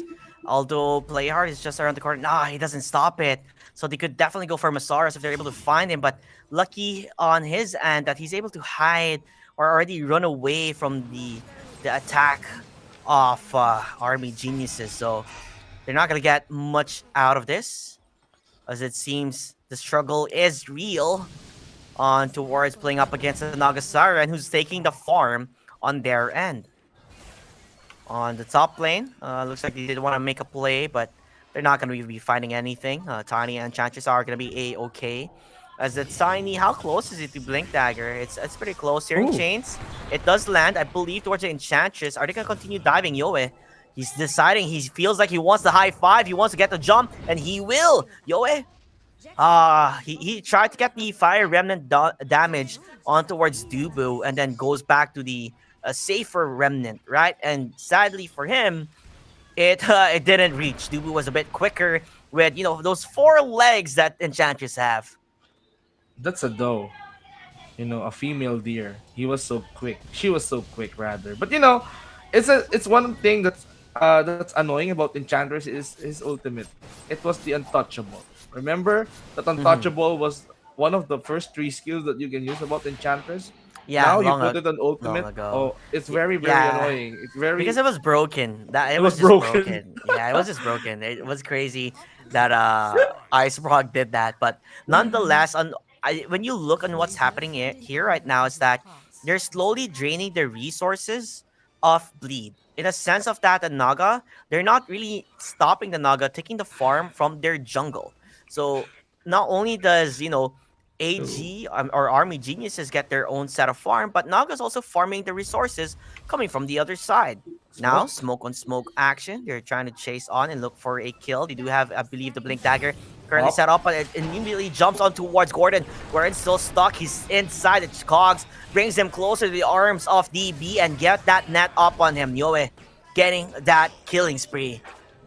As things are looking rather okay-ish from Army Geniuses compared to how game number 1 went, right? Very different, looking well, looking rather fly, I would say. Yeah, I mean that team fight. They know both teams have used smoke, and then of course the smoke pop. That means the dire side Army Geniuses will be forced to use a scan just to at least confirm their thoughts. Clockwork? Hang on a sec. Clockwork, he's looking for more, I believe. As we have Yoe jumping in, but you don't know. They do have the Avalanche Toss combination, even this Mismember on towards Yoe, but he's going to be safe thanks to the lift coming from the Rubik, but it doesn't matter at the end of the day, as Jackie morphing on towards the Ember Spirit, immediately making sure that the Searing Chain Slide of Fist combination hits perfectly. 314 gold. Plus additionals to that team. I'm pretty sure that they are happy about that one. This is looking so intense. I mean, both teams, neither of them is not backing out. I mean, it's the Army Geniuses role to at least make on some the other space. side of things. Yeah, Razor almost falls down in the hands of the Morphling. Meanwhile, Tiny, wait a second, Corden, he's looking for the kill, but not gonna be able to find that one. Okay, so just to put ourselves back into the car with our seatbelts on, just to see if he was actually gonna go for a dive there. Maybe a bit too overly aggressive, I would say, in the side of Army Geniuses. You don't necessarily have to force a fight, because that will just put them in a disadvantage. It is. It's gonna put them into disadvantage. But you see how both of these teams just managed to get 5 kills in the total of 15-minute mark, because they just want someone to farm up. For that dire side, it's gonna be the Naga Siren. It's just the Razor doing the early damage. It's gonna be the Ember Spirit who's gonna do the early damage from the initiations. But we're gonna be expecting more from the Naga Siren later on. But on the side of Bleed, they're just gonna rely on the late game Jackie Morphling. So Punch needs to tank enough just to at least make sure that the Morph is gonna keep those farms in check. Once he gets his items, we're gonna be seeing a lot of aggression coming in from Bleed. But we're gonna be expecting the Army Genius is gonna play defensively. They kind of toned it down now for Bleed. You know, as much as we want to see them play aggressively with a Blink Dagger pickup coming from Tiny, it kind of toned down quite a bit because it's hard to really pick them off and you don't really necessarily have the vision to find them. As well as Naga still being the constant annoyance, right? On how he's just taking the farm from the jungle side of things. Currently, Moonlight Shadow and Smoke Top. You want to go for the Naga? Did you see where DP is? DP gonna get arrowed on. The combo will be there. Avalanche Toss. They have the kill. Finally, you know, making sure that this Naga Siren will stop with that aggression. Although, in your dream, he TP'd down here. He doesn't have a team at all. He's gonna get gone upon. He has the Avalanche Toss combination, and he's just dead. I'm not sure why he stayed still. I mean, you saw your teammate fall down and you're continue farming creeps in a place where you saw 4 heroes already waiting. Or, jumping and pouncing upon your Naga Siren. Well, that is a state of shock for In Your Dream, witnessing the Naga Siren crumble down, DB just falling apart. That's gonna leave Vince, they're a not done shock. yet. The- It looks like they're gonna be able to find where the clockwork is, and kills after kills. It is the audition. One by one, the cookie crumbles. You know what they say. And other than that, Naga, I mean, yes, Naga's getting the farm of their life, but you need more items before you could actually really do something out of this team fight, right? That's the Correct. problem with having a Naga pick. And it looks like they're not even done yet. They could possibly jump in. Ember Spirit They looks want like more. he's being... Oh, never mind. They get the kill towards Jokam. We didn't really be able to see that fight, but they're chasing on towards DB. DB currently being netted down. You have the hook, but it will not hit on, as the Manta will save him from his misery. Still, we do have In Your Dream. Never mind, you find DB actually with the Avalanche Sauce combination, as well as Jackie just destroying them, making it work out. Meanwhile, Gordon still being caught upon by this Razor. They're making it work so far. I see a lot of people, or a lot of heroes' HP are rather low for the side up lead, but not enough for them to find the kill on towards that one. So you do lose your offlaner for that mid laner, but at the end of the day, you do stop that Naga from getting that farm that, Naga needs, essentially. True. I don't know what happened there, but on the bot lane, they managed to shut down the Naga. Razor just followed through, and then when Naga respond, trying to at least dodge down the Pudge, managed to at least save himself with the illusion that he has, but he's not gonna survive again. That means you're correct. That's gonna delay a lot from Naga Siren from getting his items up. So you don't want your Naga Siren to die as much as possible. So what you want for the Naga is to get his Heart of Taras up and running. But Razor, he has the BKB. He can let go for a full Sunshine Yasha build for this. But I'm more concerned about the Naga if this continues, because Bleed Esports, once that they know that there is someone here, they can convert it into a pickoffs, which will follow through. So they have to watch out for that. Army Geniuses needs to play as a team here. They don't want to at least scatter around the map without anyone or any backups around your about near you. So you have to play it safe. Yeah, definitely. They do have to play it safe, but we'll see on how long this can be, persisted onto, because they have the answer towards the Naga, which is obviously the Aghanim Scepter on towards Masaris, right? So if you're just able to use your Rod, you're able to already stop the Naga Siren illusions. Look how fast those illusions melt. And then you also have the Nether Shawl on top of that. So Ugh. more Giga Chad damage on towards that. Big Chad. Meanwhile, on the other side of things, this Razor, he rushes on towards that BKB and the words of Falcon Blade. So I feel like he's still kind of in terms of, damage he is lacking, as long as he's able to maybe, I guess, go towards the Morphling. But let's not forget, like I said, Morphling can also morph into Razor, and he could just static link each other, right? Static versus static indeed. But Morph can easily break, but mid, it's hot. Yup, it is a bit hot here, but honestly speaking, sadly, the Tiny not gonna be able to find, that Avalanche Sauce combination on the players that he wants to take on upon. 3 for 3, by the way, for Gordon, so it's kind of working out. Looks like Enchantress could be the target here, but let's see who's gone upon, because it looks like Fudge is gonna be able to find where Man. the clockwork is, and you get Nice the hook hook. on towards as well. The Ember, he's gonna get controlled, but the song will be there, but the damage from the rod, it's just too much. It's time to run away. Delta Split is the name of the game if they can. And it seems like the will has a Rubik. Never mind. From far away, he got shotgunned by the Morphling. This is what I'm concerned. Yes, they have the Naga. Yes, they have the Razor. But they have no time to farm their items. Bleed knows that. And we all know, going back to what I've said, the Masaros, he played that Night Stalker like a monster. And now he has the Pudge. How many flesh heat does this guy have? Already 10 in a 21-minute mark out of 13 kills. of the entire bleed team. He's just literally making his opponents bleed with his punch.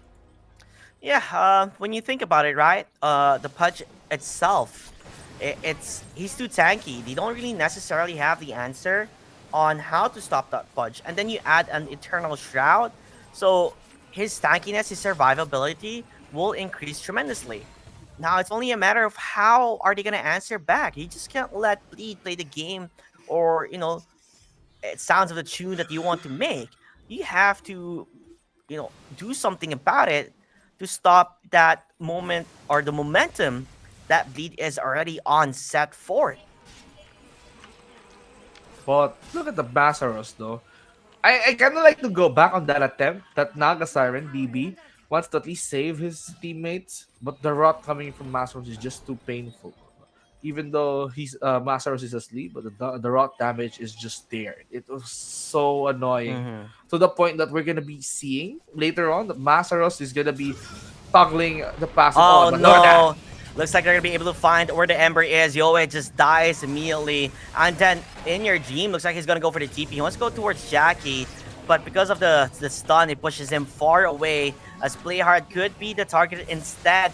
In your dream, not stopping, wants to go for more. Uses the BKB, still continuing that chase. Meanwhile, Tiny on the other side finds where Jokum is. Jackie jumping in, getting those kills towards the supports.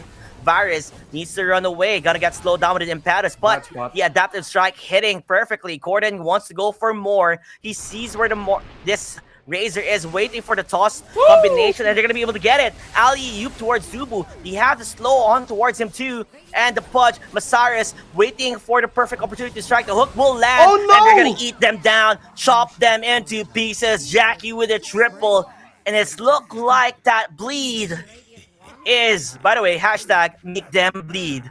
It's just working. It's just working. It's this Razor is becoming a non-factor slowly but surely, and Yoe being able to or being caught off guard immediately by that avalanche toss. He knew where he was gonna slot a fist. He jumped onto him, he leaped and pounced onto him, and he just died in the end, doing nothing.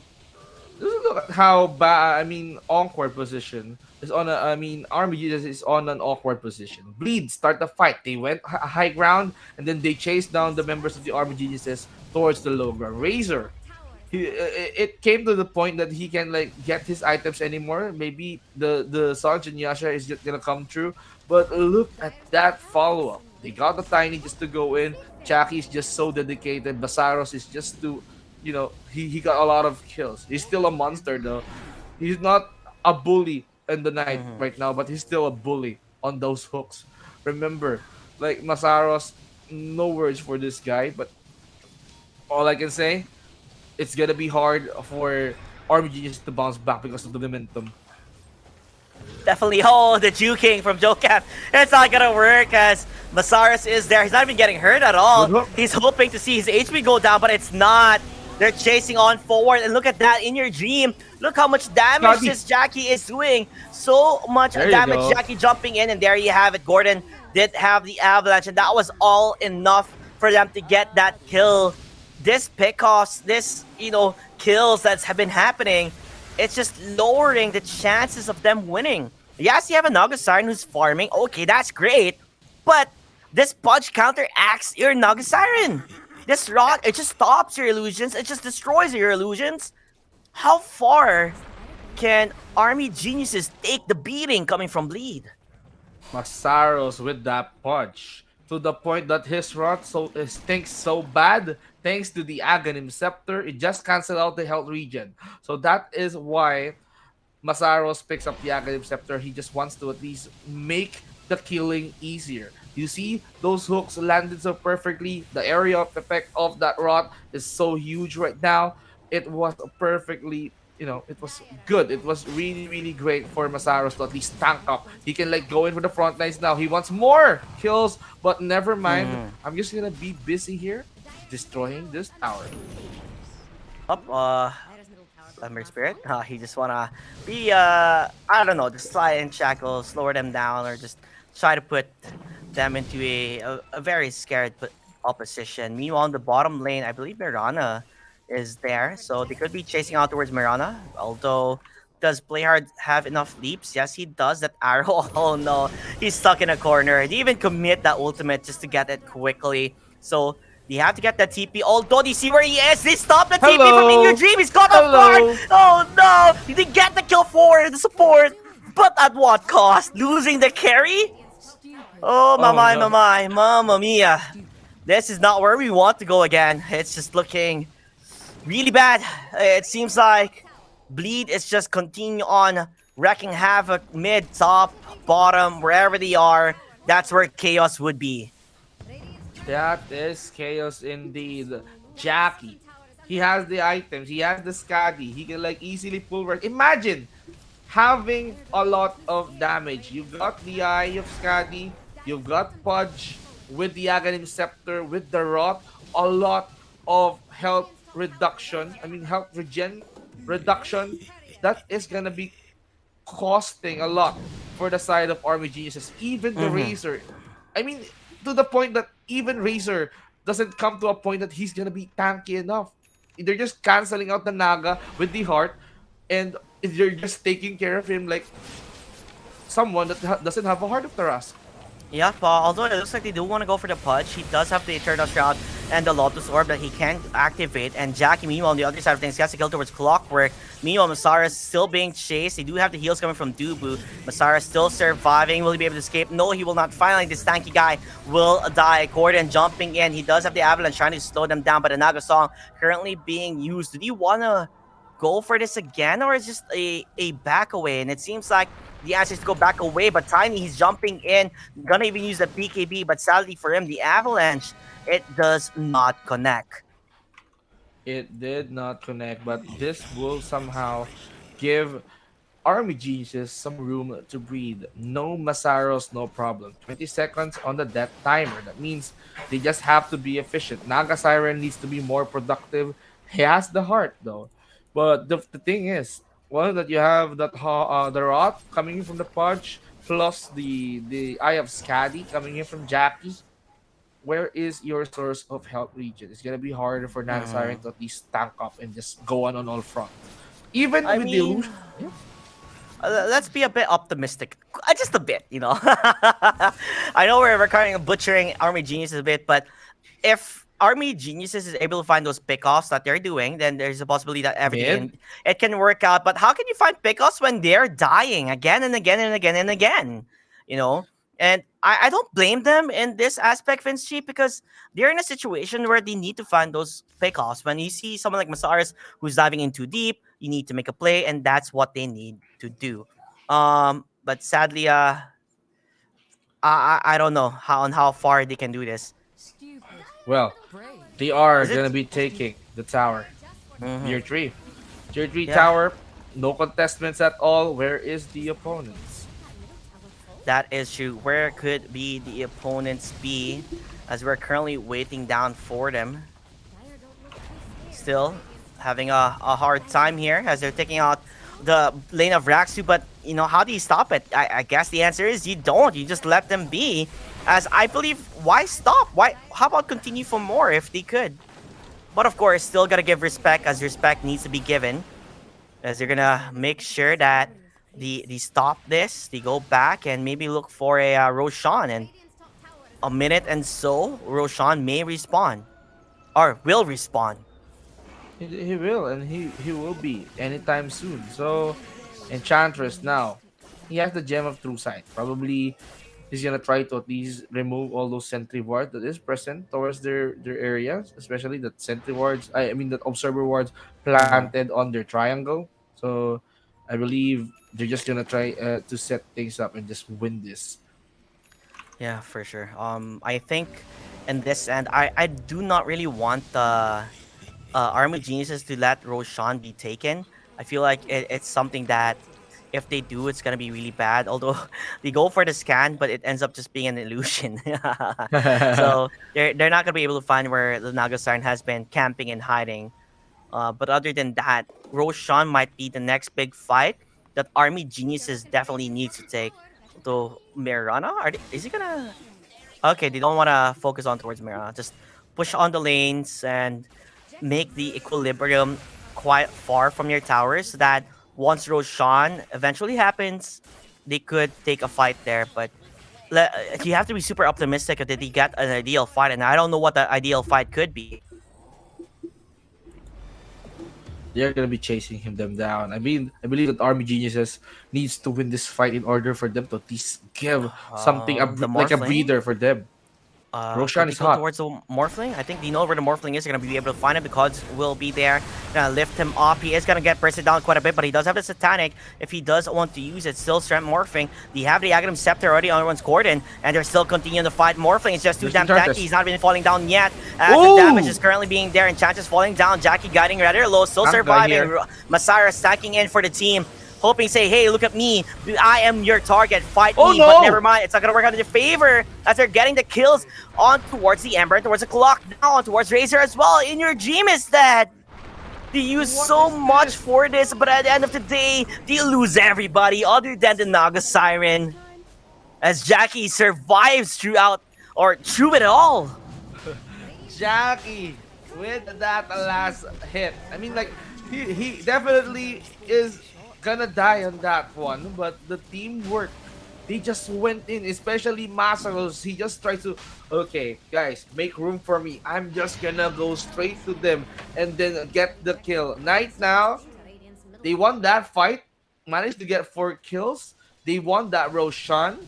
The goal change, 2k advantage towards their side. So Bleed Esports technically made Army Geniuses bleed with this one, and all of the damage, even though the high damage output coming in from the side of the Army Geniuses, it's not enough to at least kill Jackie. Yeah. Jackie is just too tanky. This might be it here, Vince G. This might be the final hoorah Raw. coming from. I like how you just went hoorah with me too. But I think this might literally be the final hoorah for the side of Army Geniuses. They have the Aegis already currently on towards Jackie, and they don't really have a counter. They wanted to get the Spirit Vessel. It just wasn't there.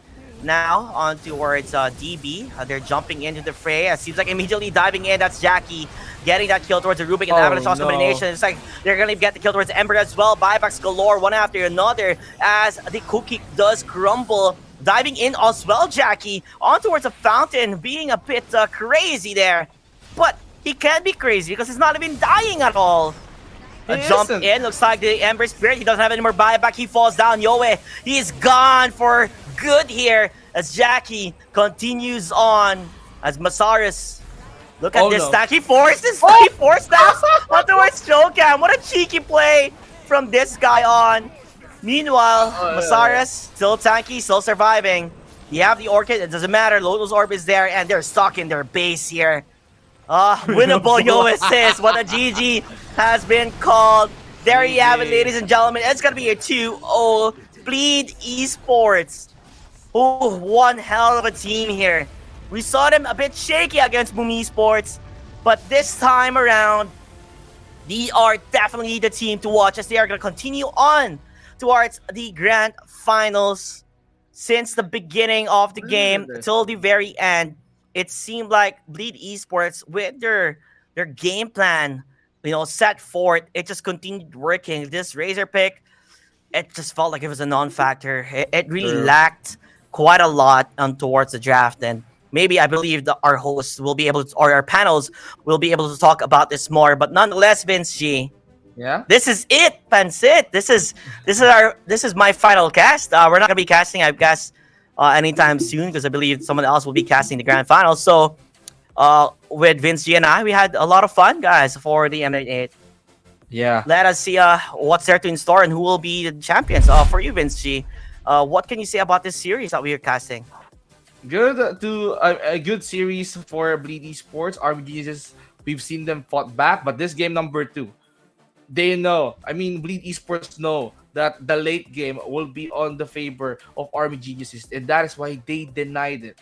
They used everything that they can. They made Punch so strong in order for them to counter the Razor, counter the Naga Siren, up until Jackie made his farm too. So all of them are just working too hard just to make sure that everyone gets the benefit. That last team fight, it was, they just started to bully. Even though the Rubik, Jokam, he just went straight for stop, trying to at least throw Pudge towards the base. And you know what? Masaro said to Joe Cam? I'll force that you, Kinamusta I- niya? Joe Cam, kamusta ka okay. na? I said Tagalog words, no? I just want to let it just out. to say, how are you? How are you? How are Basically, is you? what you're How are saying. you, my friend? But yeah, definitely. Seeing how the game went, you could really tell on how dominating Bleed Esports is. I believe they could be also be riding the momentum going on towards the grand finals into this one. So overall, kudos again to Bleed Esports. And more or less, what I would say is that I think in terms of the drafting stage, they got in the side of Army Geniuses, they got tunnel visioned with this Naga pick. The moment that the Pudge was picked, it just destroyed the entirety, the core of the Bleed, or I mean the Army Geniuses lineup. So other than that, the carry pick wasn't necessarily strong at all for that setup, as the Morphling just can easily morph out. But with that said, Vince G, I believe we can send it to our panel to talk about in-depth analysis on what went wrong and how did Bleed Esports become the victors of this best of 3 series.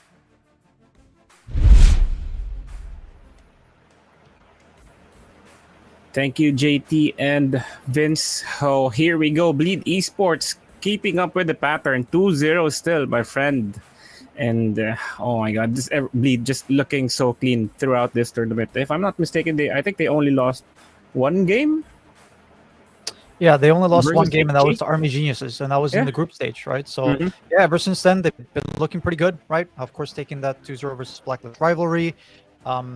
I guess they did lose to Boom, right? Upper Earlier, bracket. but either way, in the series that they have won, I mean, they look pretty good, right? So, Mhm. not quite hit or miss. I feel like they are pretty consistent, right? I mean, you see them sort of breeze through these drafts. You see them sort of breeze through the way that they play these games, and there's always at least one guy popping off on the side right now. Last game it was Masaros. This time you see Jackie all of a sudden like 13-0 and 13, no deaths at all this game. And let me say, man, when a Morphling is picked and it works really really well. You Mhm. always know. I mean that's when it comes to our to the games that we cast, right? It's always down to, it's a Morphling game. Oh, it's a Morphling game. We know that he's going to be able to carry the game because they just don't have anything to be able to deal with it on the other side. Okay, fine. You get the Ember Spirit for Yoe. Maybe that was something that could have given him a little bit of confidence, but the rest of the team, really just wasn't there. I feel like, there have been a few teams that have tried this, right? I think it was Talon that played this Nagasar in offlane. It did work against Blacklist rivalry in the lower bracket best of 1. But yeah, I think this is I'm not sure if this is experimental, right? I mean, these teams they scrim around. Maybe one team starts picking it up and then they get amazed and they try it on their own scrims and it looks good. But unfortunately, it just doesn't feel too clean, right? And it feels a bit greedy.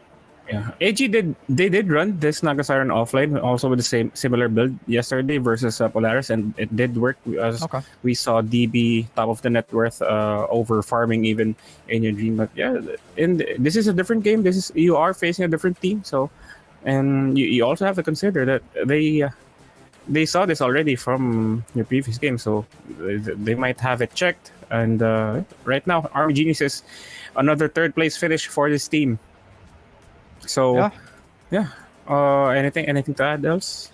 Yeah, I think if you want to try to run this Nagasara in offlane, right, I think you have to sort of try to be able to run it in a lane that works well.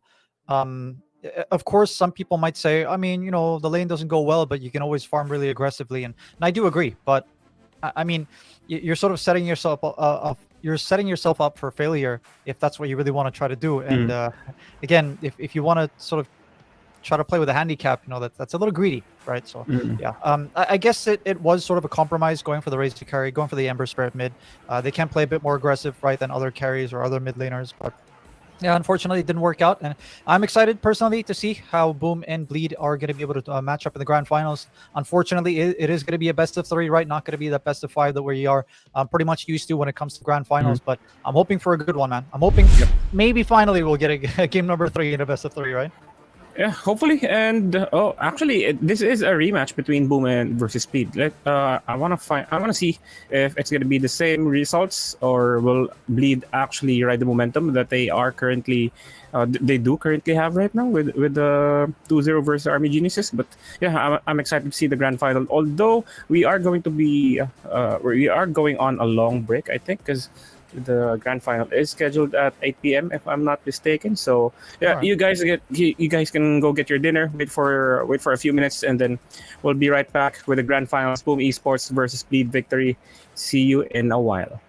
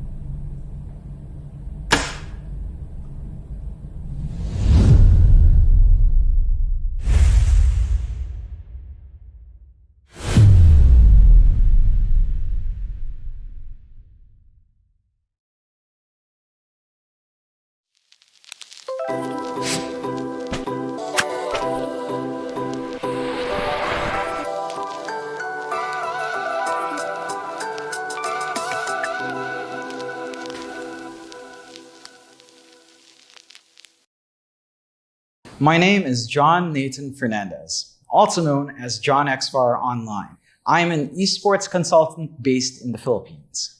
I do casting, analysis, streaming, and content creation. I've been in the esports industry since around 2018. It all started when the international tree came about. I was really drawn into the game. At that time, it was a very big spectacle, and the commentators working that event just did a fantastic job of bringing that game to life for the viewers. So I've been inspired by that ever since. I really just got into esports. It's really fun to watch how every region kind of plays around, how every game is different, and how they approach professional esports play. You know, just something as simple as video games evolving into this multi-million-dollar industry over the span of maybe 20 years is really outstanding. And it's kind of great to be a part of that process and telling that story to, again, all of the viewers, all of the fans who enjoy these games. When you look back to the beginnings of esports, you know, back in the early 2000s, you had some pretty big games, but the infrastructure wasn't quite there to support that growth. People couldn't do esports as a full-time job. And you look now, with big games coming out, with all these multi-million-dollar tournaments, it's much more feasible for someone to pursue esports as a career, and not just as a player. There's management, there's the tournament organizers. There's a lot of room now in the environment for people to be involved with the games they love. I've been following esports for about as long as I've been working. I think the one thing that you get from all of that experience in esports is you tend to understand what you're watching a lot better, of course. It just comes with the experience of watching a game for quite a while. So you do have a lot more that you can see, a lot more that you can tell when a game is happening. And you can just kind of build off that experience. You know what to expect, and you kind of have a good idea of how certain games can and sometimes will definitely go. It does bring me great joy when you're covering a game and you kind of called something out before it happens. You know exactly what's going to happen in the game because you've watched so much of it, or you just have enough insight. And it's a great feeling to kind of figure out what's going on, kind of tell in advance what's happening. It's just a really good feeling that I think a lot of gamers do enjoy as well. When you get into a match, you know if it's going to be a good one, you know if it's going to be a tough one, and kind of having those expectations match up to how the game unfolds. It's a really rewarding experience to go through. With that said, having that experience on hand does make it even more satisfying when you manage to guess what's going to happen. I think it's not just me as a commentator, but all of us as gamers. When you see that in any esports title, you just feel this great knowing that your time, your investment, your knowledge of the game has given you such great insight into the highest level of play. I'll be frank with you, I have zero experience with betting platforms at all. I've never tried online betting. I've never been interested in esports betting in general. So this is a first for me. M88 brought me out here to give their platform a try, and I have no clue what to expect. I mean, a lot of these websites do feel a little bit sketchy. Some of them just have all of those spammy clickbait ads right in your face. Some of them claim huge returns, and that just doesn't seem realistic. So I'm keen to see if M88 is different, if M88 is a site that you and I can trust to be fair and reliable to be on. In order to be successful when it comes to betting in these esports titles or betting in general, it's not just being updated on the game, but it's also down to the platform itself. How trustworthy is the website? How reliable are its services? How much can you trust it with your money when you're trying to, bet on games and just kind of have a good time? Even without any prior experience with betting, I do know that, or I have a general feel for what's important for a site for you to partner with. Can you get your money back? Is your information secure? Are you able to confidently play these games knowing that the odds are even and fair and randomized properly? There's a lot of horror stories out there about other websites where people with huge winnings aren't able to withdraw them in a timely manner or have to go through so many loops to just get their returns back. I'm not the biggest, fan of esports betting. I mean, I understand it has its appeal, but it has a lot of trust involved. And again, I've never used any website. I've never interacted with M88. So I'm keen on finding out just how well their product works. And I think it's good for you and I to kind of figure out if this is a site that you can go through easily and kind of trust with your money, with your gaming here. So what is this episode all about? In this episode, we'll take a look at the first-time experience of using the M88 platform. As I said, I have zero experience with a website, so you and I can experience it together, what it's like to kind of get into the platform and how it performs.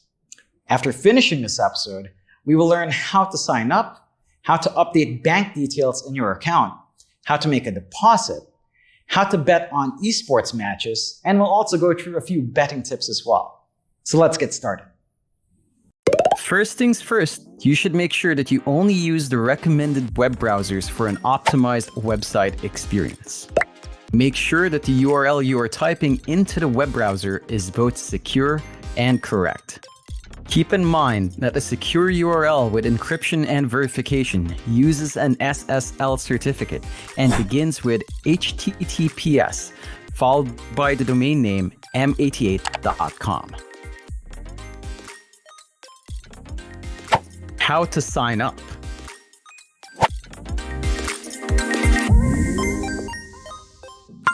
Step 1. Click the register button. You can register by clicking the yellow register button in the top right corner of the website. After clicking the button, a modal will pop up with a registration form. Step 2. Fill in all the fields with your correct and valid information. This is a very critical part. Once your account has been created, you will not be able to change the currency. So be sure of your currency selection. Click the register button found at the bottom of the form. Step 3. If available, choose your bonus. Another pop-up usually comes to offer current promotions. Take advantage of these offers and choose what you prefer based on your betting category or style to gain bonuses.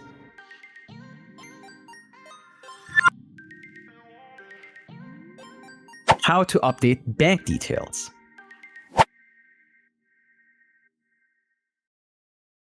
Step 1. Hover over the profile icon. Select My Account. Click Update Bank Details. Assuming you are already logged in.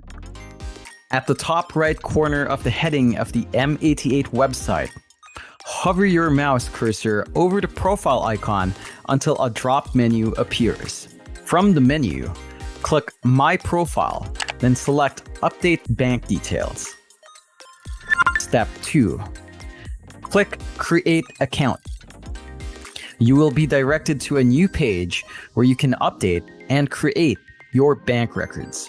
As you have a newly created account, it is a must to create and update your bank record to be able to do transactions on the website via bank transfer.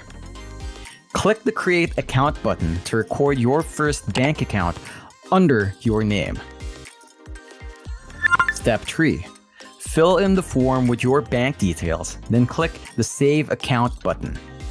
In the on-screen form, select your bank name and input your bank account number. After ensuring that the provided details are correct, click the Save Account button. And for your convenience, you can add multiple bank accounts as long as it's under your name, so you can choose which account to use next time.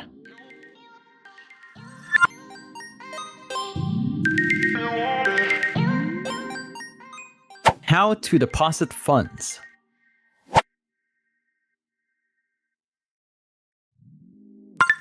Step 1. Click the Deposit button. Click the Deposit button located at the topmost heading of the website. Step 2. Choose your mode of payment. You will be directed to a new web page named Cashier. Make sure you are under the Deposit tab. From here, you will have different options to choose from on how you can make a deposit. Choose your preferred method. For now, let's choose bank transfer. Step 3. Follow the instruction of your preferred method. For every method that you choose, it will be a guided process. So follow through the instructions of your preferred method on screen or check the help page of M88 to understand further how to use the website. Create a new deposit form. Select Deposit Channel. Select Preferred Bank to make the deposit, and the M88 bank account will appear as the destination of the deposit. Do your bank transfer and make sure to send it to the specified bank account on screen. After doing the bank transfer, click the Next button to continue to the deposit form. Complete the deposit form by filling in all the form fields according to the actual bank transfer transaction you just made. and then click Submit to progress to your deposit form. Review the details of your deposit form to make sure it is accurate and is reflecting the details of your actual bank transfer. Then click Submit to process your deposit form. After submitting, your deposit transaction will reflect on the recent transactions section of the same page, indicating transaction details and their status.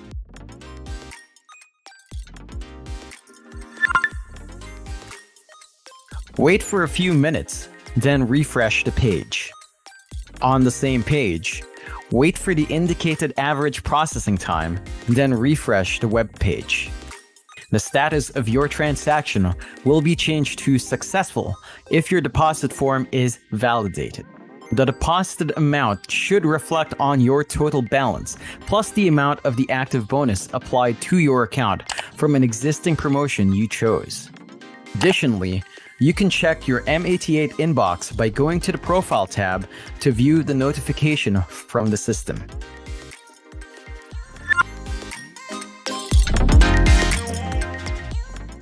How to bet on esports.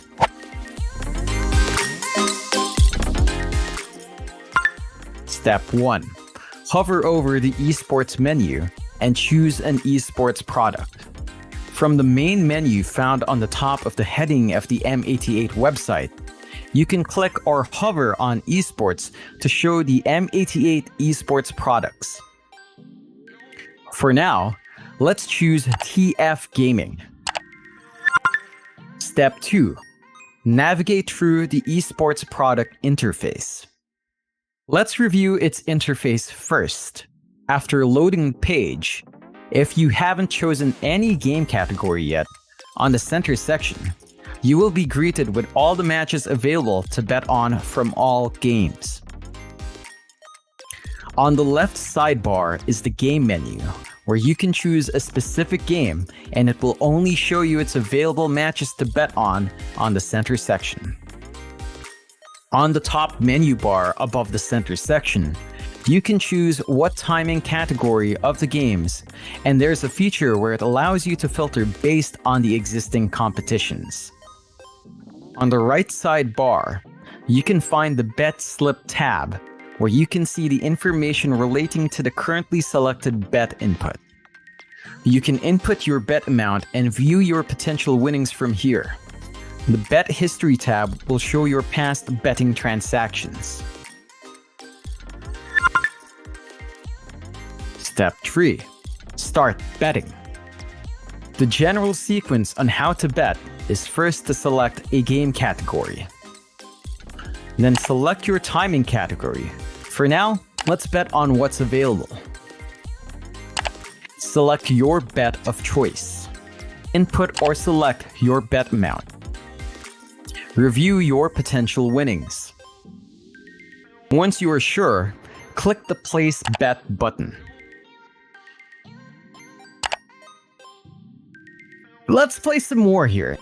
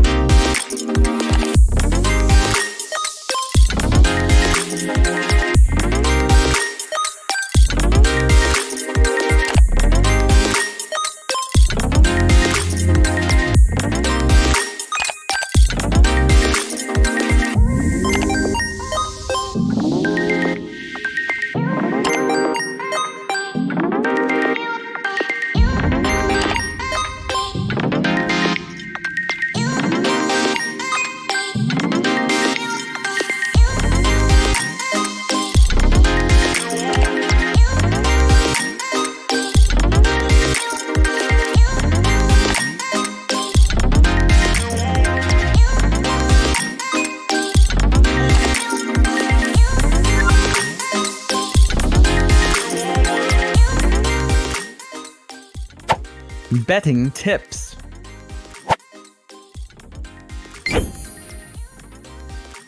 Remember, only play what you can afford to lose.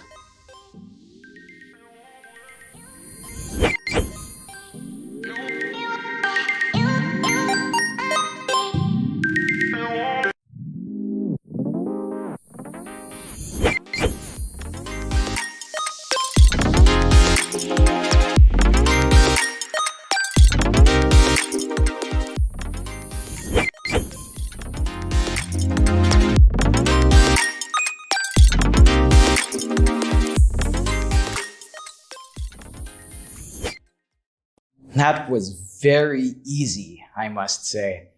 The user interface is pretty straightforward, not to mention the M88 help page is packed with information and instructions to make you more familiar with the platform. What I noticed, however, is that you can find most of the things you need to get started in the heading of the website. But this is just the beginning. We will learn a lot more and try different things in our next episode. Thank you for watching. This is John Xfire, and I'll see you next time. Bye!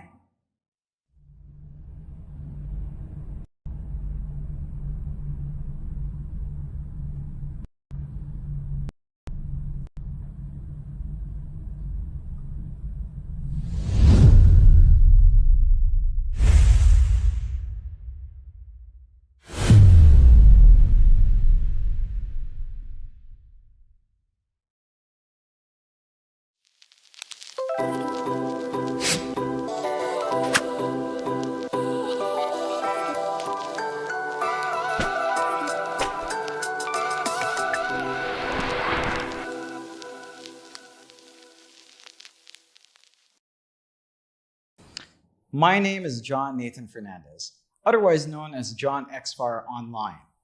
I'm an esports consultant from the Philippines. While I'm mainly known for my work on MOBAs, I do play other games as well.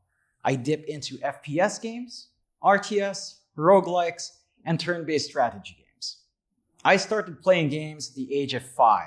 My dad had an old family computer he had from his own childhood, and I grew up playing games from there. A bunch of bootleg games, if I recall right. Some would call them ROM hacks these days, but they were plenty of fun in my youth. And those memories are cherished memories I have playing those old classics in such an old and revered system such as the Famicom. From that time on the family computer, we had a very early desktop PC in our home. And both my mom and my dad got me into PC gaming. They got me a lot of typing games, a lot of educational games. So it's really down to my parents. They brought me into gaming despite themselves not being the biggest gamers out there. Gaming has brought a lot of good things into my life. Obviously, it's given me a career to work towards, but it's also given me a lot of great experiences. It's given me a little bit of an escape from harder times in my life, given me an avenue to explore creativity and ways to express ideas. And of course, it has given me a lot of friends along the way as well. And I remember the time even before online gaming where a lot of us here in the Philippines would, of course, spend time going to internet cafes with our friends, getting 5 people lined up in a row, playing whatever there is, FPS games, RTS games together. Gaming is a factor that unites a lot of people, and the friends you make there are friends that you can keep for life. Nowadays, though, we've entered this era of almost virtual backseat gaming. We've got a lot of people that do enjoy watching streamers play games rather than playing the games themselves. It is fun. You experience a game with someone. It's almost like that internet cafe experience. Not quite, but certain elements of it do come out today. And same could be said almost of esports. You're witnessing a game, but you're not playing it yourself. You're enjoying the show. You're in chat, having a conversation as to where you think the game will go. And it's just about meeting your expectations and just finding out how much you really know about the game. So a lot of people have really taken a liking to that aspect right now on streams. From that experience of watching and interacting and kind of making these small bets with each other, you do get more enjoyment out of the game from that. And it also helps support the players and the teams. It boosts their popularity, it drives the stakes up, and it helps get their names out. As a fan, This is one way to show support for the teams and players we cheer for. It does bring a lot for the teams, and it means a lot for everyone involved, not just the players and teams, but commentators, tournament organizers, even the administrators. Everyone who has a part to play in esports does genuinely enjoy it when people enjoy the work. And when you do have enough experience from watching these games, from watching other people play, from viewing esports, there's always that satisfying feeling you get when you do manage to know what's going to happen just by how the game is like, just by how certain things are happening in the game. It feels so good when you make these guesses, when you make these bets just right. It feels so good that you want to do it all over again and again and again. But let's be realistic here. It's not always going to be that way. Sometimes you win and sometimes you lose. So don't forget your limits there, buddy. So now I will play more games and I'll try my best to win those games. And I hope you give me all your energy and luck, because I sure as had much luck myself. But if I don't win, I'll live by the saying, sometimes you win, sometimes you learn. Because in this episode, we are going to experience the other categories of M88 Mansion. Learn more about what else you can do on the platform using your account. This includes how to transfer funds, how to withdraw, and how to be a responsible gamer. So without further ado, let's dive into it. First things first, you should make sure that you only use the recommended web browsers for an optimized website experience. Make sure that the URL you are typing into the web browser is both secure and correct. Keep in mind that a secure URL with encryption and verification uses an SSL certificate and begins with HTTPS, followed by the domain name m88.com. How to transfer funds.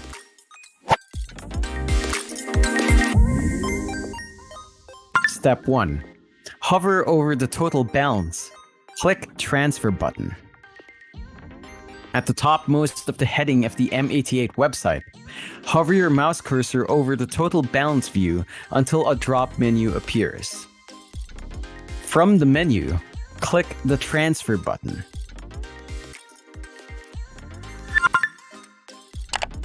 Step 2. Set the source wallet and destination wallet of the specified amount. You will be directed to a new page where you can choose which wallet will be the source and the destination of the transfer amount. Specify the transfer amount and then click the Next button. It should automatically reflect the transfer amount right away.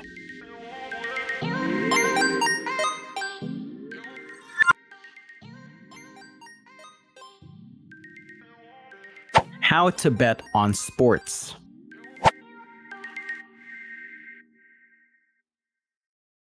Step 1. Hover over the sports menu and choose a sports product. From the main menu found on the top heading of the M88 website, you can click or hover on sports to show the M88 sports products. For now, let's choose M Sports. Step 2. Navigate through the sports product interface. Let's review its interface first.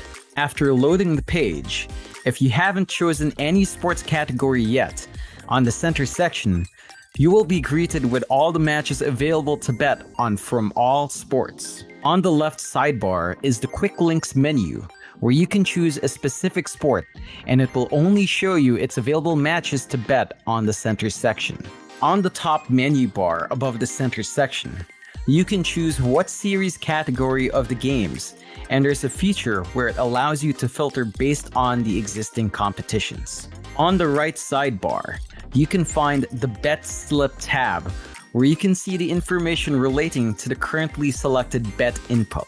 You can input your bet amount and view your potential winnings from here. Step 3. Start betting. The general sequence on how to bet is first to select a sports category. Then select your series category. For now, let's bet here. Input or select your bet amount. Review your potential winnings.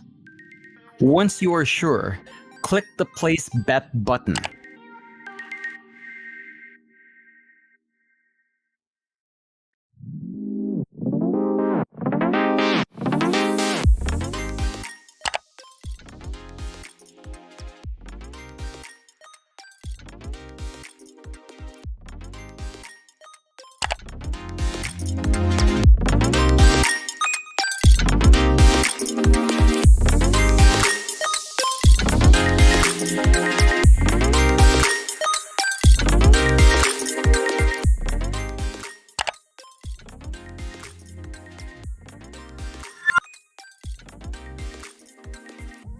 How to play live casino.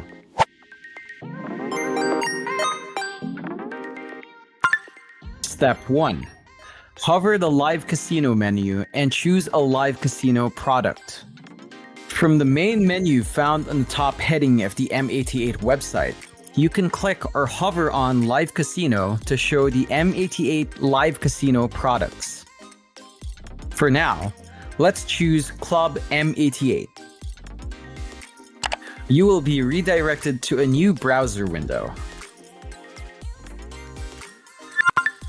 Step 2.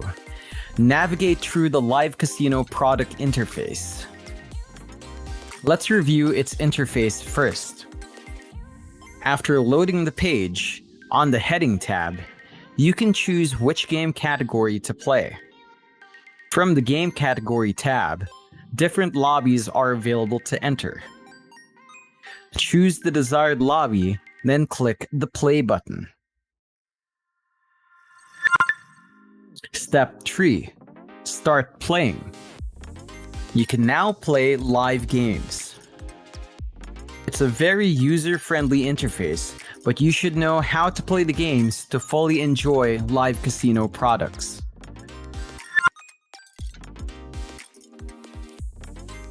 How to withdraw funds.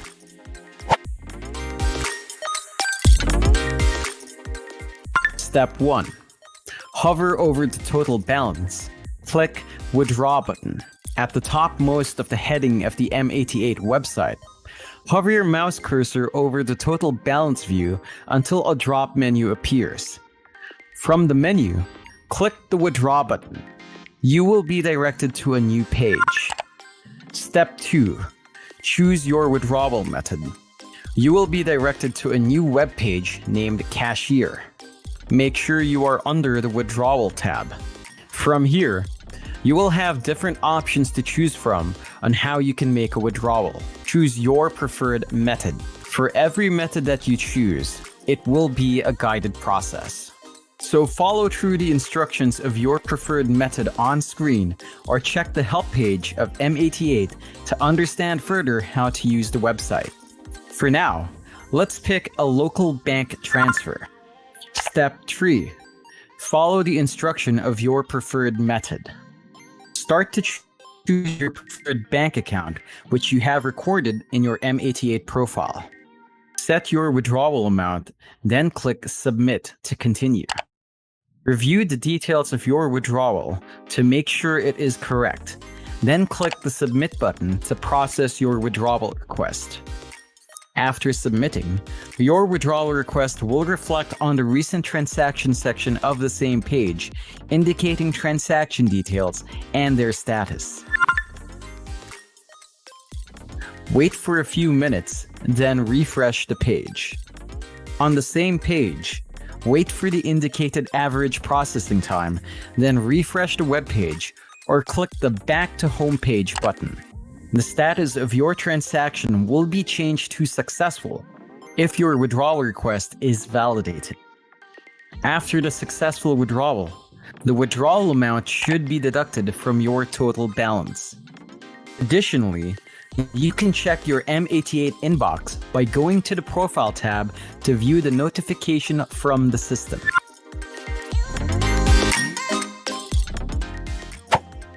Responsible gaming.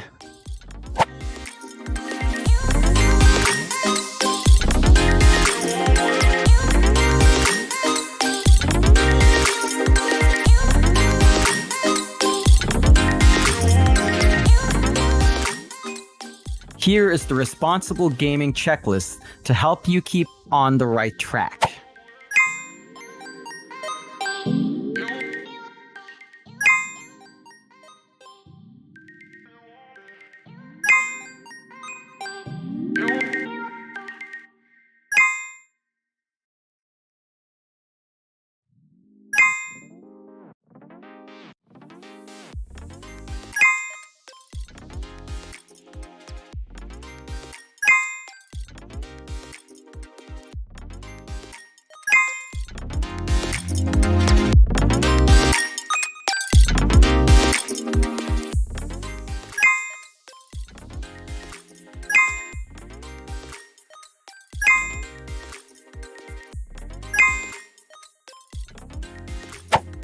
Please visit GamCare at www.gamcare.org.uk.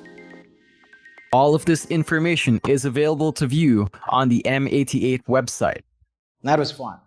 There are lots of choices to play on this platform, and I've seen some exclusive ones here as well. So that's good news. You can try different things from different categories. And now that I have personally tried the platform, I recommend everyone, excluding minors of course, to sign up and test their luck as I did. Use everything you've learned here to get started. And probably you'll do way better than I did. Because honestly, I didn't feel lucky recently. But that's fine.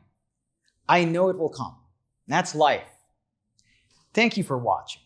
I had so much fun playing in M88 Mansion, and I hope everyone will too. So good luck and have fun. Bye, guys.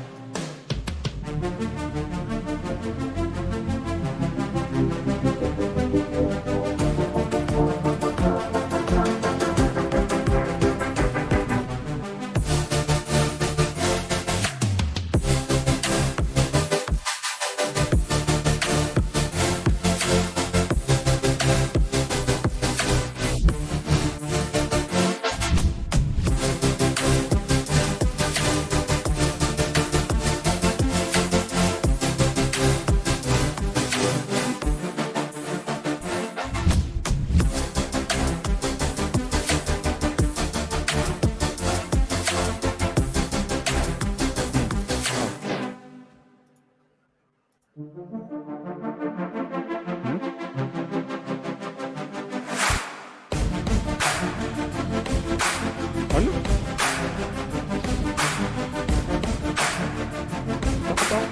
Nakapasok ko na dito sa list. Sa call? Oo, nakapasok ko na. Bakit? Tig, wala naman naririnig.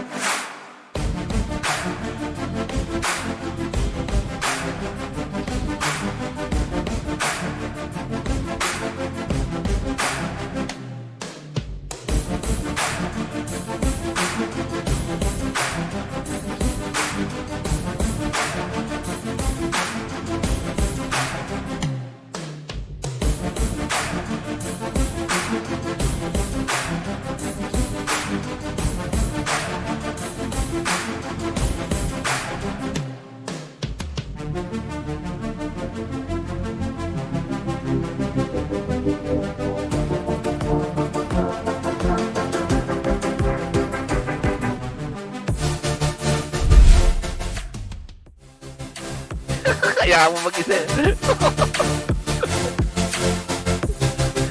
Saka ano pala, Sir Direct, yung ano, yung... Okay, never mind.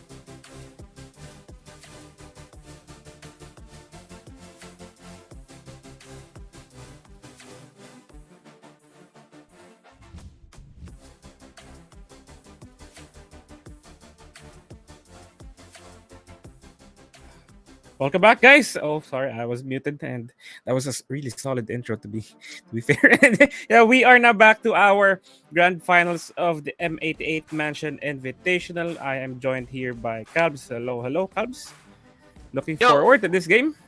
Yo, what's up? What's up, guys? So here we are at the grand final. So this is not a best of 5, rather it's a best of 3.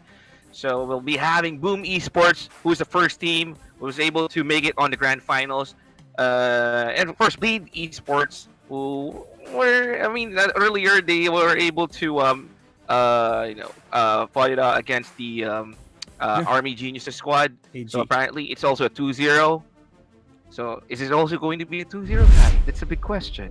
Yeah, because this is going to be a rematch for these two. Boom Esports, they dropped Bleed towards the lower bracket and earlier today, and yeah, Bleed just bouncing back from that defeat, really brushing off the loss they got from Boom Esports. I think they only those were the only series they lost. They lost one game to AG in the group stage, and then Boom Esports just dominating them in the upper bracket. But I really think Bleed, they do have the capabilities. They do have the chance of at least going for 3 games in our grand final. Yeah, I think he's going to. This series might go to the distance, like a 2-1, a possibility of going for 3 games for the grand final. Since Lead was, they're actually performing well, and of course, Boom Esports is really a tough team to go for against on this tournament. Yeah, definitely. Boom, considered to be one of the best teams in Southeast Asia. Bleed, a much more younger team in terms of just what do you call this? Not players, player wise, because you have a lot of veterans on this team, and well, you could say you have young players since you have Cordan, the fairly new in the pro scene, right? Yeah, Corden is one good player from Southeast Asia. He's performing well. Correct me if I'm wrong. I'm not really sure if it's Corden's first tournament on First his official career. tournament. Yeah, I probably. think so. Correct us if we're wrong. I'm not pretty sure, but man, Corden Ember, is really fancy. The fancy footwork on his Ember Spirit is really nice. Yeah, definitely Cordan is a mid laner who we need to keep our eyes on, because I believe in the upcoming season, Dota season DPC, he is going to be. I hope he performs really well together with his teammates, Bleed, because with how Bleed has been playing so far in this tournament, it's really fun to watch them, Calbs. Yeah, for sure. Since that, I'm really excited. And also happy at the same time, since we're having this kind of tournament, also in preparation for the upcoming DPC this coming. Tomorrow, January 9, and the teams will be able to test out some stuff or drafts or even some strats that you want to test this one out. It might be to check if this is going to be effective, something like that, man. So, yeah, let's go. I'm really excited for these two teams to fight it on in the grand finals. Yeah, for Boom Esports, I think with the roster changes they've had, they're still one of the teams I'm really expecting to perform really well in the upcoming season. And it is actually showing right now. I mean, their performance in this tournament is really top notch. It just shows that they're still in top form, Yeah. even with a few Changes. changes to their Yeah. roster. Yeah, with the addition of Xnova and Natsumi and Zephyr. Right, so basically, actually, this is almost a whole new squad. FBZ and Yopaj, only the players who got retained. Yeah, from the previous roster. Yeah, from the previous roster. Yeah, I agree. And as you mentioned, since that new players, new squad, so Natsumi a new carry on the team, Sever a new position 4. There's 2 guys on the safe lane. I'm sorry, the support, which is Xnova. I'm sorry, Xnova and Natsumi on the safe lane side for Boom. Even though they're really new on the team, but you can see the chemistry is there, man. Yeah, definitely. And for Bleed, I have high hopes for them. I think something I've been pointing out since day one of this tournament is we have a veteran captain here, Dubu, and it is showing. The leadership is there, the shot calls, the plays that they are making. But enough of this talk, Cubs. I think our casters are ready to take this over since we are about to start the game. So we're gonna have to hand it over to Nate and Vince. Nate and Cubs. Hey, I'm back. Hello.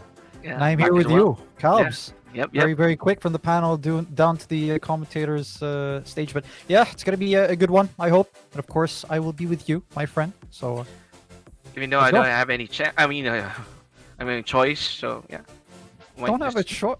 Oh, man. I'm just Come kidding, on, man. man. I'm just But, kidding. I'm just yeah, I kidding. mean, what a journey between these two teams, right? Of course, Boom Esports a bit shaky during the group stage. Now into the playoffs, they're doing pretty well. They beat Bleed 2-0 earlier, so very, very recent history between these two teams. Bleed, of course, unfortunately dropped into the lower bracket, but they looked really good in the group stage. Unfortunately, they dropped into the lower bracket. They did beat Army Geniuses, so They did. this is it. Again, unfortunately, this is not going to be a best of 5, but best of 3 either way. We'll see how it goes. Definitely, man. Since most of the fans is expecting something like a best of 5 grand finals, but yeah, it's okay. We still have a lot of more tournaments for this year, 2023, so it's fine. You'll be seeing a lot of these players or teams on this upcoming DPC or some minor tournaments on the side. So For it's sure. not pretty bad. So again, Yeah, I mean, yeah.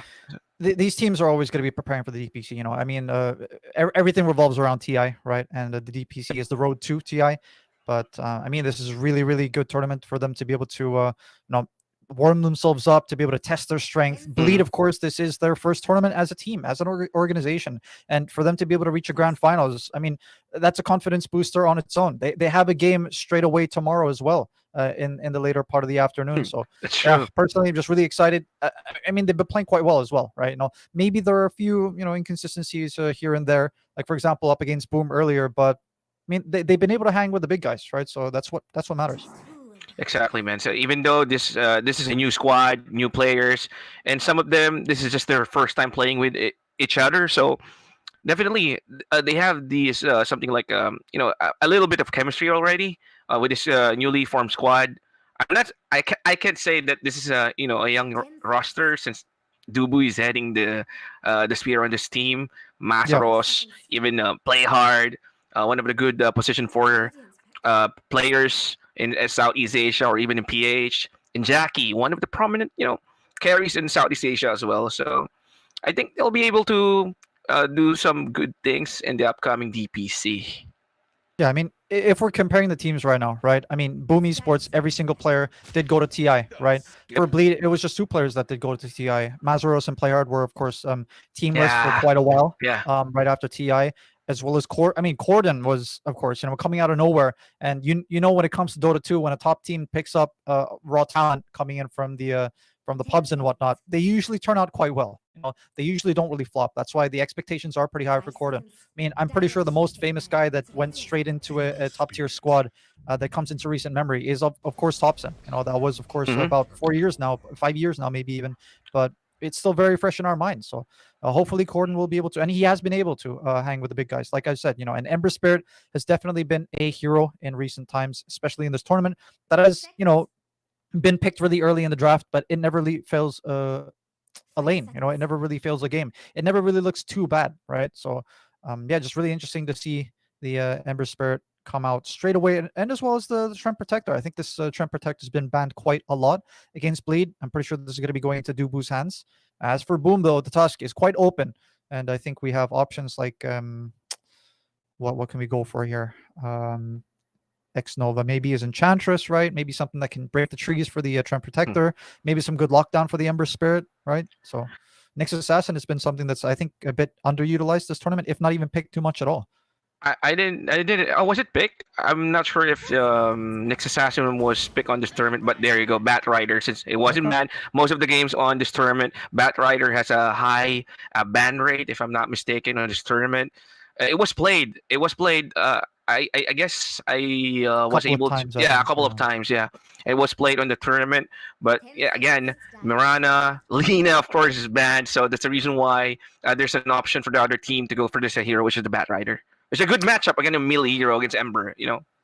Yeah, I mean, honestly, the really cool thing about the meta right now, I'm pretty sure it's not really too set into stone quite just yet, because everything No. again revolves around the DPC. But it's really interesting to see that even though we banned 4 heroes, I mean, there's still a lot of options that come out. You know, you see the Trent Protectors, you see the Embers, you see the Tusks. Obviously, Tiny is something that's been picked up quite a lot recently as well. But it almost feels like Ice Frog. Maybe you have to add another ban in the first phase, you know, just so that we can find something else to be able to pick up in the first phase. But again, I'm pretty sure that the meta is going to evolve soon enough. I'm pretty sure there's going to be a big patch, if not before the major, probably after. But for now, it's going to be like this for quite a while. Most likely, it's going to be happening on before the first major tour. Could be. Normally, it happens a lot, especially on TI. Before TI, big patch, everything panics. So we'll see. Definitely soon. So right now, Slark, Brood, standard ban. Yeah, no one really wants to play against the Brood, and Yeah. in Shadow Fiend even ban. It's actually banned right now. Yeah, again, it's just a very annoying hero. You know, the Brood is definitely an offlane that's very much still relevant, even after the Wraith Pact did get nerfed a lot. You know, I mean, destroyed pretty much. The item pretty much just got destroyed, because it used to be a need sort of item that you needed to pick up in every single game. But now, obviously, not anyone's going for it anymore. Maybe in the late game, sure, but definitely not something that is rushed. But it used to be the Visages, right? It used to be this Brood Mothers that used to be picked in the offlane, but now Broodmother is still very much available and quite viable, because of the fact that Garden Greaves is still very strong. Pipe is very strong. You know, these utility items are still very strong, and the hero still works the same way. Much like Marcy, everyone thought, okay, Marcy's a dead hero, but it seems like, you know, you pick her up, you get to level 10, and the problem's gone. You know, so it's pretty much just the laning stage that got nerfed with the Dawnbreaker, the Marcy, right? But still very much an okay hero. We'll see if it does come up this game, but for now, it's just a few more bans that do come out. Lycan's been banned a lot. I'm pretty sure Beastmaster is going to be banned even. For sure, yeah. Because if you're gonna let your opponents go for something like a Lycan or a BM or a Beastmaster, your tower is just gonna get blown up, or they'll just gonna run over you.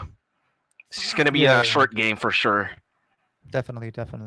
Helm of the Overlord, Inner Beast. What can you ask for if you go for the Lycan? Same thing. Exactly. And go for the Auras. So, it's really hard to deal with, especially the heroes right now with Bleed, since that they don't have, for the lineup for a Boom, they don't have any clear or, a good heroes to fight against a lot of control units from the Beastmaster, even the Lycan. Yeah, I mean, Tusk and Bad Rider are okay, but I mean, they're not natural wave clearers for sure. But yeah, I mean, the interesting thing about Vlad's, right, is that Wraith Pact, obviously, the one direction that you could have gone, not very much viable anymore. But the item itself, the Wraith, the Vlad's itself is still very, very strong. So, like you mentioned with the Helm of the Overlord, is still a very, very good item. That's why these offlane heroes like these Lycans, these Beastmasters, are very much still in contention, and they do get banned a lot, especially in our tournament. We've seen it over and over again. But for Bleed, they're gonna go for the Disruptor. They have ran this hero on play hard, right, as a position 4, so it's probably still going to be the Dubu position 5 on that Trent Protector. Might turn it into a wombo combo sort of situation, right? I think they did go for something like obviously the Naga Siren is still up if they want to go for that. Enigma is very much available if they want to double down on their team fight. Mars is very much okay, but the Oracle, something that we don't see too much anymore, is going to get picked up alongside the Death Prophet. Interesting. Yeah, I mean, the Oracle hasn't been picked up for quite some time, even on the other tournaments or even at pubs. And of course, that Prophet, well, still a decent hero in my opinion. It's still powerful in pushing out towers with the nerf. Still, it's still viable on the current patch. But the Oracle, I think, and never mind, since that outside of Bleed, they wouldn't pick Oracle at all. But it's just a good sustaining hero that can babysit their position 1 or the carry for the side of Boom. So I mean, it's still a decent pick. Yeah. Yeah, I think the main reason why you really pick up the Oracle is to definitely mess with the Disruptor, right? Thunderstrike, this Thunderbolt or Thunderstrike, just get thrown onto your carry, and then you just dispel it, right? Exactly. So that's a big thing that you can do. Oracle works very well with the Death Prophet, definitely, because Death Prophet is really a hero that wants to stay alive in these fights. So Oracle with the sustain on the Death Prophet, the false promise to be able to delay the death if need be. It's quite nice versus the Trent Protector as well, because you can sort of deal with the overgrowth without having to pop the BKB or maybe go for a Manta or anything like a Lotus Orb or whatever that you need to be able to deal with it. Doesn't really help in catching the Ember Spirit though, which is something that I feel like is a bit of an issue. Right now for Boom Esports. The control for the Ember is really limited. Disables, Snowball, Flaming Lasso. That's it. The Ground Silence for the Death Prophet. That's it. Something that is sort of decent. I mean, I saw Death Prophet before the Ember Spirit. Before against the Ember Spirit, and the silences, they do tend to hit, right? It's sort of long range, I guess. It does travel. It's not like how it used to be where it was just instant, where the silence was sort of thrown down. It's a ground silence, the projectile is very hard to see, right? Especially if you're throwing it from the fog. So it is something that does sort of catch out these Ember Spirits off guard. But either way, it adds a lot of push potential for Boom Esports. And we were talking about the Naga Siren. It is going to get picked up, and it looks like a very wombo combo heavy sort of lineup, at least coming up from Bleed Esports. Not lacking in damage either. I've seen this before. TNC lineup, they keep on picking Disruptor, Naga 5 with the Blink Dagger. Naga will blink in, Summon the Siren, then there goes the combo. But I don't know. I mean, on this tournament, I've seen a lot of curveballs. Like the team will just gonna first phase pick Naga, and the other team will just think it's going to be the carry. That's it. But they're gonna be running it on the offlane side. Surprise with the combo with the Sacred Arrow for the Mirana, because it's a short hit, a short disable, and snare into arrow. Definitely a sure kill for that team. Like on paper, it looks like it's an okay decision to make for Bleed to do that, actually, just because of the way that Master is placed. He is sort of like the semi-carry, if not even the carry sometimes. I think I remember that they ran a Nature's Prophet. That's the game that they lost versus Army Geniuses. They ran an offlane Nature's Prophet, and it played like a carry, right? So it is an option, right? It is something that the teams have been sort of experimenting with, but it's starting to become a little bit of like a meta, I guess you could say. But either way, Boom, they have to pick their carry beforehand. I don't think they're going to run the Death Prophet carry. Definitely no. I highly doubt that they're going to pick the Lashrak here to try to deal with the Naga Siren. I'm sort of trying to think of any other carries that could be run. I mean, Pudge is sort of something that Natsumi does favor a lot. Unfortunately, it is banned. So I'm not sure what they want to go for here. Drow Ranger is, of course, also banned. They went for the Alchemist, all right. But okay, I mean, with the Alchemist pick, it's sort of like a speed sort of kind of thing, right? Like a tempo kind of thing. So you pick up this Alchemist to try to deal with the tempo, right? So you don't really want this Naga Siren to come online. So I'm pretty sure Boom is just going to be playing very, very fast. Bleed did suffer against this kind of lineup before, actually. This was the game that they lost versus Army Geniuses, which it ended, I think, in 25 minutes, if I was not mistaken. So for Bleed, I mean, they have this Tremp Protector, they have this Ember Spirit to sort of be able to hold the lanes and whatnot. But I'd like to see something like a Tide Hunter. I'd like to see something that can tank for Bleed and sort of delay the tempo coming out from Boom Esports. So let's see if they can go for a hero like that. Underlord is of course another hero that does come to mind. Quite decent versus the Bat Rider, quite decent versus the Alchemist and the Death Prophet in terms of limiting their mobility in terms of the team fights and whatnot. But Bleed, they still have 50 seconds, so they still have plenty of time to be able to try to think up of what they want to do here. I think they're thinking about just letting Naga Siren go for the carry since Yeah. Boom just went for the Alchemist. So I think Naga position 1 or your carry on your team on this composition is really nice. All they just need to do is pick up something like something like a hero that can initiate fast on their team, or a good follow up with the Naga song. And of course, Yeah. that will also complement to the disruptors, static field, kinetic storm. I mean, static storm, kinetic field combo. With overgrowth, wow. Centaur, maybe. I mean, honestly, I feel like Tidehunter is just overall the best at this moment. It doesn't fare too well versus the Bad Rider, but they are going to go for the Razor Yeah, instead. not So bad, not bad. the way that they are going to do this, I think they might go for the offlane Naga Siren and then they go for the carry Yeah. Razor. No, Yeah. never mind. Okay, so it's going to be the other way around. But Razor is definitely very good in the lane versus that Alchemist. Yeah. I just thought that they might want to be able to try to punish this. Actually, I thought it was going to be the Bat Rider offlane and DP mid, but it's actually going to be the opposite way. So it's going to be the Bat Rider versus the Ember Spirit in the mid lane. Very, very decent matchup for that Bad Rider. Obviously, the Ember Spirit doesn't have his ultimate early on, so maybe a few potential kills that Japboy might be able to get in the early laning stage part of the game. FBZ versus that Naga Siren doesn't feel too great, to be honest with you. But once he's got levels, maybe then they can start to play very aggressive. But Boom, definitely aggression is on their side early on. Bleed, on the other hand, 10 seconds. it could go either way, right? Again, we talked about this sort of wombo combo, sort of kind of team fight heavy lineup. They can play aggressive, but I'm not sure about the Naga Siren in this game, just because of the fact that if this Alchemist does work out, he's going to be way more farmed than Naga Siren early on. Especially on the 20-minute mark. If this Alchemist gets so damn farm, this is going to be a big problem with Bleed, since Naga takes a while to go online. Yeah, yeah. I mean, Items. Sorry. No, sorry. yeah, no, sorry. I mean, she can farm quickly, but not straight off the bat, right? She takes a bit of time to start up, get a few levels on the Yeah. illusions, get a few levels on on the other skills, on the Riptide, right? Sorry, so that then she can start to snowball in terms of farm. But again, if they don't play the early game perfectly for the side of Bleed, they're gonna suffer very, very heavily against the hands of course, Boom Esports. All right, ladies and gents, this is the last game for this tournament, M88 Mansion Invitational 2023. I'm Kyles with Nate, of course, and this is our grand finals, best of 3. This is game number 1, Bleed Esports versus Boom Esports. Who will take the trophy or the prize money, the plus, pretty The excited. pride, my friend, the pride. You know Yeah. these Dota players. It's not about the money. Yeah, it's not about about the the pride, money. my friend.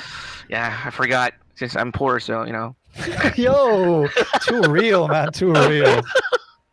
Just kidding. So anyway, 5-man smoke coming from the side of Boom, if I'm not mistaken. Yeah, there you go. Yeah, just making sure. So Boom currently on the Radiant side, Lead Esports on the Dire side. First, you can see Japboy on his one is a good hero, Bat Rider. Because everyone's just thinking Japboy, Puck, Japboy, Ember, or Japboy, Void Spirit, something like that. So, I mean, very versatile player. In terms For of sure. hero pool, there's a lot of heroes that on his arsenal. For sure. I would say hero-wise, he is definitely very versatile, but play style-wise, he's I wouldn't say it's linear, because just the way that he plays is very dynamic, right? Because it's very Yeah. hard, very gank heavy, very aggressive in that sense, but you usually know what to expect from him, right? So he's not going to be running these carry type mids that they're going to farm, right? Yeah, He's not yeah. really that kind of guy. He wants to be able to dominate the lane. If not dominate the lane, he's going to dominate the side lanes. If not dominate the side lanes, he's going to dominate the whole map. Get those kills. Be aggressive with the team. So we'll see how that is shaping up to be. Of course, this is their first tournament after TI as well. So old squad, new faces on the squad. Yeah. But yeah, very, very much an interesting Southeast Asian 2023 in terms of Dota when we start to move forward with the DPC as well. Yeah, and it's going to be tomorrow for the people who doesn't know when the DPC will start. That'll be tomorrow. For Southeast Asia. Yeah, for Southeast Asia. Yeah, thank you for the correction. So, all right. So on this game, we'll be seeing Masteros on the Razor on the bottom side of the map, fighting up against FBC. So what they did, they adjust the lanes. The Alchemist is currently on top, so they avoided that matchup. Since we all know that Razor, with his static link, it's going to be annoying for the Alchemist, especially taking the last hits to Yep. secure his farm and levels on this lane against the Razor. It's a bit less annoying, I guess you could say, for Boom here for FBZ on that Death Prophet, just because of the fact that she is a ranged hero. But it's a very classic mid matchup, I would say, Razor versus the DP. It's something that we used to see quite a lot. Yeah. I feel like when the DP was picked up, the Razor would just be picked up in the sense just because of the fact that, all right, you'll be able to get some HP back, but the damage is going to be very, very priceless for this Razor in the laning stage, and really is a hero that can sort of take over but top lane, man. Yeah, that was a pretty nice ice shard to block look off Playhard. And Lich. Playhard was able to survive with that fairy fire. Nicely done. So no first blood so far within this 2-minute mark, or as we enter 2-minute mark on this game. Yeah, besides the fairy fire, obviously very clutch with that magic stick. He knows that the opponents are going to spam quite a lot. You know, this is a Tusk, low mana cost. This is an alchemist that's always going to be throwing out acid sprays and whatnot. So yeah, well done. Very interesting as well, as obviously Unstable Concoction is physical damage, so it works with the acid spray as well as, of course, this physical damage that's going to be coming out from the tag team. So nice sort of chemistry coming out from those two heroes in the top lane. Yeah, more of something like a minus armor combo on top, physical damage, nonetheless. So the matchup in the mid looks pretty nice, almost even, 8-5, 8-4. But as the game progresses, this Ember Spirit will be having a lot of problems against this Bat Rider. Look at the turn rate, man. Look at the turn rate.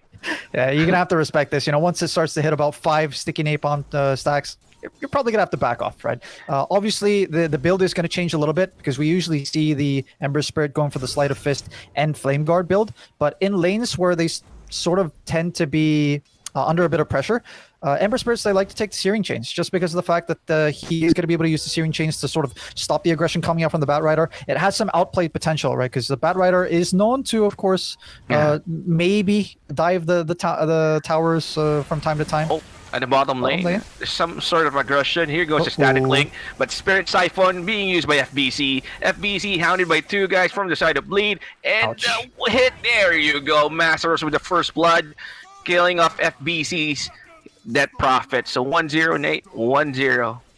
It's just, again, a bit unfortunate for FBZ there. Did get kind of caught out there. Problem is, he's up against heroes that don't have stuns, but they have a lot of slows. They've got the Nature's Grasp, they've got the Leech Seed, they've got the Plasma Field as well. And since the Spirit Siphon was still level 1, just yet, it doesn't feel too good to be able to use that. You know, it's a little bit of a weak level 1 skill. But either way, we'll be able to reset in the lane. Things are looking good for Bleed, at least in the bottom lane so far. Yeah, getting that first blood is really a plus on this lane, especially for the off-lane Razor. I don't know if it's going to be going for the build, like the Bloodstone build for the Razor, as we all know, the famous build. But on the top lane, here we go. Tag team start, connects, and Jackie is blocked. Jackie's having problem. Unstable Concoction also connects. Snowball will also hit, and Jackie down for the count on top. And it's 1-1 instantly, an even game at the 4-minute mark on this grand finals, Nate. Yeah, got maybe a little bit lucky there, understanding which one the real Naga was. But then again, early levels on the mirror image.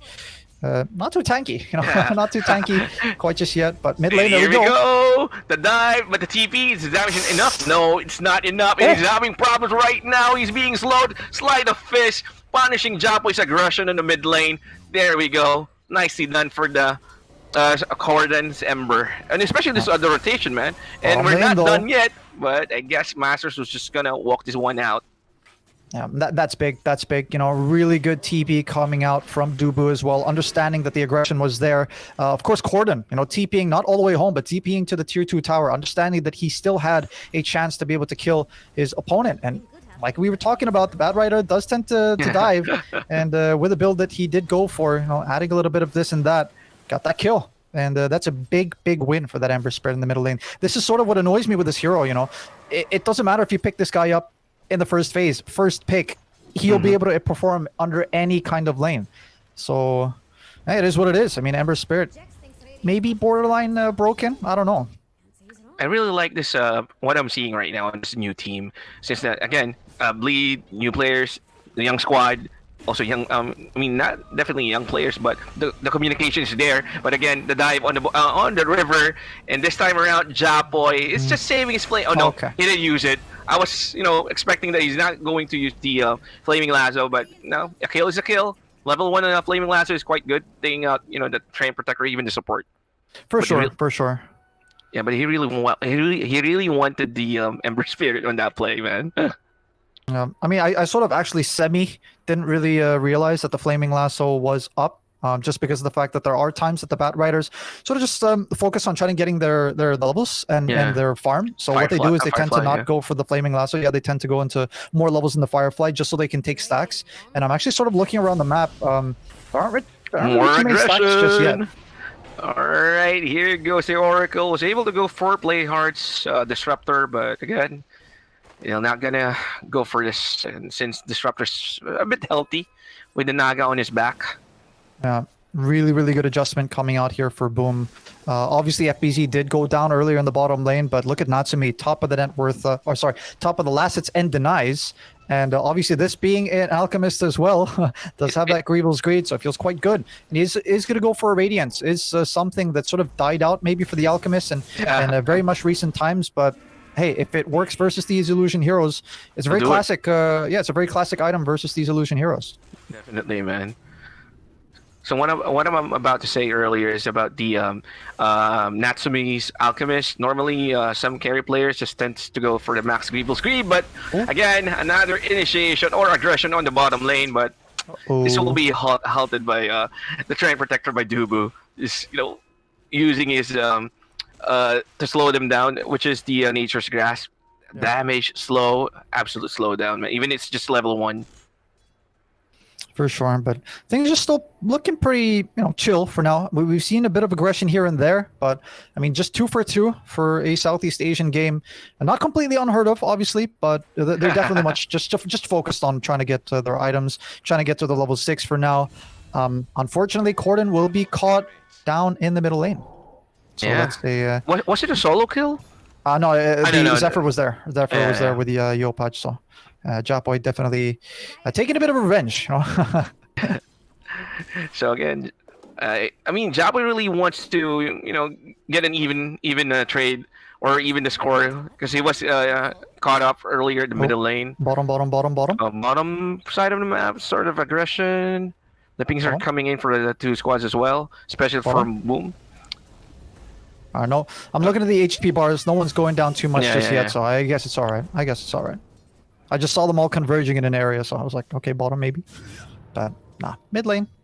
Japoy has a DD rune, or double damage rune, so he was able to refill his bottle at the same time. But Corden already maxing out his Sleight of Fist. Now bottom. Yep, bottom lane, there you go. Zephyr goes down on his Tusk, and they want more. They want FBC and Masaros with a massive damage on the bottom side of the map. 2 kills instantly, double kill as well for Masaros. That's big. Wraith Band is definitely sort of been the new Bracer, right? Bracer was something that used to be sort of spammed quite a lot. Before that, when the spell amplification was on the Null Talisman, it was all Null Talisman, so it's sort of just rotating, right? Now it's the Wraith Bands that are being valued quite a lot. Obviously, the armor does help quite a lot, right? So very cheap item, very cost effective. Big stack here, though, and I think Bloom did see that. Unfortunately, it's 4 people from the side of Bloom. Natsumi was trying to get the stack, but he saw a lot of people from Bleed rotating on the jungle. Yeah. And even the invisibility rune was snatched by X-Nova on the hands of Corden's Ember. So no refill for you. No bottle refill. So nice far, yeah. Oh, smoke. I'm not sure if that was scouted, actually. I mean, it's daytime, so... I think they did. There's an observer ward on that high ground spot on the middle side of the map, just above the tier 1 tower, or below the tier 1 tower for Dire. Either way, X-Nova wasn't really hiding it. Bottom is going to be their target, though. Let's see what happens here. And the Razor is here. Firefly. There you go. Snowball will connect as well. Flaming Lasso instantly used. Flight of Fish will connect on 2, however. They're not pressing him down. And they'll be able to take him out. Overgrowth will connect on 2. And they're being demolished, especially FBZ, but no way. Japoy will try to salvage the team fight, but he was able to remnant out, Nate. It was actually the infused raindrops for FBZ that did save him there. Almost went down to the Sleight of Fist. My goodness me. Almost 1 HP, but here comes another snowball. It will connect though. I know it didn't connect, but FBC's net profit is down currently, and Corden got punished for that. He goes down with the net profit. Not too worth, to be honest, but then again, I sort of get it. Doesn't have TP, doesn't have any more remnants. Yeah. So if he was going to be able to disengage, he would have to walk all the way back home. Bottom lane, though, I think there is a TP coming in from Playhard. I think the TP out from Japoy, though, is going to be enough to save him. But very interesting aggression coming up from both teams. Personally, I don't feel too good about that for this Ember Spirit. Obviously, you being the mid laner, you are a bit more expensive in terms of gold that you give to the opponents as well as experience that you give. But again, I sort of get it. Didn't have the TP, didn't have any more remnants, but we'll be alive now. Mazaro sort of enjoying his life here. 3-1-0 now. And they're just leaving Natsumi farming on top. There's no one here to contest his farm. Even the Nagasari went off to the jungle just to clear out the stacks for him. But I think Japo is currently contesting that. They're pinging it as well. And Naga was forced to back out, Nate. Yeah. And at the same time, Natsumi will try to cut up the creep wave or the small camp here on top. A bit of time is what the Nagasara needs right now, right? So of course she is going to be able to farm out these jungle creeps pretty efficiently, being able to push out some lanes that need pushing out. So of course, nature being the Nagasara, but again, look at this Alchemist is now starting to approach the Talisman of Evasion. Top lane though, bit of action maybe? Yeah, I think they know. They know that the Train Protector TP'd on top. Warm? I think he saw the glimpse. He saw the glimpse of the Trent running around. He did, but either way, there we go. Snowball. Oh, that was a pretty good snowball. But however, glimpse back. Yeah, he's down. He's dead. Separate down. Free kill. Kind of sucks. I mean, yeah, exactly. Looking at that tier 1 tower, it sucks very, very much, especially because there's a Trent Protector on the other side, right? So if you don't deal with this tier 1 tower immediately, you come back later, you're like, oh, what's going on? Why is it full HP, right? Obviously, the living armor is there to be able to sustain the tower for now, but without the exorcism, the push coming up from Boom Esports doesn't feel too spectacular, to be honest. But they are still looking to maybe play a bit more aggressive. And here we go, FBZ, man of the hour. That's what I'm looking for. Oh, there, that was a but the overgrowth plus the ultimate from the disruptor, and Oracle is down, and they're hounding out Japoy. A good glimpse. 2 heroes down instantly for the side of Boom. Did someone already has a Greaves for bleed? Let me check. No, I don't think so. Okay. That's just my eyes, bad eyes. You're hearing things, Cubs. You're hearing things. Yeah. And seeing things, seeing things at the same time. It's all good. But either way, very nicely done for Bleed Esports. They defend the tower once again. That's Exorcism used as well.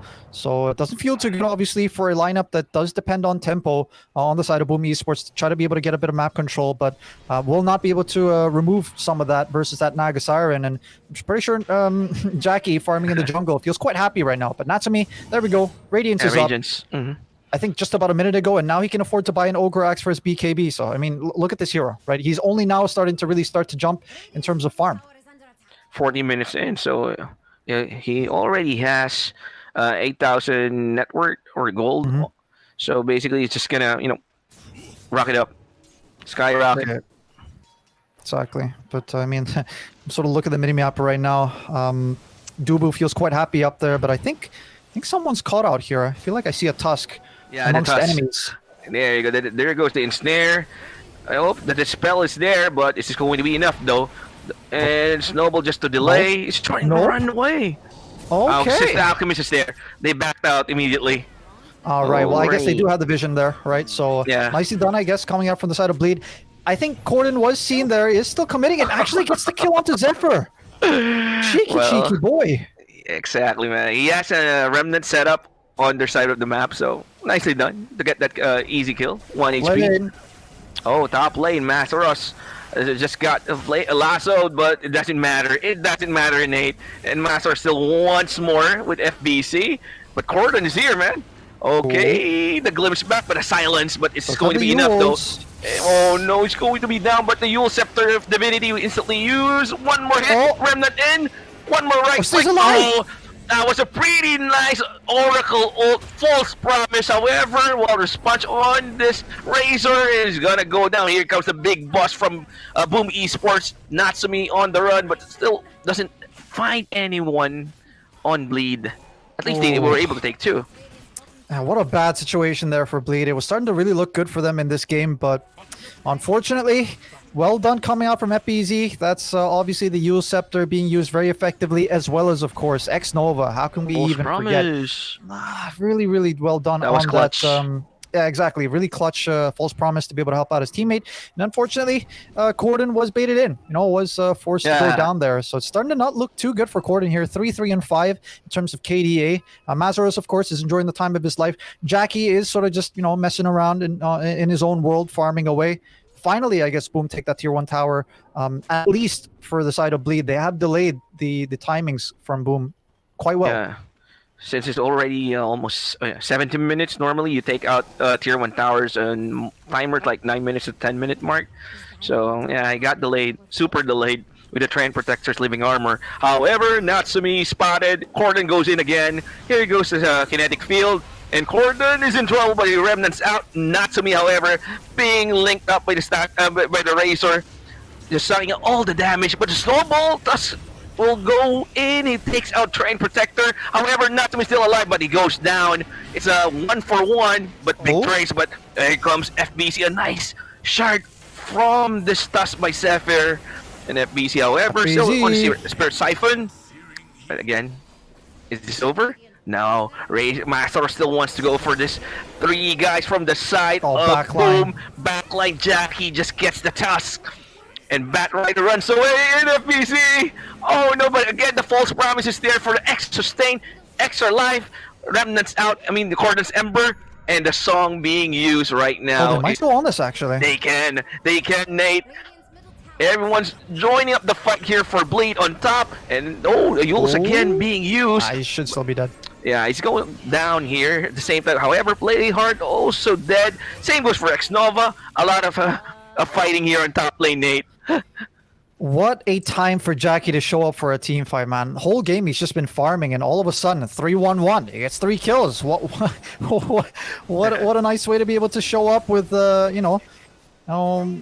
farm that he's sort of gotten. So, honestly, well done.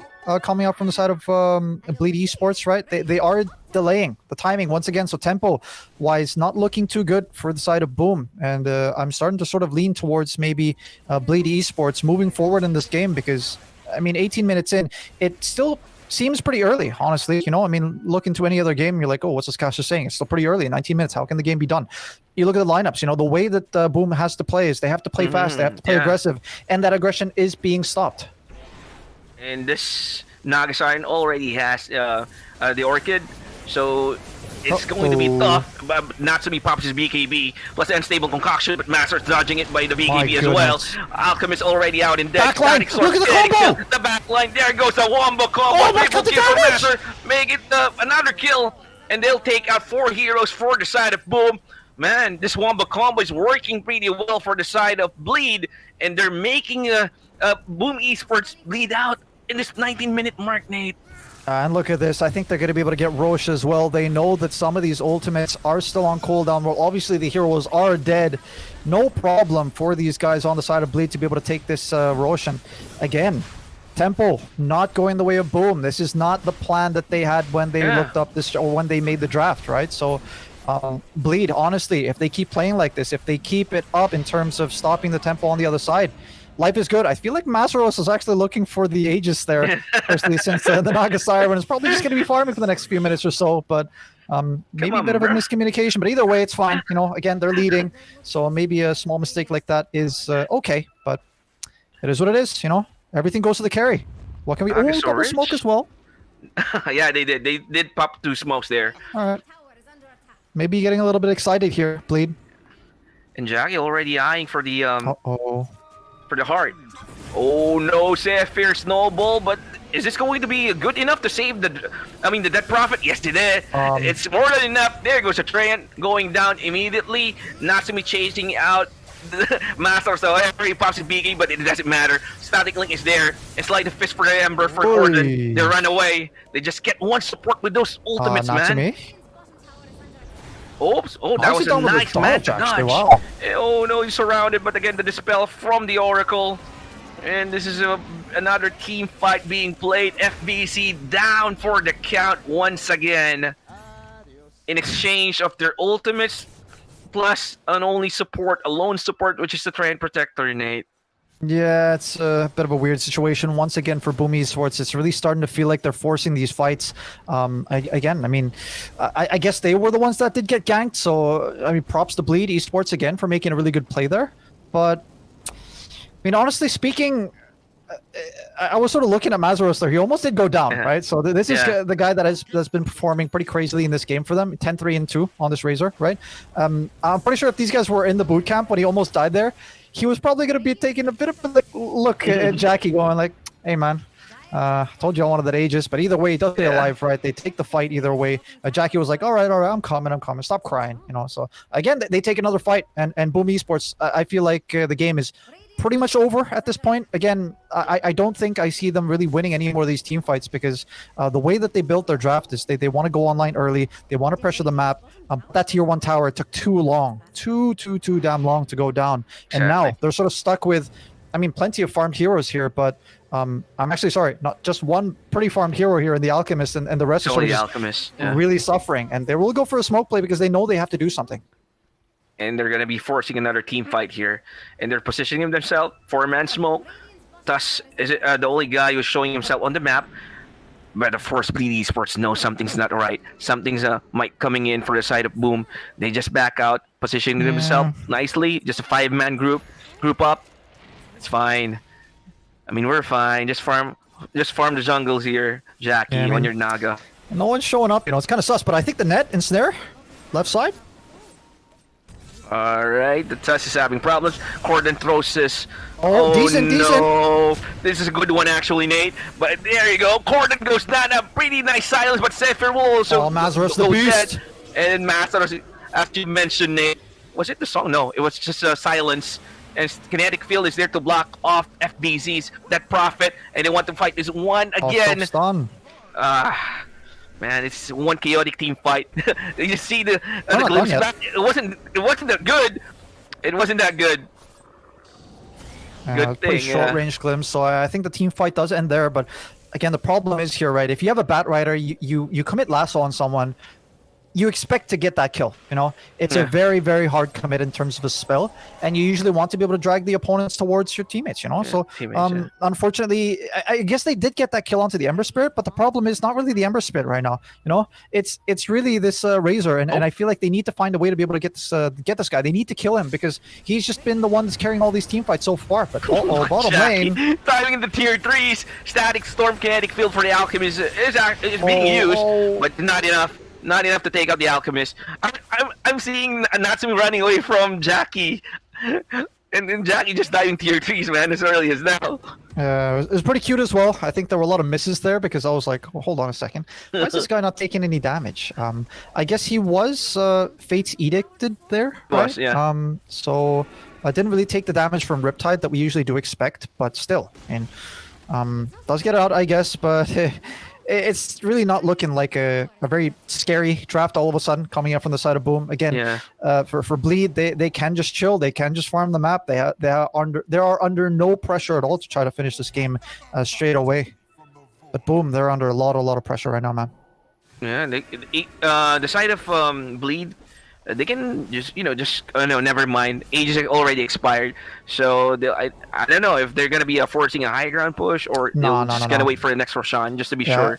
I think again they're just gonna farm the map. Although Jackie, again, aggressive here, sir. Yeah, he's just marching in, but he got flaming glass. Oh, there he goes to bombardment. Ember trying to help, but again Jackie goes down. Ember silence. They want more. Jackie chasing him out. Okay, Corden was able to remnant out, but FBC on the prowl. Double damage on hand. Fortress Ember Spirit and Natsumi running fast, blinking in. There he goes. Oh, the unstable concoction connects, but no follow-up. Backline Mazaros. Again, the backline being jumped, and FBC being false promise. Even the snowball was used on him. X-Nova goes down. And Static Storm Kinetic with on point. That was a pretty nice play coming from Play Hard's Disruptor. Nicely done. Double kill for Masaros. 3 heroes dead for the side of Boom. But Jackie, man, the balls from that Naga. He just walked in. I mean, as a Naga, right, you sort of sometimes want to play a little bit cheeky, you know. There is, of course, the play that you can make. Oh, let's pretend I'm one of these illusions and walk straight into the opponents. Unfortunately, they figured out it was the real one. Lasso was committed, and that's how you want to use Lasso, right? So for Boom, feels quite nice to be able to get that kill, but they did chase a little bit deep there as they tried to get the Ember Spirit, but, I mean, Mazaros, bro, Chad shows up, 1v5ing these opponents, getting kills after kills. I mean, this guy's unstoppable at this point. It's not really reflecting in terms of the net worth right now, but look at the KDA, man. 12, 3, and 4. I mean, what else can you ask for from a Razor in the offlane, man? He's totally just beating these guys up time and time again. And for Boom, they actually use everything on that Naga.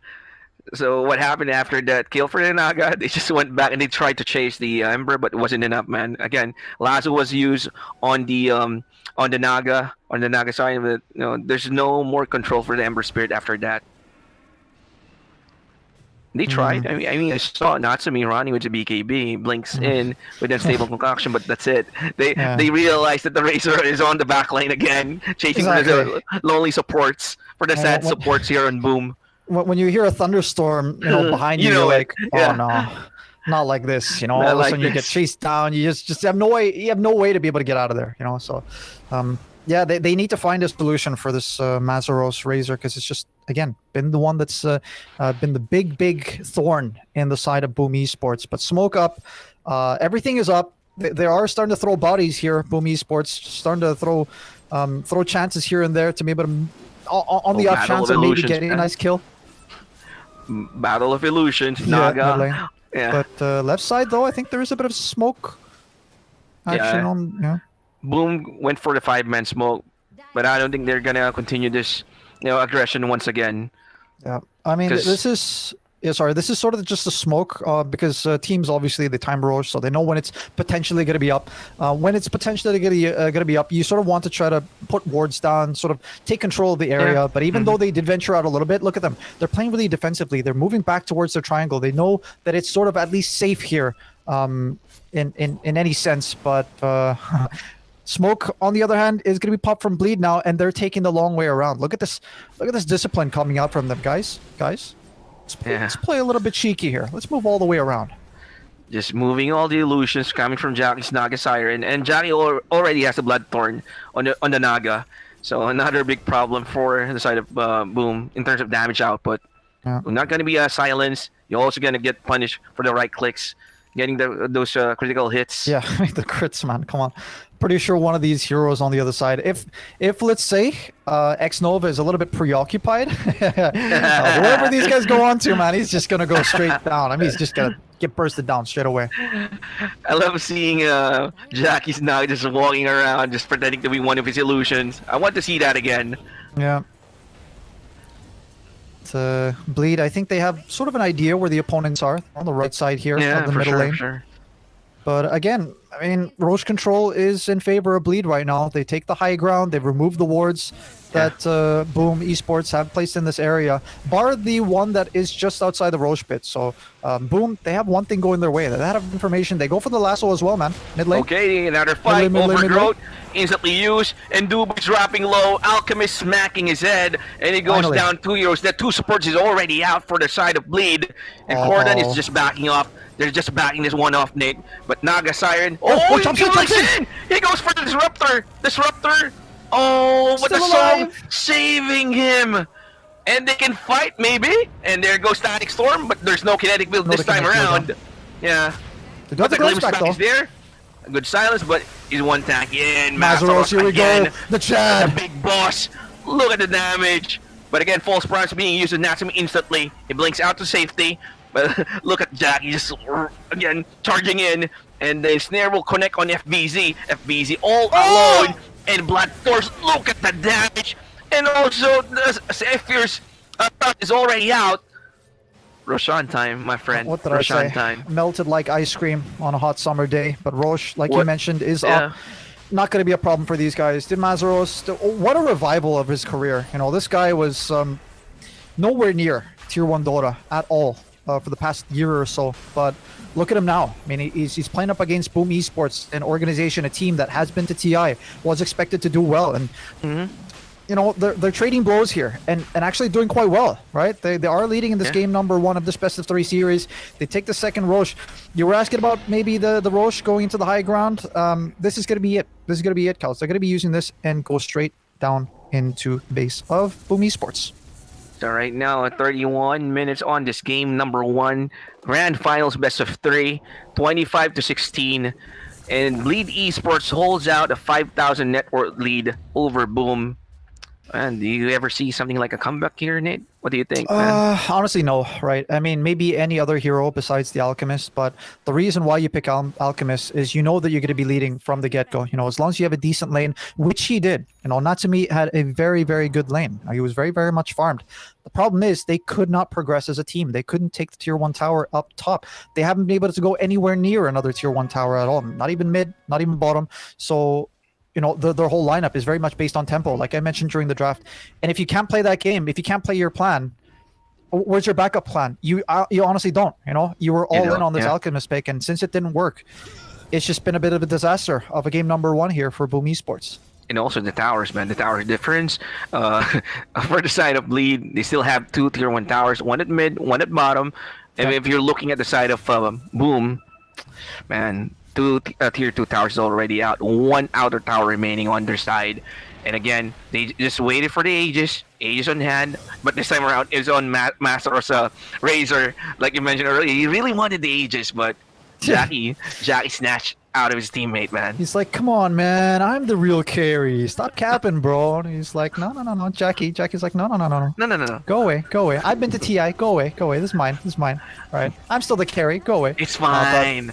But either way, yeah, for Bleed, it's not going to be straight down into the base of the opponents. They are trying to condition the map.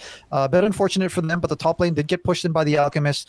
I'm not quite confident just yet moving into the bottom part of the map because they were trying to push mid and bottom, but it seems like they're just going to sort of stand by here inside the triangle, maybe take the top tier 2 tower, and I guess they still have plenty of time, right? For sure. 3 minutes in, but again, the Chad, Mazaros, is like, I don't care if you're the carry, man. I'm the real carry. So I'm the real carry. We'll see how they approach the high ground defense, high ground aggression here, because the defense of the opponents is quite decent. Again, you do have this Bat Rider, right, that can sort of drag people in. So of course, Bleed are being very cautious about that, are very disciplined. Of course, Dubu, I'm pretty sure, so just screaming at his teammates, guys, relax. You know, we're not diving here. We're taking this methodically, you know, or logically, very slow, very patient, and they are doing that.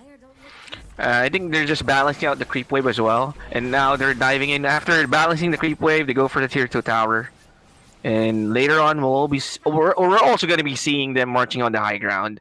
I mean, that's for sure, but they just need to be careful, not to be over aggressive. Goodbye, Oracle, I guess. Yeah. Is actually being chased out here. Even the Static Storm Kinetic Field was used, and Razor, Oracle goes down just like that. Man got gagged. What can I say? Nicely done for Mazaros is actually going to cut the creeps down bottom. So there are some Alchemist illusions pushing out in the bottom lane. But look at this Jackie once again. Got to be a bit careful. But there we go, the lasso, man. As you mentioned, Ember was the best target. And the song, the siren. But Jackie. Japoy with the BKB. It's not enough. Synergy will also connect on a couple of heroes from Boom. Oh, the Gleipnir. And the top Zephyr almost down. But the Glim is back. There you go. That's a dead Tusk. But he has a buyback.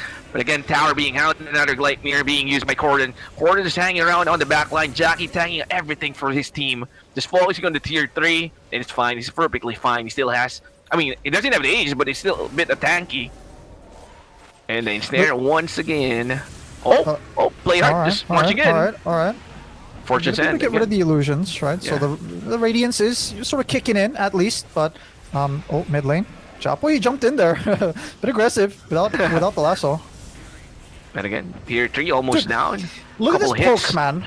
Look at this poke. Yeah. What is this? Gleipnir's coming out, sleight of fists, searing chains. Can these guys chill, please? I mean, I use the term poke, but it feels like they just keep spitting, slapping, punching, kicking. So it's gonna chill for now, but man, I mean, for Boom, I'm pretty sure they're pretty frustrated at that, man. They almost get Corden, man. I mean, without the song, definitely they get the Ember, because he also got silenced by the Dead Prophet. Not really nice usage actually coming out from Jackie with the song there. Yeah, I mean, just really tough situation for Boom right now. But they had that ward. What was he gonna buy? Actually, the Alchemist was going for this the overwhelming blink. So unfortunately, not being able to buy that Reaver to go for the overwhelming blink. Had that Tinker ward on the left side, so a bit unfortunate. But Aegis has of course already expired here. So the Giga Chad in Mazaros not going to be able to use that to go high ground. They are poking again. I use the term very, very lightly here because it doesn't feel like poking, even though the term should be poking. It doesn't seem like poking, man. Look at the damage that they brought to the heroes, or for the guys for Boom, right? The damage is there. Gleipnir, Sleight of Fish, everything, man. Big item here for the Disruptor. Play hard, finally getting that Aghanim Scepter. I actually saw that. I think Jackie was going to farm these ancient camps, but Play hard was like, no, brother, no, give to me.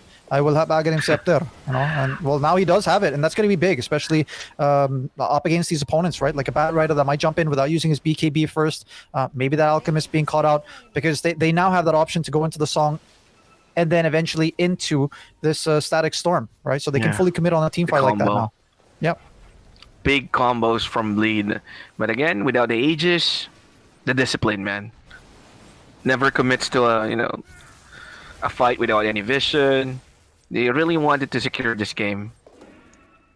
But this is how you play. Yeah. Play it smart. Exactly. I mean, it's taken a little bit longer. You know, I'm pretty sure some spectators are like, oh, dude, what's up, man? Why are they going high ground? No. They're taking this chill. You know, they're taking the chill. They don't want to try to throw this game. Thing is, right, if you make a mistake against an Alchemist, they're very much behind right now, right, as an Alchemist team. But he's still pretty rich. I mean, look at that, right? He's top of the net worth. He's up there with the Naga Siren. You make one wrong move in a team fight, they punish you. They can go straight down mid. You know, they can take these towers very, very quickly. So for Bleed, again, Dubu sort of just telling his buddies, guys, let's just wait for the next rush. Boom, they're going to try to go for maybe a play here. We'll see what they happen to find, though. For now, I think it's just going to be the illusions, as they are starting to get very, very annoying. Mid, bottom, being pushed in. Yeah, and of course, Natsumi will gonna get his overwhelming blink here. There you go, sir. Overwhelming blink done. Natsumi TP's on back to his base, and FBZ left behind in the lane, but still safe. No casualty for both squad. It's just, I mean, they're just playing it safe. As we all know, Dota, just one mistake will cost you a game, right? I mean, and there are drafts as well that can punish you doubly hard. The Drow Rangers, the Alchemists, the Meepos, maybe even, Arc Wardens. These kinds of heroes can very much turn a game around like a snap of a finger, Sure. And again, just illusions being deployed on all over the lanes, especially Jackie's Naga's illusion is there. Natsumi right now is a bit, tanky unlike before, with the addition of the overwhelming blink, plus STR, plus HP. Look at that. Easy. Not easy, man. This game is not easy. It feels like, all right, guys, I got an illusion. Easy game. But no, in reality, it's just very much a grim situation for Boom here. For sure. Pressure. Also, they're also thinking, what can they do? They're still holding on, just waiting for some mistake for Bleed to commit. Yeah, that's honestly where Boom is at right now. This game can only turn around if Bleed make a big mistake. So Destiny is not in their hands. It's definitely in Bleed's right now. And you look at them; they keep moving a few illusions here into the Roche pit just to doubly check, just so that they're a bit more efficient when they come to move towards the Roche pit. But this game is pretty much, again, over, except for the fact if the Bleed does make a big mistake. Which I doubt. Imagine Bleed right now, man. I mean, they're not going for any risky plays, just charging in blindly. again, I mean, Boom is currently on smoke, and FBC charges in. Oh, this could be a big kill, but the song! But versus the Disruptor. I'm looking for the Disruptor, but he's way too far and way too late. But Jackie will still man up this. FBC pops BKB, but it doesn't matter. It doesn't matter, Nate. And Gleipnir again use Alchemist stranded, but he pops up BKB as well. Matros, static link. Oh no, Alchemist doesn't have damage. Oh, that was a pretty nice Static Storm kinetic field. Buyback for the Batrider. 2 more guys with a buyback from Boom, but I guess this will be 2 racks if they don't do anything, Nate. Now that's the nail in the coffin. I feel like, yeah, they can buy back on some of these heroes, but realistically, I mean, you're losing your buildings. It was a bit of a dance between these 2 teams for the past 5 minutes or so. But look at these guys, you know, the aggression, they are poking in a way that they are forcing some of these buybacks up, but slowly but surely they're going to lose their buildings, they lose top racks. And actually for Bleed, look at these guys. I mean, they're playing so disciplined, man. Honestly feels like these guys aren't even a Southeast Asian team at this point. The way that they're playing, you know? For sure, man. As we all know, SEA team or Southeast Asian team just, hey, we get the first rack, we go to the next, or even just go to the tier 4s, man, and let's just end this game. But no, not Bleed. It will never happen. Yeah. Secure Roshan. And again, after securing Roshan, Asian hand, Cheese. Aghanim's Scepter. Or Aghanim's Blessing, sorry. So Aghanim's Blessing, yeah. They can maybe pass this over to Mazaros, you know, maybe if he's demanding it. No, the Disruptor already has his, so they actually give it over to Corden. So I guess, you know, the mid laner does take it, so that's alright as well. I thought that maybe he'd already had it, but yeah, I guess they don't really need the Razor Aghanim Scepter at this point, right? Because they are pushing towers fine. It's always nice to be able to see the you know, the split shot and whatnot. But either way, smoke up. They're gonna go for the combo, man. This is it. Oh no, Static Storm kinetic field, but Apoy jumps in. He was able to get one, and Snowball just trying to save him out. But oh no, Jackie's fighting this one off. The Reckless for Illusion, while the sponge being thrown on the Emperor. Sapphire is just, you know, blows up and Jackie dead. with all the Aegis though. Yeah, Natsume still fighting and blinks in. He goes for Jackie. Oh, there you go. Jackie goes down. Next one is going to be enough. No, it's not enough, Nate. Another buyback for Natsumi. This is the real carry. Natsumi will try to jump in. Masaros just hammering them down. Matters takes a lot of the boys from Boom. Oh no, Nate. And I guess this second lane of racks, Mash is still alive. And Age is still on hand on Masaros. No dash from this. That's a dieback, GG. Yeah, it's GG. It's over, Nate. It's over. They don't have the firepower to fight back the boys from Bleed. And finally, game 1 is over. Bleed Esports making them bleed. 1-0 victory against Boom Esports. Nicely done. Discipline it. Nate, the plays as well. The combos everywhere. Honestly, when these guys win Bleed, it really looks so damn clean. You know, you see the way they play. Very aggressive, very disciplined at the same time. It's the perfect balance, right? It's the perfect sort of flavor to be able to play against a team like Boom Esports, which like to play very aggressive. And they have been cleaning up the rack, especially moving into, well, before TI, right? They were looking very clean as well, but Bleed, I mean, these guys are the new kids on the block, and they're definitely making a statement performance here. But Mazaros, like I mentioned, he is the real carry here. I mean, 18, 4, and 13. Not the highest in terms of net worth, but in terms of impact, man. KDA, yeah. You can't ask for more. You can't ask for more when you're talking about the offlane here. Boom Esports, on the other hand, it was all about tempo, right? Tempo was the name of the game for them, but unfortunately, if you play like that in the beginning of the game or the early parts of the game, right after the laning stage, you can't get that tier 1 tower. It's gonna be tough, you know. And that's the problem when it comes to these drops, like with the Death Prophet, like with an Alchemist. You get stopped once and it feels like you've run into a brick wall and you don't really recover anymore. And that's really what happened in this game. Yeah, even though Natsumi was able to get his farm, you know, they just let Natsumi farm and that's it. He's the only guy who's currently farming on his team. I mean, it doesn't matter. You need a couple of players or heroes on your team to get farm up as well. So, yeah. Again, well played coming from Bleed. This is only game 1, and let's see what our panels have to say about this game. Kai and Vince, take it away, guys. Take it away. Welcome back. Thank you. Actually, welcome back, Vince. Hello. Hello. Bleed Esports taking the victory versus Boom, and that's one game. They are now one game one game away from redemption. And what do you think, Vince? Actually, that redemption fight, it was flawless. Bleed, when they come in out of the lower bracket finals, they ended up strong 2-0. And then right now, the rematch up against Boom Esports, they are definitely making a statement. I kind of like the hero combination coming in from Bleed because we can see how beautiful the combination of skills are. Naga Siren is just going in, initiating a lot with the song, and then here comes the AoE follow-up coming in from the Disruptor. The overgrowths are just there. Razor, all he has to do is just to hit and then just steal a lot of damage. Emperor Spirit is not hesitating to go in and out of the fight. So it was a well executed pattern that they have right now. That's the key to victory that Bleed utilized.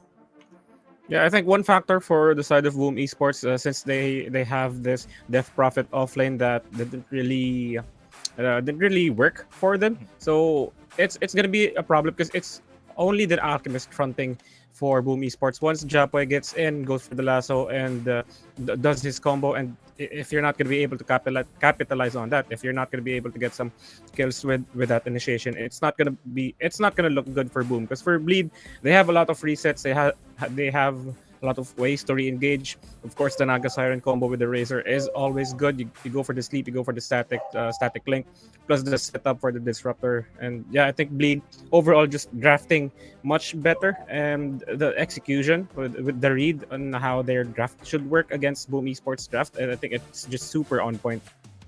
Super on point indeed. But Boom Esports, yes, even though that Natsumi managed to at least get his farms up, I believe that's not enough just to stop the chemistry or the synchronization coming in from the heroes of Bleed. They know how to play their cards right. Even Masaros, I believe that Masaros is definitely on fire today after after Boom Esports pushed them down. There was a lower bracket. I mean, Masaros has become one of the monsters of this tournament. Starting from the Night Stalker, goes in, plays a spectacular offlane.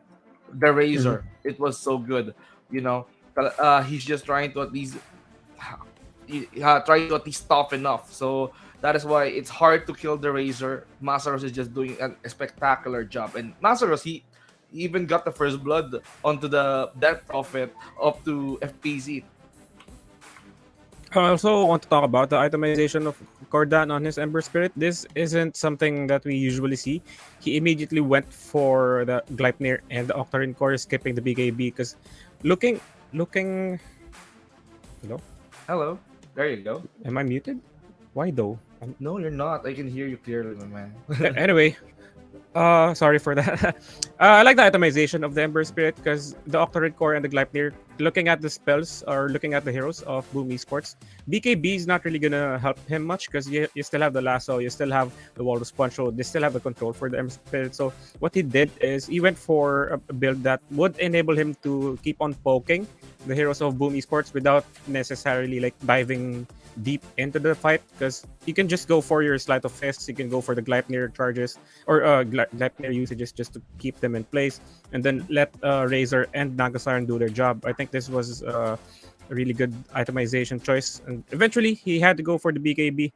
But yeah, I think Bleed just overall everything they did in this game was super clean. Super clean. It all went according to plan, you know, starting from the execution, starting from the phase, how they snowballed up until the end, winning a lot from those team fights, even though that Boom is gonna try to fight back thanks to the Alchemist. But no, they are prepared. The 5 members of Bleed Esports, they are prepared to go on all out. They wanted to at least eliminate them all, and that is why in the final team fight, they managed to do a clean, full wipeout on the entire Boom Esports. And I believe that, you know, Bleed is just trying to at least pay them back from what they did, pushing them down in the lower bracket. Yep, and honestly, do you think Bleed can take this series 2-0, or do you think Boom Esports will be able to bounce back? Actually, for this entire day, I haven't seen a series wherein, you know, it became tied. But I just wanted to see one more game that Boom Esports is gonna win. It's like I want a game 3. For me, I just want Boom Esports to win game number 2 to see who's gonna be the champion here. game number 3, it's gonna be interesting if ever that happened, but you can't deny, no doubt. Bleed has that kind of momentum. We can see that from the lower bracket finals, and you can see it now on game number 1. Undeniable. They are performing so well tonight. All right, let's see about that, Vince. We will be going for a short break, and after that, we'll have our second game of the series, Boom Esports versus Bleed. See you after a few minutes.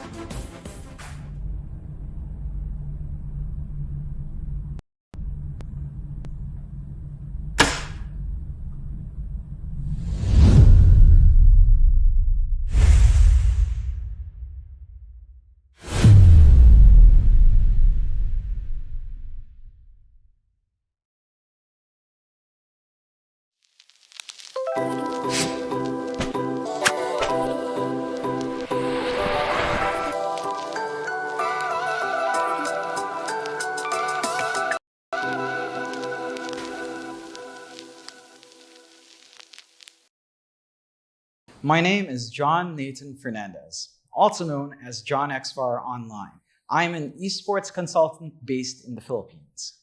I do casting, analysis, streaming, and content creation. I've been in the esports industry since around 2018. It all started when the International tree came about. I was really drawn into the game. At that time, it was a very big spectacle, and the commentators working that event just did a fantastic job of bringing that game to life for the viewers. So I've been inspired by that ever since. I really just got into esports. It's really fun to watch how every region kind of plays around, how every game is different, and how they approach professional esports play. Just something as simple as video games evolving into this multi-million-dollar industry over the span of maybe 20 years is really outstanding. And it's kind of great to be a part of that process and telling that story to, again, all of the viewers, all of the fans who enjoy these games. When you look back to the beginnings of esports, back in the early 2000s, you had some pretty big games, but the infrastructure wasn't quite there to support that growth. People couldn't do esports as a full-time job.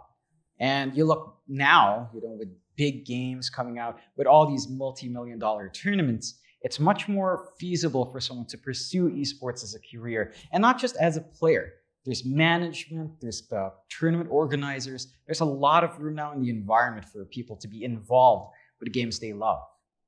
I've been following esports for about as long as I've been working. I think the one thing that you get from all of that experience in esports is you tend to understand what you're watching a lot better, of course. It just comes with the experience of watching a game for quite a while.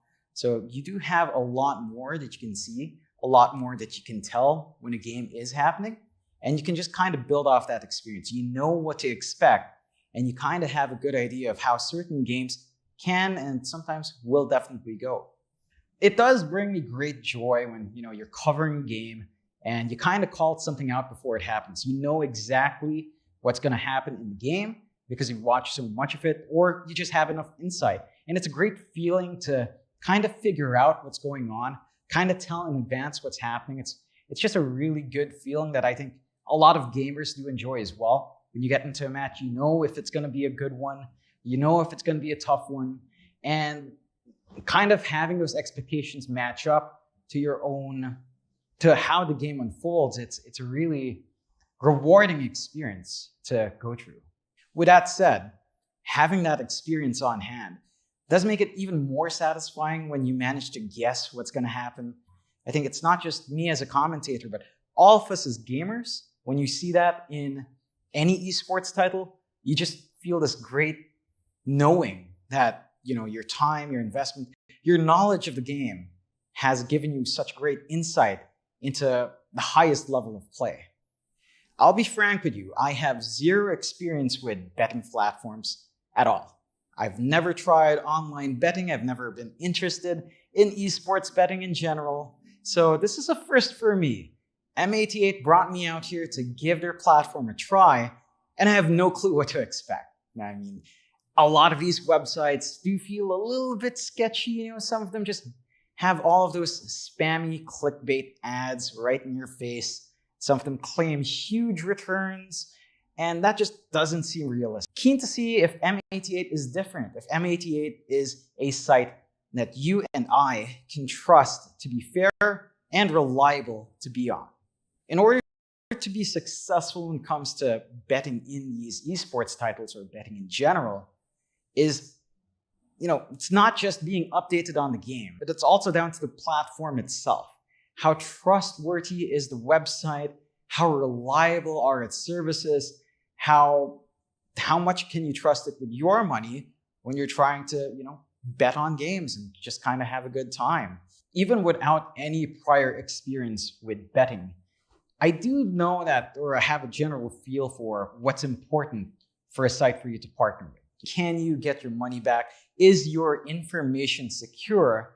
Are you able to confidently play these games knowing that the odds are even and fair and randomized properly? There's a lot of horror stories out there about other websites where people with huge winnings aren't able to withdraw them in a timely manner or have to go through so many loops to just get the returns back.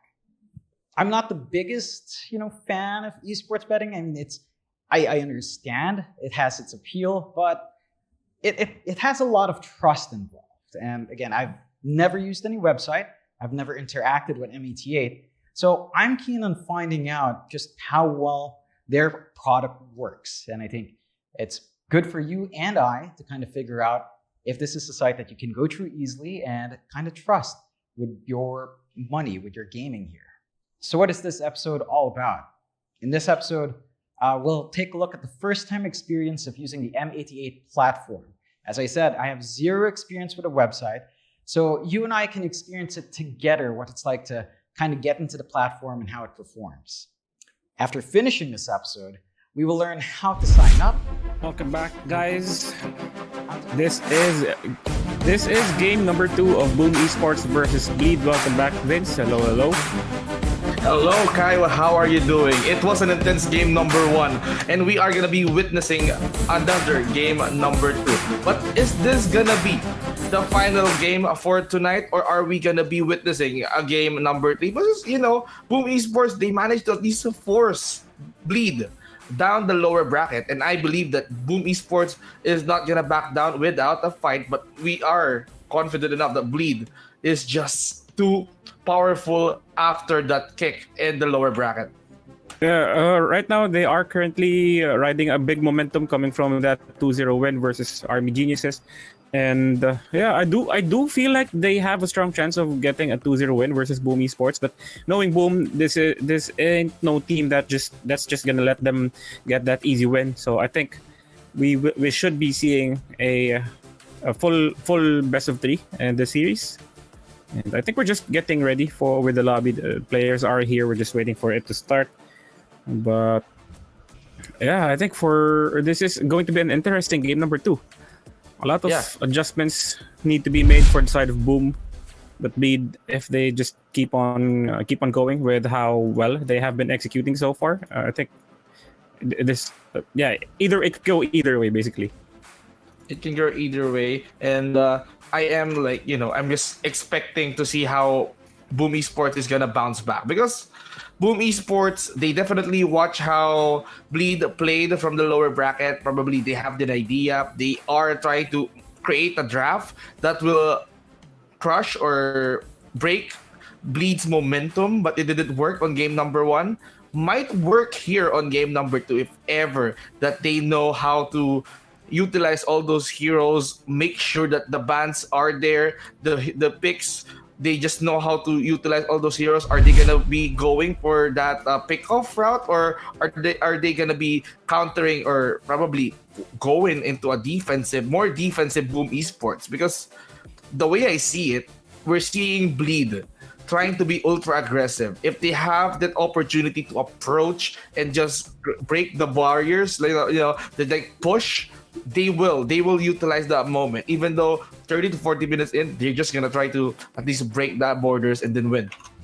Yeah, I feel like for Boom Esports, they should switch up their playstyle, because in the previous game, they were trying to let Natsumi get the farm they needed, but I think Natsumi with the changes in his playstyle, I think if you give him a hero that can really play aggressive in the early game, that Boom might be able to capitalize on that. But I think the game has started and our casters are ready, so we're gonna have to pass it to Nate and Cubs. Take it away, guys.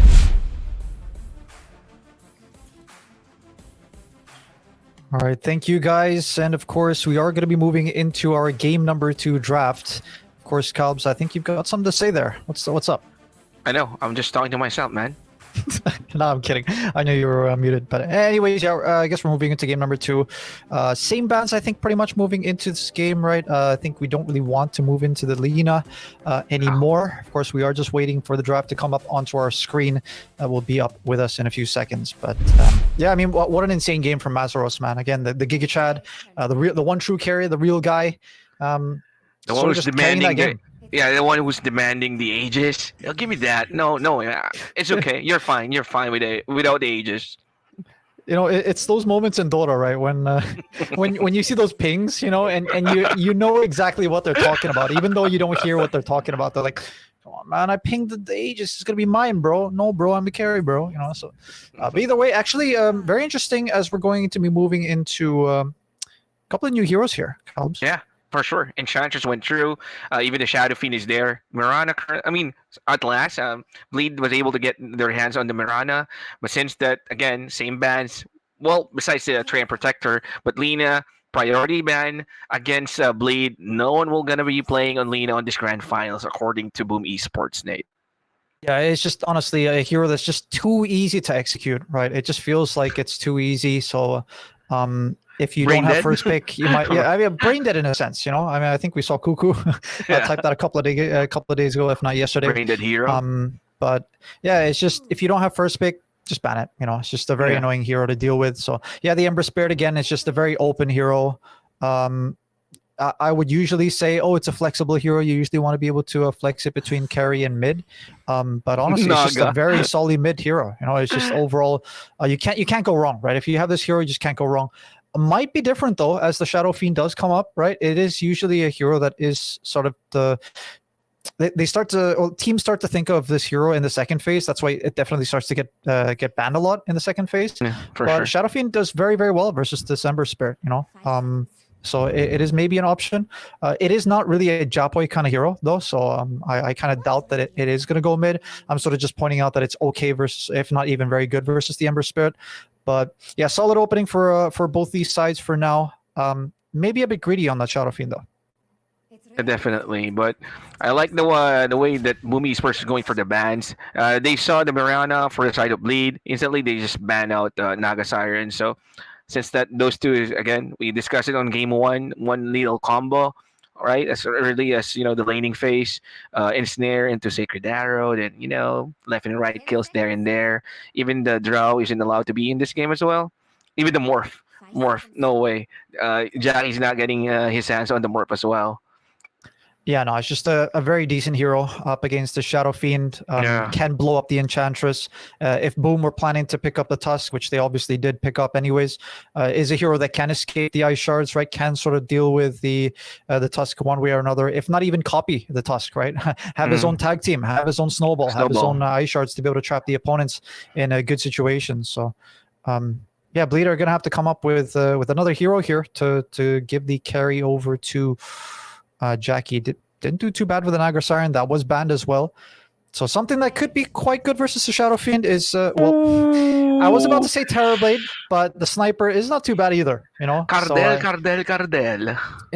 can outrange the Shadow Fiend when it comes to right-clicking, right? So, yeah, sort of just moving back towards TI, I guess, maybe, when we throw back to these heroes, the Sniper, the Shadow Fiend. Interesting that they go for the Undying, actually, as obviously there's already a Shadow Fiend on the other side, but... Undying is, I guess, okay. It does, yeah. I mean, it does stop Boom from picking up these offlane heroes like a Slardar, like a Mars, like an Underlord. These heroes that don't really like going up against an Undying. So it's sort of maybe solving the problem, which is the FBZ problem, right? But they're gonna go for the Mars either way. I was saying they might be pushed away from picking it, but FBZ is feeling the hero. We give FBZ Mars, or rather, they might place Mars on the mid. Oh, that's true. That's true. That is an option. Right. That's true. It's actually a good hero against Ember as well. Yep. That's right. I guess if you put it that way, then yeah, I guess you could put the Mars down mid. I just feel kind of bad that FBC is just so insane on the hero that you kind of want to give it to him. But if the situation does grant the mid Mars, then why not? Yeah, one of FBC's signature hero, even way back the Boom Esports, way back 2019-ish. Phoenix Mars combo. That's what Boom was running before. Back when those combos were still really just all the rage, right? I think the Chinese teams were the ones that were always picking it up. Razor and Leshrac were, of course, personal favorites of the Chinese teams to pick up as well, just so they go for the overall wombo combo kind of thing. But just a bunch of carries being banned here, I think. Faceless from the side of Bleed, actually. As I don't know, I mean, they're banning the Faceless Void here, even though there's already a Shadow Fiend on the other side. So maybe they will put the Shadow Fiend mid versus the Ember Spirit. Who knows? Maybe, yeah. Since you can put the Shadow Fiend either mid or carry, Same goes for the Mars. It's another flexible hero. Same goes for the Tusk, man. I mean, we can actually see Tusk mid, Shadow Fiend safe lane, Mars off lane, something like that. But again, Undying is there. It's a 5 probably, and it's going to be annoying. I mean, an annoying hero against the Mars. I mean, all STR heroes is with Although, the DK, the DK Yeah. stacks.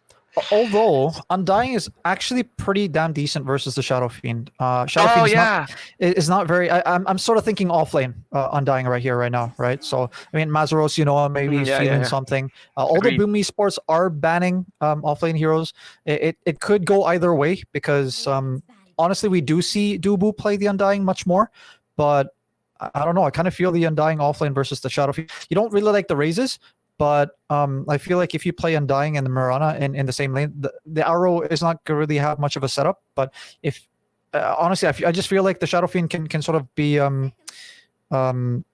mean, the Undying can sort of capitalize on the weak laning stage of the Shadow Fiend and maybe get a few kills before the snowball starts with the Shadow Fiend farming. Interesting. Bloodseeker ban coming from Bleed. Okay. So they're really thinking that Shadow Fiend might go mid. I mean, standard laning for this kind of hero, and Mars off lane, and they're just waiting for. They're just banning carries for the side of Boom. They're actually expecting, yeah, for sure, definitely. This Shadow Fiend might go mid. Yeah, I mean, at this point, you're pretty much just covering your bases, right? Just making sure that you do indeed have a 50-50 Ember Spirit lane, right? Or at least sort of, maybe they are forcing the Shadow Fiend to go mid, because they know that it's not really Boom's comfort zone to run an SF down mid with Japwe, of course, preferring heroes that gank more, much more so than Mobile. farm. Yeah, very mobile heroes, right? I mean, I guess Flashy, you could say the SF could go for maybe a shadow blade or a blink dagger build, the sort of pub style SF, but it's a bit too risky. It's not really something that can be run on a whim, right? But Bleed, not sure what they can pick up here. I guess let's just assume that they're looking for an offlane hero here. Honestly, I don't mind the Razor again. It's quite good versus the Shadow Fiend in terms of laning stage. If they want to be really cancerous, maybe go for a Viper. But I feel like they lack a bit of initiate, something that maybe can jump with the Ember Spirit. I wouldn't mind if they go for the Night Stalker, right? It is something that they have run previously, but they will go for the Pangolier instead. So it's quite decent. It's quite decent. So that's the reason why they banned out the Bloodseeker. It's a good counter against Pangolier. Since it just rupture the Pango. That's it. He's not able to move around on team fights. Since that, even though you're currently on Rolling Thunder, yeah, Rapture's still in effect. That's true. I mean, that does make sense. I was sort of questioning. I was like, Bloodseeker pick. What are you guys going to go for? Well, obviously Morphling was banned, so I was like Slark, but that's banned too. But anyways, they go for the Pango. So it sort of makes sense now. Boom Esports, on the other hand, they only have 10 seconds to decide. So it's going to be a bit of a pressure situation for them here, at least. There you go. They went for the Storm. So this is going to be a safe lane. Nevermore or Shadow Fiend. Sort of as expected, right? We were sort of psyching ourselves. Maybe it's going to be the SF mid, but this makes a bit more sense. It is another 50-50 lane, right? Storm Spirit or Spirit versus Spirit is usually quite 50-50. Storm Spirit is a hero that I would say was very much abused, right? When Null Talisman was a thing. Obviously, it's not anymore. But thank God. Yeah, but I feel like whenever, because people are like, oh, Storm Spirit's trash, you can't really pick it up anymore. Not really. But, I feel like Storm Spirit is really, was where Ember Spirit is now, right? Where it was pretty much just first phase material pick, right? PTSD for those Abed fans out there. I think that was the Arlington Major, right? Where he paid every single Storm game in the games, building, right? But I just feel like Storm Spirit, whenever he is picked up, he usually has a pretty good game because he's usually last pick because the teams know that he is going to have a good lane, game at least, not just lane. So it's quite good versus the Sniper, quite good versus the Mirana, right? Lockdown coming out from the side of from the side of Bleed Esports isn't too great, right? Mirana has to be set up for his arrow, or for her arrow, sorry. The Ember Spirit, of course, has the Searing Chains to be able to do that, but you're not always guaranteed. Searing Chains on the Storm Spirit. Pangolier, maybe with a blink, can approach the Storm Spirit, but it feels like a free Storm Spirit game. So I feel like, personally, I like the draft coming out from Boom Esports here. Lack of maybe they can make control, yeah. this Shadow Fiend work, but maybe I'm focusing a bit too much on the Storm Spirit, because although it is a good Storm Spirit game, it's a quite decent sniper matchup versus that Shadow Fiend, right? So we'll see how these guys play up in terms of the laning stage, and then move on from there. But I think this is definitely a draft that's very much more even as compared to game number one, because game number one was definitely like a very tempo based lineup coming up from Boom, and if they run out of time, then obviously it's sort of like a ticking time bomb. Yeah. Which eventually did happen, right? They did blow up, unfortunately, and Bleed took game number one in a very, very convincing fashion. But we'll see. This time around might be a bit more 50-50 counts. All right. So this is our game number 2, grand finals of M88 Mansion Invitational 2023. This is our second game. Apparently, Bleed was able to get the first win on this grand finals, and this is only a best of 3. So if Boom wants to extend the game to game 3, they really need this win on this game number 2. And nicely done. Corden, my boy. Come on, man. Why you gotta do my boy X Nova like that, PH bro? Pride, let's go. All of a sudden, it becomes a Filipino pride. Yeah. Hey, well played. I mean, it's a little victory. Does sort of give you a little bit of a boost in the start of the game, because I think they did end up getting 3 bounties because of that, right? So, yeah, well done. I'm really excited. Reach this bottle a bit faster. Yeah, so. For sure. I'm just gonna say that it's really cool to see some orgs picking up new players. That hasn't been on the main stage, and giving them chance to show up their skills, of course, on the higher stage. It's really definitely. nice. Again, whenever these players get picked up out of nowhere, they usually perform quite well on a tier 1 team, right? Because usually you have a tier 1 captain to go with the new player. So overall, just very solid, right? And it seems like so far it's been quite good. Yeah, for sure, man. So again, it's a matchup against Japoy's another spirit hero, Star Spirit, against Corden's Ember. Earlier, Corden, he played well. Oh my, this damage from this light. I mean, Japoy took plenty of right clicks from the tower, so it doesn't feel too good when that happens. Play hard is okay. So he went for the arrow build. I guess it's quite good versus the Enchantress, right? You want to be able to potentially remove the big creep if the Enchantress goes for that. There have been times, right, where Mirana's build has been a bit more flexible. In the sense that instead of going for the arrow, they actually go for the Starstorm build and the leap, just because of the fact that you out trade the opponents already with your right clicks. Why not add a Starstorm on top of that, right? So obviously not going to be the case this time around, but the lanes are looking quite okay for now. Quite steady. Mazaros has got to be a little bit careful when it comes to using his swashbuckle, because if he gets into a situation where it doesn't look too good for him, 3 raises and you're up. But Japoy... Okay, that's a level 2? Level 2 Sleight of Fist, right? No, level 1. He went for the Flame Guard level 2. Okay, so it's, all right. Yeah. This is actually a matchup that we don't really see too often. Again, mainly because Storm Spirit doesn't really get picked up anymore. So I'm not too sure how these Ember Spirits tend to build now. These are just... I mean, when it's a Spirit versus Spirit matchup, usually it's very, very technical, right? I mean, the mid lane's already very mechanical when it comes to players and heroes and matchups and all this kind of stuff, because you're always thinking about so many things. Maybe support's coming in, I got to go for the rune timing, I got to be able to push this out, blah, blah, blah. But when it comes to these skill builds, well, hold on a second. What's going on up here top lane? It's moved. Yeah, Bleed tried to pull the lanes. I mean, Boom, then, Dubu also went for the pull. So they just let this 2 creep wave on the river side here. Jack is a very weird situation for him right now. I mean, obviously, it is something that definitely happens, right? When you pull and then the opponents pull, and then all of a sudden the lanes and this part of the map, right, all of a sudden. But, bit of shenanigans going up top lane. Either way, mid lane is quite 50-50. I guess Japoy is farming up a little bit more, but that's mainly because Corden has invested a bit of time moving towards the bounty rune. So time not wasted, at least, because it's one of the worst feelings in the world if you're a mid laner, move towards the bounty runes of the opponents, and all of a sudden it's just not there. It feels bad, man. And Japoy is almost level 5, since, again, you mentioned that Corden went for the rune, so he missed a couple of creeps. So he got punished a little bit. It's pretty tricky position, and there you go. FBC draws the first blood. Undying going down. He got caught up. He tried to pull the wave, man.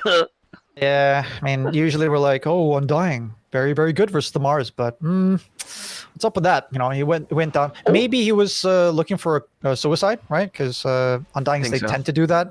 Yeah. But with all the shenanigans going on top lane in terms of pulling of the creeps and whatnot, probably got the kill. But Mazeros actually down, I would have said bottom lane, but actually gets found here in the jungle, man. Oh, wow, I didn't expect they that get the Enchanters will go down. Yeah, get the arrow on the creep as well. Bruh. Man. It's like when you get slapped and then you get slapped again.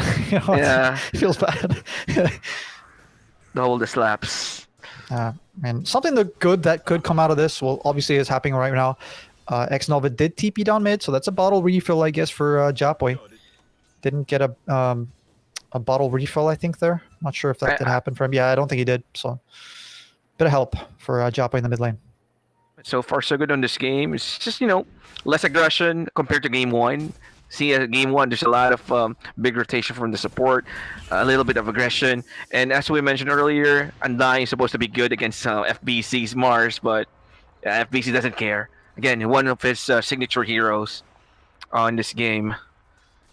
A Sniper just happily farming behind his tier 1, accompanied by his Undying. Yeah, because of all the shenanigans in top lane, sorry. Look at all these denies coming up from Jackie, man. He's 18 denies in 24 last hits. What a feel-good moment for a carry. But, yeah, I mean, at least he's farming. SF is a little bit forward, but the real guy that's suffering a lot here is definitely FBZ mid lane, though. Oh, no. Okay, here comes the shard, and it will connect. Play hard. We'll try to help his... the pop. Okay, Magic 1, probably. Yeah. Magic 1, yeah, sorry. Nicely done. He almost got caught off. But X-Nova! He's good. He's fine. He's fine. He just went in with his level 6. The Remnants online. And Enchantress just goes down. And Japoy! Wow. Play hard with a tip. Doesn't have any mana. It's still level 5 though. That's a problem there. Bit of emotional damage going the way of Japoy as well. Bit of a tip, right? So, correct me if I'm wrong. I think these two did play with each other on Neon Esports way back. Yeah, they did. Maybe a couple of years ago. Former right? teammates. So, yeah, exactly. 2019, something. 2019. Neon Squad. Though. Okay, Soul Rip was used. Vortex coming from Japoy against 2v2. Japoy again dead. He's down. So if you're trying to buy time, but is this going to be enough? Double damage rune on Corden, just waiting for the sleight of fist. 2 seconds, 1 second, he's down. And he's just TP'd. He just respawned and TP'd back to mid. Yeah, exactly. And then he goes down straight away. Plus a Tusk as a bonus as well. I mean, what was that damage, man? I think it was the Decay, it was the Double Star Storm, probably, as well as the DD, right, on the Sleight of Fist on the Ember Spirit. So, yeah, it was just insane damage all of a sudden. Dubu, there we go, the seppuku happening somewhere around the map, unfortunately, for Dubu. But, yeah, very disastrous, I would say, for Boom Esports, starting the game not very brightly.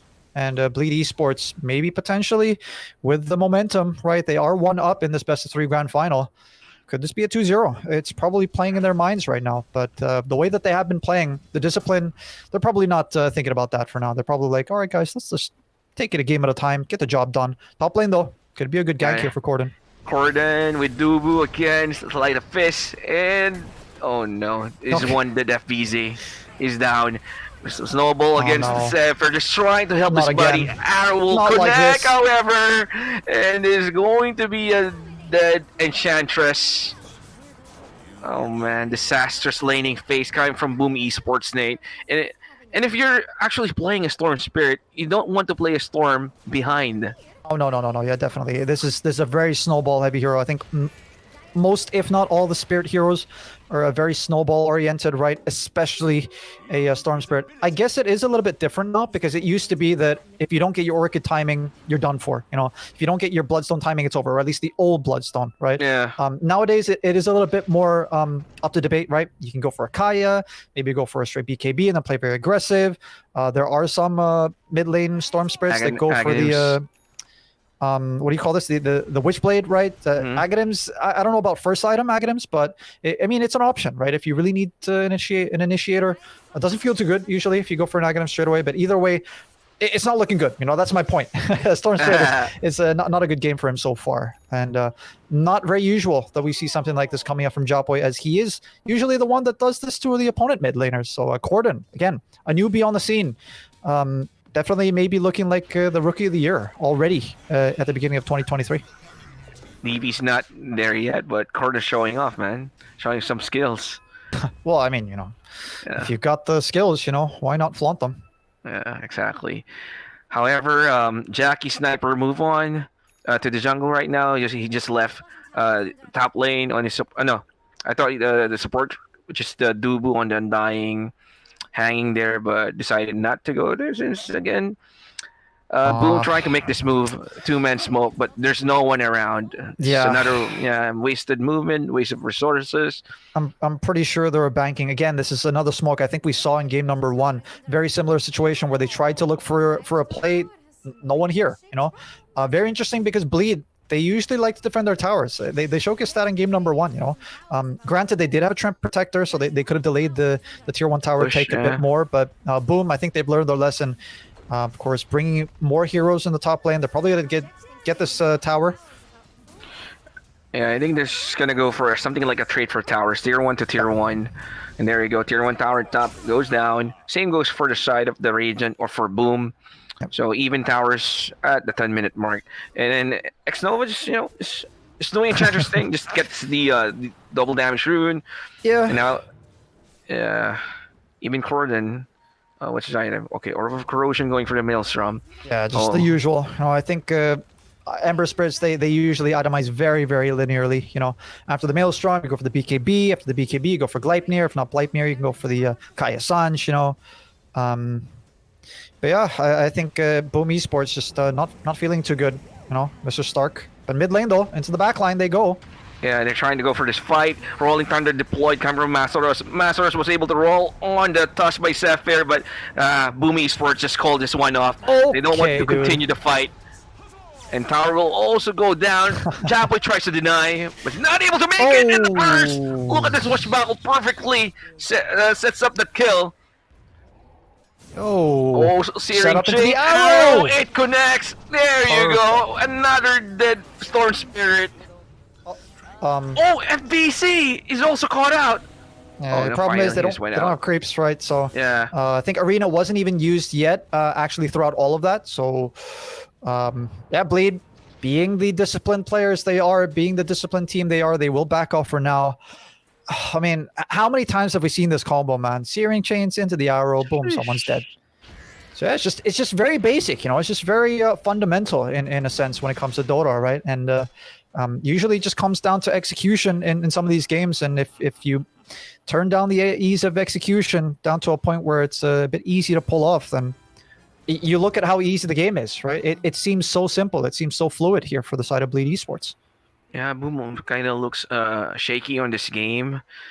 12 minutes in, 1-9, and instantly 4,000 net worth lead for the side of Bleed. I think maybe another victim. Yeah, here. there's another kill. Enchantress down again. Xnova. It's kind of, somewhat fading spree for the supports here for the side of Boom. I mean, it feels like these plays that they're trying, obviously these are the two that are going to be playing together. It is going to be the Storm, it is going to be the Tusk, but they're not finding on anything on the map. They've wasted many minutes waiting for anyone on any of these side lanes that'll show up. I guess Masaros is going to show up now. I'm not sure if they will be able to get this kill, though. Oh, Barrow, there goes the side of the Moonlight Shadow, but they do have the detection, and it's enough to finish up Masaros' Pango. Finally, Japoy finally getting something out of this game. Didn't even get the kill. It was an assist for him, so he's 0-3-1 right now. Boom, they need way more than that, to be able to find a way back into this game. Because on paper, in terms of kills, it doesn't really look too good, right? 2-10. But it much more reflects on the difference in terms of net worth. It much more reflects in terms of the objectives, right? 2 towers up, map control being established. Storm Spirit not being able to snowball at all. So momentum-wise, it really is feeling good for Bleed Esports. And again, as long as they don't make these mistakes, which they aren't really prone to making, this finals is theirs. This tournament is theirs. Yeah, even the sniper is left behind his farm. It's just like what happened in game 1. Searing Chain again, X-Nova being caught out, Arrow Oy. deployed, Rolling Thunder being used just to secure the skill, and there you go. That's a dead X-Nova again on his Enchantress. Another good kill coming from the side of Bleed. 11-2, Nate. 11-2. Everyone's just playing out of their minds right now, honestly. No one has died here on the side of Bleed Esports in terms of Mirana, Ember Spirit, and Sniper, right? Yeah. Dubu technically committed suicide once, so that's one death for him, and Pangolier just got ganked bottom lane.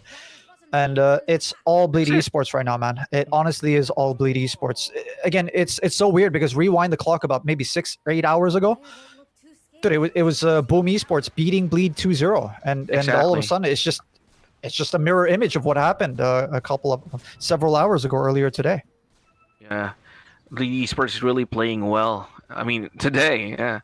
Coming from the upper bracket, they lost, right? They lost 2-0 against Boom Esports earlier, but they'll try to redeem themselves, man. They lost 0-2. They might beat Boom Esports right now 2-0. Yeah. FBC on the farm. Yeah, I mean they're honestly running out of space on the map. They're running out of Well, I don't want to say ideas because they're maybe trying to come up with something that they can do, but they're running out of time. Is pretty much what I'm saying here, as they don't really have too many more options, especially if they keep this up. Again, the bleeding has to stop, right? The bleeding from Boom Esports in terms of net worth, they're bleeding kills, map control. Yeah, and Bleed Esports. I mean, you know, it's in the name, I guess, but they're playing this almost to perfection, pretty much. And Roshan up for grabs. They have the Pango. They have the Sniper. Sniper Very currently early, has. actually. Yeah, they can actually do this with the Pango. Yeah, I guess they have the ultimate coming out from this Undying as well, right? The Flesh Golem with the damage amplification does work. So, yeah, look at this. You know, even if it's 15 minutes of the game, 16 minutes of the game, with the Flesh Golem, with the Tombstone, with the Lucky Shot. Look at that. He melts, you know. Who's going to be pinging it this time? Mazaros? No, Jackie, not this time, not this time. It's Jackie this time. And there you go. Instantly, as early as 15 minutes, they were able to get a good objective, which is Roshan. Aegis on hand for Jackie, Sniper. And Corden, yeah, just playing Corden stuff. Maelstrom, and they're marching in on top. Look at the observer wards, man. Look at the vision for Bleed. All scattered. And map control is slowly getting, nowhere for the side of Boom Esports. And not to me, just trying to get the tower at least for his team. Oh no! Okay, look at these. Oh no, they're CPs, trying to actually. defend. They're trying to defend. Smoke, Okay, 3-man smoke. Yeah. Very interesting play here. Let's see if it pays off. Yeah. I guess they do know that. Oh, there you go! A Bleed good are- spear! And Jackie caught up. He still has the Okay. Aegis though, but Rolling Oh, but Thunder look at is this! there. Oh my goodness! Oh, that was a pretty nice Rolling Thunder. Oh no, but then dying. Japo just falls on the target, but task goes down. FBZ down, and there you go. 3-4-2 exchange, still favoring the side of Bleed, and they're able to escape. Make it 4 heroes down for Boom, Nate. Oh no. Wishful thinking, honestly, for them thinking that something good might happen. I guess if you look at the bright side, hey guys, we removed the Aegis, we got the Sniper. We did have to pay 4 lives for it though, so yeah, I that's why I was sort of doubting, is this really a play that you want to go for? It's very risky. Yes, Bleed were sort of not too clumped up together in the sense that there were some heroes in the top lane, specifically, the Undying as well as the Sniper, but I mean, the allies weren't too far away. They were triangle. They were mid lane. So you pretty much saw what happened there. Mazaros absolutely causing havoc in the backlines, just absolutely running over everyone. Literally. Yeah. And that was the link reveal for FBC's Mars. Apparently, he got a nice spear on the Sniper, but it wasn't enough. If there was no Aegis, a different story, right? Because they burst down the Sniper, but the way that the Aegis had to reincarnate the Sniper took a few seconds, as well as, of course, Corden coming in, making stuff happen, Mazaros coming in, again, remove this guy's license. He's running over everyone with his car here, but honestly, just execution to perfection. Execution to perfection right now, honestly, for the side of Bleed Esports. And I don't see any way for Boom to be able to try to find a way back into this, just because of the fact that these heroes are just so snowball dependent. You want the Storm Spirit causing havoc. You want this Mars setting up the team fights well. You want the SF being able to free hit. But yeah, I mean, Bleed, I sound like a broken record at this point, but it is the situation. It is reality right now. Yeah, for sure, for sure. So another movement coming from the side of Bleed. 3-man. It was a 4-man smoke, but Pango smoke got popped. So they're just not gonna continue chasing. Oh no, I'm sorry, my bad. They still go for this. Nevermore or the Shadow Phoenix there. Searing Chain, Requiem of Soul just cancelled.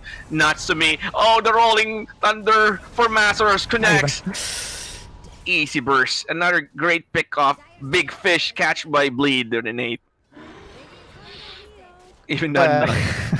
He was trying his best, I was like, all right, Requiem, let's go. Does get stunned. All right, maybe the second time, but yeah, no, without the BKB, you're not going to be able to do anything in these team fights, And the way that the opponents have just a lot of gap close, right? They got the blink here on the Pangolier. They've got the remnants, obviously, from the Ember Spirit. They've got the leaps coming in from the Mirana.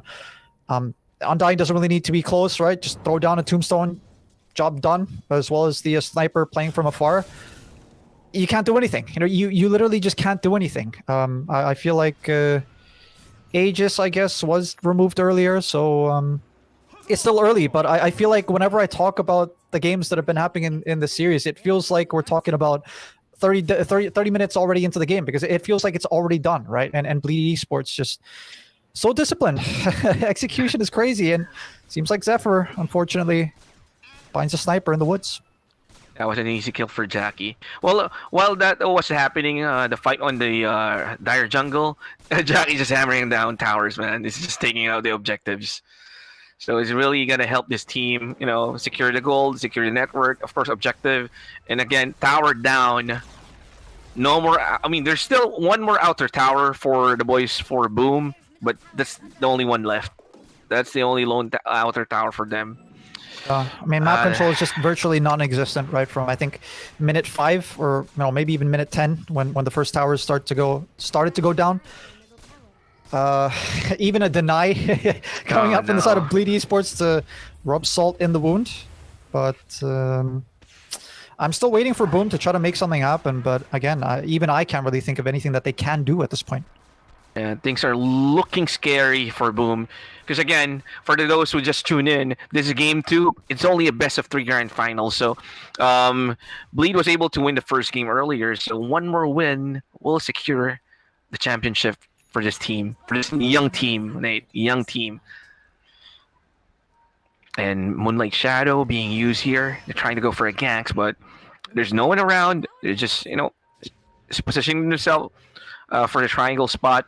And if same goes for the from the side of Boom, they're just covering the triangle, securing from their the spear. Oh, that was quick reaction. But okay, never mind. They wanted to go for someone here in the mid, but yeah, they'll just focus on the tower. Another objective, Nate. They just got the tower on top. I don't think I can analyze this game anymore, man, honestly, because it's the same story, Someone gets picked off here, they're trying to farm a little bit aggressively, map control is non-existent, trying to go for C, or a D. Just let me know which one you want me to talk to about, because, I guess something new is X-Nova is... Never mind. Never mind. Chain connects? Okay, never mind, indeed. Bro. The right click. X-Nova again down. Finally, Boom Esports, the Enchantress makes it out, but no, dude, it doesn't make it out. I guess they get a tier 2 tower bottom, so they are starting to find a few things here and there. I guess maybe X-Nova playing as a bit of distraction there down middle lane, knows that he has a pretty low death timer anyway, so it doesn't really matter.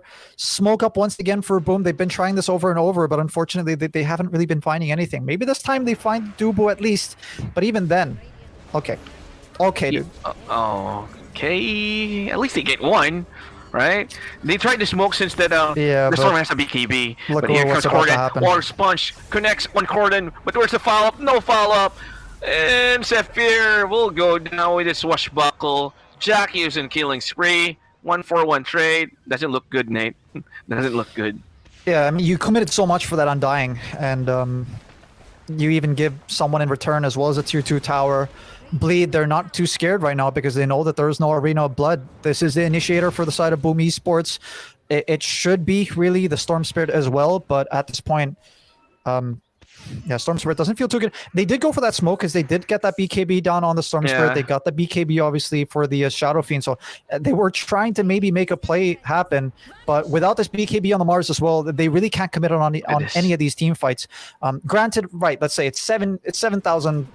They're 7K behind, right? So it's not huge, you know. It's not like this game is not out of their hands. I'm sure this is not a word, but I like using it anyways. But this game, it feels like it's still remotely comebackable, right? Comebackable is the word, of course, I'm referring to. But they need to be able to find a good pickoff before the Aegis comes out, because if you commit everything on the sniper, or if you commit on any of these big cores that you really want to get the kill on, right? With that Aegis, nothing's going to happen. The whole team fight's just going to reset. So they need something to happen. That's why they're so desperate to make these plays happen now. This is maybe Boom's time to shine. But if they don't find anything, again, this is their third smoke that they've tried, and it's not been successful at all. This might be the final straw for them, but Roche, this could decide the game right here and now. All right, there you go. And they have a small idea that someone is here for the side of Bleed on this round. Okay, good vision. Yep, good vision. Where's the jump? Waiting for the jump, and here goes Zephyr plus the spear. Bang goes in trouble, but look at the sustain. The sustain plus the arrow, and Tusk got demolished. Natsumi trying to fight his one up, but there's no way for him to fight 1v1 right click fight against a sniper. Sniper just taking his head off.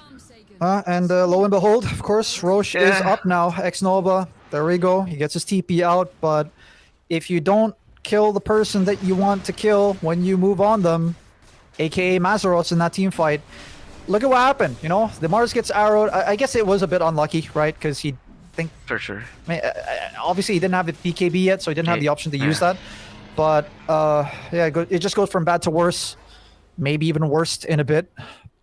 But high ground should be on the horizon now for Bleed Esports. They're marching in on the mid lane since that, again, like Nate mentioned, they're just going to go for high ground this time around. Or maybe not.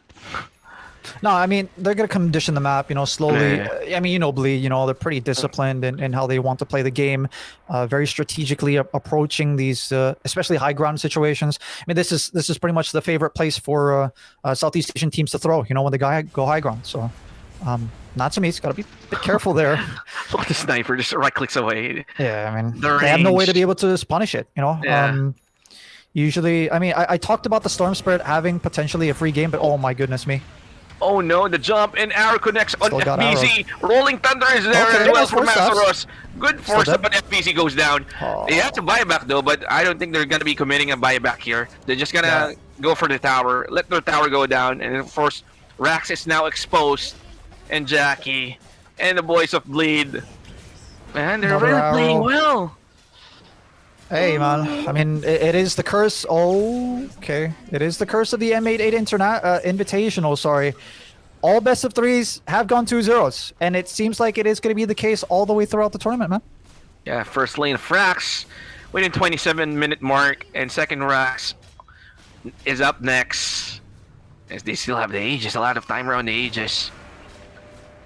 No, there's no way for, you know, the side of Boom to answer this answer back up to this point. We haven't seen the Shadow Fiend fight at team fight, right? I mean, he's just farming the whole game, man. But farming for what? You know, is the unfortunate reason, because his teammates have not been able to make any space at all for him. Okay, that's a good start. But support down, and Dying is now dead. However, FPC goes down. Where's the team fight? Oh, that was a bit scary. Good thing it's a Storm Spirit, so he can just zip out from that sticky situation. I mean, but look at that. You know, the blink in from FBZ. Okay, he gets a spear, but you already know that you're going to die. In exchange that's of the his unfortunate life. situation. Here we go, mid lane. Let's try. Okay. Round 2. And yeah, good requiem somewhat. Jackie's alone here. Yeah, and Rolling Thunder for Masaros. He goes in. Oh, good nice block. ice That was shards. bleeding as a ice shard block. But Masaros was able to get one. Yep. Okay. That's a buyback, unfortunately, FBZ. used there for FBZ. He was thinking that the opponents were going to be fully committing into that team fight, but it's 2 supports that you get. A buyback, unfortunately, wasted on the Mars. Tusk does go down. Aegis is still up. They've got plenty of time on this as well. 2 minutes, man. Mhm. So they can reset once again, wait for their cooldowns, go down bottom, because that's the only place where the Raxes are now up. Top and mid, non-existent. Man, bleed the calls, man. After taking an objective, just back up. After hearing the, seeing the buyback from FBZ, they're really somewhat a mature team, even though they're young. It really shows the leadership shot calling coming from Dubu. Yeah, I mean, on 100%. paper, right? I mean, Jackie, I mean, when we say young, he's not been around since the first few TIs, right? When we talk about Key Arena, we talk about Benaroya Hall. Only Yeah. some few players left, of course, playing the game that may remember the words Benaroya Hall. But Dubu is definitely just injecting so much into this team, man. I honestly feel like I want to enter their Discord just to sort of understand, how the dynamic is, because Dubu, I mean, he's got loads and loads of experience. He's played in Korea, played in Southeast Asia, has America, coached yeah. before. He's played, ever so recently in America as well. So, it's just, my goodness me, man. Jackie, chill. And look at the Rolling Thunder just went. I mean, Masters just goes in. Oh no, not Giga Chat Sumi. time? A perfect arrow connects, and they're in trouble. FBC trying his best to solve Just this dies. game, but no. Oh no, and this is a prelude to GG, the end. And yeah. GG. What a one-sided game. Congratulations for Bleed.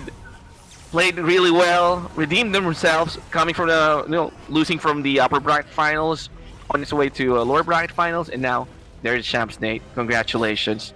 Yeah, and what a debut as well. First tournament of this squad, first tournament of this organization. And what a way to be able to showcase yourselves, showcase yourselves to the world, because obviously they're going to be playing DPC soon, if not tomorrow already, right? But I mean, what can I say? What a revival for some of these careers here. Mazaros, missing, right, for a couple of seasons. All of a sudden he's here and back in in fashion, right? Play hard, was out of a team for a while, and all of a sudden he's back playing his best, I think, in his whole career, honestly. Corden, you kid on the block, absolutely wrecking these people, right? I mean, if you probably replay almost every boom game of last year, you hear Japoy, Yopaj, and all of a sudden for Corden to come in and challenge that and successfully doing it's just unbelievable. Dubu bringing a lot of stability to the team, and Jackie just ever so solid as a carry as well. Bleed, I mean, if these guys were under the radar of some of these teams, definitely not now.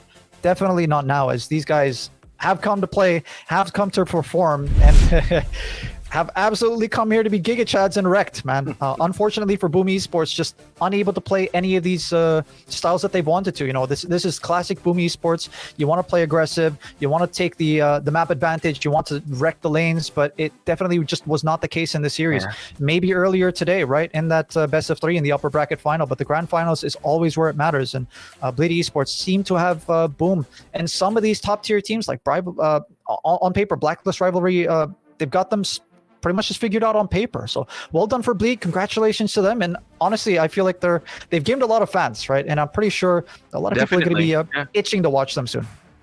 All right, so that's it for us. But I guess our panels have something to say about this grand final. So Kai and Vince G, take it away, guys.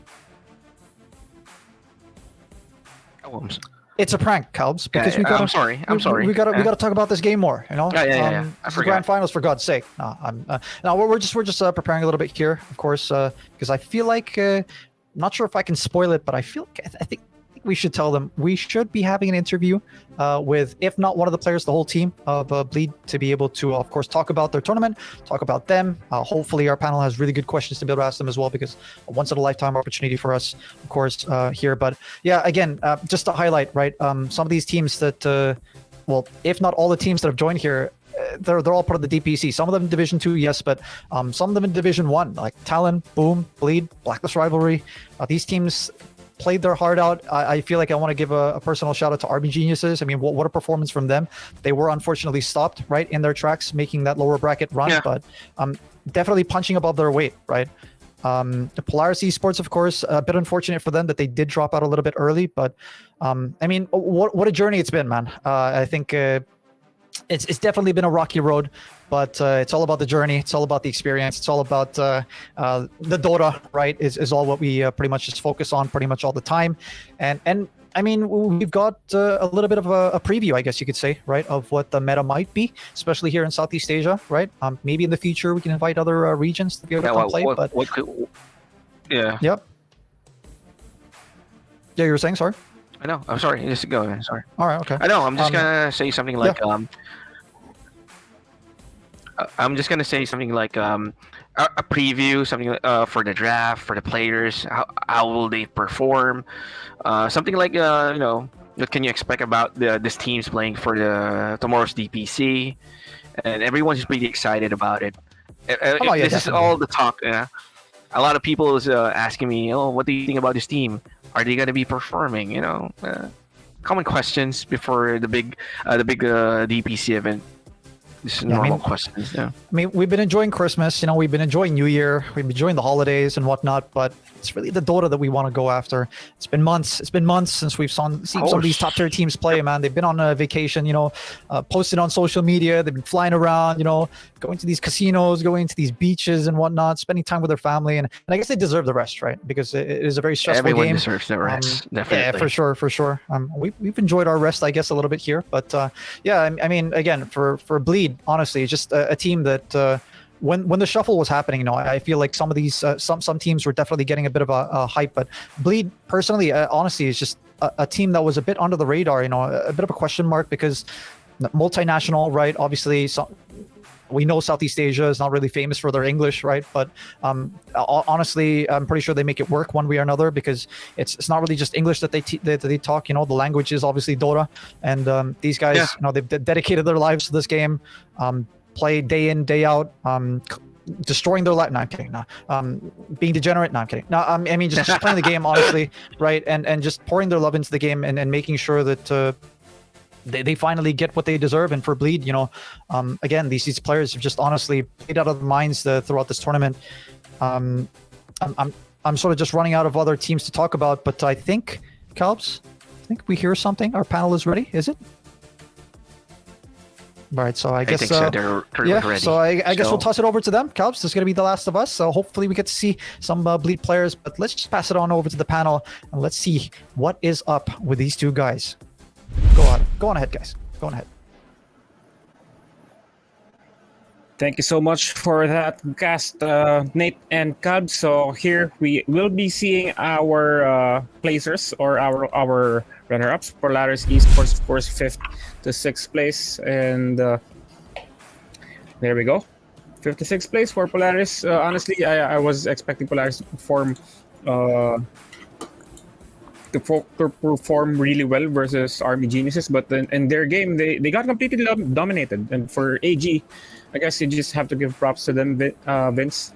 Yeah, this is definitely a new Polaris Esports. That is why they're trying to at least try to get their chemistry up and running, but it seems like it didn't work for now, but they have a lot to improve. But on the 5th place, we have the Blacklist rivalry.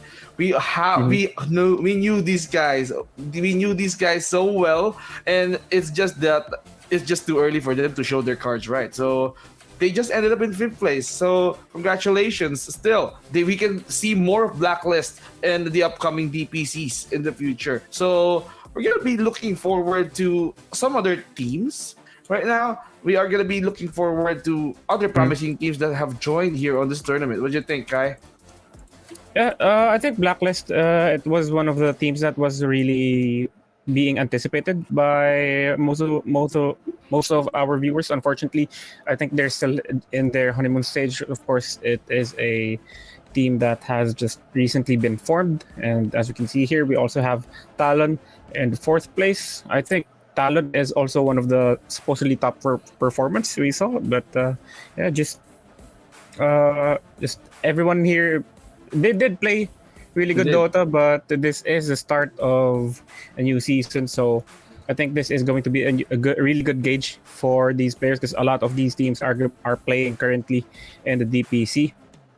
Army Well, Geniuses, yeah, again with another third place finish from their similar to their BTS run. they are really good. We've seen that Army Geniuses just gave it all out, and Army Geniuses, we are gonna be looking forward to them in the upcoming DPC as well, the Southeast Asia. But the second placer, Boom Esports, they just managed to dominate the upper bracket, forcing Bleed Esports down into the lower bracket. So props to them for pulling up a good fight. They still fought up until the end. The grand final was still spectacular. So they deserve the second place. They just went in up from the upper bracket. They earned their spot, but it seems like we all know the first placer, the champions for this M88 Mansion Invitational for the 2023. It's gonna be Bleed, who's gonna get $20,000. Congratulations to the champions, Dubu, Masaros, Playhard, Jackie, and Cordan. Here we have our one of the players of the champion of the winning team. Of course, we have Masaros here. Hello, good evening. Hello. Hello, how are you feeling with that really good win versus Boom Esports?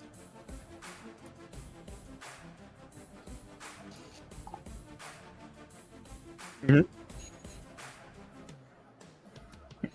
That was a good. That was a really good redemption game for you guys. And I just want to ask.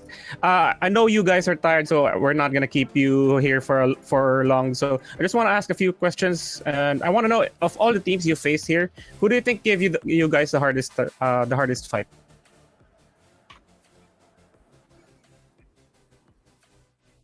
That's still Boom, but you guys made really good adjustments in the finals. You gave them.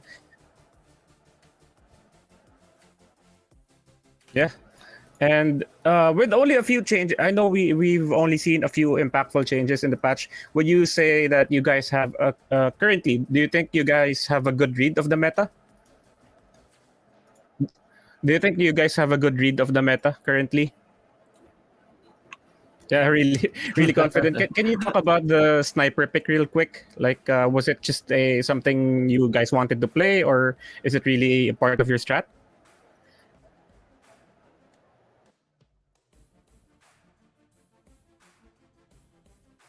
Hmm.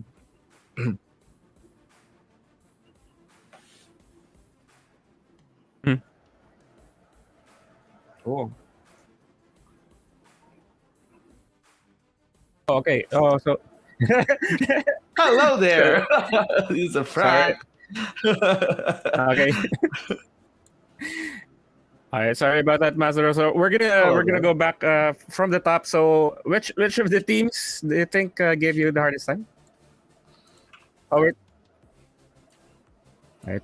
Wait. Let's ask them.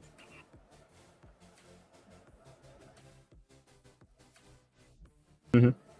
Are we good to go, direct? Oh wait, Mazaros, we're having a hard time. You tell Okay. us. You tell us. You tell us. So you can tell us now, who gave you the hardest time in this tournament? I guess it's Boom Esports Esports. because they warned us so hard in upper bracket, and we like prepare a bit to fight them back. Yeah, and again, I would like to ask you again. Can you talk to me about the sniper pick? Was it something that you really wanted to run, or is it just something that Okay. you thought was going to be fun to Yeah. play?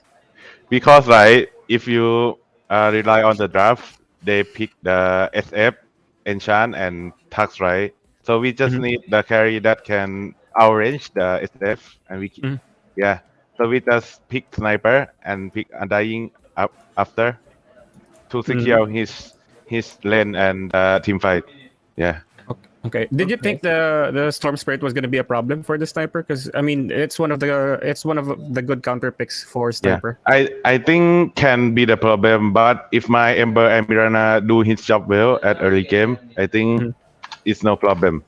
Yeah, Yeah. of course, Cordan performing insanely well in this tournament, and of course the whole team. And before we let you go, I just want to know, Art, is there like any specific team you guys are looking forward to play against in the future?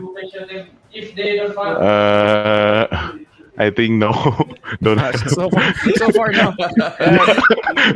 All right. Yeah. I know you guys are tired. You've been playing the entire day, and you're gonna be also playing tomorrow and DPC. You're gonna be facing Blacklist rivalry. Yes. Again, congratulations to you guys. I'm really Congratulations. looking forward Okay. to you to the success of Bleed Esports in this season. Congratulations. Thank you, Mazaros, and Thank you. GG's. Thank you guys. Bye bye. GG's. Bye bye. Take care, man. Okay. All right, Vince. Anything else to add? Actually, I just wanted to ask one question to Masaros before he leaves. I'm You sorry. know, I just want to ask: is Ember definitely the crucial pick into winning the 2-0 fight? Because every time that they draft, it's gonna be the first pick Ember. Mhm. No doubt Yeah, about that. But you know, there you go. He's tired. He needs to Yeah, take a guess rest. I know they're tired, so I'll let them go easily. No more hard questions for them. But yeah, this has been M88 Mansion Invitational. Thank you so much, of course, to our organizer, to our sponsor. This couldn't have been possible without them. And Vince, any last words before we log out? Actually, it has been an honor casting to you guys. It's been an honor casting with Kai, Nathan, Calbs, and the rest of the English squad, Caster, JT, and the rest of the Tagalog squad as well. And all of the broadcasters here. Don't forget to follow our socials. Don't forget to follow M88 Mansion Invitational on Facebook, Twitch, anywhere. And of course, M88. Don't forget, M88 is one of those the number one gaming destination in Asia. All right. All right. Thank you so much, Benji, and of course to everyone who made this possible. Thank you so much. This is again Kai, my co-caster, co-panelist here, Vince G, and we will have to say good night. See you tomorrow, though, for the next for the opening day of DPC. See you guys GGs. when I see you guys.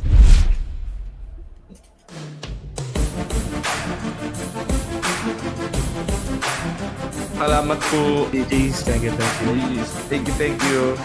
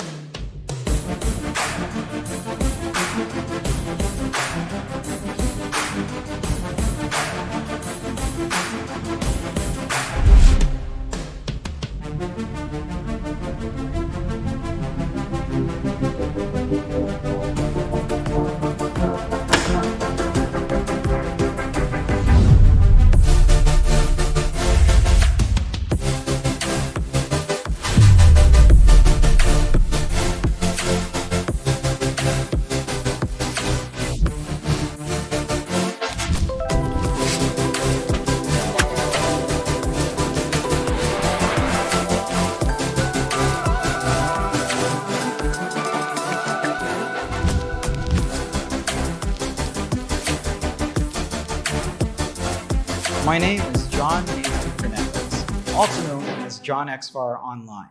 I'm an esports consultant based in the Philippines. I do casting, analysis, streaming, and content creation. I've been in the esports industry since around 2018. It all started when the international tree came about. I was really drawn into the game at that time. It was a very big spectacle, and the commentators working that game just did a fantastic job of bringing that game to life for the viewers. So I've been inspired by that ever since. I really just got into this. It's really fun to watch how every region kind of plays around, how every game is different, and how they approach professional esports play. Just something as simple as video games evolving into this multi-million-dollar industry.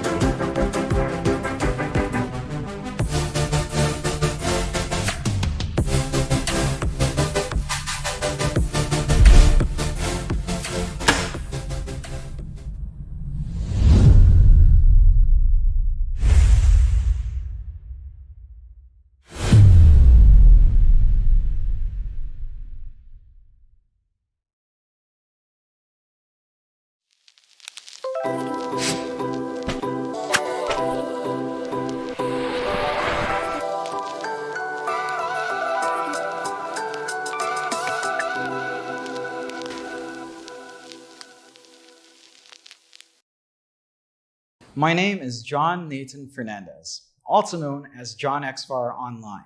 I'm an esports consultant based in the Philippines. I do casting, analysis, streaming, and content creation. I've been in the esports industry since around 2018. It all started when the international tree came about. I was really drawn into the game at that time. It was a very big spectacle. And the commentators working that event just did a fantastic job of bringing that game to life for the viewers. So I've been inspired by that ever since. I really just got into esports. It's really fun to watch how every region kind of plays around, how every game is different, and how they approach professional esports play. You know, just something as simple as video games evolving into this multi-million-dollar industry over the span of maybe 20 years is really outstanding, and it's kind of great to be a part of that process and telling that story to, again, all of the viewers, all of the fans who enjoy these games. When you look back to the beginnings of esports, you know, back in the early 2000s, you had some pretty big games, but the infrastructure wasn't quite there to support that growth. People couldn't do esports as a full-time job. And you look now, you know, with big games coming out, with all these multi-million-dollar tournaments, it's much more feasible for someone to pursue esports as a career, and not just as a player. There's management, there's tournament organizers. There's a lot of room now in the environment for people to be involved with the games they love. I've been following esports for about as long as I've been working. I think the one thing that you get from all of that experience in esports is you tend to understand what you're watching a lot better, of course. It just comes with the experience of watching a game for quite a while. So you do have a lot more that you can see, a lot more that you can tell when a game is happening, and you can just kind of build off that experience. You know what to expect, and you kind of have a good idea of how certain games can and sometimes will definitely go. It does bring me great joy when, you know, you're covering a game and you kind of called something out before it happens. You know exactly what's going to happen in the game because you've watched so much of it, or you just have enough insight. And it's a great feeling to kind of figure out what's going on, kind of tell in advance what's happening. It's just a really good feeling that I think a lot of gamers do enjoy as well. When you get into a match, you know if it's going to be a good one, you know if it's going to be a tough one, and kind of having those expectations match up to your own, to how the game unfolds. It's a really rewarding experience to go through. With that said, having that experience on hand does make it even more satisfying when you manage to guess what's going to happen. I think it's not just me as a commentator, but all of us as gamers. When you see that in any esports title, you just feel this great knowing that, you know, your time, your investment, your knowledge of the game has given you such great insight into the highest level of play. I'll be frank with you, I have zero experience with betting platforms at all. I've never tried online betting. I've never been interested in esports betting in general. So this is a first for me. M88 brought me out here to give their platform a try, and I have no clue what to expect. I mean, a lot of these websites do feel a little bit sketchy. Some of them just have all of those spammy clickbait ads right in your face. Some of them claim huge returns, and that just doesn't seem realistic. So I'm keen to see if M88 is different, if M88 is a site that you and I can trust to be fair and reliable to be on. In order to be successful when it comes to betting in these esports titles or betting in general, it's not just being updated on the game, but it's also down to the platform itself. How trustworthy is the website? How reliable are its services? How much can you trust it with your money when you're trying to, bet on games and just kind of have a good time? Even without any prior experience with betting, I do know that, or I have a general feel for what's important for a site for you to partner with. Can you get your money back? Is your information secure? Are you able to confidently play these games knowing that the odds are even and fair and randomized properly? There's a lot of horror stories out there about other websites where people with huge winnings aren't able to withdraw them in a timely manner or have to go through so many loops to just get their returns back. I'm not the biggest, fan of esports betting. I mean, I understand it has its appeal, but it has a lot of trust involved. And again, I've never used any website. I've never interacted with M88.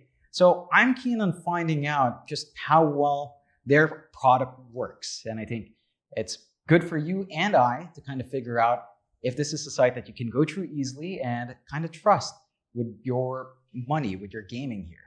So what is this episode all about? In this episode, we'll take a look at the first-time experience of using the M88 platform. As I said, I have zero experience with a website, so you and I can experience it together, what it's like to kind of get into the platform and how it performs. After finishing this episode, we will learn how to sign up, how to update bank details in your account, how to make a deposit, how to bet on esports matches, and we'll also go through a few betting tips as well. So let's get started. First things first, you should make sure that you only use the recommended web browsers for an optimized website experience. Make sure that the URL you are typing into the web browser is both secure and correct.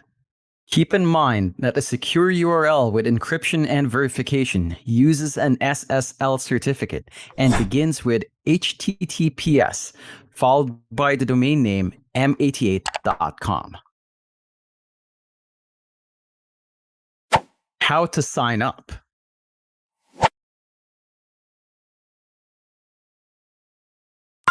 Step 1. Click the register button.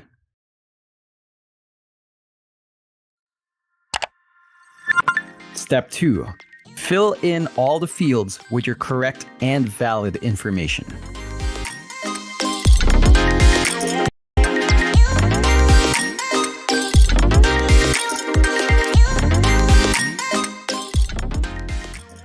Step 3.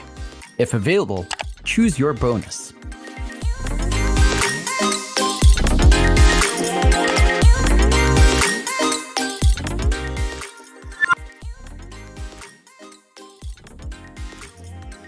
How to update bank details.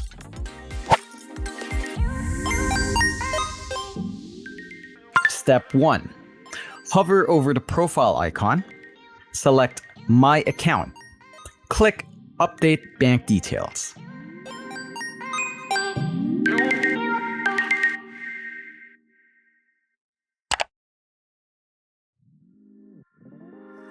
Step 2. Click Create Account.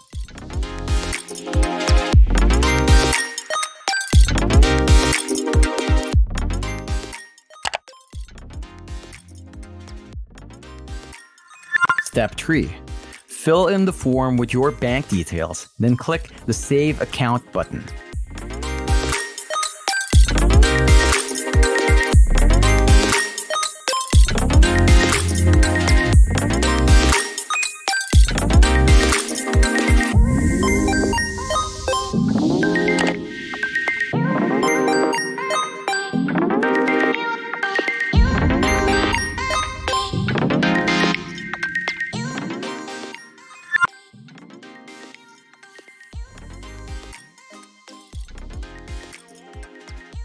How to deposit funds.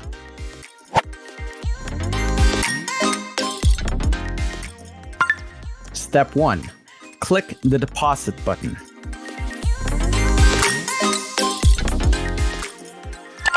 Step 2. Choose your mode of payment.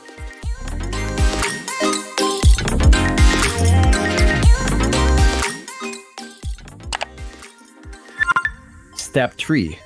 Follow the instruction of your preferred method.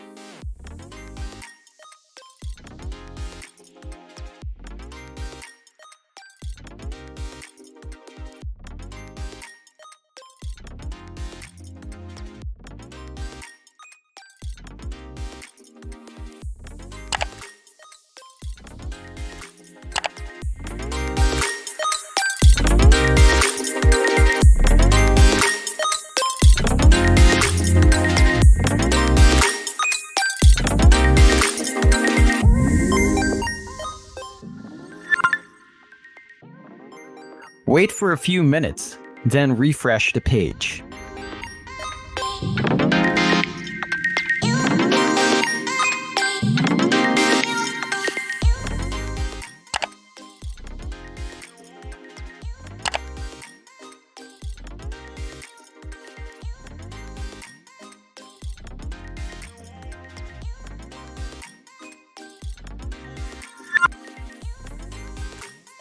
How to bet on esports.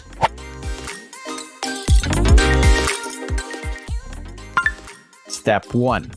Hover over the esports menu and choose an esports product.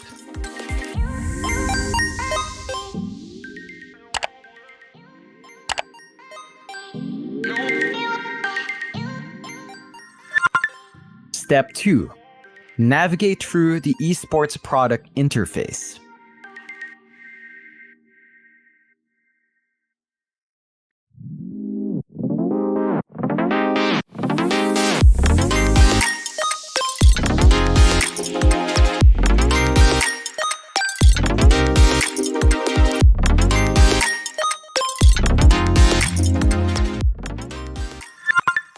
Step 3.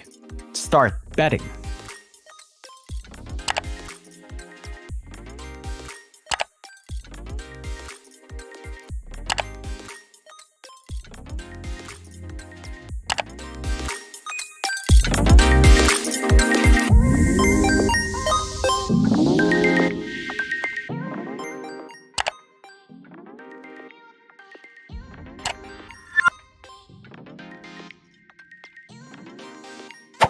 Betting tips.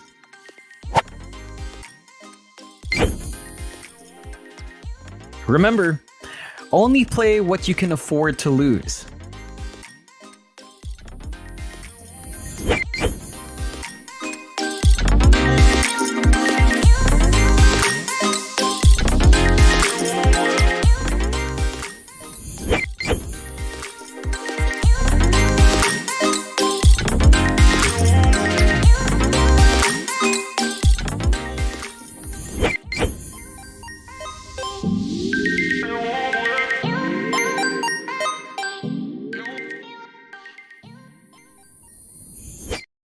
That was very easy, I must say.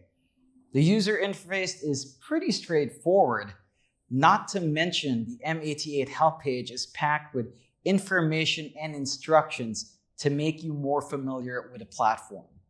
What I noticed, however, is that you can find most of the things you need to get started in the heading of the website. But this is just the beginning. We will learn a lot more and try different things in our next episode.